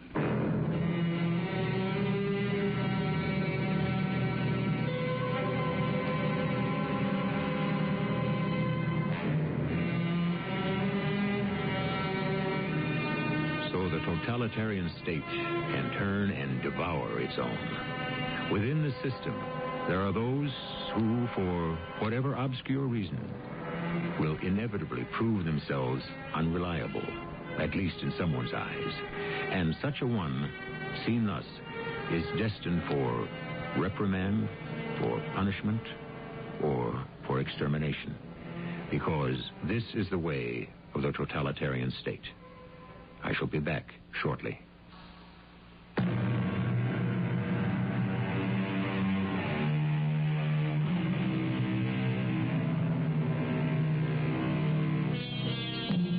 One more word.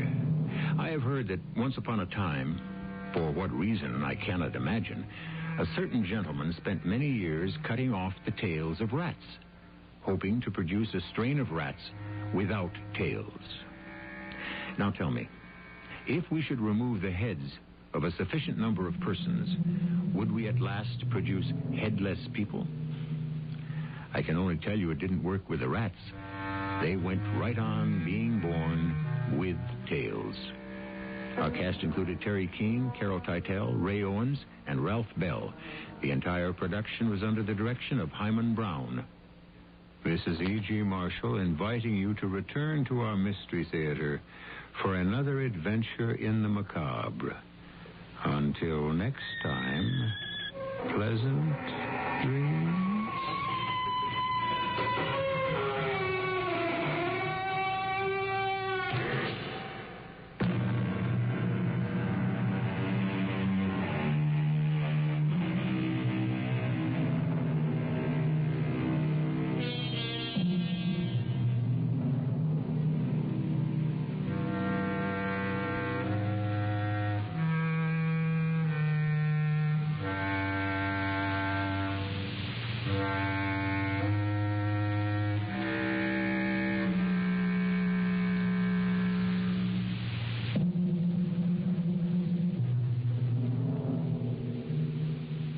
The CBS Radio Mystery Theater presents...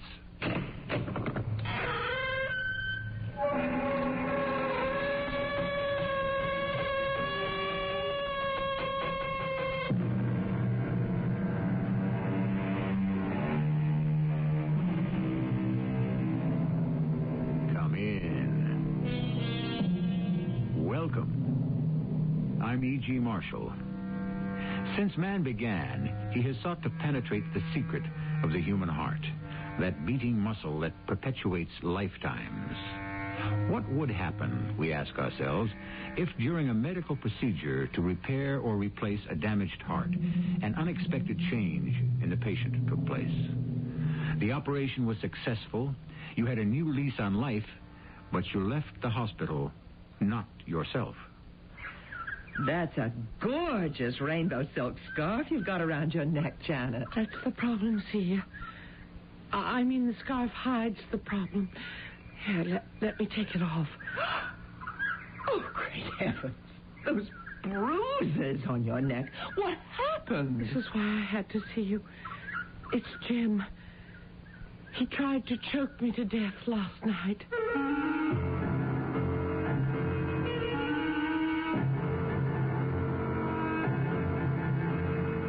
Our mystery drama, Transplant, was written especially for the Mystery Theater by G. Frederick Lewis and stars Marion Seldes and Patricia Elliott.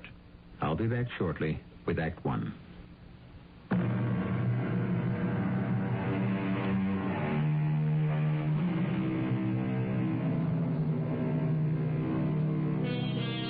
The name James Barclay is not unknown to you.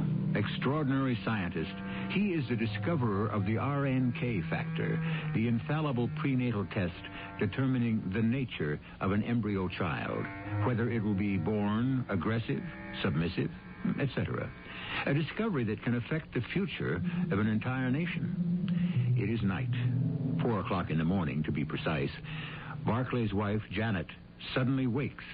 Hands are closing about her throat, strangling her. Help! Jim! Your hands are on my throat! Get away, Jim! Stop! What are you doing? Let go of me! What is that? Janet? Are you all right? I knocked a lamp off the night table. I'll put the overhead light on. Oh. What time is it? It's still dark outside. Janet, what are you standing over there for? Now come back to bed. What happened to you, Jim? To me? Don't you know what you were doing just now? Janet, what's the matter with your neck? You keep rubbing it. Don't you remember? I don't even know what you're talking about. Honey, look at me. Janet, are you afraid of me? You are, aren't you? I guess I am. Well, can you tell me why? What have I done? I was asleep, and I felt two hands on my throat squeezing it. It was dark. I couldn't see it. And there was someone in here trying to choke you? Now, listen, I'm taking my pistol, and I'm getting up and going to search every room in this house. Why didn't you tell me there was an intruder? Jim, put that revolver away. If there is someone here, I'm going to find it. It isn't necessary. Put the gun away now, please. Well, okay. Okay, if you say so. Shut the door. There wasn't any intruder. The person who was trying to strangle me was you, Jim. Me? I was able to get away from you, and that's why I am sort of in shock, I guess. Oh, my Lord. Darling, I was trying to strangle you? But, honey, I was asleep. I don't know anything about this. That's what makes it all so scary, Jim. You don't remember that you were trying to kill me.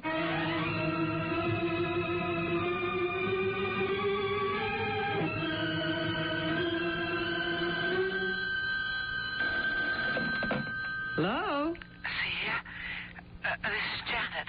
Janet, I was just thinking about you. I was wondering if we could have lunch today. Would have loved it, darling. I haven't seen you for too long. You mean you can't? It's that darn Broadway Critics Award. Michael got the Best Play prize again, and it's about the 5th he's gotten. And I have to go along. Food is ghastly, speeches grisly. It's so boring, Janet. You've no idea. I understand. I'm sorry. You sound kind of funny, child. Is everything all right? It isn't anything that I can talk about on the phone. What about tomorrow? Tomorrow's out, too, I'm afraid, darling. Oh, I'm simply devastated. See, Mike's going tonight to Hollywood to discuss the movie version of his play, and he won't go near the place if I don't come along. But we'll be back in 2 weeks. 2 weeks? Oh, see, I really have to talk to you before then. Janet, you don't have to send up any more distress flares. You come over here right away. Today? Yes, today. What about Michael and the play prize? right? Well, he'll just have to accept the honors gracefully, all by himself, won't he? Now, you're sure it's all right? Oh, I don't think Mike'll be too upset. Besides, I've got something to tell you which I think only you will understand. So be here at 12. Bye. I'll be there. Michael. Michael Farnsworth Gray. Whenever you use my middle name, I know you've decided to do something I won't be too happy about. I'm not going to the award luncheon with you today. Janet's coming over, and we're going to have something here. Celia, you know I can't abide these ceremonies alone. Well, you just run along. And don't eat too many of those creamy things. You know what the doctor said. I've been watching my weight for years. So have I. Watching you get heavier and heavier. But now, darling, your health's at stake, especially since you've given up all forms of exercise. I don't know what's come over you. You loved hiking and stuff. I've always hated exercise. And who's Janet? James Barclay's wife. Do you remember him, the famous scientist? Well, Janet and I got to know each other in the hospital, waiting for you two to be let out. You mean the James Barclay? The RNK factor man? I never met him in my life. Well, yes, you did. You both had heart operations at the same time. Of course you remember. You shared a room in the hospital. You were never like this before, K44K. K44K. That's the third time today you've called me by that poetic name. What? I said... Oh, never mind. Well, if you won't come with me, you won't. Bye-bye, K44K. Mike, you've really become a pill in the last 4 months.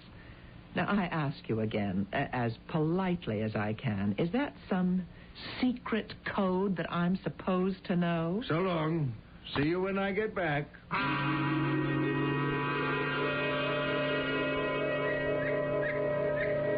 See, what a beautiful spot. I love this garden and this old-fashioned furniture. Do you know that Mike wrote his first short story on this table? I'm sorry. I thought I wasn't hungry, but I am. Here's a good salad. It's good to see you, counselor. Nobody's called me that since I got married. You don't do law work anymore? Married to Jim? When would I have time? Well, this will be the first time a lawyer's come to see me about her problems. I must say, Janet, that is a stunning rainbow silk scarf you've got round your neck. Well, that is the problem. I mean, that hides the problem. Here, let me take it off. Oh, great heavens. Those bruises on your neck. What happened? This is why I had to see you, It's Jim. I think he tried to kill me last night. What? Jim? I know. I couldn't believe it at first either. I thought, well, I don't know what I thought. And if I hadn't been able to pull away, who knows? The terrible thing is he doesn't remember doing it. Oh, you poor thing. There's something awfully wrong with him, see. In his right mind, Jim would never dream of such a thing. Jim loves me. Well, of course he does. Janet, you just said in his right mind he'd never do it. Have you noticed much else different about him since the heart operation? I'll tell you why I ask. I think since the heart operation, Mike's become a completely different person. For instance, he would never have considered selling any of his plays to Hollywood. Secondly, since he came home from the hospital, he simply stopped writing. He says he may never write again. Third, he was an avid outdoorsman. I mean, we always went camping once a year. We've got a garage full of equipment. Well, he looked at it the other day and he said, "What's this? I was never interested in hunting or fishing. Whose stuff is this?" He's changed, see. But at least he isn't murderous. What I'm afraid of is that Jim might try it again. Janet, you don't mean that. I mean exactly that. Jim wasn't playing any games with my throat. Well, you must have been frightened to death. I'm still not over it. One more thing. The day before yesterday, he started calling me a number. And when I say, "What's that mean?" he says, "What's what mean?" Numbers? I've got the same routine from Mike. He calls me K44K. What's yours? ZXY77. ZXY77. That's a nice ring to it. How does Jim explain calling you that? He doesn't. It passes right by him. incredible. What do you suppose changed our husbands so completely? Oh, see, I wish I could guess. I wonder about the other girls. I'd like to find out, too. 5 of us. The fearful 5, remember? Having lunch and dinner every night in that hospital cafeteria, keeping each other hopeful. Madge Courier. Her husband was the ambassador to Russia, wasn't it? He'd come back to have his open-heart surgery. Dr. Tyson operated on him that same week. And Betty, of course. Betty Trumbakos. She's my neighbor right up on the hill there. Married to that shipping tycoon, Aristotle Trumbakos. You, me, Madge, Betty. Who was the 5th? Myra. I talked to her once a week. Of course, Myra. Her husband's taken over the Philharmonic. Yes, the conductor, Dmitri. Let's ask them how their men are doing. You do Betty, and I'll do Madge and Myra. Yes, and have they noticed anything different? And if so, what is it? Unless, I wonder. Oh, some more iced tea? The pitcher's still full. Thanks. You wonder what? Well, it occurs to me. You know, Mike is a great kidder. Do you suppose, when Mike and Jim were sharing that room in the hospital, when they had their operations and recuperating, do you suppose they cooked this up between them and they're just playing some kind of a game? No, I don't think so. And these black and blue marks on my neck don't think so either. Oh, of course. How dumb of me. But the numbers racket could be a game. Me, K44K, you, ZXY77. But to attack you like that, Janet, it ain't funny. If you ask me, I'd try to get Jim somewhere for observation. And if he won't go, you ought to think about moving out. I have, in a way. I've moved to another room, made it my bedroom. I've hidden his gun, and every night I lock my door.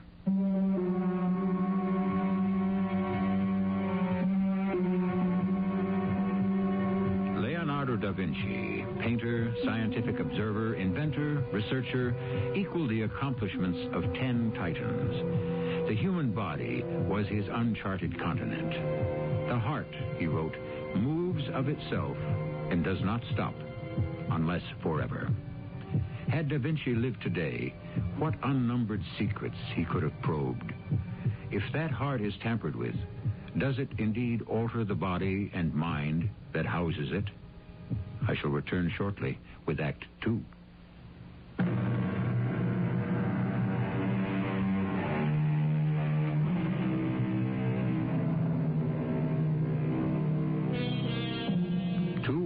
Of 2 prominent men, one a scientist, the other a playwright, are disquieted by their husband's peculiar behavior.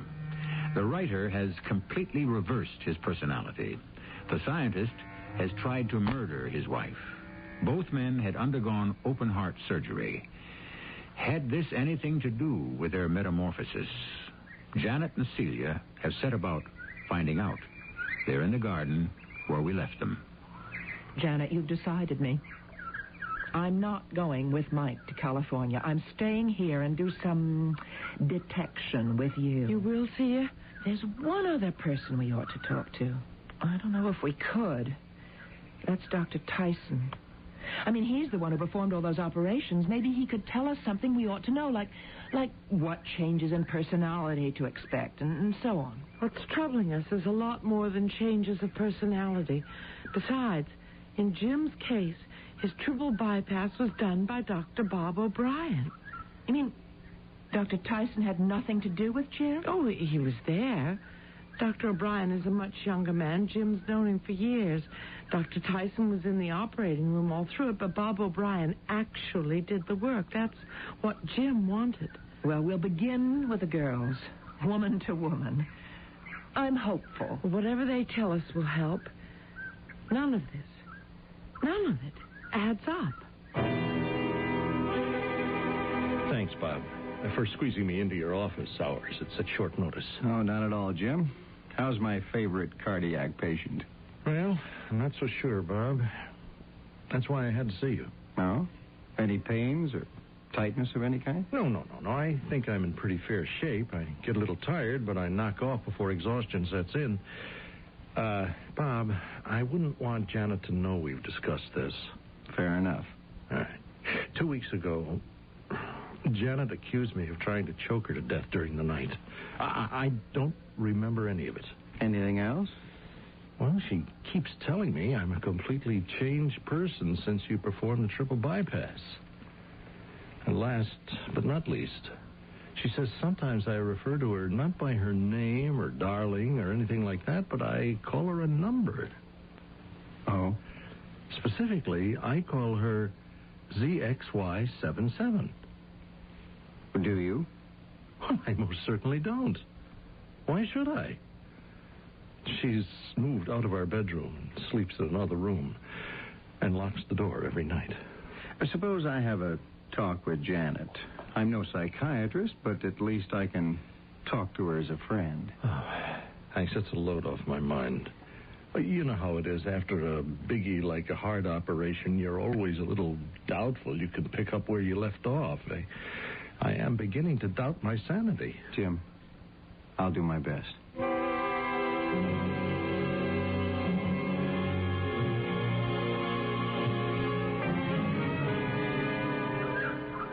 I don't believe it, Janet. Is that what Myra said? Word for word.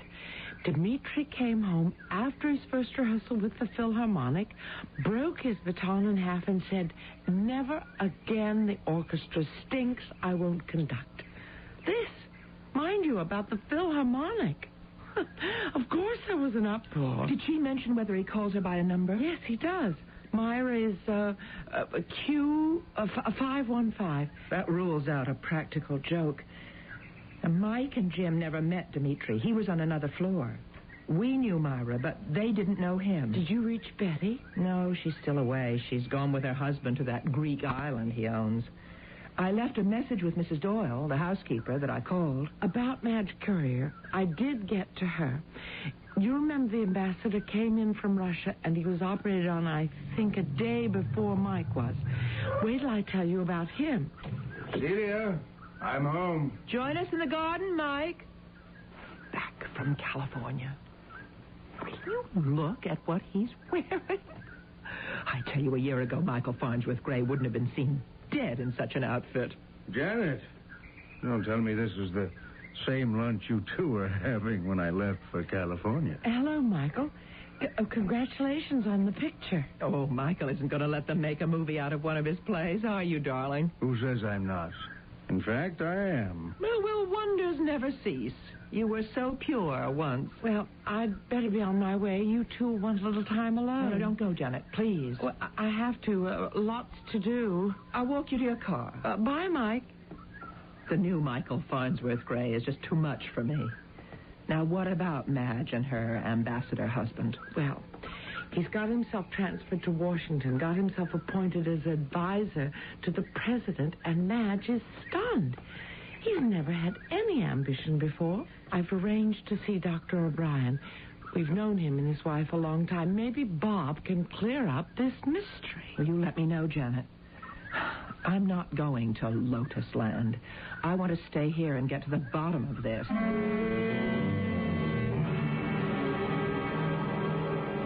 Janet, I think perhaps you're dramatizing the situation. Well, how can you say that, Bob? I tell you, Jim tried to strangle me. There's been a complete personality change. And sometimes he calls me by a number. What number does Jim assign to you? Assign? Oh, well, that's a funny word to use. I used the wrong word. What number is it? ZXY77. Oh. Frankly, I don't know what to make of it. Well, I'm not the only one. Jim's hospital roommate, Michael Gray, he calls his wife by a number, too. Gray. Morris Tyson did his surgery. I studied under Tyson, Janet. No one better in thoracic and cardiovascular surgery. So you can't put your finger on anything it might be? So far as I can see, Jim tolerated the procedure very well. If there's something bothering him, it's got nothing to do with the surgery.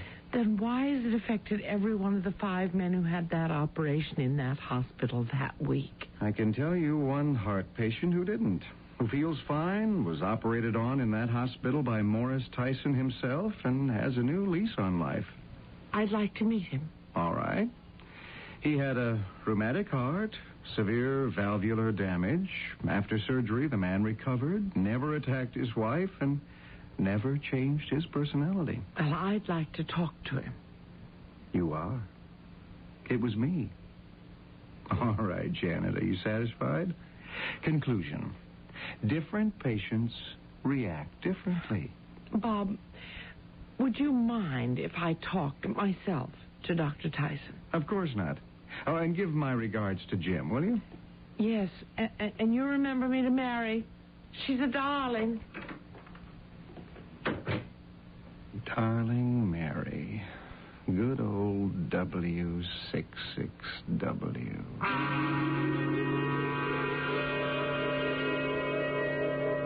Celia, I came over just as fast as I could. I saw Bob O'Brien. He wouldn't go along with anything I said. Didn't think Jim was behaving extraordinarily. It was a standoff.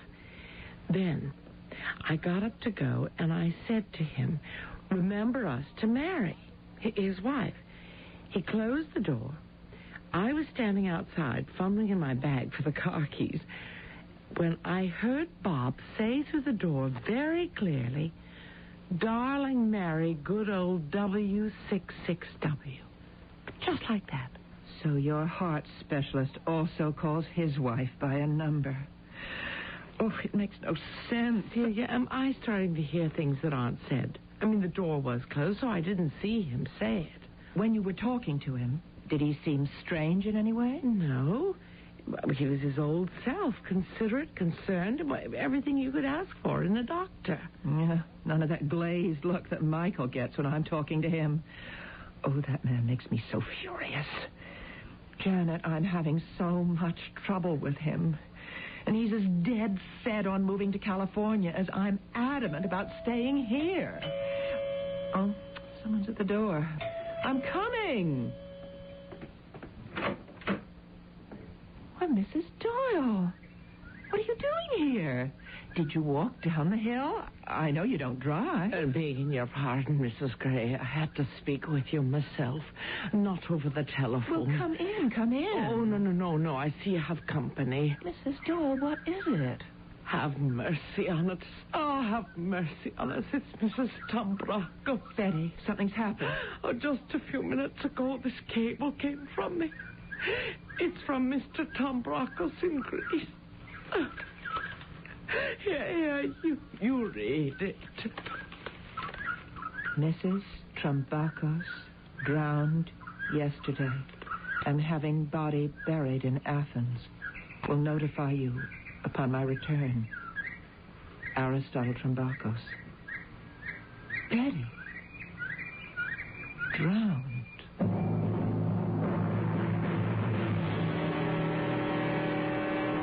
I hope I haven't kept you up, Bob. No, I was waiting for you, Dr. Tyson. Is W66W still up?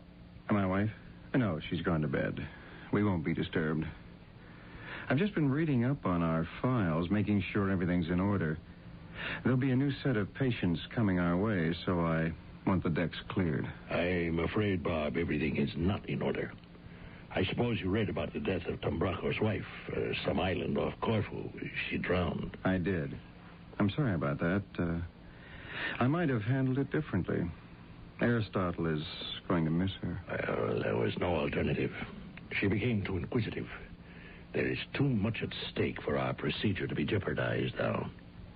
And that's precisely, Bob, why I've come to see you, the wife of one of your patients. You mean Janet Barkley? Yes, I do.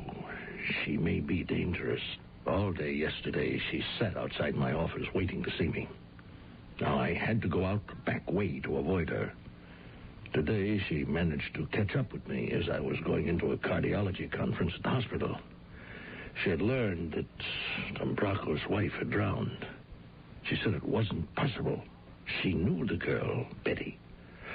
5 Ys had become friendly the week we did the X and K batches. I know. They formed a club of sorts. Well, the Barkley woman had done some investigating, she told me, and she knew Betty Dumbrocos was an excellent swimmer, that she must have been killed. Therefore, Bob, since you selected James Barkley to become one of us, you will have to find a way to rid us of his wife. Such a serious situation, I would be tempted to quote from Alice in Wonderland.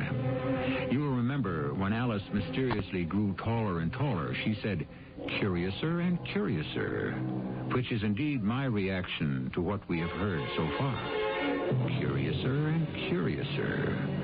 For more and more, join me when I return shortly with Act 3.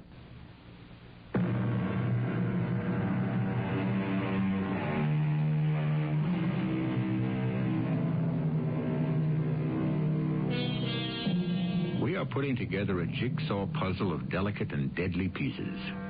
5 men, leaders in their field, a scientist, a playwright, a great conductor, a shipping tycoon, and an ambassador have undergone heart operations within 1 week. The scientist's wife, Janet, horrified by her husband's attempt to kill her, tries to find a link between his operation and his new personality. In fact, each of the wives reports a decided change in their men. All but one of the wives, who has mysteriously drowned. Tell me, Dr. Tyson, what else did Janet Barkley suspect besides Betty's death? That there must be unseen forces that have changed husbands. She asked about how you handled her husband's operation. Now, was it possible that when you performed the arteriotomy and constructed the grafts, that some foreign substance could have entered Barkley's body? Or at the point where the 3 proximals were constructed to the ascending aorta? She's certainly done her homework. Her own words were, when Dr. O'Brien put Jim on the heart and lung machines, what else did those machines pump into him beside blood and oxygen? Barkley came to see me. He thinks his wife Janet is imagining things. Well, I've had him sent to Athens to be with Dumbrocos in case there's trouble. Barkley told his wife he had to attend a scientific meeting. Now it's your turn to move. How much time do I have? The last thing Janet Barkley said to me was that if I couldn't or wouldn't give her a satisfactory explanation, she would use her legal connections to alert Interpol and ask them to investigate whether Betty Dumbrocos died naturally, accidentally, or was murdered. Janet, I set aside all my appointments this morning so that I could see you. I think it's too late. I'll keep on trying to find out what's in back of all this, but I'm afraid that what I am fighting for is something I've already lost. What do you mean? I've lost the man I married. And now I'm married to a man I don't know and don't love.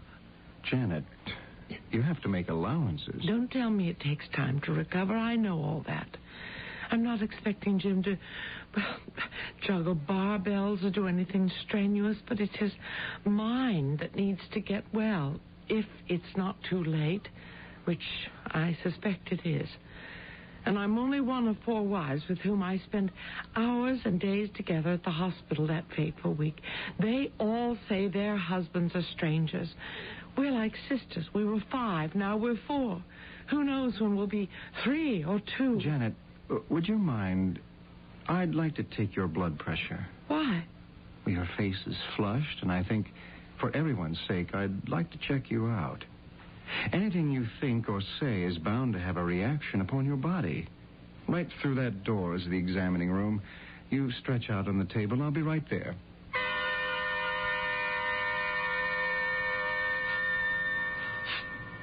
Uh-huh. Well, how does it read? Blood pressure's a little on the high side.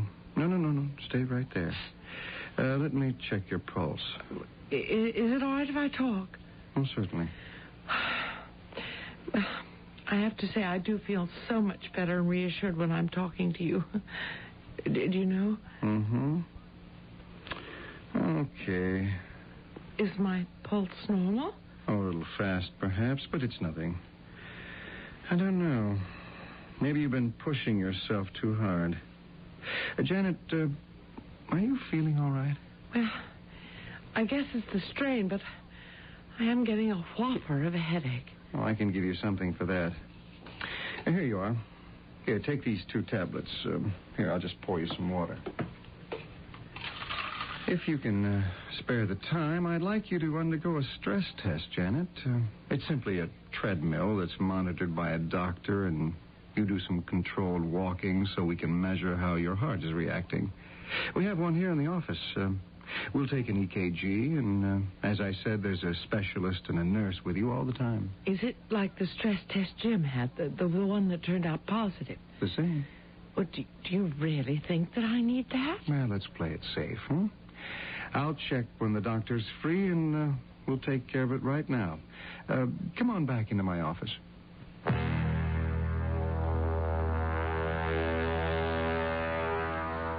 Oh, good. They'll be able to schedule you in a few minutes. You feeling any better now? I'm sort of woozy. You relax right there, and let's go over what's bothering you, huh? Mostly that I can't make sense of what's happened. There's no explanation. Janet, you know very well that sometimes there isn't any explanation. Ponce de Leon was absolutely positive the fountain of youth existed in Florida, and he was determined to find it. He didn't because there isn't any fountain of youth. Thousands searched for the gold of El Dorado. Even Sir Walter Raleigh went looking. There was no gold, no lost continent of Atlantis, no treasure hidden in King Solomon's mines. I'm sure Jim would agree with me. Jim's gone to Greece. I don't know why. Scientific meeting. The point is, Janet, perhaps there are some things better left unknown. Do you understand? Yes. There is no explanation, and it's a mistake to search for one. Janet? Janet, can you hear me? Good.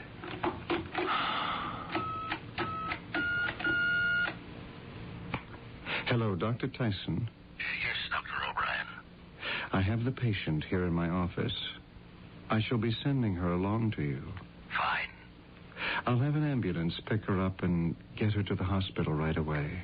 I'm much obliged. See you later, Doctor. Janet! Janet! Wake up! Mrs. Gray. What? Celia, what are you doing? Mrs. Gray, will you please leave my office directly? Happy to.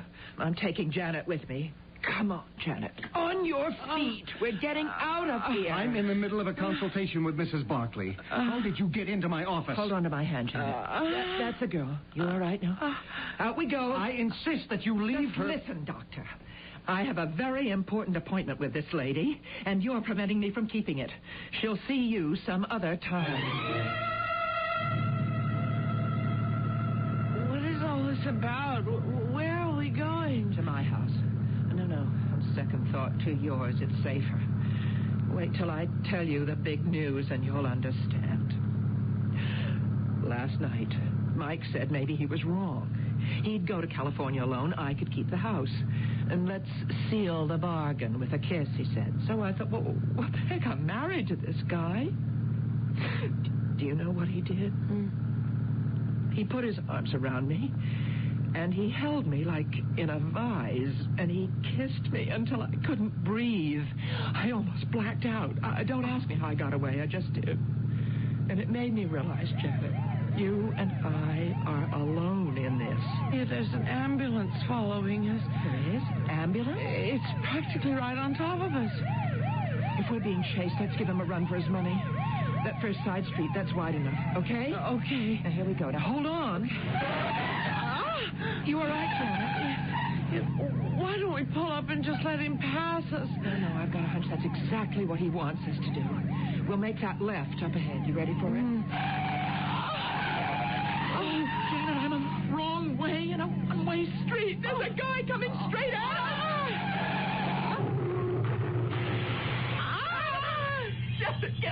got to run for it. Janet, do you hear me? We can't stay here. Can't you move? Hey, you lady! You're not going to get me.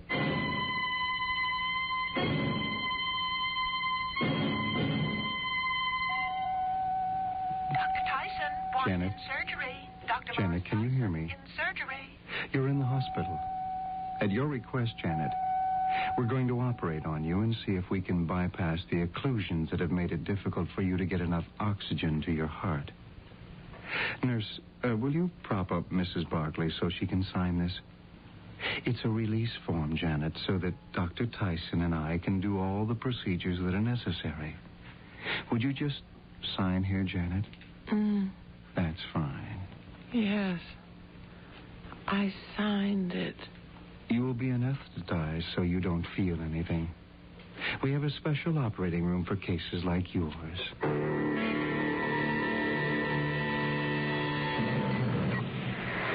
I've got to say this, Dr. Tyson. This Janet Barkley is the most tenacious and courageous of her species. Well, I have to agree with you. Originally, I wanted her destroyed. But I have come to realize we are going to be fortunate to have her stamina on Arcturus. What about the other one? Celia Gray. No, I think not. Let her go. The most I can say for her is that her heart's in the right place. Hardly a suitable candidate for transportation, then. No, not worth it. We want only the best types of mortals. Bob? She's conscious. I thought she was prepped and ready for the procedure. Not quite yet. I want her to know what is happening to her. Well, why didn't you just say triple bypass as we do to the others? She never would have believed me.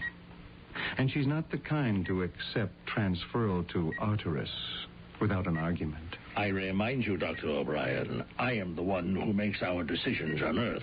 But if you're the wise man we believe you are, you will accept my recommendations. I tell you, Janet will be cooperative and valuable if she knows. True, we exchanged all the others in the X and K batches for Arcturians without their knowledge.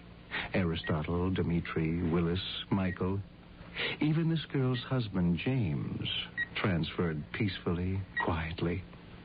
In the end, Janet will transplant better than any so far. She is one of the true survivors of the best in mankind. I take it you wish to take charge of her. I certainly do. Janet? Yes? Are you comfortable? Yes. You have heard Dr. Tyson and me talking, haven't you? Yes. Dr. Tyson comes from the planet Arcturus. He came here alone and then enrolled me. Arcturus is the only planet with the same characteristics as Earth in atmosphere, soil, vegetation, and minerals. It is inhabited by Arcturians, creatures very like you and me. Inbreeding and disease have weakened Arcturians.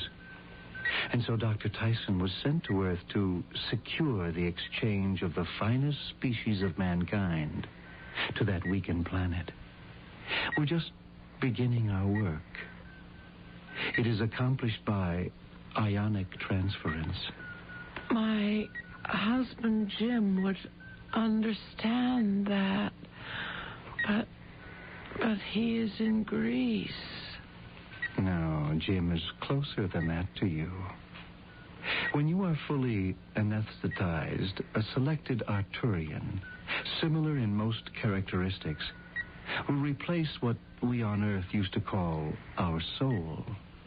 And your soul will find itself in an equally similar being on Arcturus. You mean my husband had already been... Yes, Janet.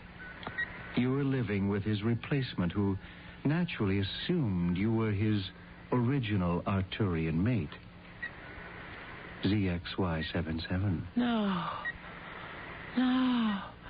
No, let me go. Janet, you don't understand. You will be joining your real husband.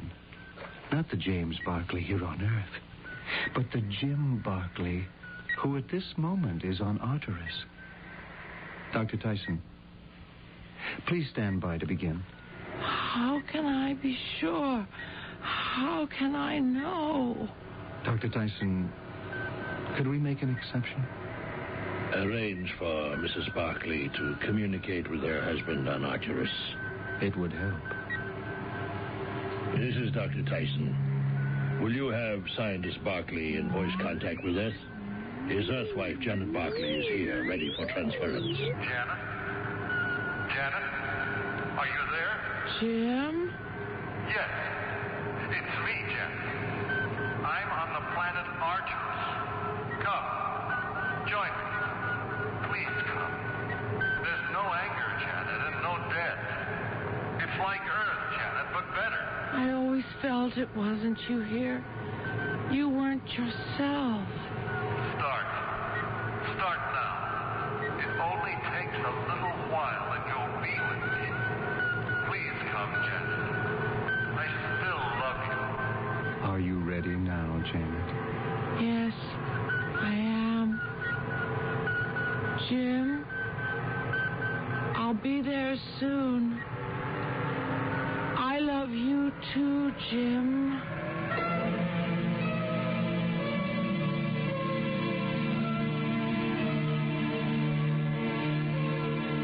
Should you come across a friend or relative acting in a way you believe is strange, rather than dismissing the incident by saying, oh, well, he's not himself, consider the possibility that he isn't.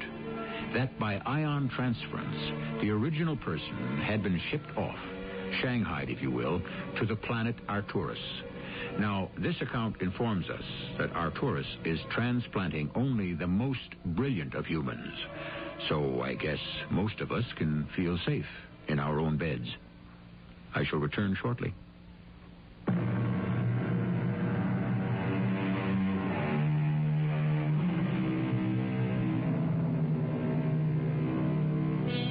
Explorations in space, we are assured, have but scratched the surface of the cosmos. There are many worlds revolving about many suns. Listening devices have been set up here on Earth to receive any message issuing from any other planet.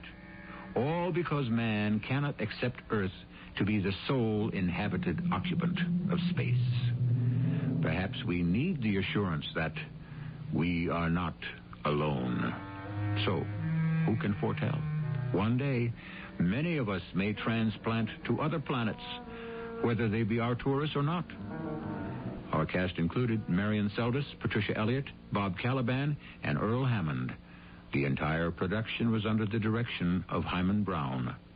This is E.G. Marshall inviting you to return to our Mystery Theater for another adventure in the macabre. Until next time, pleasant dreams.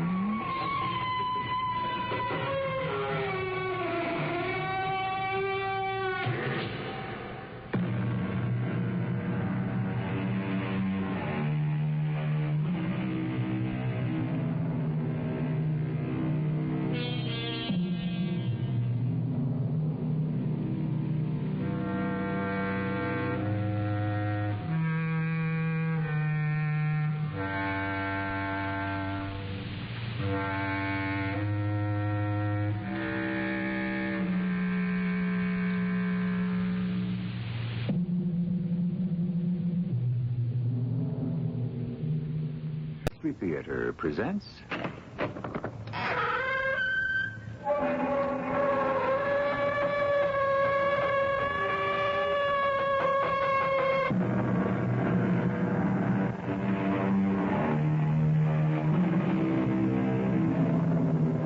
Come in. Welcome. I'm E.G. Marshall. Everyone knows, or let us say that most sophisticated people will agree, that our soul, or our psyche, or our body cannot be entered by demons or evil spirits who then proceed to drive us mad. The problem is, every time we begin a sentence with those two words, everyone knows we are already asking for trouble. Face it, Alice. I'll never get another job again. Oh, that's no way to talk. Unless... Unless what, Joe? Unless he forgives me. Unless who forgives you? The river. The river? How can a river... Oh, what kind of nonsense? I shouldn't have told you. I should have known you wouldn't understand.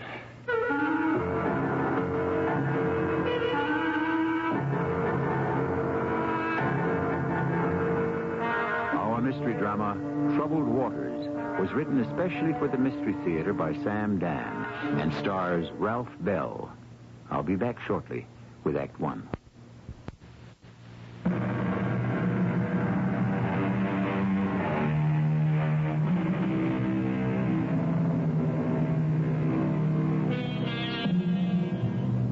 The famous Madame de Stael, who had all the brains in the world, but who wasn't very much to look at, once wrote a letter to a very pretty mental lightweight named Madame Recamier. I would gladly give 1/2 of the wit with which I am credited for 1/2 of the beauty that you possess. So then, are they mutually exclusive, brains and beauty? Who knows? If she could only have one, which would a woman choose? Which do you think she really needs? Yes? Who? Oh, look, tell her I'm in a meeting. Yes. No, I can't do that. Have her come in and then ring me so I can say I have an important call. How am I going to get through this? Alice Carpenter. Hello, Frank. Aren't you going to give your old boss a kiss? Are you ever a sight for sore eyes? Sit down. Oh, sit down. You haven't changed a bit in 12 years, Frank. Oh, I have, too. I'm balder, fatter, slower. I can only play doubles now. Doctor's orders. But, oh, you look the same. Pretty as ever. No, prettier. I hardly recognized the place when I came in. Well, I'll have you know, Perkins Construction is big time now. We even have an interior decorator. And, oh, how do you like the English accent on my receptionist, huh? Yes. It all dates back to that big job that Joe brought in for you ahead of schedule. Way under budget estimate. Where have you and Joe been keeping yourselves? Why, just the other night, Peggy and I, we were Oh, excuse me, dear. Yes. Who? Oh, for crying out loud. All right. Tell him to hold on. Oh, Alice, I have this call from my party chief out on a job in Alaska. I know it'll run for at least an hour. The thing for you to do is have Joe and, well, you and Peggy and me get together for dinner one night, huh? You know, sometime soon. Oh, sure. Sorry I disturbed you, Frank. I know how busy you are. Oh, but never too busy to say hello to an old friend. I said you haven't changed, Frank. When I was your secretary, I would also ring your phone to get you off the hook. That party chief is still having his problems out there in Alaska, isn't he? I'm sorry, Alice. Is he the same one? Alice. As I recall, I invented him. That girl outside needs a bit of training. I could tell by the tone in her voice that you really didn't want to see me. Please, Alice. You know why I'm here. Yes. You have to help Joe. Well, sure, if you need some money. No, it hasn't come to that yet. But I'll tell you what it has come to. I am going around to all the people I know in this business. Behind his back, of course. If he knew he'd kill me or he'd kill himself, maybe both of us. You can't tell me a guy with Joe's ability can't Frank, you know the word is out. They say he's lost his nerve. His judgment's become erratic. A lot of other things. But he can come back. He needs a chance. Get him a job. The thing is, I don't have a job for him at this time. You have been running this ad for over a month. Construction chief engineer, South America. Alice, this job could kill the man who takes it. It's a malaria-infested jungle. And that's why nobody wants it. But Joe can't afford to be particular. Alice, I'm sorry. 15 years ago, Joe's knowledge and skill saved this company. You'd have been out of business. I know, but I can't run this place on sentiment. Be practical. 2 years ago, would you have dared to offer a job like this to a man like Joe? Now you've got him over a barrel. Alice. And please don't say I was in here to see you. Listen. Don't make me beg, Frank. All right. Oh. Thank you. Come on. I'll take you to lunch. No, it isn't necessary. You deserve it. You've had a rough morning. So did you.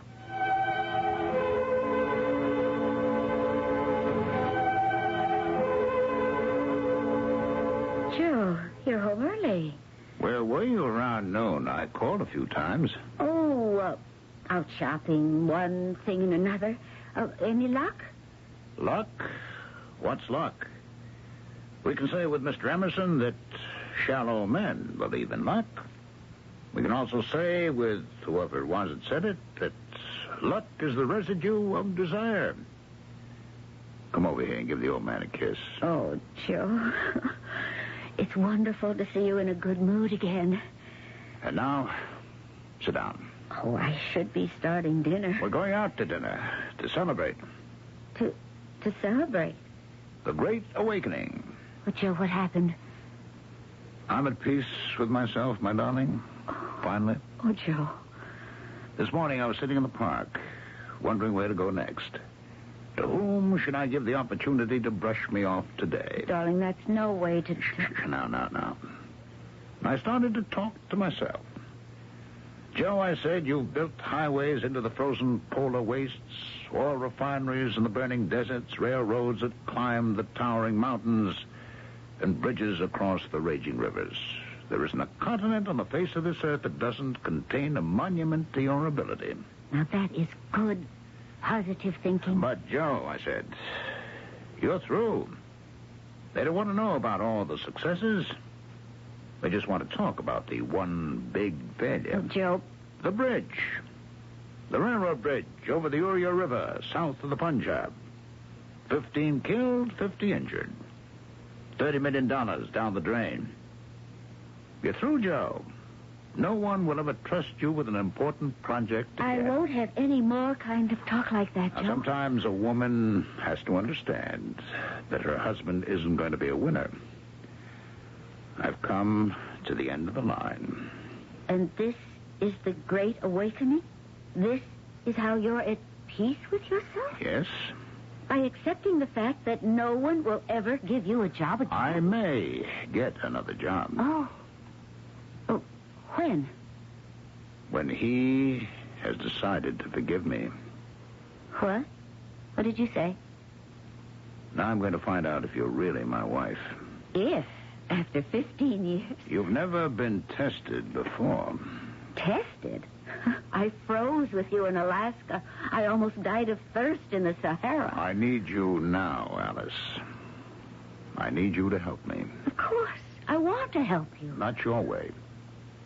My way. Any way. Name it. I want you to accept what I'm going to tell you. I don't want you to fight it. I've been living with that bridge over the Uriah.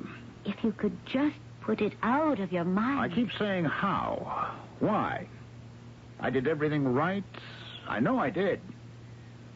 What did I forget? What did I overlook? And then I remembered. What? You had come up from Benares to join me. Remember? Oh, yes. It was the weekend before. Yes. Remember how beautiful, how peaceful the camp was? The work gang had just finished supper. They were celebrating some kind of holy night. There was dancing. And then she appeared. Suddenly. Out of nowhere. Do you remember? Oh, I remember. A blind old beggar lady. Oh, no. She was Hunifa, the sorceress. Hunifa, the witch. All right, dear. Do you remember she wore a headdress and necklaces and bracelets, all made of gold and silver coins? I think so. You could hear them rustle and jingle every time she moved. Her voice. Can you ever forget her voice? Sahib, I am Hunifa. Art thou hungry, mother? Go then to the cook fires and say that Carpenter Sahib orders that food be given thee. I am Hunifa, handmaiden to all the gods and high priestess to the spirit of the Uya River. The Sahib has come from across the Black Oceans to build this bridge across the waters of the Uya. Is this true? This is true. With whose permission? The government? The government can but give authorization. But permission is granted only by the spirit of the river. The Sahib must ask for it. Very well, Hunifa. I ask.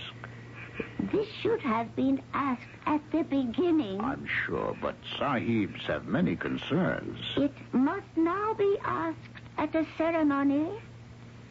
A ceremony? Before all the people, to show that the spirit of the river must be obeyed. But I cannot do that. I cannot officially support this kind of superstition. The spirit of the river demands it. Hear, O Sahib, gather the people now and go to the riverbank and ask forgiveness. Now, Hunifa... Or thou shalt be punished, Sahib. Punished? A curse shall be leveled against thee, and at the hour of noon tomorrow, the bridge will fall. How can the bridge fall? It's concrete and steel. The bridge will fall, and you shall be cursed. No, you know it can't happen. At noon tomorrow, the bridge will fall. He has spoken. The spirit of the river has spoken through me, his high priestess, Hunifa. The next day, at noon, the bridge fell. Oh, Joe. It fell. Oh, please, when you talk like this. And so, this afternoon, I sat in that park. I prayed. You know to whom I prayed? I'm afraid to hear. I prayed to the spirit of the river. And I felt it was not just the spirit of the Uya River in India, but the spirit of all the rivers in the world. I prayed for the spirit to forgive me. Perhaps you should see a doctor. I prayed, and suddenly I heard a tinkling.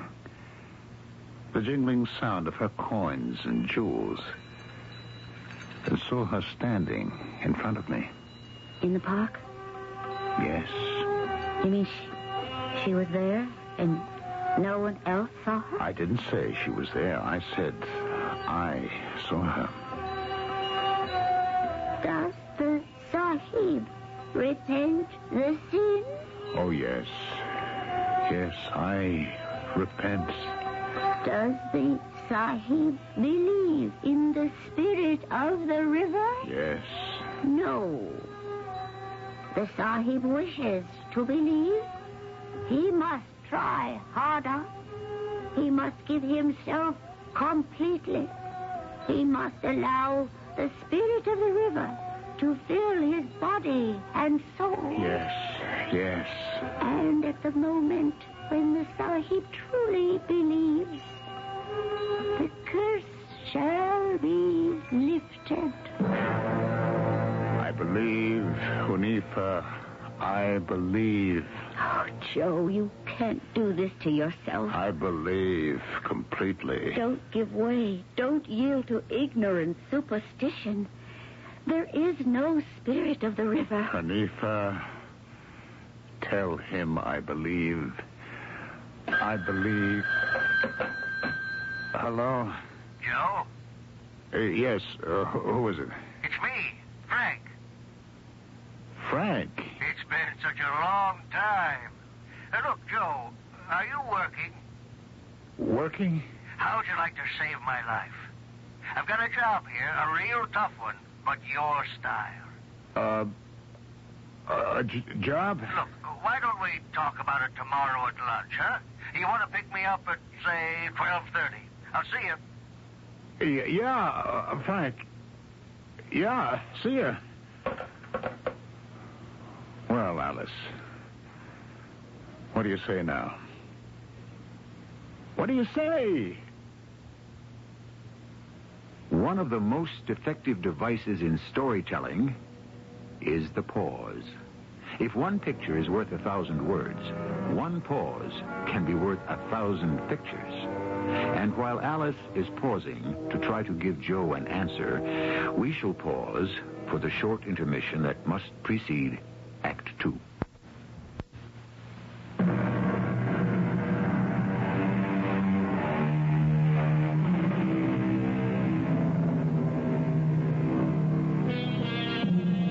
What is superstition? Very often, it may turn out to be the next person's devoutly held belief. We roil dangerous waters when we erect our own orthodoxy as a platform for everyone. And we may become embroiled in a deadly game that any number can play. What do you say now, Alice? I was cursed by the spirit of the river. No. And no one wanted to give me a job. I prayed to the spirit of the river for forgiveness. I said, please lift the curse. And what happened? Frank offered me a job. That is superstition. That is not why you got the job. It isn't? Can you suggest another reason? No, I guess I can't. Got a minute, Frank? For you? Of course, Alice. Sit down. I want to thank you for giving Joe the job. I agreed to, didn't I? The way you did it made him think he was doing you a favor. Oh, forget it. If he ever found out that He mustn't, Frank. I understand. Thanks again. Alice, that bridge in India, I've been thinking about it. It could have collapsed for reasons that had nothing to do with Joe's ability. What are you saying? Well, being fair, he wasn't responsible for the original design. He may have been victimized by crooked contractors. There was political opposition to the thing. He could have been sabotaged. Thanks for saying all that, too, Frank. I believe in Joe. I'll prove it. You already did. You gave him a job. I'm going to trust him with my only son. Frank Jr. just graduated from Caltech. That little boy? Oh, top man in his class. The fact is, he's a genius. Is the job you're putting Joe on a job for a youngster without experience? Well, he can learn a lot from Joe. And he'll pull his own weight.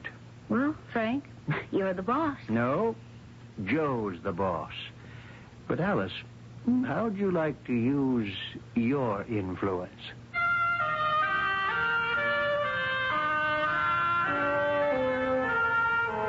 I'd rather not.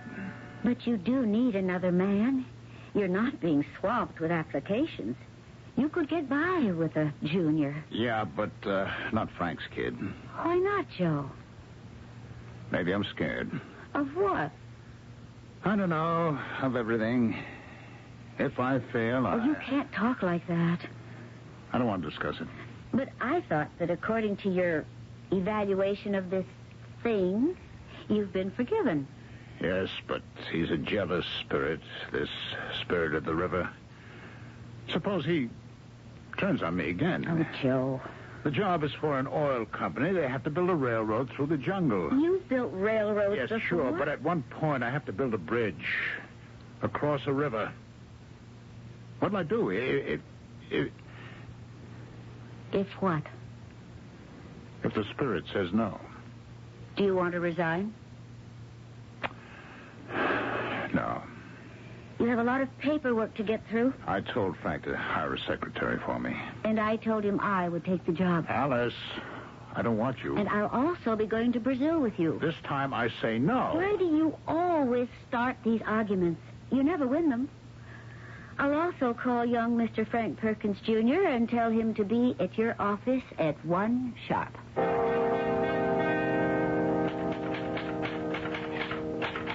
Hi there.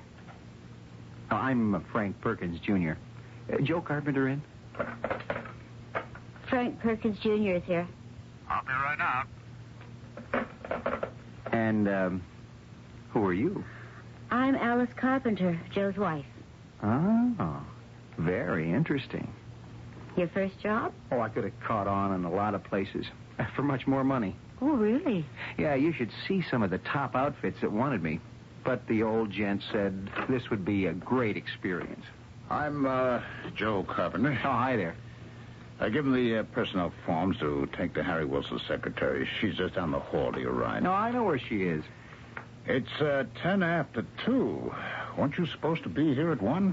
Hey, I was here 15 minutes early, but I met Harry Wilson's secretary, and we started talking, and before you knew it, I took her to lunch. Well, get those forms over there right away. Oh, righto, Chief.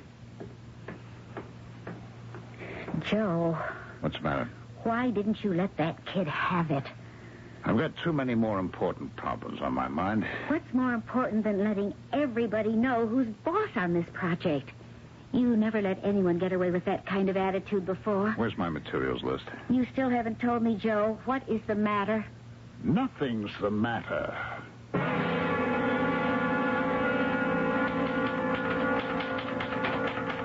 Hello. Oh, it's you. Is Joe around? He's over at a steel mill in Branchville. They've got a new alloy he wants to look at. You're working late, aren't you? Well, there's a lot to do. Just about dinner time. Oh, thanks for reminding me. I'll send out for a sandwich. Look, I got a better idea. Have dinner with me. No, thanks. I told Joe I'd meet him here at the office. I could have you back in time. Junior, I am Joe's wife. What does that mean? Only that he saw you first. Do you realize we're leaving for Brazil the day after tomorrow? Don't you have things to do? Well, sure. But, I'd rather have dinner with you. I'll go ahead. Oh, go, sure. Pretend to be busy. But in the long run, everyone must surrender to my fabulous charms. Good night, Junior.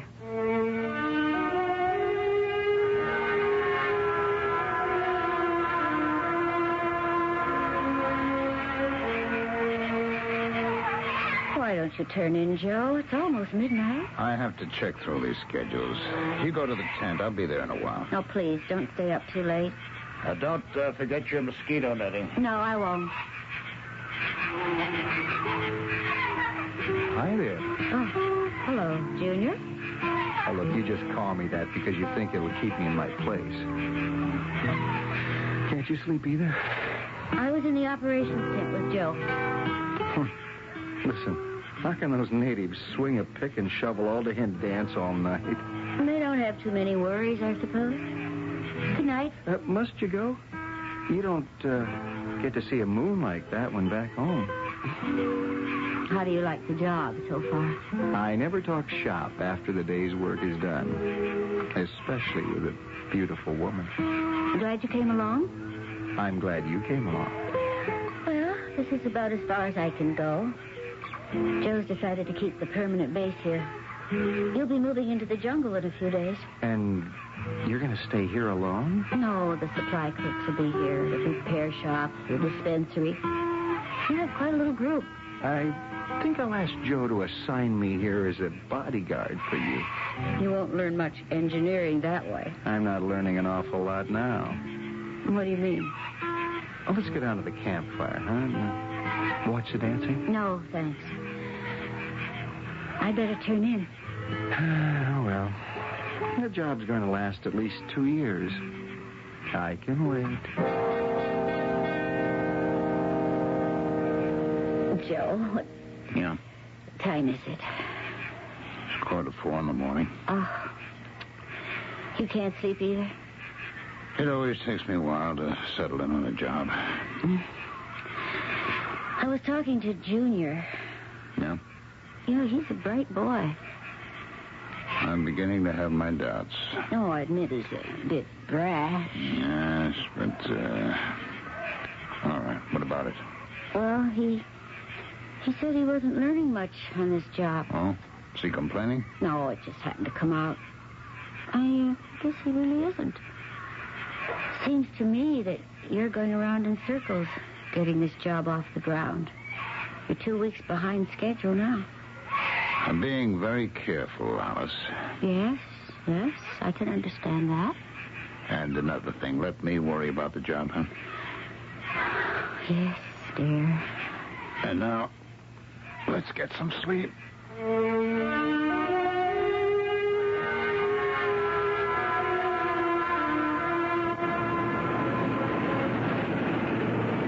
All right, Junior. Tell the foreman to knock his crew off with the chow. Sure. Hey, Pedro, time to manjar. Joe? Alice, what are you doing here? Well, this Jeep was back at the base and no one was using it. Why did you come here? You know that I distinctly said not... Joe, it's the 14th. What about it? You haven't started on the bridge. I know that. The support should have been in already. Alice. You're stalling. It's the same kind of bridge. And look at the river. It's just like the Uria. Why are you stalling, Joe? Alice, I prayed. Oh, Joe, be sensible. I prayed every day since we arrived here. For what? For permission to build the bridge. The spirit of the river has to grant me leave to build the bridge. I refuse to believe that. I didn't get his permission last time. You know what happened. I won't go through that again. You're stalling.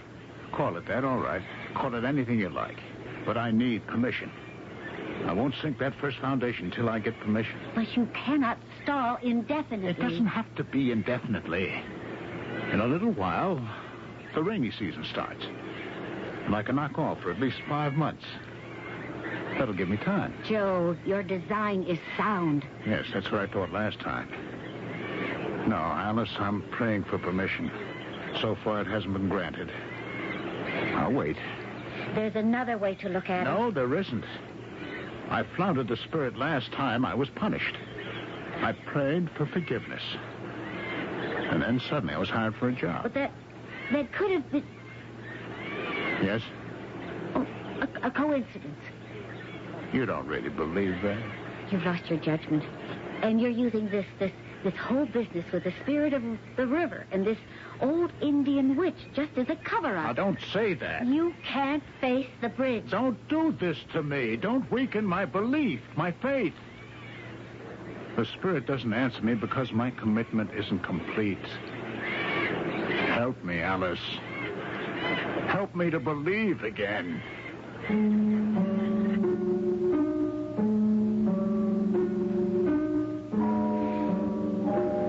How can she help him?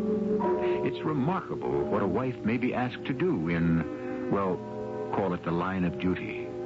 Ladies, how might you react if your husband asked you to help him believe in something called the spirit of the river, which rules every body of water in the world? The heroines on our show are constantly blazing new trails, aren't they? And this one leads right into Act 3.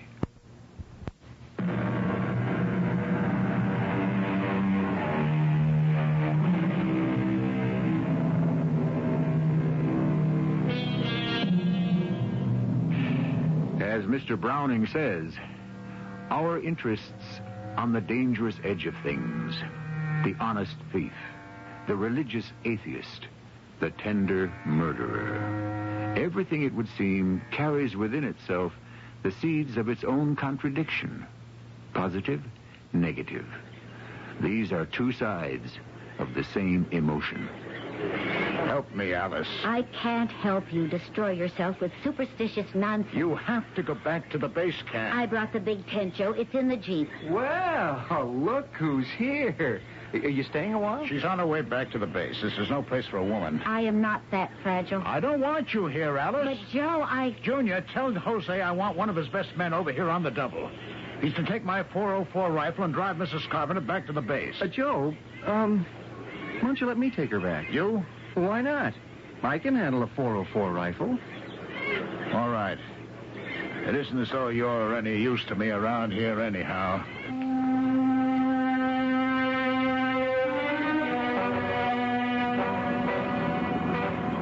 Why don't you let me take you away from all this, Alice? You're almost 15 years younger than I am. I've always been fascinated by older women. I happen to love my husband. Yeah. You know, Joe was a lot like you when he was your age. You'll settle down, too. Joe, huh? What's the matter? Does he actually think he's ever going to finish this job? What do you mean? Well, I might have said too much. You might as well say the rest of it. Okay. I'm supposed to learn from this guy, but he hasn't shown me a thing. Well, yeah, he's shown me a lot of inefficiency and waste. Oh? And he's always leaning on Tompkins and Connolly. Okay, they're competent engineers, but neither of them's a ball of fire. I see. You know, the bad part is everybody's wise to Joe by now. Even the native laborers sense it. So everybody's stalling on the job. But what's Joe doing? Search me. I can't figure him out. They say he used to be a great engineer. He's still a great engineer. Okay. Stop. Stop right here. What? Pull into this clearing and turn around. We're going back to Joe. Sending you back to the base is the first smart thing Joe's done on this job. The place isn't safe back there. Turn this thing around. But Joe said that I... Forget what Joe said. Somebody has to give orders around here.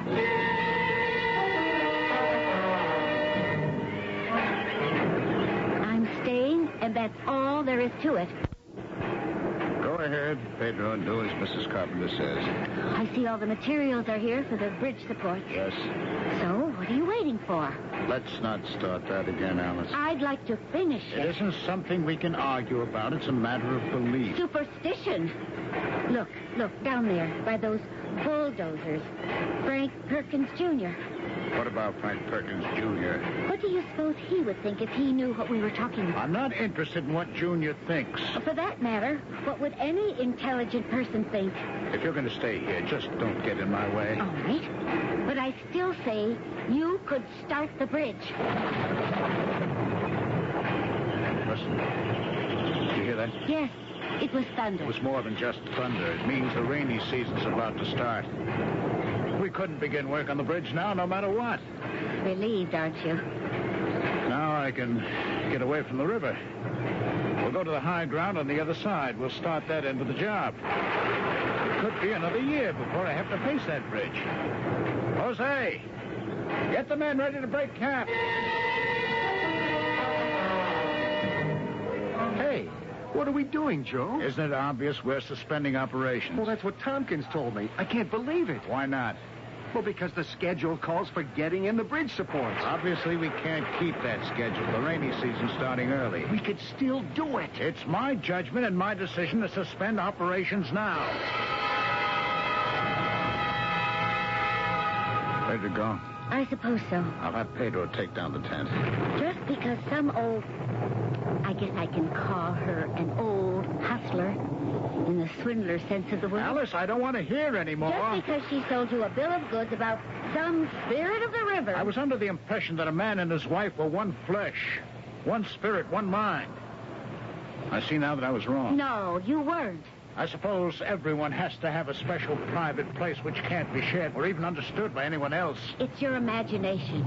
Oh, if only I could somehow prove you were wrong.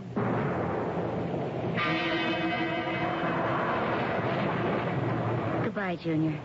Yeah, goodbye. I wish you weren't in love with him. Sometimes I wish the same thing. Hey, with everybody gone, we could have a great time out here. Oh, listen, Junior. In a couple of years, I'm going to be an old lady. You'll never be an old lady, Alice. And you'll still be a boy. You know, that's your problem. You look at me as if I were a kid. Well, aren't you? Being a man isn't a question of how old you are. It isn't. It's a question of how you stand up to responsibility. And you know what I'm talking about. If I were chief here, those bridge supports would be going in right now. I'd show you, Alice. Junior, we're all set. Yeah. You'll be responsible for breaking camp. It shouldn't take you a week to weatherproof what has to be left. Get the rest of the stuff packed for shipment. Okay, Chief. See you back at the base camp. Goodbye, Junior. Goodbye, Alice.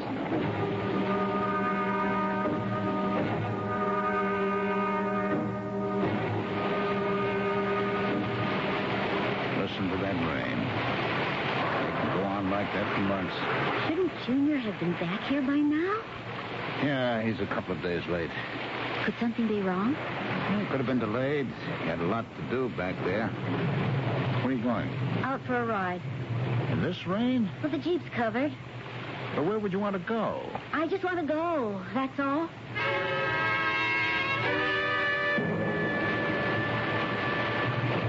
Junior! Alice. I was worried about you, so... Oh, the bridge. Yeah. I figured I could get a good piece of it up. But Joe ordered you to be... I did it because I wanted to prove something to you. I didn't know it could rain like this. Alice, I'm in trouble. The river's rising too quickly. My foundations will be washed away. Junior. Look, I was wrong, Alice. I'm in a jam. I disobeyed orders, and all the material... I could be ruined for life.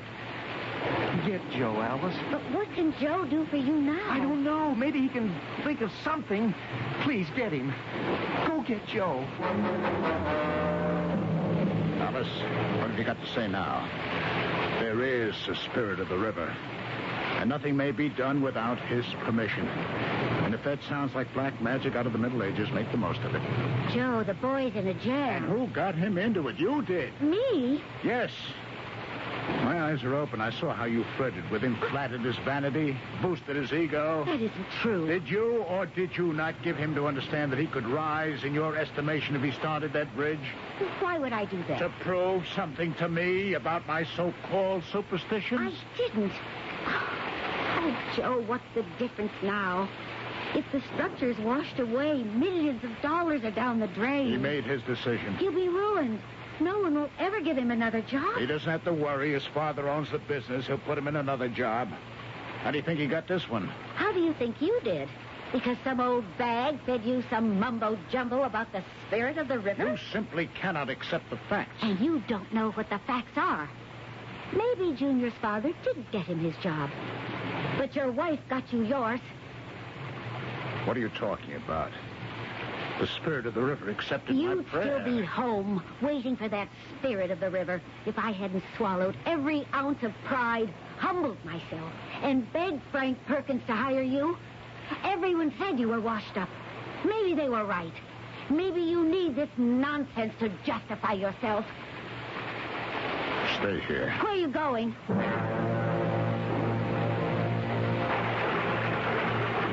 Joe, I shouldn't have done it. Of all the stupid... I'm in a jam.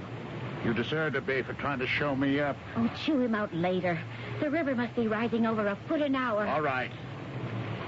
I always had a plan for what I would do if I started building and the rains caught me. You throw a dam to block the rapids 3 miles upstream.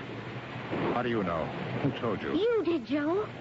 You've been so upset about this job, you've been talking about it in your sleep. Joe, get me out of it. We're going to blow a piece of that cliff just above the rapids.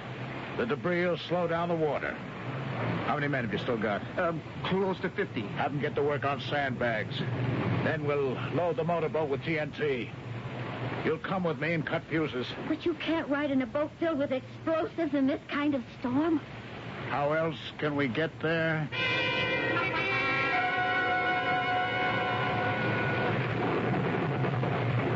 I'll have another cup of coffee. The river isn't rising anymore. It is, but not enough to hurt us. I was so nervous till I heard the dynamite. And then I was so scared till you got back. It'll be all right now. Everything will hold. Joe, you must be angry with me. What for? Because of what I told you about my going to Frank, about the job. Yeah. I thought about it for a bit. I had to do it, Joe. Just to prove that this spirit of the river thing was a phony. And now you're sure. Well, you saw what happened? How do you know, for the sake of argument, how do you know that it wasn't the spirit of the river that made you go to Frank? Maybe that's the way the spirit works. Well, Joe, I asked the spirit of the river for a sign to set the bridge. But what would such a sign be? What did I expect? Well, I don't know. Maybe the spirit of the river made you work on Junior to disobey orders so that I would have to bail him out. Maybe that was the sign. Do you really believe that, Joe? When you're in the middle of civilization, you believe one thing. But when you're out in a jungle, or desert, or desolate mountain range, and there's nothing but you and nature, you believe a little bit of everything.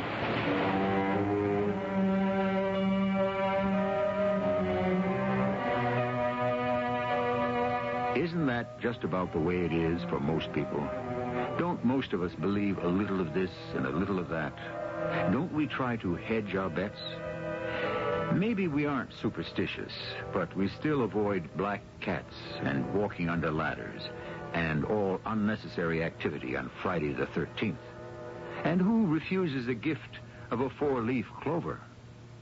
I may have a gift of sorts for you when I return.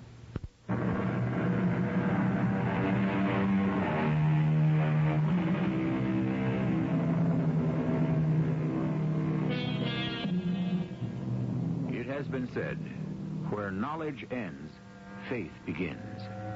That would seem to tie it up neatly. But what is knowledge? And what is faith? There are those who insist that knowledge consists of having faith in one's facts. If you can't solve this problem to your own satisfaction, be comforted by the thought that it has troubled the world's greatest minds since the beginning of time. And the answer is still nowhere in sight. Our cast included Ralph Bell, Evie Juster, and Bob Caliban. The entire production is under the direction of Hyman Brown. This is E.G. Marshall inviting you to return to our Mystery Theater for another adventure in the macabre. Until next time, pleasant dreams.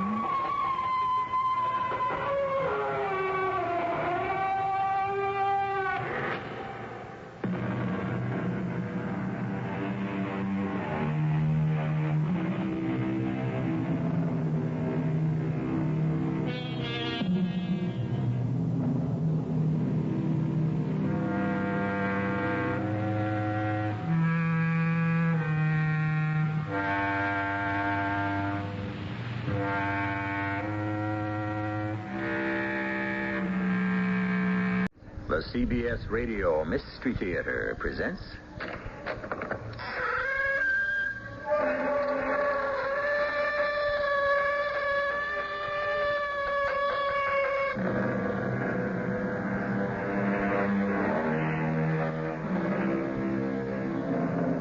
Come in.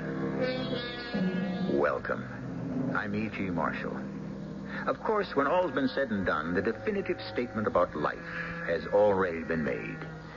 It is even a vapor that appeareth for a little time and then vanisheth away. Yes, that's true.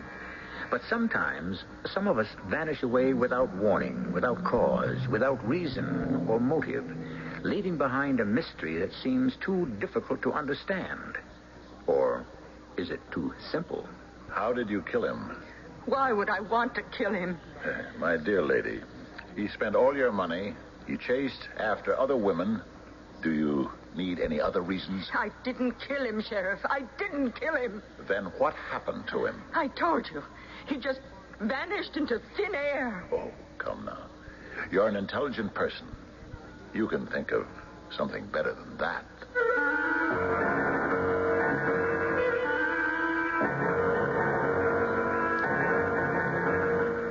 Our mystery drama, If a Body, was written especially for the Mystery Theater by Sam Dan and stars Fred Gwynne.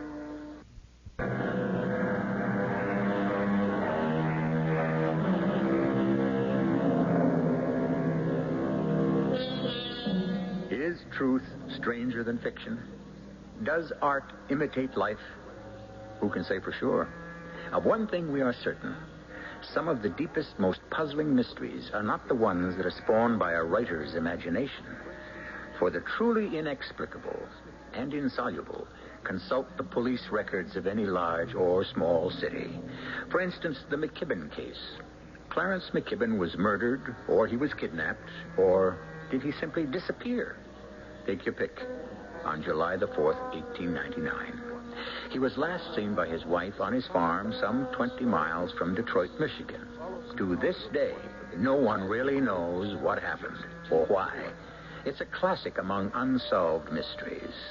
Follows now the report of the case as recorded by Sheriff Joseph T. Boland. 1899, 10 minutes before 10, Mrs. Mariah McKibben appeared at the door of her... On the morning of July the 4th, 1899, 10 minutes before 10, Mrs. Mariah McKibben appeared at the door of her neighbor, Mr. Edmund Vale. He says she was distraught, excited, almost hysterical. Oh, Edmund. Edmund. Mariah, what's wrong? Edmund, it's Clarence. He's disappeared. He's gone. But he can't be gone. He's supposed to make the 4th of July address. My goodness, it's less than an hour from now. Edmund, please, listen. Come with me. Where? You were Clarence's best friend. What do you mean? I was his best friend. Because... Oh, come with me. But, Mariah... Edmund, don't ask me any questions. I ran all the way. I'm so scared. Of what? I don't know. Come with me, please. The McKibben farm is some 300 yards from the Vale property. Edmund Vale says that he and Mrs. McKibben walked the distance very quickly. When they arrived at the farmyard, she pointed toward the open field. That's where Clarence disappeared. Well, I don't understand, Mariah. Well, he was about to harness Obadiah to the buckboard, and suddenly he stopped. See, Obadiah's still standing there between the shafts. Mariah, please, now try to get a hold of you. I'm trying very hard. I'm trying to tell you exactly what happened. All right. Now, Clarence just stopped what he was doing, and he started to walk away. Why? I don't know. Well, did you ask him? Yes. Well, what did he say? Nothing. To leave for town. Then, without a word, without a single solitary word, he just started to walk out to the field. I called to him, Clarence, where are you going? But he paid me no mind. He just kept walking. And he was about 40, no more than 50 yards away when I... When what? When he was gone. Mariah. He disappeared. How could he disappear? Into thin air. Oh, Mariah, such a thing simply cannot happen. It can't. Did you walk out to the spot where you think he disappeared? Oh, no. No, I couldn't. I'm scared. Well, just point out the place, then, as nearly as you can. Well, now, do you see that little bush all by itself? Yes. Well, maybe 15, 20 feet in front of it, and about 5, 10 feet to the left. Yeah, and you're sure? I'm positive. Oh, well, where are you going? Out there. No. Well, why not? We don't know what's out there. Well, we have to see. It's something awful. He just vanished. 1 second he was there, and the next second he just wasn't. I better go and see. Why? Do you want to disappear, too? Oh, come, let's get the sheriff. Oh, look, driving down the road, that's Perry Allen. He's got a telephone. Mr. Allen! Mr. Allen! At 5 minutes after 10, Mr. Perry Allen reached me via the telephone. At 10:45, I arrived at the McKibben farm. I elicited from Mrs. Mariah McKibben the basic facts, the ones she had already imparted to Mr. Edmund Vale. You say you didn't personally walk out there to see what happened, Mrs. McKibben. Oh, no. Did anyone else? No sense making a mystery out of this. There's simply got to be a rational explanation. Mrs. McKibben, I'm going to start walking. When I reach the spot where you say you last saw Clarence, just yell. There, Sheriff, right there. Here? That's the place, the exact place. You're positive? There's nothing here. Nothing at all. No hole in the ground. No soft places. Nothing's been disturbed. Nowhere he could have gone. I examined practically every inch of ground within a radius of 25 yards. There was no sign of Mr. Clarence McKibben or of what could have happened to him. Then I questioned Mrs. McKibben further. Was your husband upset? Disturbed? Clarence? Why? He was just back from the war. Got himself a medal. He was a hero. The whole town looked up to him. Then there was nothing unusual about his conduct. No. But there's something unusual about yours, Sheriff. What are you trying to imply? Did he have any enemies? No. And what if he did? Are you suggesting one of them could have murdered him or kidnapped him? How? There was no one here but Clarence and me. No one could have shot him, stabbed him, poisoned him, or taken him away. Why do you ask such ridiculous questions? These are the usual questions, Mrs. McKibben. But this isn't the usual situation. This is something absolutely and entirely different. Maybe it's supernatural. Supernatural? Or maybe some force, some power we simply can't understand made Clarence vanish. How else can you account for it? Mrs. McKibben, I'm going to account for it through solid, sensible, proved police work procedures. You say you were about to leave for town. Yes. What time was this? Oh, it was after 9 o'clock. We'd finished breakfast, and he went out to harness Obadiah. Then I heard him call me to come out. But I put on my hat, and I stepped into the yard. Now, what time was that? Exactly. Oh, 9:30. You're positive? Did you have a watch? Did you look at the clock? Oh, no, but Will Cassidy happened to be walking down the road, and he called out, you folks leaving for town so early? It can't be 9:30. What did Clarence do yesterday? He was home all morning. After dinner, about 1:30 in the afternoon, he drove into town. Why? Well, he said he had to go to the bank. For what reason? For what reason does anybody go to the bank? To take money out or to put money in? And which one was he going to do? I don't know. After all, he was the man of the house. On July 6th, at 11 a.m., I spoke with Mr. Harry K. Tattersall, president of the Farmers and Merchants Trust Company. Yes, Sheriff, we've got ourselves the makings of a first-class mystery here. Attracting attention from all over the state, the country as well. I'd like to ask you some questions, Mr. Tattersall. Yes? Mr. Tattersall, Clarence McKibben was in here the afternoon of July the 3rd, wasn't he? Yes. Why? Well, he came here to withdraw money. How much money? I wouldn't ask if it might not have a bearing on the investigation. $5,000. The day before he disappears, he draws $5,000 from the bank. Did he say why? No, he did not. Did you ask him? Sheriff, I may have told you too much already. Mr. Tattersall, I respect your position. I know you're uncomfortable. But we may be dealing here with a murder. Murder? Or kidnapping. Or both. Or some other form of mayhem. But his wife says that he just vanished into thin air. And you believe it?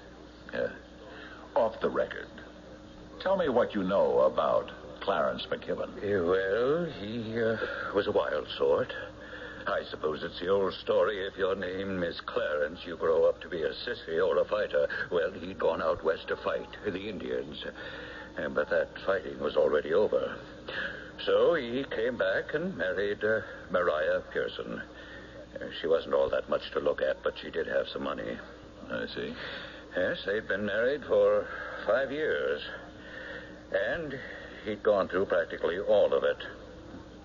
$20,000. Nothing was left, just the farm. And how did Maria react to all this? Well, presumably she didn't know about it till after Clarence left for the Spanish-American War, when she became the one to pay the bills. The day Clarence went away to the army, there was $9 in the account. Yes. Funny. A war comes in handy for a lot of people. Gives them a chance to get out from under. And that's why he enlisted? Well, he met this Colonel Roosevelt from New York while he was out west. And when Roosevelt organized that volunteer cavalry outfit, Clarence joined up. Now, getting back to Maria McKibben. Left alone, she has to run the farm. She comes to the bank and discovers she's broke. How did she take it? Well, she wasn't happy. But what could she do about it? You say there was a balance of $9 the day Clarence McKibben left for the war. Now, just 3 days ago, he withdrew $5,000. Where did that money come from? I don't know. He brought it back with him. A man who returns from the war with $5,000? He served for less than a year on second lieutenant's pay. Could he have saved that much? What do they make? $50 a month? Yeah, thereabouts. And he didn't have the reputation of a thrifty man. Did you ask him where and how he got the money? Yes. And what did he answer? He just winked. And now that money has disappeared with him. Or did it? Would Mrs. McKibben know about that $5,000? Well, you'd have to ask her, Sheriff. Yes, I would. I believe I have a whole new crop of questions to put to Mrs. Maria McKibben. And we can probably guess at some of the most pointed ones, too. But right now, we shall take a short intermission. Don't worry. After all, this case has remained unsolved for over 80 years. It'll still be here when I return shortly with Act 2.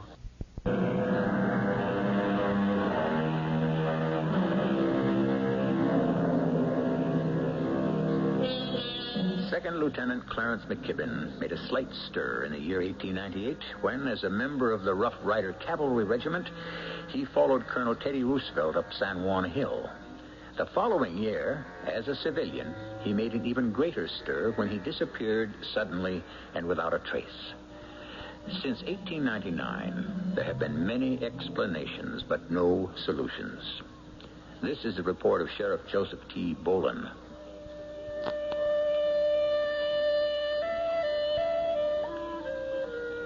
On July 7th, at 9 a.m., I arrived at the McKibben farm for another interview with Maria.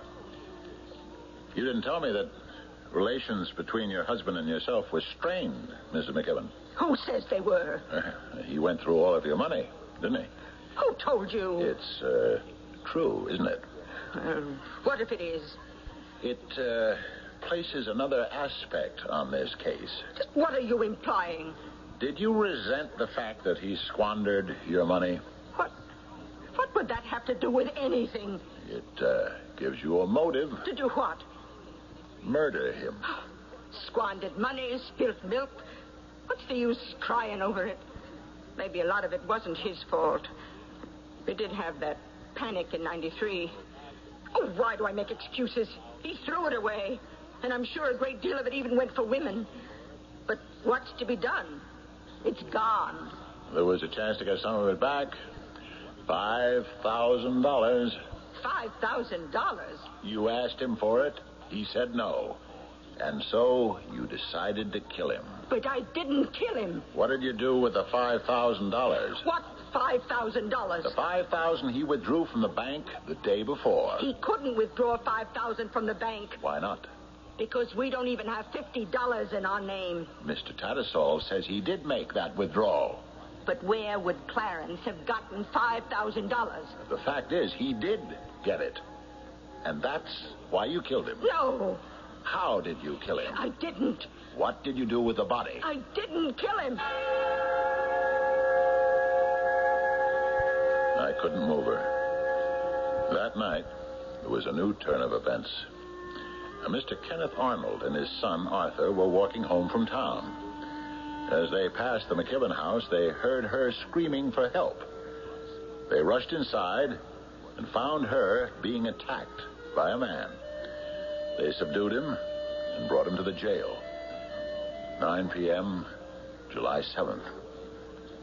What's your name? Frank Fluitt. We've got you, Fluitt. Breaking and entering. I don't know if we can prove robbery, but we can put you away for attempted rape. Sheriff, give me a chance. Why? I'm a war veteran. That doesn't give you the right to break into houses and attack women. Well, I wasn't trying to attack her. That is not that way. No? I knew Clarence McKibben in the Army. We was friends. Yes? He told me he had this fantastic proposition, and I believed him. I invested every cent I had in the world, $5,000. That was 8 months ago. Hadn't heard from him since. And? Well, I'd run into some other guys from the outfit. He'd taken them, too. And then I realized what kind of a person he was. I decided he wasn't going to get away with it. I made up my mind to get it back. And so you killed him? No. No, I'll tell you what happened. I'll tell you exactly what happened. I got into town a few hours ago. I found out where his house was, and I just walked up to the front door. I wasn't going to make any bones about it. Yes? Is Clarence McKibben at home? No. Where is he? Who are you? An old friend of his, Frank Fluitt. Mr. Fluitt, I don't know what to tell you. Clarence seems to have disappeared. Yeah, I'll bet he did. I'll just step inside. But he isn't home. Clarence? Come on down here. I'm wise to you. I want my money. But Clarence is gone. Where? I told you I don't know. Where's the money? What money? Where did he hide the money? Please. Now, you're his wife. You're in on it with him. I don't know about any money. Look, I'm going to get my money. Don't let go of me. The money. Oh, help! I guess I just lost my head.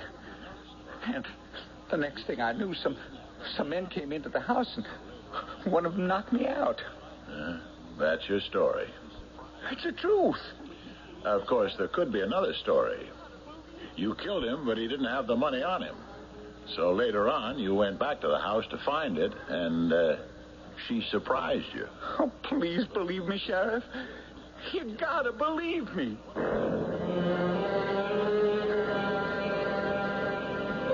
He was a suspect, and a good one.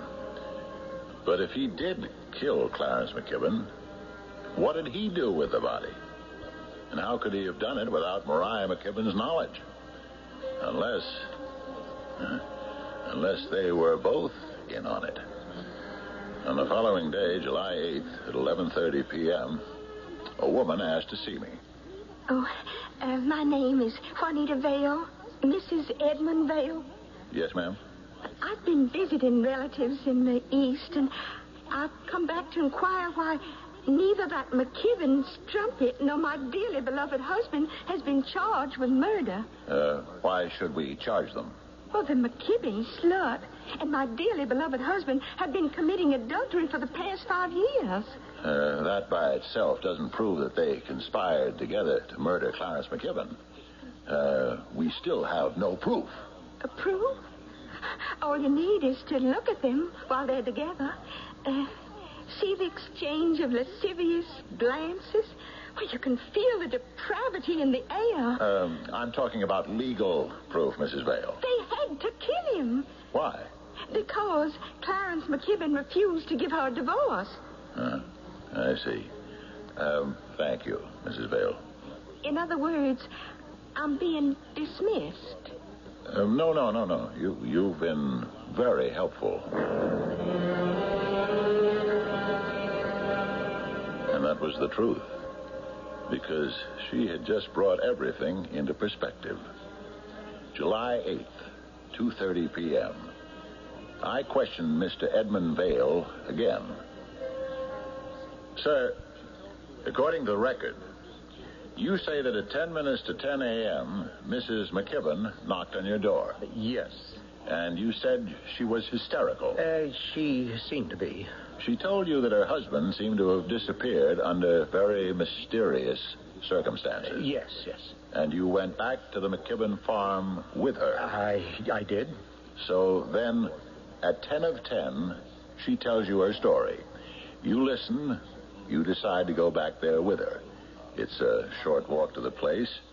So you arrive at 8, or even 7 minutes before 10.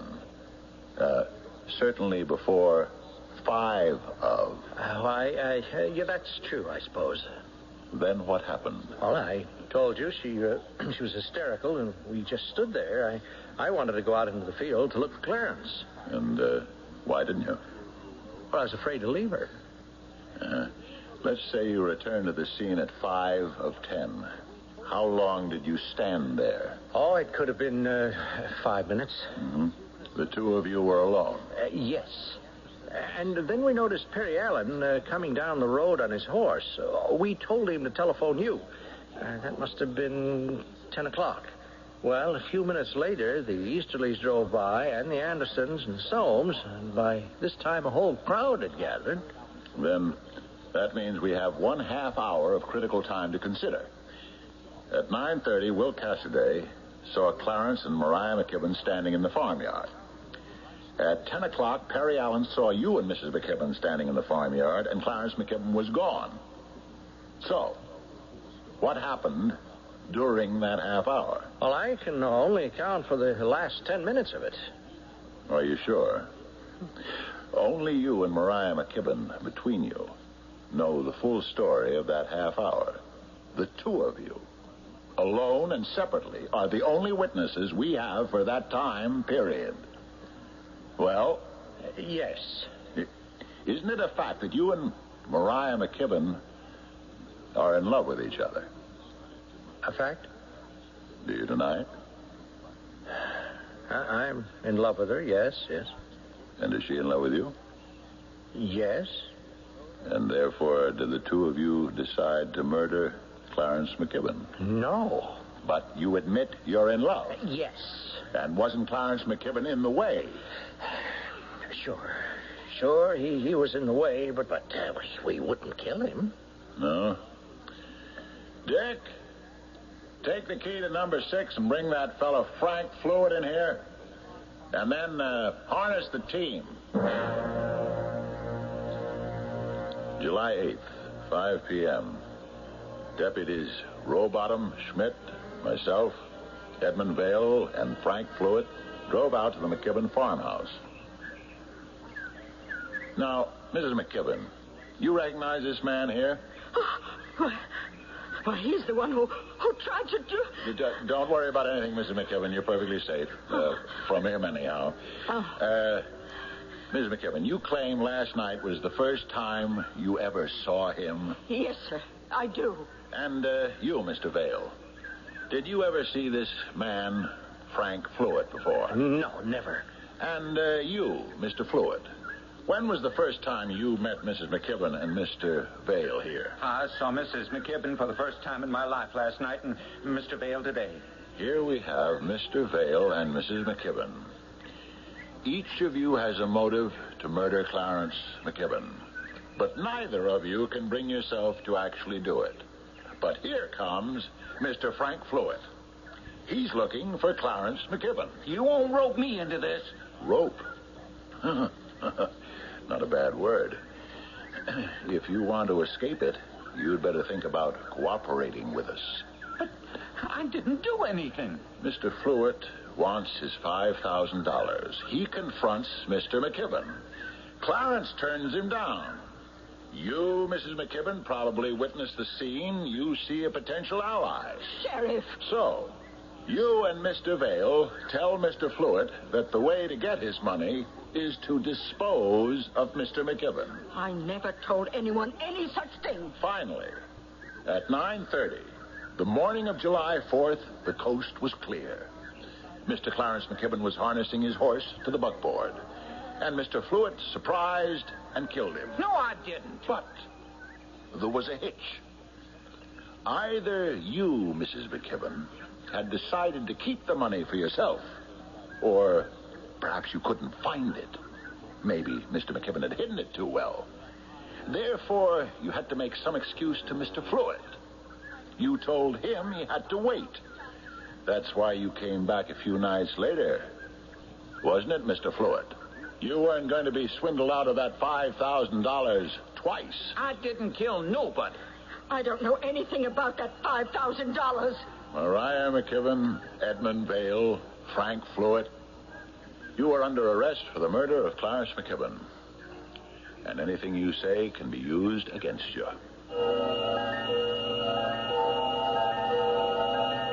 You're under arrest for murder, and anything you say can be used against you.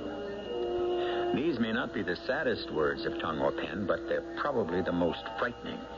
Sheriff Joseph T. Boland seems quite sure of himself. Do you think he has a case? Go ahead. You're qualified to voice an opinion. After all, you've been exposed to all the evidence there is. Well, we'll check it out in Act 3.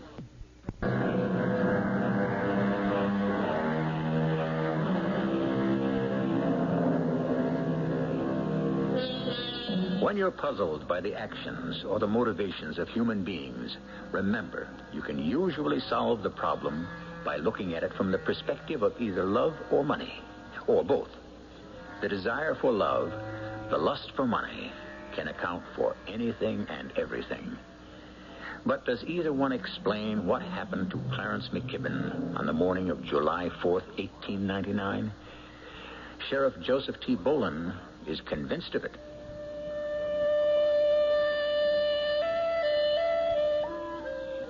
July 8th, 7 p.m. I've just booked Mariah McKibben, Edmund Vale, and Frank Fluitt for the murder of Clarence McKibben. I thought the Commonwealth attorney would buy me a cigar. Turns out he's not very happy about it. I don't think we have a case, Sheriff. I need a body. I need Clarence McKibben's dead body. I need the corpus delicti. I'll find it. Yes, well, you haven't found it so far. Well, it has to exist. Does it? We are rational human beings. A man just doesn't dematerialize. Well, then why haven't you found him? Because the two of them, or the three of them, were able to hide the body. Well, what makes you think you can never find it? Because they simply can't hide it where it can't be found, if we search diligently enough. Understand, they only had a half hour in which to kill him and dispose of his body. Now, you can kill a man in a split second, but you can't get rid of him without leaving a trace. Yeah. Bury him? Where? The earth always gives a clue. Well, there are many ways of getting rid of a body, Sheriff. Sure, but they all need time and a place in which to work. We need that body. We'll find it. How? Let's consider the farmyard. 9:30, the morning of July 4th. Mariah and Clarence ready to leave for town. They are seen by Perry Allen. Perry Allen leaves. Now is the moment. So Mariah kills him. Or Edmund Vale kills him. Or Frank Fluitt kills him. How? What's the difference? Hit him over the head, stab him. Maybe she poisoned him at the breakfast table. But he's dead. Now, what do they do with the body? They have to take it somewhere. Carry it somewhere. Physically dispose of it somewhere. We really haven't subjected the place to the search it deserves. we've got to tear up the cellars of both the McKibben and the Vale houses. And then we have to check every foot of ground within a radius of about 5 miles. All right, Sheriff, all right. But remember, if you want to get a conviction, you have to get me the body. July 9th, 11:30 a.m. I have just unleashed, I guess that's the word, the most intensive search in the history of the county. Within a 5-mile radius of the McKibben household, not so much as a single blade of grass remains unturned. And there is absolutely no sign of anything at all. No sign of a body, or any part of a body, or of any activity that might be involved in disposing of a body. Is it possible that Clarence McKibben did indeed simply vanish into the air? I refuse to believe it. And yet, after 3 solid, intensive days, what can I believe? Then, I received some information from the War Department. It helps me see the case more clearly. July 12, 8 a.m. I talked to Frank Fluitt in his cell. I keep telling you, Sheriff, I had nothing to do with any murder. I'll make a deal with you. Yeah? You're the one who's really stuck. Even if we can't make the murder charges stand up against the 3 of you, we still have you for attempted rape. But I wasn't trying to do anything like that. The charge is open and shut. There were witnesses. But what's the use? Who's going to believe me? Nobody. Especially with your record. What do you mean, my record? You did a few years for assault and robbery in 1889. I was framed. Oh, yeah, sure. Oh, all right. I was a stupid kid. I didn't know anything. In the past 10 years, you didn't learn anything either. You have a dishonorable discharge from the Army. Who told you that? Oh, all right. Sheriff, you got to give me a break. Tell us how McKibben was murdered. I don't know how he was murdered. I can only tell you that you have to give if you want to get. But I don't know how.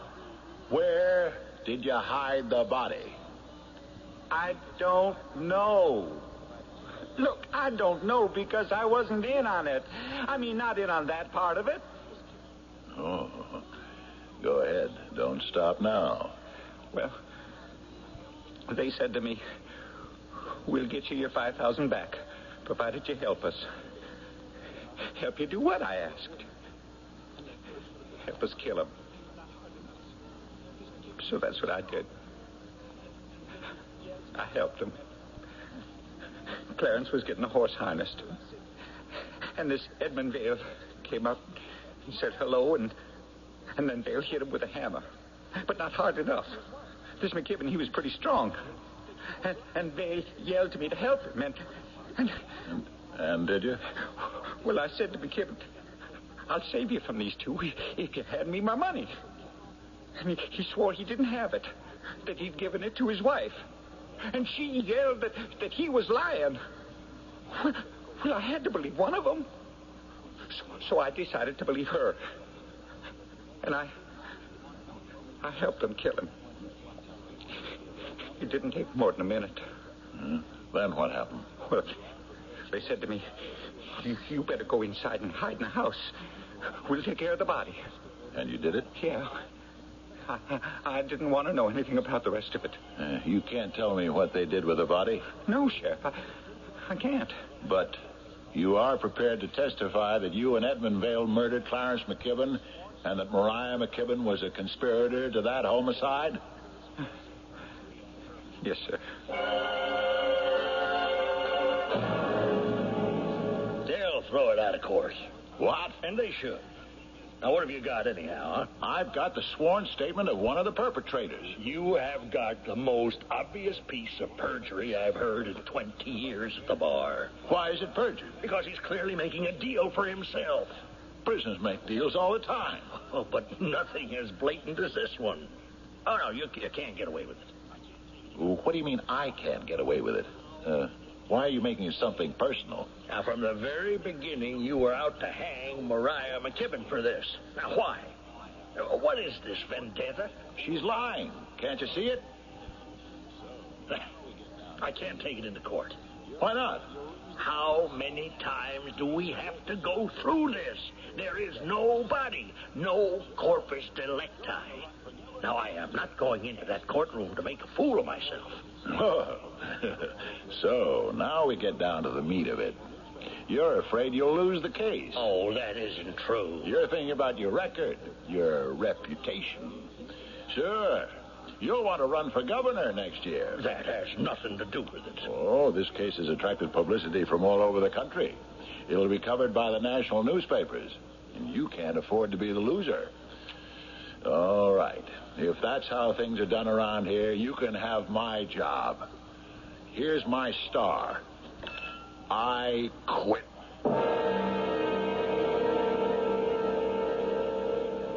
July 12th, 11 a.m. This is the last notation I intend to make in the case of Clarence McKibben. I am no longer sheriff of this county. I am convinced that Mariah McKibben, Edmund Vale, and Frank Fluitt are guilty. But I am the only one. I am keeping a copy of this report for my personal records.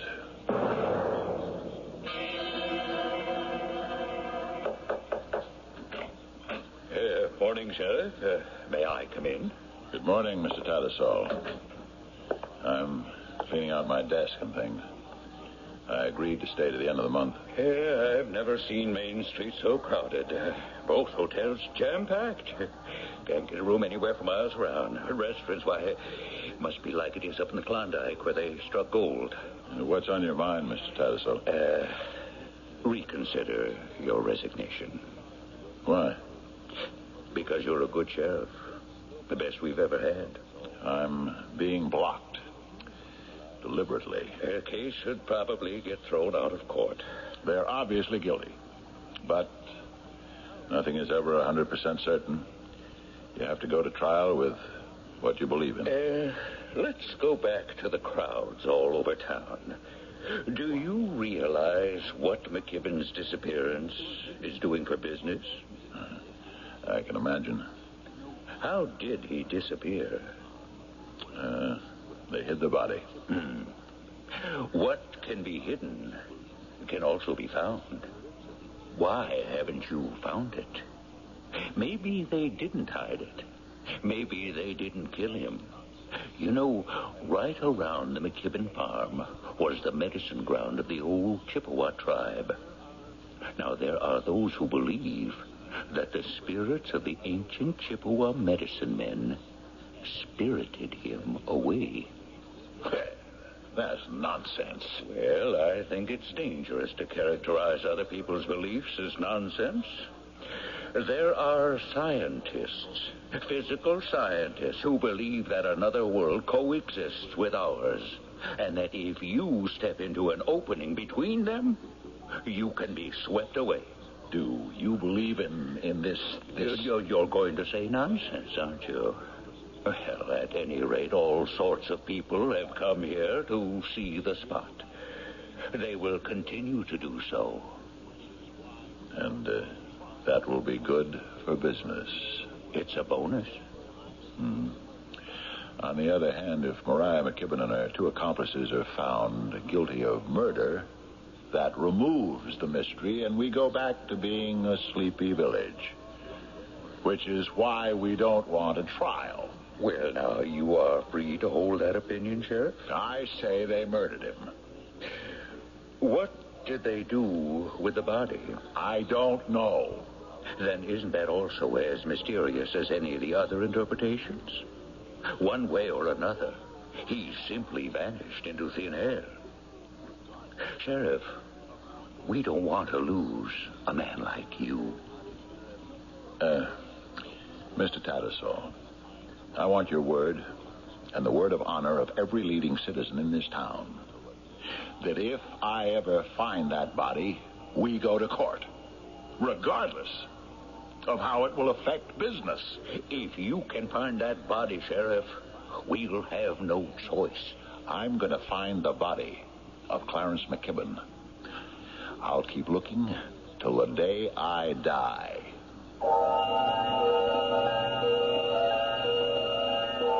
And he did. Sheriff Joseph T. Boland died in 1925, and he hadn't found it. No one ever found it. The other principals? Frank Fluitt served several years for assault and disappeared from view. In 1904, Juanita Vale died, and everyone thought Mariah and Edmund Vale would get married. But Mariah married James Tattersall, the banker. It was a very long time ago, and all of them are dead and forgotten. But I won't forget you. I'll be back in just a few minutes.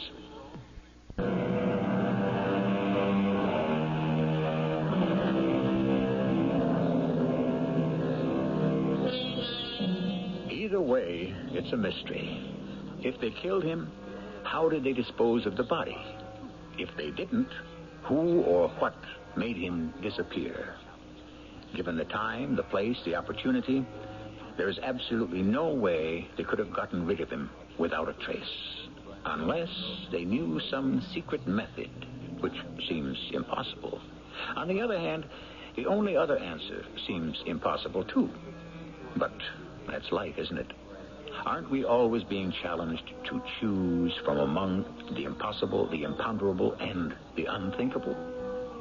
Our cast included Fred Gwynne, Bryna Rayburn, Earl Hammond, and Ray Owens. The entire production was under the direction of Hyman Brown. This is E.G. Marshall inviting you to return to our Mystery Theater for another adventure in the macabre. Until next time, pleasant dreams.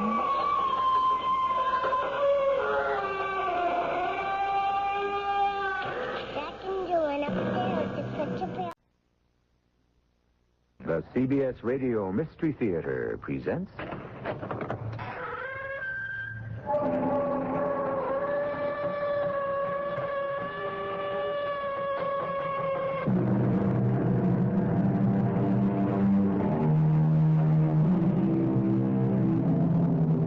Come in. Welcome. I'm E.G. Marshall. Know thyself, the sages tell us. After all, the man who is a mystery to himself will find everyone else in the world equally mysterious. Most of us know a great deal about ourselves. We know our names, our nationality, we know who our family is, we know our religion. But while all these things may tell us who we are, they cannot enlighten us as to what we are. Sir. Yes? What is it? Have I your permission to sit here? My permission? Have I? This is a public park, and the bench belongs to the city. You don't need my permission. Without your permission, no one may do anything. Are you feeling all right? Oh, you are the master. What are you trying to pull here? Speak. You have only to command.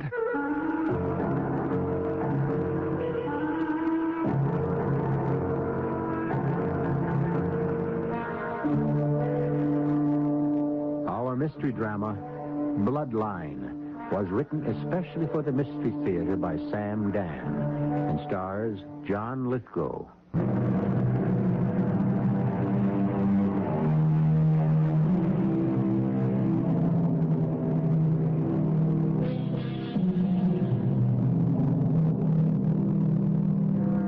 They say blood will tell. They say the apple will not fall far from the tree. Therefore, according to what they say, it would appear that we are blessed or cursed, as the case might be, to follow in the footsteps of our fathers. But is the proposition true? I'm not sure. You can't really answer that type of question, but it's always good for a story. Our story begins in jail. Well, Lewis, I can't afford a lawyer, Kevin. You're entitled to a lawyer. It's the law. I can't afford a lawyer like you. Don't worry about the bill. The court will assign me somebody. I can't forget everything you've done for me, Lou. All that was long ago, in another life. think I'm going to sit in jail for a long time. All you did was embezzle some money. It was close to $2 million. Well, we can arrange for restitution. It's gone, Kevin. Gone? $2 million? How can $2 million be gone? It went. Where? Louis, you did have a lot of money of your own. I went through it all.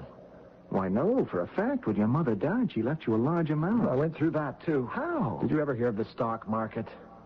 Everybody had you pegged as one of the smartest young guys on the street. What happened? Did you ever hear of the pitcher that went to the well too often? What's wrong, Lou? You know what's wrong. I stole $2 million from my employer. Now, that's a symptom. It isn't a cause. Very well put. Quit fencing with me, Lou. Tell me the truth. Why don't you let me alone, Kevin? $2 million. I think it began when your mother died. Yes. Right after your mother died. Am I right, I Lou? don't want to talk about it. Am I right, Lou? Look, I know that losing her was a shock. I said I don't want to talk about it. But there was more to it. Tell me, Lou. Come on. You can tell How many me. times do I have to tell you? I don't want to talk. That day, that morning, we were playing golf at the club. JR, my boss, and myself, and that new client of mine. Oh, yeah, I remember him. Jim, Honeyman? Jim Silman. Oh, yeah. He thought you were the sly fox of Wall Street. You were the reason his account was coming to J.R. Witherspoon. He wanted you to supervise it personally. It should have been the greatest day of my life. My game was working that day, too. I was walking toward the 5th green with J.R. What a morning. What a glorious morning. Oh, great shot, Louis. I think you've left yourself a 4-foot putt there. You want me to blow it? Whatever for. Well, Jim Silman might feel better. He and his partner are still trying to get out of the rough. Should we be beating them so badly? Absolutely. This one is strictly on merit. You got the account because Silman is convinced you have the smartest head in the business.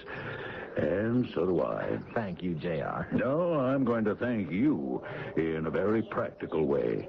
But we'll talk it over at lunch in a day or two. Mr. Louis Olcott. What? Mr. Louis Olcott. Hey, is that for me?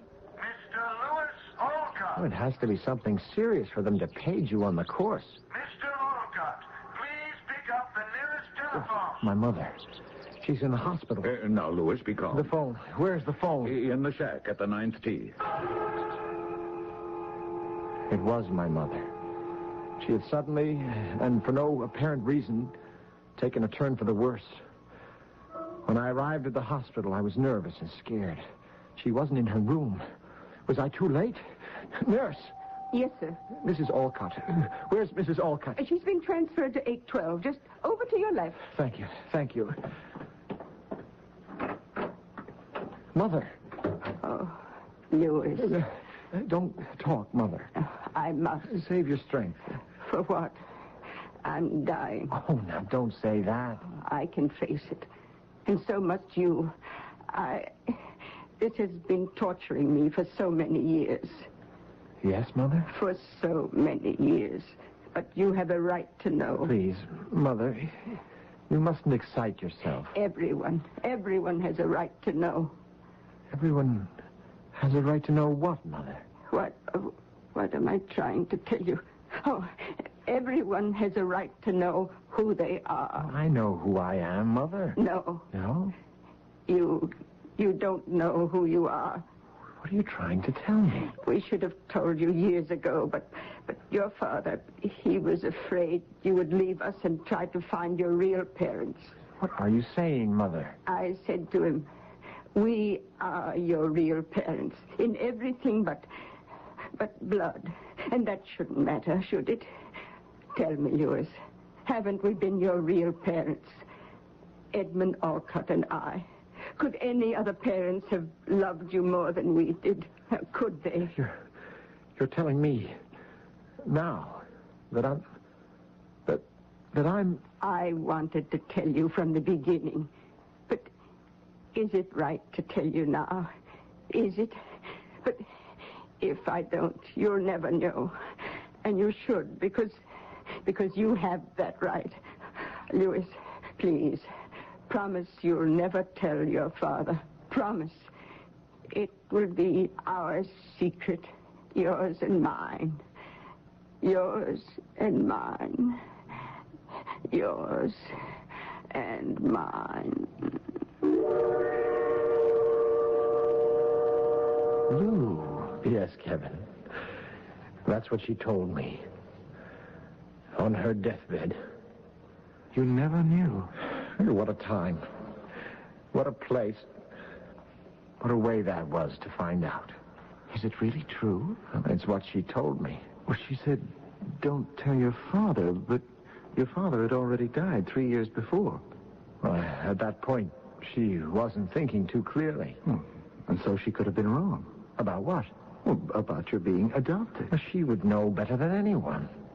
Well, it must have been a shock. But you were always a pretty tough character. You could face up to it. Yes, I could have. It's just that I had come to believe that being Edmund Alcott's son had endowed me with a certain mystique. But you were his son. Well, didn't your mother say in everything but blood? Yes, but in this particular situation, it was the blood that meant everything. But why? Why? Old J.R. laid it out for me in no uncertain terms. Do you remember when he made me a partner in the firm? Yes, it was just a few weeks after you lost your mother. I'll never forget that day. Never. We were having lunch in the partner's dining room. I believe that'll be all, Pierre. Unless, Louis? No. I'm fine, thank you. Yeah, well, now, congratulations, Louis. Thank you again, J.R. Do you know why I made you a partner? Because I'm a bright young man. No, the street's full of bright young men. You've got something in addition. You know what it is? Breeding. Breeding? Your father was one of the smartest men on the street. Your grandfather predicted the disaster in 1929. Your great-grandfather slugged it out with the big fellas back at the turn of the century. Oh, but you know all that. Oh, I do, sir. This market savvy, this sixth sense of when to buy and sell, I believe it's something that's bred into the Alcotts. It must be in the blood, right? Well, Oh, don't be so modest. I wish I had something like that to brag about. That's why we made you a partner. Oh, you've got that indefinable something. I guess you just have to be born with it. Kevin, I can't tell you what an upsetting lunch that was. Louis. I know what you're going to say. I was taking it too seriously. That's right. You'd done a tremendous job for J.R. up to that time, hadn't you? I admit it. Yes. So what was all that mystic nonsense about blood? It wasn't nonsense. I thought I had that blood. But you didn't. So, how do you account for your success up to that point? It didn't matter, because just so long as I didn't know, so long as I believed. Ah, I think I understand. If you think a thing is true, that's good enough. But now, I was scared. Why? I thought I had something special in my genes. But then the rug was pulled out from under me. Lou, I never in my life met a more practical, down-to-earth man. Now, look out for us practical, down-to-earth fellows. When we crack, we split wide open. I was so scared I lost control. My judgment went completely. I made several foolish moves. But there was nothing mystical about what you'd been doing, Lou. It was based on sound evaluations. No. It was as if I had broken down completely. No control. I did things that were incredibly dumb, that I didn't want anyone to know. I would cover up the loss of money with my own private funds. You did? Yeah, there were several episodes like that. Before I knew it, I was practically broke. All I had was my salary, and that wasn't an awful lot, because I was supposed to really make it in commissions and bonuses. I became afraid to buy and sell. And J.R. noticed it. And you know what he thought? He actually thought I was doing the right thing. I noticed, Louis, that you haven't been generating very much activity among your clients. That's true. You're advising them to stay more or less liquid, aren't you? Yes, I feel... Well, I have to respect that, Louis. The fact is, we really don't know where this market's going. It takes a lot of character to sit still at a time like this, though. It's just that... I remember your father. He would sit there just waiting. Waiting. You'd think he'd fallen fast asleep and was out of it. And then suddenly he would strike without warning, like a cobra, at some beautiful special situation. Well, just let me know when you're ready to spring, Louis. Yes, J.R. What are you telling me, Lou? You're saying you fell into a period of, call it, self-doubt. Well, it happens to a great many people. Suddenly you begin to think you've lost your touch. I didn't think. I knew. Well, you should have gone to a psychiatrist. I did. But the fact is, nothing changed. Then, one day, I didn't know what was going to happen to me. I couldn't think of anything to do. I just wandered off into the park. I sat there. A man walked past. He was tall, well-built, neatly dressed, but not like an American. I noticed him walk past me, and he stopped. He stared at me. And then he walked over to my bench. Have I your permission to be seated? It's a public park. The city owns the bench. Oh, speak, Taximar. Who? What did you call me? Taximar. You must have me confused with someone else. Oh, no. That's not my name. Well, of course it is not. It is your title. You are the Taximar. Sure. Please, excuse me. No. We have looked for you for so long. You cannot leave us now. I'm afraid I have to. No, you will stay. You will remain here. What for? What for? Because you are the Taximar.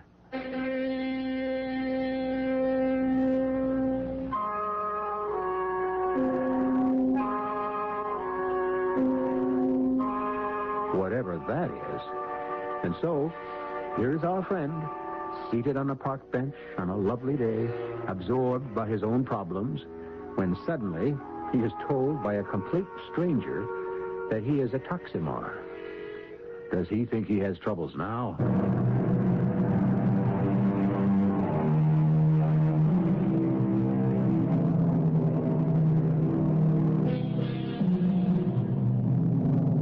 Though life may be long, the philosopher tells us, changes can be sudden. Without warning, we hear a single word, and the world becomes a different place. It can never be the same again. The familiar landmarks disappear, and what we thought was solid rock is only soft and yielding clay. Look here, sir. Just what is this thing supposed to be? Well, my name is Ruick, Joseph Ruick. Oh, it is most remarkable. I saw you sitting on this bench. Suddenly, a voice within me spoke. It is the Taximar. What's your racket? Racket? Well, this is a hustle of some kind, isn't it? A trick. A trick? A trick with what objective? You would know that better than I would. Taximar, will you return? Return? Where? To the homeland. Homeland? For your information, sir, this is my homeland. Is it? How do you know? How do I know? And how do you know that you are not the Taximar? Sir, there is absolutely no way I could be whatever it is you're calling me. Why do you say that? You claim you are not the Taximar. Very well, then, who are you? Whatever this is, it isn't going to work. You're wasting your time. You're wasting my time. Good day. Wait. For what? Before you go, ask yourself, who am I? And soon the answer shall be revealed. It will be made clear to you that you are the Taximar. He would meet me on that bench every day. Why did you go there? Well, it didn't matter. Wherever I went, he'd be lying in ambush. So I figured I might just as well go to the park. Well, why didn't you turn the thing over to the police? I was about to. What stopped you? I began to wonder. I didn't begin. I'd been wondering since the day she died. Who Was I? Oh. I can't tell you what it means not to know who you are. I suppose if it's something that's been going on for a while, you managed to adjust to it somehow. But it was all very new to me, very disturbing. I was used to seeing him every day and going through that taximar nonsense. And one day, he wasn't there. I figured he realized that he couldn't promote me for this racket of his, whatever it was, and had gone off in search of greener pastures. And a girl sat down on the bench. She was slender, very pretty, dark hair and black eyes. Taximar, my name is Rojika. Now, what's this? My father, Joseph Ruick, is ill. Oh, nothing serious, I hope. No, it is the illness of the heart. You mean he has a heart condition? It is the pain of the heart. When the body is far from the homeland, from the warmer sun, the softer rains, the sweeter soil of the homeland. Well, I hope he gets over it. No, but until we are able to return... Wait. In any event, he sent you here to work on me. Have you no desire, Taximar, to return with us? It is your homeland also. And where is this homeland supposed to be? In the great forests of Marmor. Marmor? That's a little 2x4 country somewhere in Europe, in the Balkans. It is our homeland, and you are the Taximar. You keep telling me I'm that, but what is a Taximar? He is the first chieftain of all the elders of the clan. What does he do, this chieftain of the elders? He is the oracle. The what? Everyone comes to him to ask, to learn. When should crops be planted? Should this one sell his property? Is that one making a wise marriage? And he tells them what to do? Oh, yes. And they listen to him? Of course. But why? He is the Taximar. How did he get to be a Taximar? Oh, it is in the blood. What? Yes. The son succeeds the father. How did I get to be the Taximar? Are you not the son of your father? Yeah, if I only knew who he was. But he was the Taximar. Why do you insist that I'm his son? One need only to look at you. No, all right. For the sake of argument, I am the son of the Taximar in Marnor, somewhere deep in the Balkans, okay? Yes. So, why am I still not there? How did I wind up here? Just a few days after you were born, you were stolen from the cradle. Oh? By whom? By whom?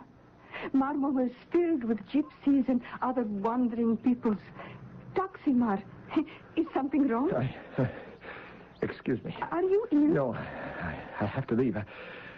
I have to see somebody. Excuse me, I'm not being rude, but please, excuse me. I remembered Kevin. Well, I always knew, but I never thought anything of it. That I wasn't born in the United States.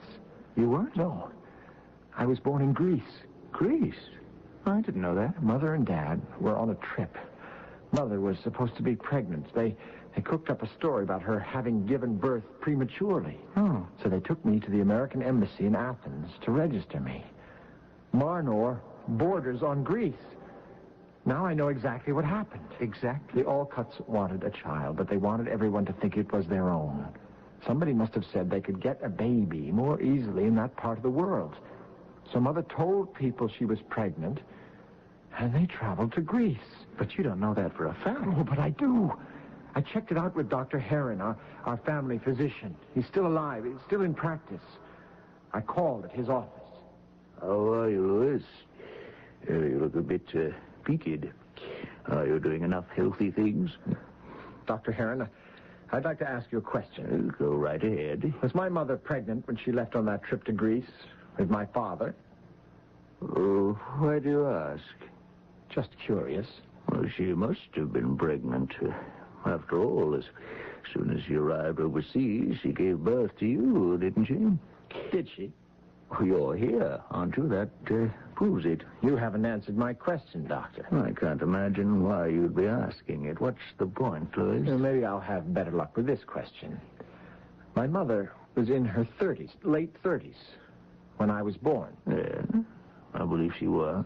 Had she been trying to have a baby for a while? Oh, yes. For how long a while, would you say, Doctor? For a great many years, as I recall. With no luck. It's no luck at all. And then suddenly, when she's almost 40, she goes abroad and has a baby. You know how it is sometimes, Louis. Change of scene can work miracles. She told me I was adopted, Doctor. Oh? Did she? Louis, does it really make that much difference? It sure does. In this case, it surely does. It makes all the difference in the world. Good day to you, Taksimar. Please sit down, Rosita. Oh, yes. Now, this is crazy. It has to be crazy, but... But what? For the sake of argument, I'm going to quit fighting you. Just tell me about this whole business. Well, there was a legend. We start with that, huh? A legend that the only son of a Taksimar would be stolen from us. Yes? He would be taken to a strange land far across the seas. And the ruling Taksimar would die. Now, for many years, the people would have no oracle. And things would not go well for the people. They have not gone well. I'm sorry to hear that. The legend says further that the people would look for him everywhere. And one day, one of them would find him. Find him? How? He would see the Taksimar and know him. Well, just like that? And it came true. My father saw you and knew you. I see you now, and I know you. Go ahead. The Taksimar would not know who he was, but he would have become rich and powerful. And when it was revealed to him, he would return to the homeland. He would return with the fortune he had made, and it would help the people. Fortune? What is so little here is so much there. And so the legend says it was meant to be, that the young Taksimar was stolen from his cradle and taken from us, for he would return to save us. That's the legend, huh? Oh, yes. I still can't clear that very first hurdle. How do you know it's me? Oh, one knows these things. Well, it would be great if we had some evidence. But we do have evidence. The best evidence that can exist. The evidence of the heart and the soul. How does that work? Oh, through our feelings. I feel that you are the Taksimar. I feel I know you, that I have always known you. Why do you feel that? Because my heart tells me. We come around to that again. What does your heart tell you? Truthfully, not a thing. Oh, look at me, Taksimar. That's not too hard to do. Look at me. I'm looking. Have you seen my face before? Heard my voice before? Have you? Have I? Oh, try to remember. How can I remember what I never... It is in the blood. The blood? The blood. The blood is everything. You remember through the blood. You were born in Marmor. You breathed the air of Marmor. It has stayed with you. It will remain with you forever. Marmor? The tiny baby in the cradle. The son of the Taksimar. And there was another baby in another cradle. What? Yes. She was brought there for the ceremony. What ceremony? The betrothal. The betrothal? She was the daughter of the first minister of Marmor, Joseph Ruik. Joseph Ruik? The one who... Joseph Ruik is my father. You and I were born on the same day. It was an omen. You're saying we were engaged? No, betrothed. Engagements are games that men and women play. Betrothals are vows taken before the Lord. I see. I am no longer very young, just as you are no longer very young. But I could never marry anyone else, just as you could never marry anyone else. Well, now, just a minute. Why have you never married? You're attractive, you are wealthy, you're a man who many women desire. Why have you never married? The truth is, I never met a girl who I could. Oh, the truth is, you never married because you are the Taximar. It is in your blood to marry the daughter of the first minister, and you shall.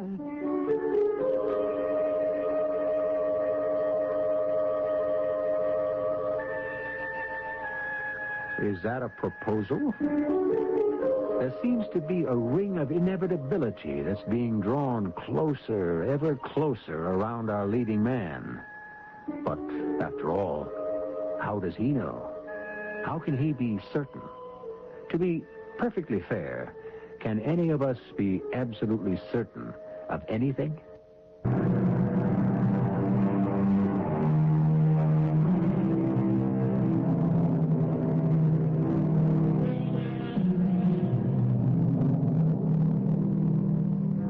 Little by little, the design of our lives slowly emerges. We see a piece here and a portion there. But it is not given to us to see it in its entirety. We try to guess the meaning of a color, a line. Perhaps a shape is suggested, or a figure is almost completed. But we only see enough to tantalize us. Will we ever arrive at the real meaning? Perhaps there is no real meaning. Is it all substance without shadow? Can we afford to believe that? And now, I will ask you again. Have you ever heard my voice before? Seen my face? Yes. Yes, I have. Your face. Your voice. I do know them. Then you will return. You will fulfill the promise of the blood. You will, Taximar. Say nothing now. It has all been too much in too short a time. Just think, Taximar. Think. I did think about it, Kevin. And I knew that I was in love with her. You see, I fell in love with her because people fall in love. It can't be explained. But there was a reason. It was in the blood. I can imagine what this is going to sound like, but I never thought of marrying another girl. And the reason, it was destined for me to marry Rojika. Okay, if that's how you want it. No, Kevin, believe me. I knew I had seen her face, heard her voice before. Yeah, you explained. You were both a couple of days old in the cradle. No. Her face as it is now. Her voice as it is now. What you're saying is you'd seen her before. Not in that sense. In what sense do you mean? There was no place where I could have seen her before. She had spent her entire life in Marnor and had just come here a week or so earlier. Where could I have seen her before? Well, be that as it may, we now have a more pressing problem. We have to prepare your defense. Now, what happened to the money? The money? $2 million. You have to go along with this. I firmly believed by this time that I was the Taximar. The legend said I would be rich. And you were. Well, I wasn't. But I couldn't say that to Joseph and Rojika. Why not? There are certain things you just don't like to admit at first. Yeah, I understand. I knew I would have to face up to it. Taximar, you know that I am speaking the truth. You understand in your heart that you are the Taximar. If only... Yes, if only... Consider, you told me a legend. Yes. The infant child of the Taximar would be stolen from his crib. He would be taken far across the seas. And one day he would be found again. That is the legend? There's more. He would return to save his people. True. And he would be able to do it because he was a rich man. He would bring back his fortune. Of course. That's the part of the legend that wasn't working out. I'm not a rich man. I believe the legend, all of it. No, you don't understand what I'm trying to tell you. I don't have any money. It doesn't matter. How did you say that it doesn't matter? Because the legend must speak the truth. You will return to Marnor with a fortune.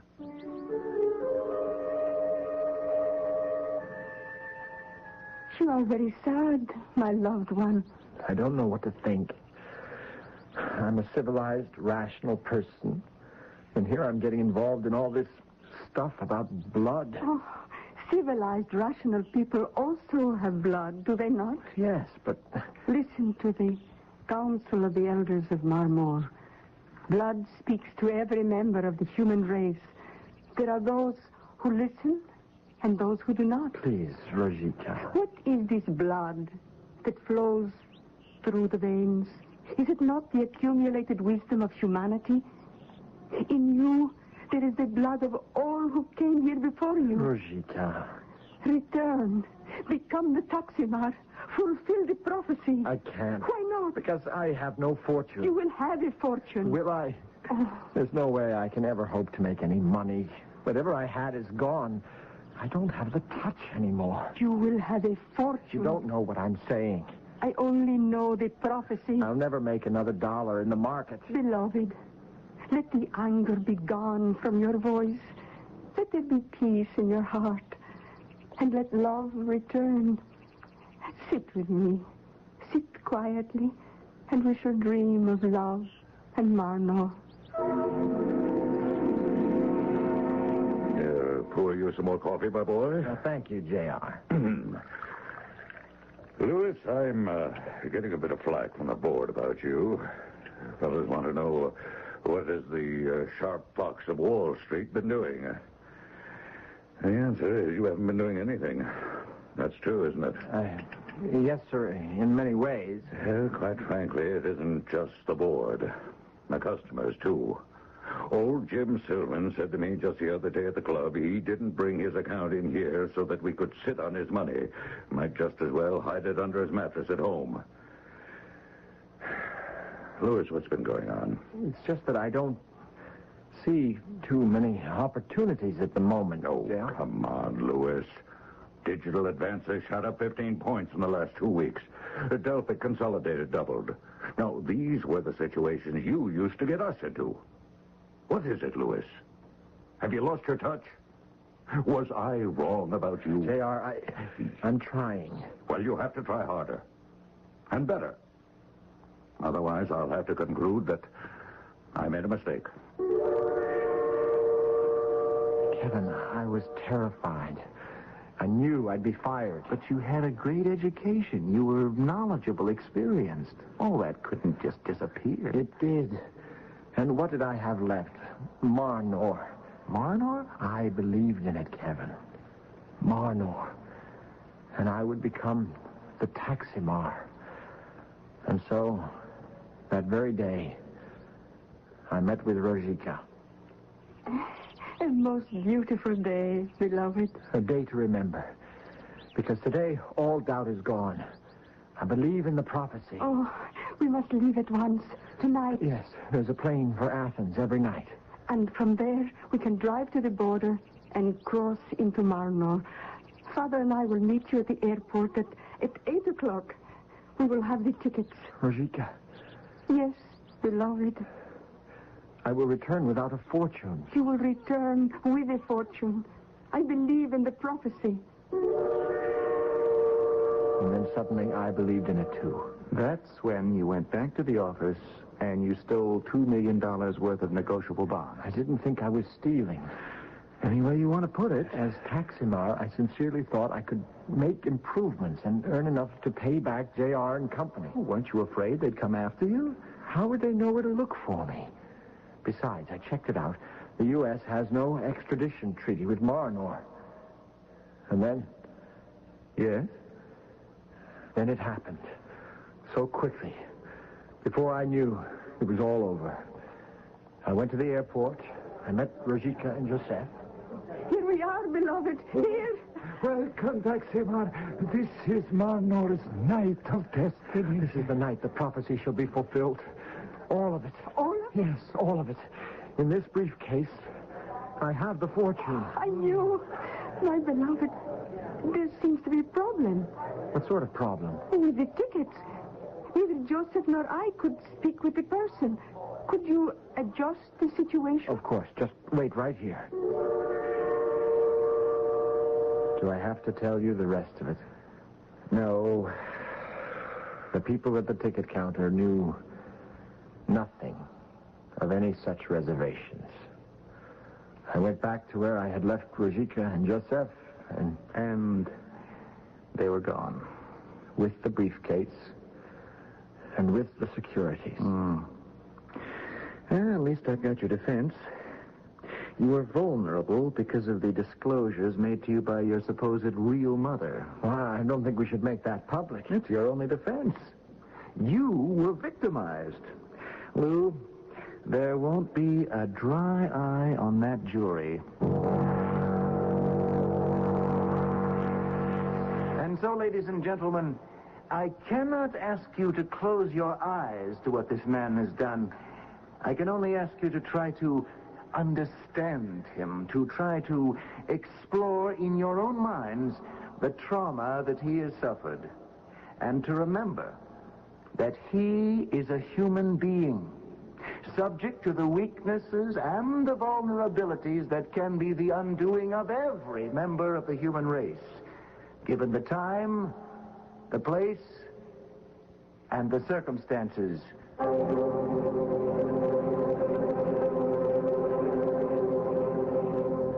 Thank you, Kevin. 7 to 12 years isn't really bad at all. I know. It could have been much worse. With time off for good behavior, you can be out in 3 years. And you're still young. You did a sensational job. I was afraid of one thing, the loose end in the defense. Oh, sure, you were victimized by a couple of confidence operators, but how did they know about your parental situation? Wait. I see it now. When I told Ruzhika, or whoever she is, that I'd seen her face and heard her voice before, it was true. Yes, you see, when I arrived at the hospital that last day, before my mother died, there was a nurse, a dark-haired nurse. She told me Mrs. Alcott is now in room 812. And you're saying she could have somehow overheard the conversation and decided on the hustle? Absolutely. I'm convinced of it. There's no other explanation. There could be. We could say that there was no hustle. We could say that Ruzhika and Joseph Ruick never existed. Kevin. We could even go back farther and say your mother never told you that you were adopted.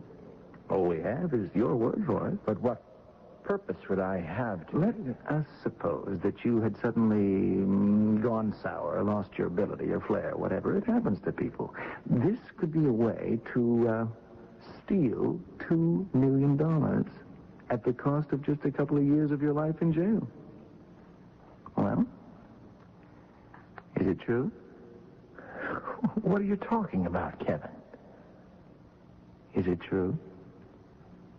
Well, what do you want me to tell you? Nothing. Let's just leave it where it is. Shall we?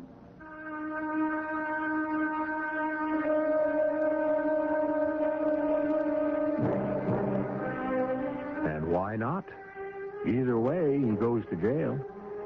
If we were to know the truth, we would lose a most delightful opportunity to speculate. You can make out a good case for either conclusion. Of course, if we could wait the several years till he's released from prison, we might follow him closely and see where he leads us. And if all of us are around at that time, we may just decide to do it. I'll be back shortly.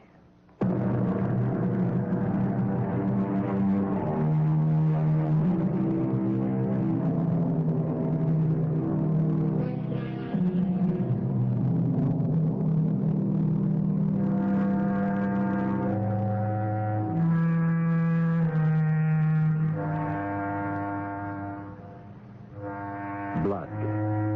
It means so many things. On one level, it is the fluid that circulates through our system and carries the necessary items of life. It can also mean passion, heritage, temperament, relationship. It is not only the basic stuff of the body, it is also the essence of the soul. Blood. It is shadow, and it is substance. And it carries within itself the true meaning of humanity. Our cast included John Lithgow, Russell Horton, Ray Owens, and Bryna Rayburn. The entire production was under the direction of Hyman Brown. This is E.G. Marshall inviting you to return to our Mystery Theater for another adventure in the macabre. Until next time, pleasant dreams.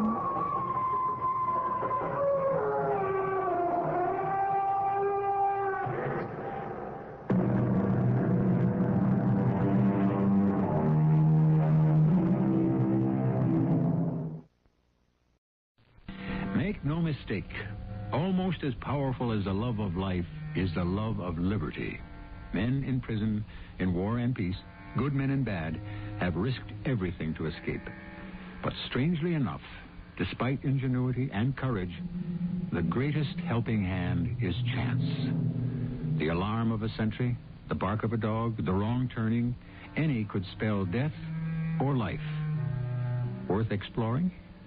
Mysterious enough for you? I think so. Roland, what stupid mistake brought you to this prison camp? Marshal, don't make me tell you. It still gives me nightmares. Do you have any ideas how we could get out of here? I have escaped from Berg prison camp and from Lubeck. So Scharnhorst couldn't be any harder. How do you start? My method is simple. Make friends, make observation, and make haste. Comprenez?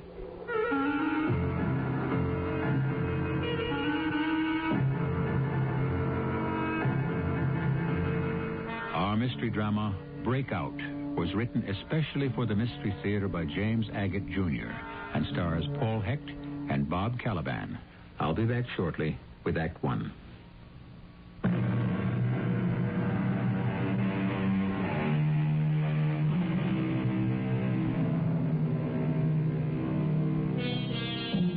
The time is World War I. Two of France's ace pilots, Anselme Marshall and Roland Garros, both with dozens of air victories over the enemy, found themselves interned in Germany's Scharnhorst prison, both vowing to escape, get back to France, back into the air, and into combat. Their story? You, Lieutenant Marshall. You first. I was flying my Newport 24 with a synchronized Vickers gun over the cockpit and a 220 Hispano Suiza engine at 3,000 feet, taking photos of the battlefield, hoping I was out of range of Fritz's anti-aircraft fire, when I found I was not. A shell passed through my right wing. I banked right and left and observed that two ribs of the plane were broken. Then another shell. Scored a direct hit on my tail. I could see the black smoke of a 105. That meant I'd no hope of staying aloft. Wing over, stick forward, a split S into a dive and headed for the trees. Unfortunately, behind the German lines.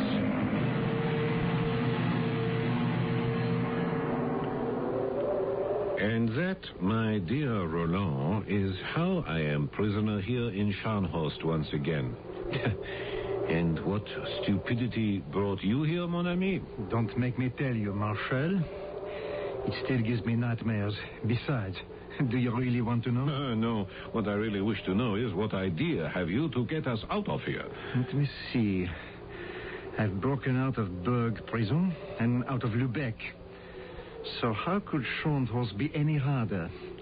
My method is simple. Make friends, make observation, and make haste.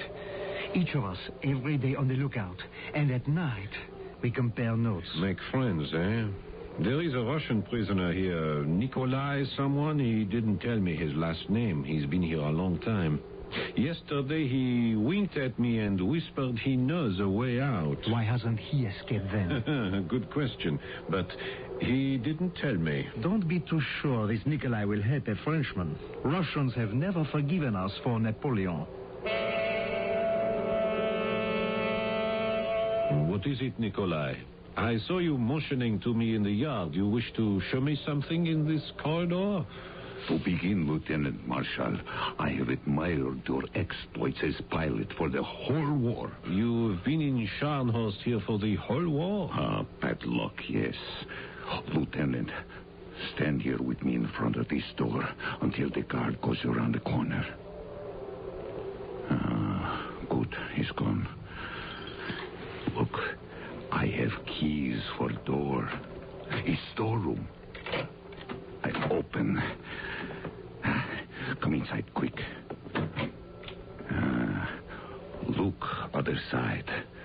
Window not much barred. I lock door so no one know where you're here.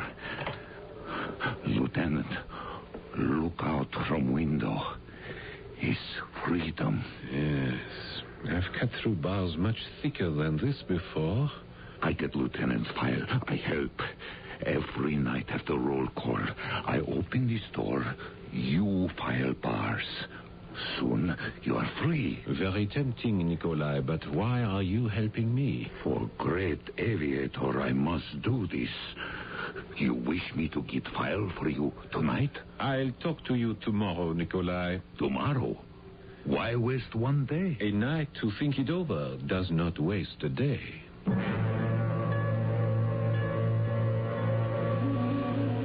That Russian. Do you know what I saw, Roland, not 10 meters from the window of the storeroom? A sentry. I could see his shadow over at one side. Now you know, mon ami, he wanted you shot trying to escape. You know, I've been thinking, Marshal. This Scharnhorst prison is too guarded to escape over a wall.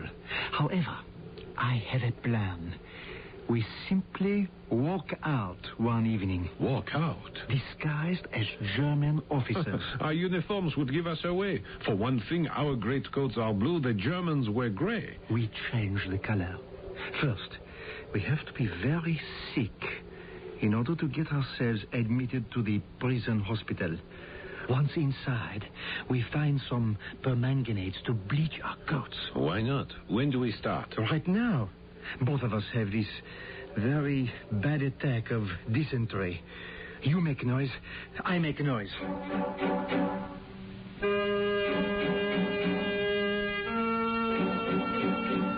Success. We stayed in the hospital a few days. When we were cured of dysentery, we took with us enough permanganate of potash to bleach a battalion. Then we made a strong solution, dumped in the coats, which we soaked and scrubbed until our French blue coats became German gray.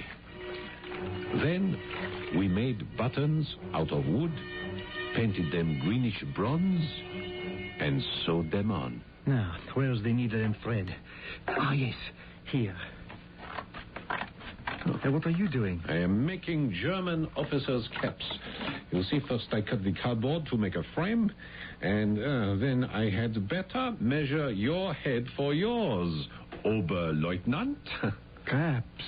I am proud of our cleverness. Yes, and all I need is some cloth to cover the caps, and in the front, a kind of metal insignia that they wear. That won't be so easy. Yes, tonight, after roll call, you and I will take a little walk and make a search for cloth. We'll also look for some metal and something out of which we could carve what looks like a saber for each of us. You're forgetting something. I am? If we're German officers of rank, we should have a wide red stripe around the cap. Yes. How about red flannel? Yes. Like our colonel wears. You're not going to take the colonel's red flannel underwear from him? No, Roland, I wouldn't be so cruel. The colonel is going to give it to me gladly.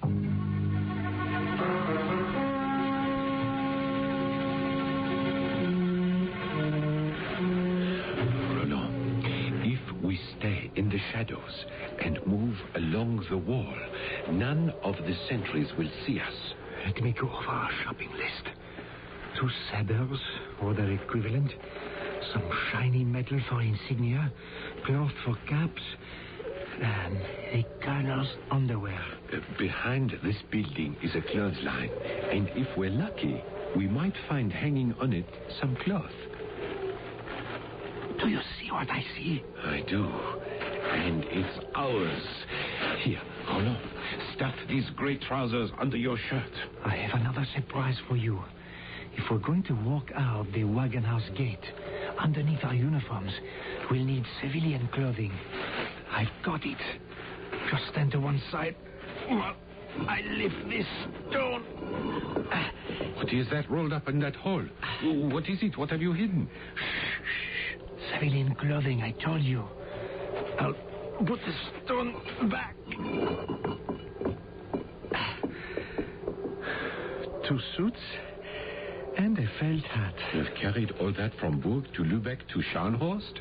Somebody had to think of these things. Now, where do we go?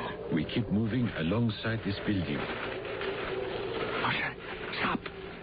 You can't just walk by that window. Somebody might be inside there and see you. The lights are on. It's the German officer's mess. Roland, take a good look at those tables in there. What do you see? Very nice china and napkins. And on the tables, beautiful silverware, huh? Look at the elaborate design, particularly the knives. Of course. The handles of those knives would look perfect on our officers' caps. Marshal, shall we go in through this window? Certainly not. Through the door. Too bad. The outside door is locked. We'll have to try opening the window. Up. And it opens. Now, when I get inside, I'll take 2 knives and anything else I think might be useful. Roland, keep watch. Oui. Here I go.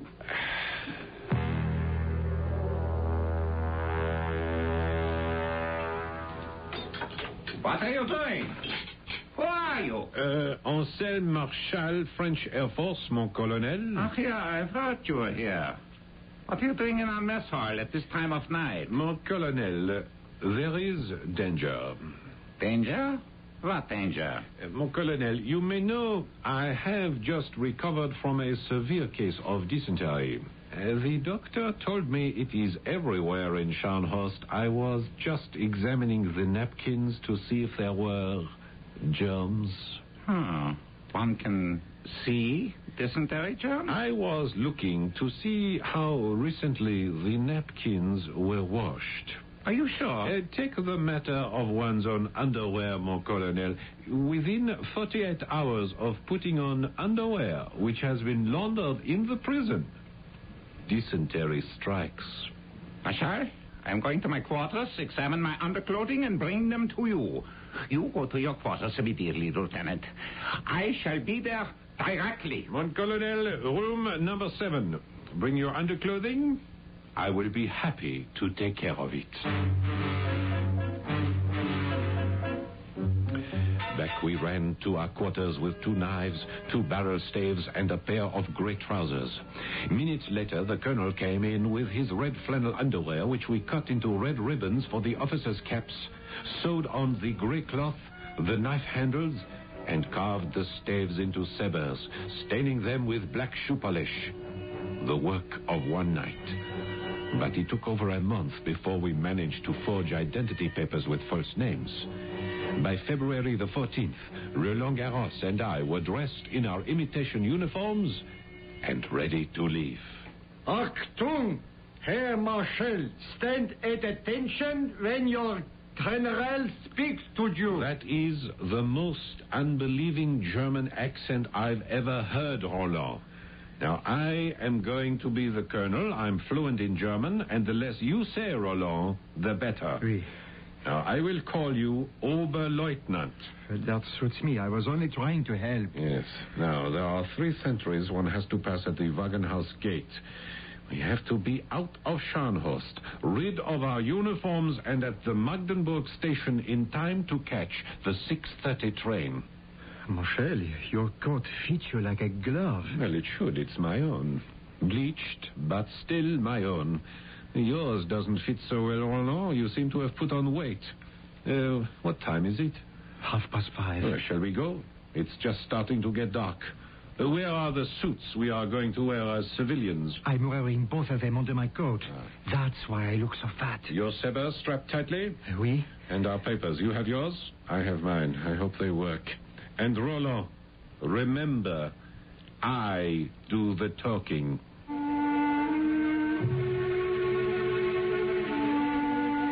It takes bluff, assurance, and a good deal of daring to break out from a prison camp in wartime, especially during World War I, when it was one's duty to try to escape, a matter of honor, particularly those ace flyers of the French Air Force, who in those days could not be replaced.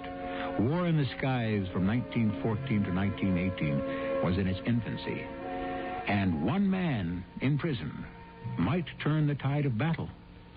I shall return shortly with Act 2.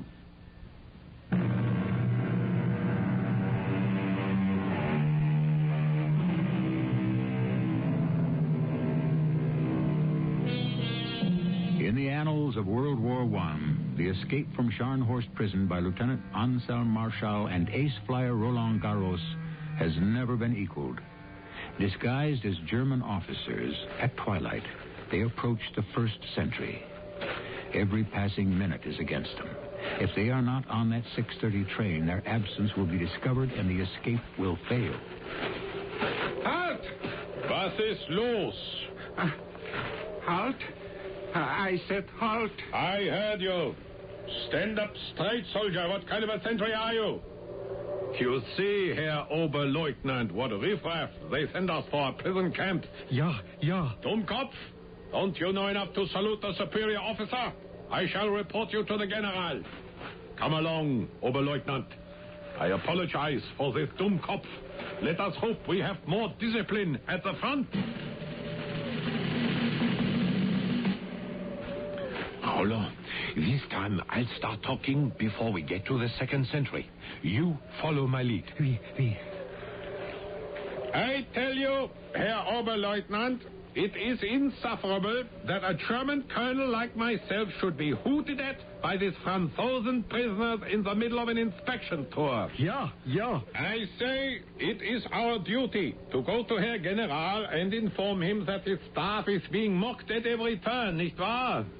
Please, sentry, pull up the barrier like a good man. Dankeschön. You agree, Herr Oberleutnant? Ja. Good.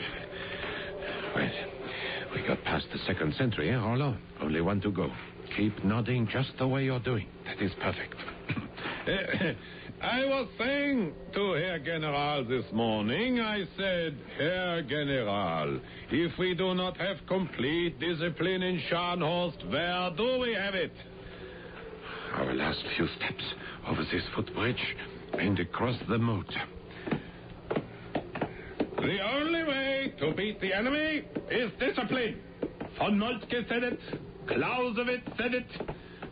This sentry is going to give us trouble, I can tell. And Herr General himself said it to me just this morning. Out, guten Abend. You see, Herr Oberleutnant, now this sentry is more experienced. Notice the way he stands. He knows how to follow instructions. Papers, please. Was? Bitte.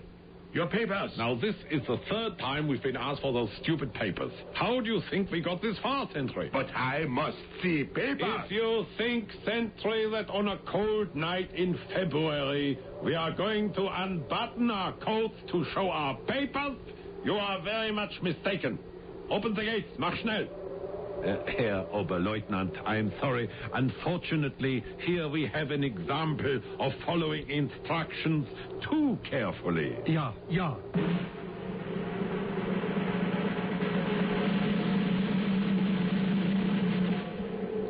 Oh, it's cold. I hope no one can see us standing here by the railroad tracks. Now, time to change our clothes. What time is it, Roland?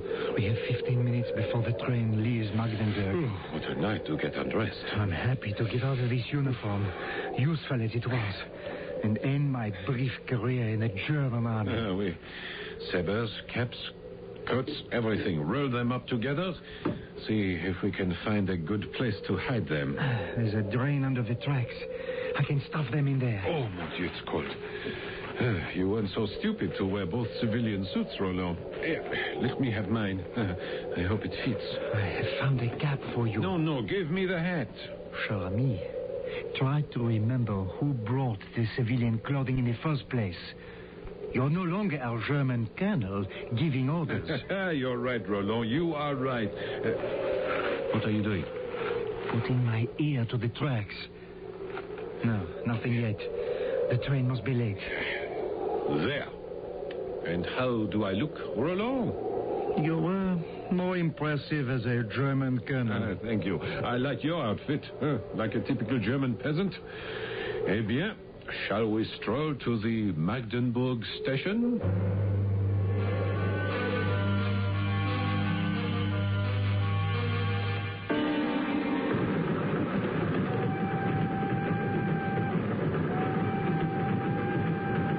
We've been on this train 6 hours, Marshal.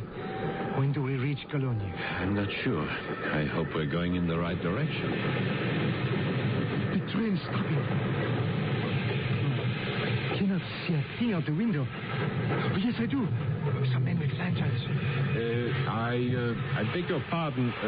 Does this happen often? The train stopping like this? Polizei! Police! Let's jump for it while there's time!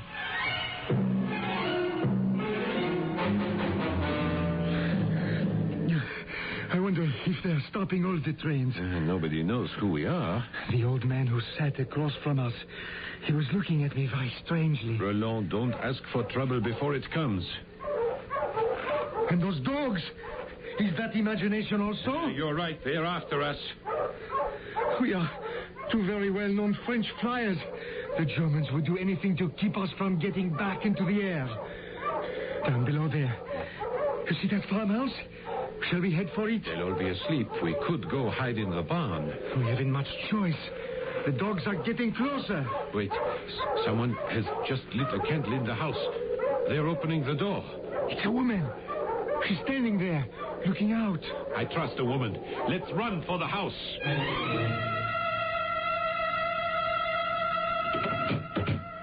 Who are you? What are you doing here? Are you Germans? No, madame. We are not German. We are French. My friend and I have escaped from Scharnhorst. Oh, quickly, come with me. Up this ladder to the attic.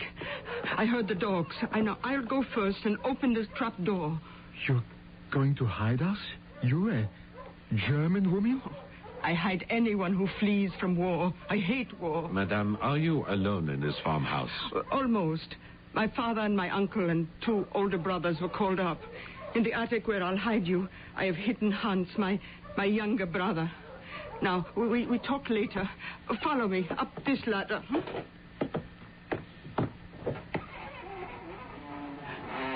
Hans, it's me, Renata. Wake up. Hans, hold the trap door open. I'm bringing some friends.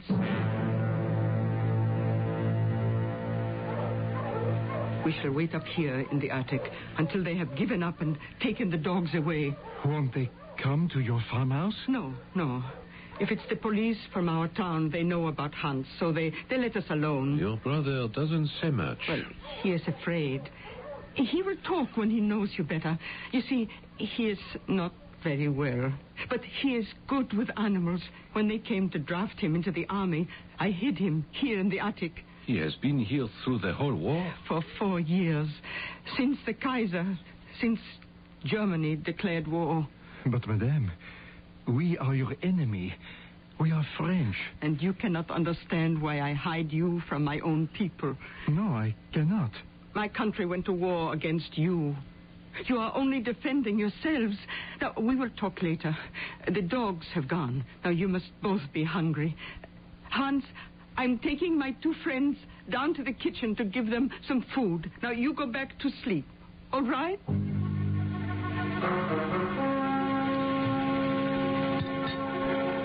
Madame, the food was magnificent. I thank you very, very much.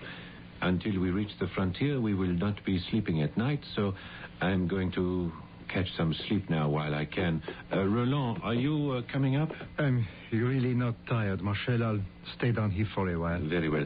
Thank you again, Madame, for giving us a chance to catch our breath. Do you think you can open the trapdoor alone? Oh, yes. I've opened quite a few in the last year. Good night, Madame. Bonsoir, Roland. I feel so foolish. I don't know your name. I don't know yours. Roland Garros. Renata Meyer. Enchanté. We have kept you up this night. I apologize. Oh, I heard the dogs. I was afraid for my brother. What is your friend's name? Anselm Marshal. He's also a flyer in our air service, a lieutenant. Oh, I have never been in an airplane. It must be wonderful to fly. It's not so romantic the way you think it is. I am a soldier, which means I deal in death. You shoot from an airplane? Oui, I do. I wish you would not talk about shooting and killing. It is almost daylight to think. 12 hours ago, I had no idea that a woman, supposedly my enemy, was here running a farm. Where will I be 12 hours from now? Oh, you are escaping to Holland? Oui. Oh, to fight again? Oui, I must. Will you remember me? What a silly question. Remember you. Renata Meyer, your enemy who hates war? My friend who hates war. Perhaps after the war I might visit you and you will teach me how to milk a cow. Frau Meyer! Frau Meyer! Go up to the attic. Hurry. Oui. I'll tell you when they are gone. Frau Meyer! Men, break down the door. Where are they, those two? What are you doing here? Who are you? We are looking for 2 French prisoners who have escaped from Scharnhorst. Oh, there are no prisoners here. And where does this ladder go? Oh, that. Just to a storeroom. You are sure? To the attic. There's nothing up there. We shall see. Kurt, hold this ladder. Renaud, we must leave now, immediately. But we can't go without hiding the bodies. If someone comes and finds the dead soldiers, they will accuse Renata. I'm killing this one. You get that one. Madame, wash this floor carefully. Clean off any blood. You heard nothing. You know nothing. Ready, Marshal? Ready. I've got this one. Now, if you walk in a straight line past the 2 oak trees, you will come to an old stone quarry. No one will look there. Thank you. Take care of Hans. Perhaps we shall meet again. Renata, au revoir. Auf Wiedersehen. I pray for you both that the war is short.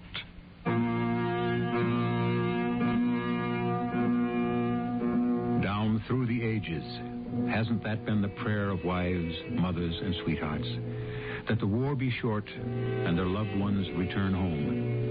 You wonder, will there always be wars?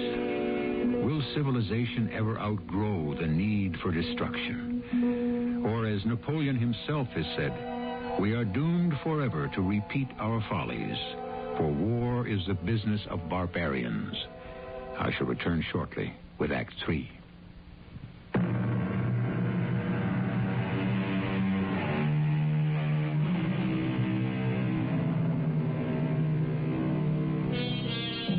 French air aces of World War I have been captured by and escaped from the Germans. Dressed as civilians, bombed out of their homes, they head for neutral Holland. There is danger at every turn, for any French officer caught out of uniform will be shot as a spy.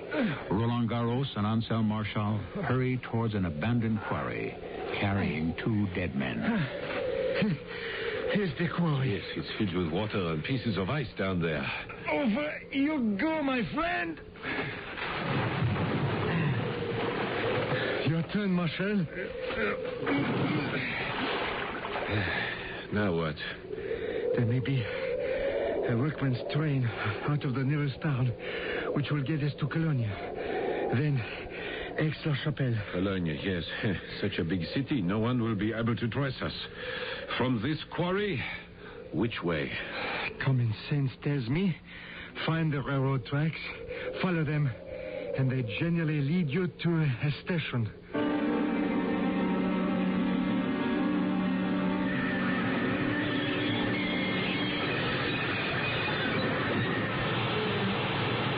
I've never been to Cologne before.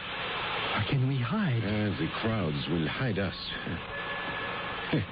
Obviously, these people never go to bed. You wouldn't think Germany was at war. Well, I wonder if the shops are open. Shops? For what? I want to buy some chocolate. From Cologne to Aix-la-Chapelle is quite a distance. And who knows how long before we get a meal like that German woman gave us last night. And I must buy a hat. A hat? Yes, I'm not comfortable in this grubby, ill-fitting cap that you gave me. I'm not going into any hat store with you tonight. And who asked you to? I can pick out my own hat. At 11 at night, you're going to find somewhere to buy a hat here in Cologne? Someone's going to want... Mon ami, please, you don't know the mentality of the German. That is exactly the kind of thing that he would do. Where are we? This is the Ringstrasse. The shopping center is that way. The cathedral is over there. See those two spires? Oui. That is where you'll wait for me. In the cathedral? Oui, monsieur. On your knees praying for my safety. And when I return, I'll pray for yours.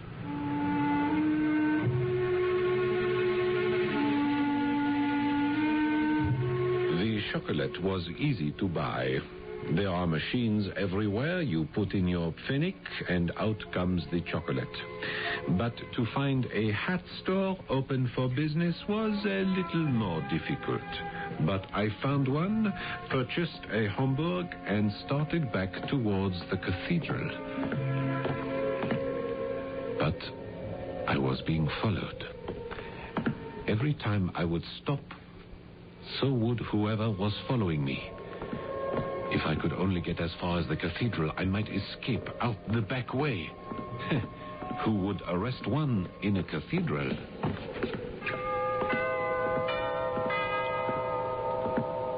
Where were you? It's been over an hour. It's 1 o'clock. I've been followed. Keep your eyes straight ahead of you. Don't look at me. You don't know me. I'm a stranger sitting in a pew next to you. What are we going to do? We must separate. No point in you getting arrested as well. Now, you go to Aix-la-Chapelle. If in 2 days I am not at the front of the platform where the baggage is unloaded, if I am not there in 2 days at this time, make your way alone into Holland. You still have the compass? And the map, oui. Bonne chance, mon ami. I am leaving now. Don't get up. Mein Herr. Was? Bitte, ein Moment. I don't know who you are, but surely you have better manners than to engage in conversation in our beautiful cathedral. If you wish to talk, we shall go outside. Natürlich. I mean you no harm. I wish to ask you a question only. A simple question. Oh, I thought you were a thief. I saw you in the Ringstrasse, and I said to myself, that beautiful hat. Tell me where I can buy such a hat.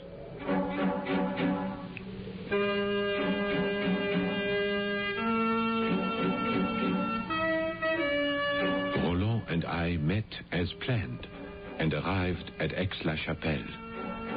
On our map, Aix-la-Chapelle was 16 kilometers from the frontier. Beyond that, Holland. We started walking. It's even colder tonight. In the evening, we broke out of Schandhorst. Yes, what I wouldn't give for my old army topcoat now, eh? And the fur-lined overalls. Oh, and the boots. And the fur-lined helmet. Can you read what that sign says, Marshal? It's an arrow. It says Tivoli. Bon, we are heading the right way. Stop a minute. I just kicked something. What is it? It's a flashlight. Let me see. Army issue.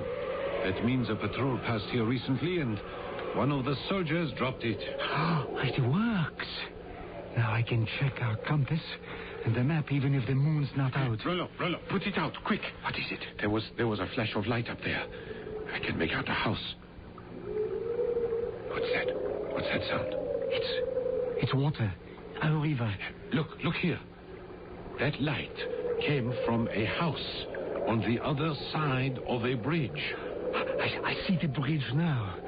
That means guards, and guards means show us your papers. We do better to climb down to the edge of the river and then look for a place where it's not too wide, where we could jump across. Yes, a very narrow place. If I fell in and got wet now, I'd be one solid 6-foot icicle.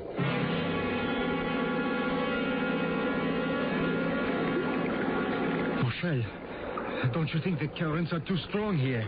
Let's try another place. Look, we spent 2 hours looking, Roland, and this is the narrowest point of the river.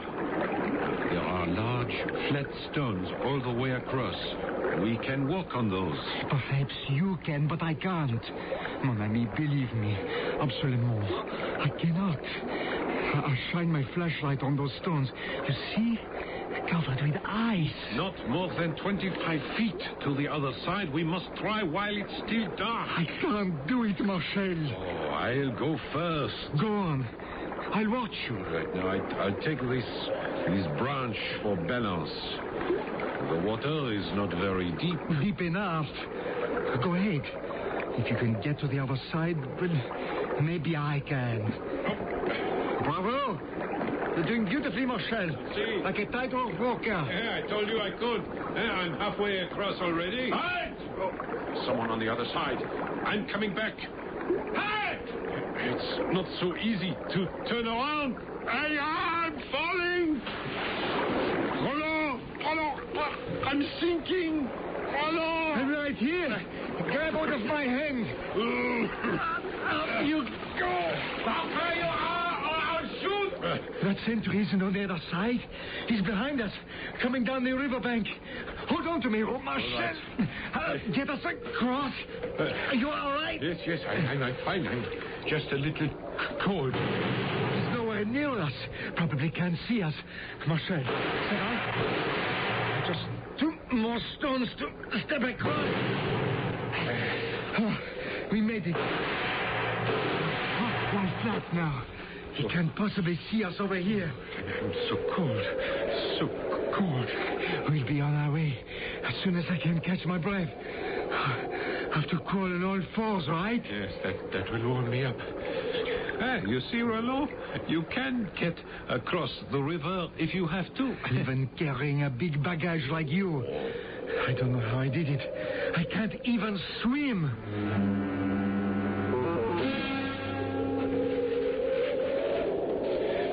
Can you make out where we are?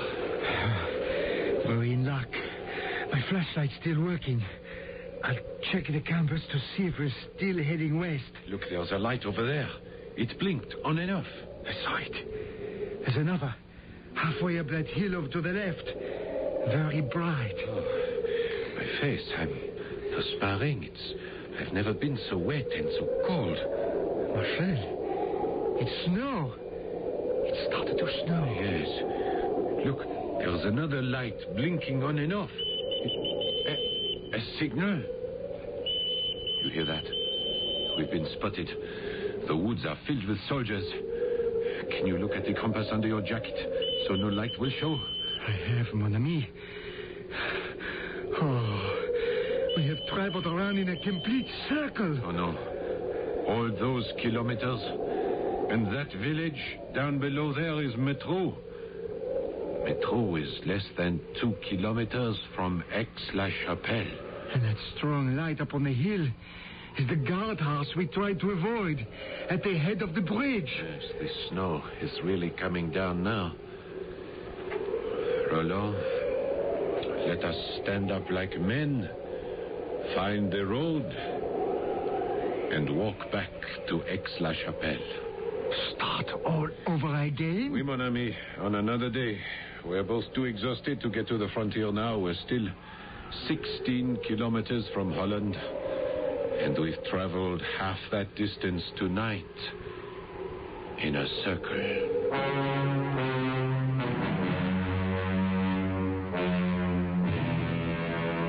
The next day, the sun was out. We persuaded a tavern owner to serve us a complete meal without food tickets at double the price. Our stomachs filled. 10 hours later, we found ourselves 2 kilometers from the border. Directly ahead, we should see a building brightly lit. Yes, what would that be? A factory in Holland. Holland? There must be a guardhouse somewhere here. Maybe behind that tall hedge. They wouldn't leave this part of the frontier unguarded. Back on our bellies to crawl up to that hedge and have a look. But slowly, slowly.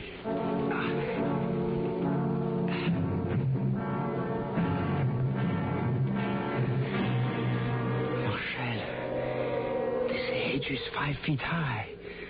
Can you see through it? Oui, mon ami. I can see a road, and I can also see footprints. So the sentries must walk up and down here, huh? Oh, will you look at this? Very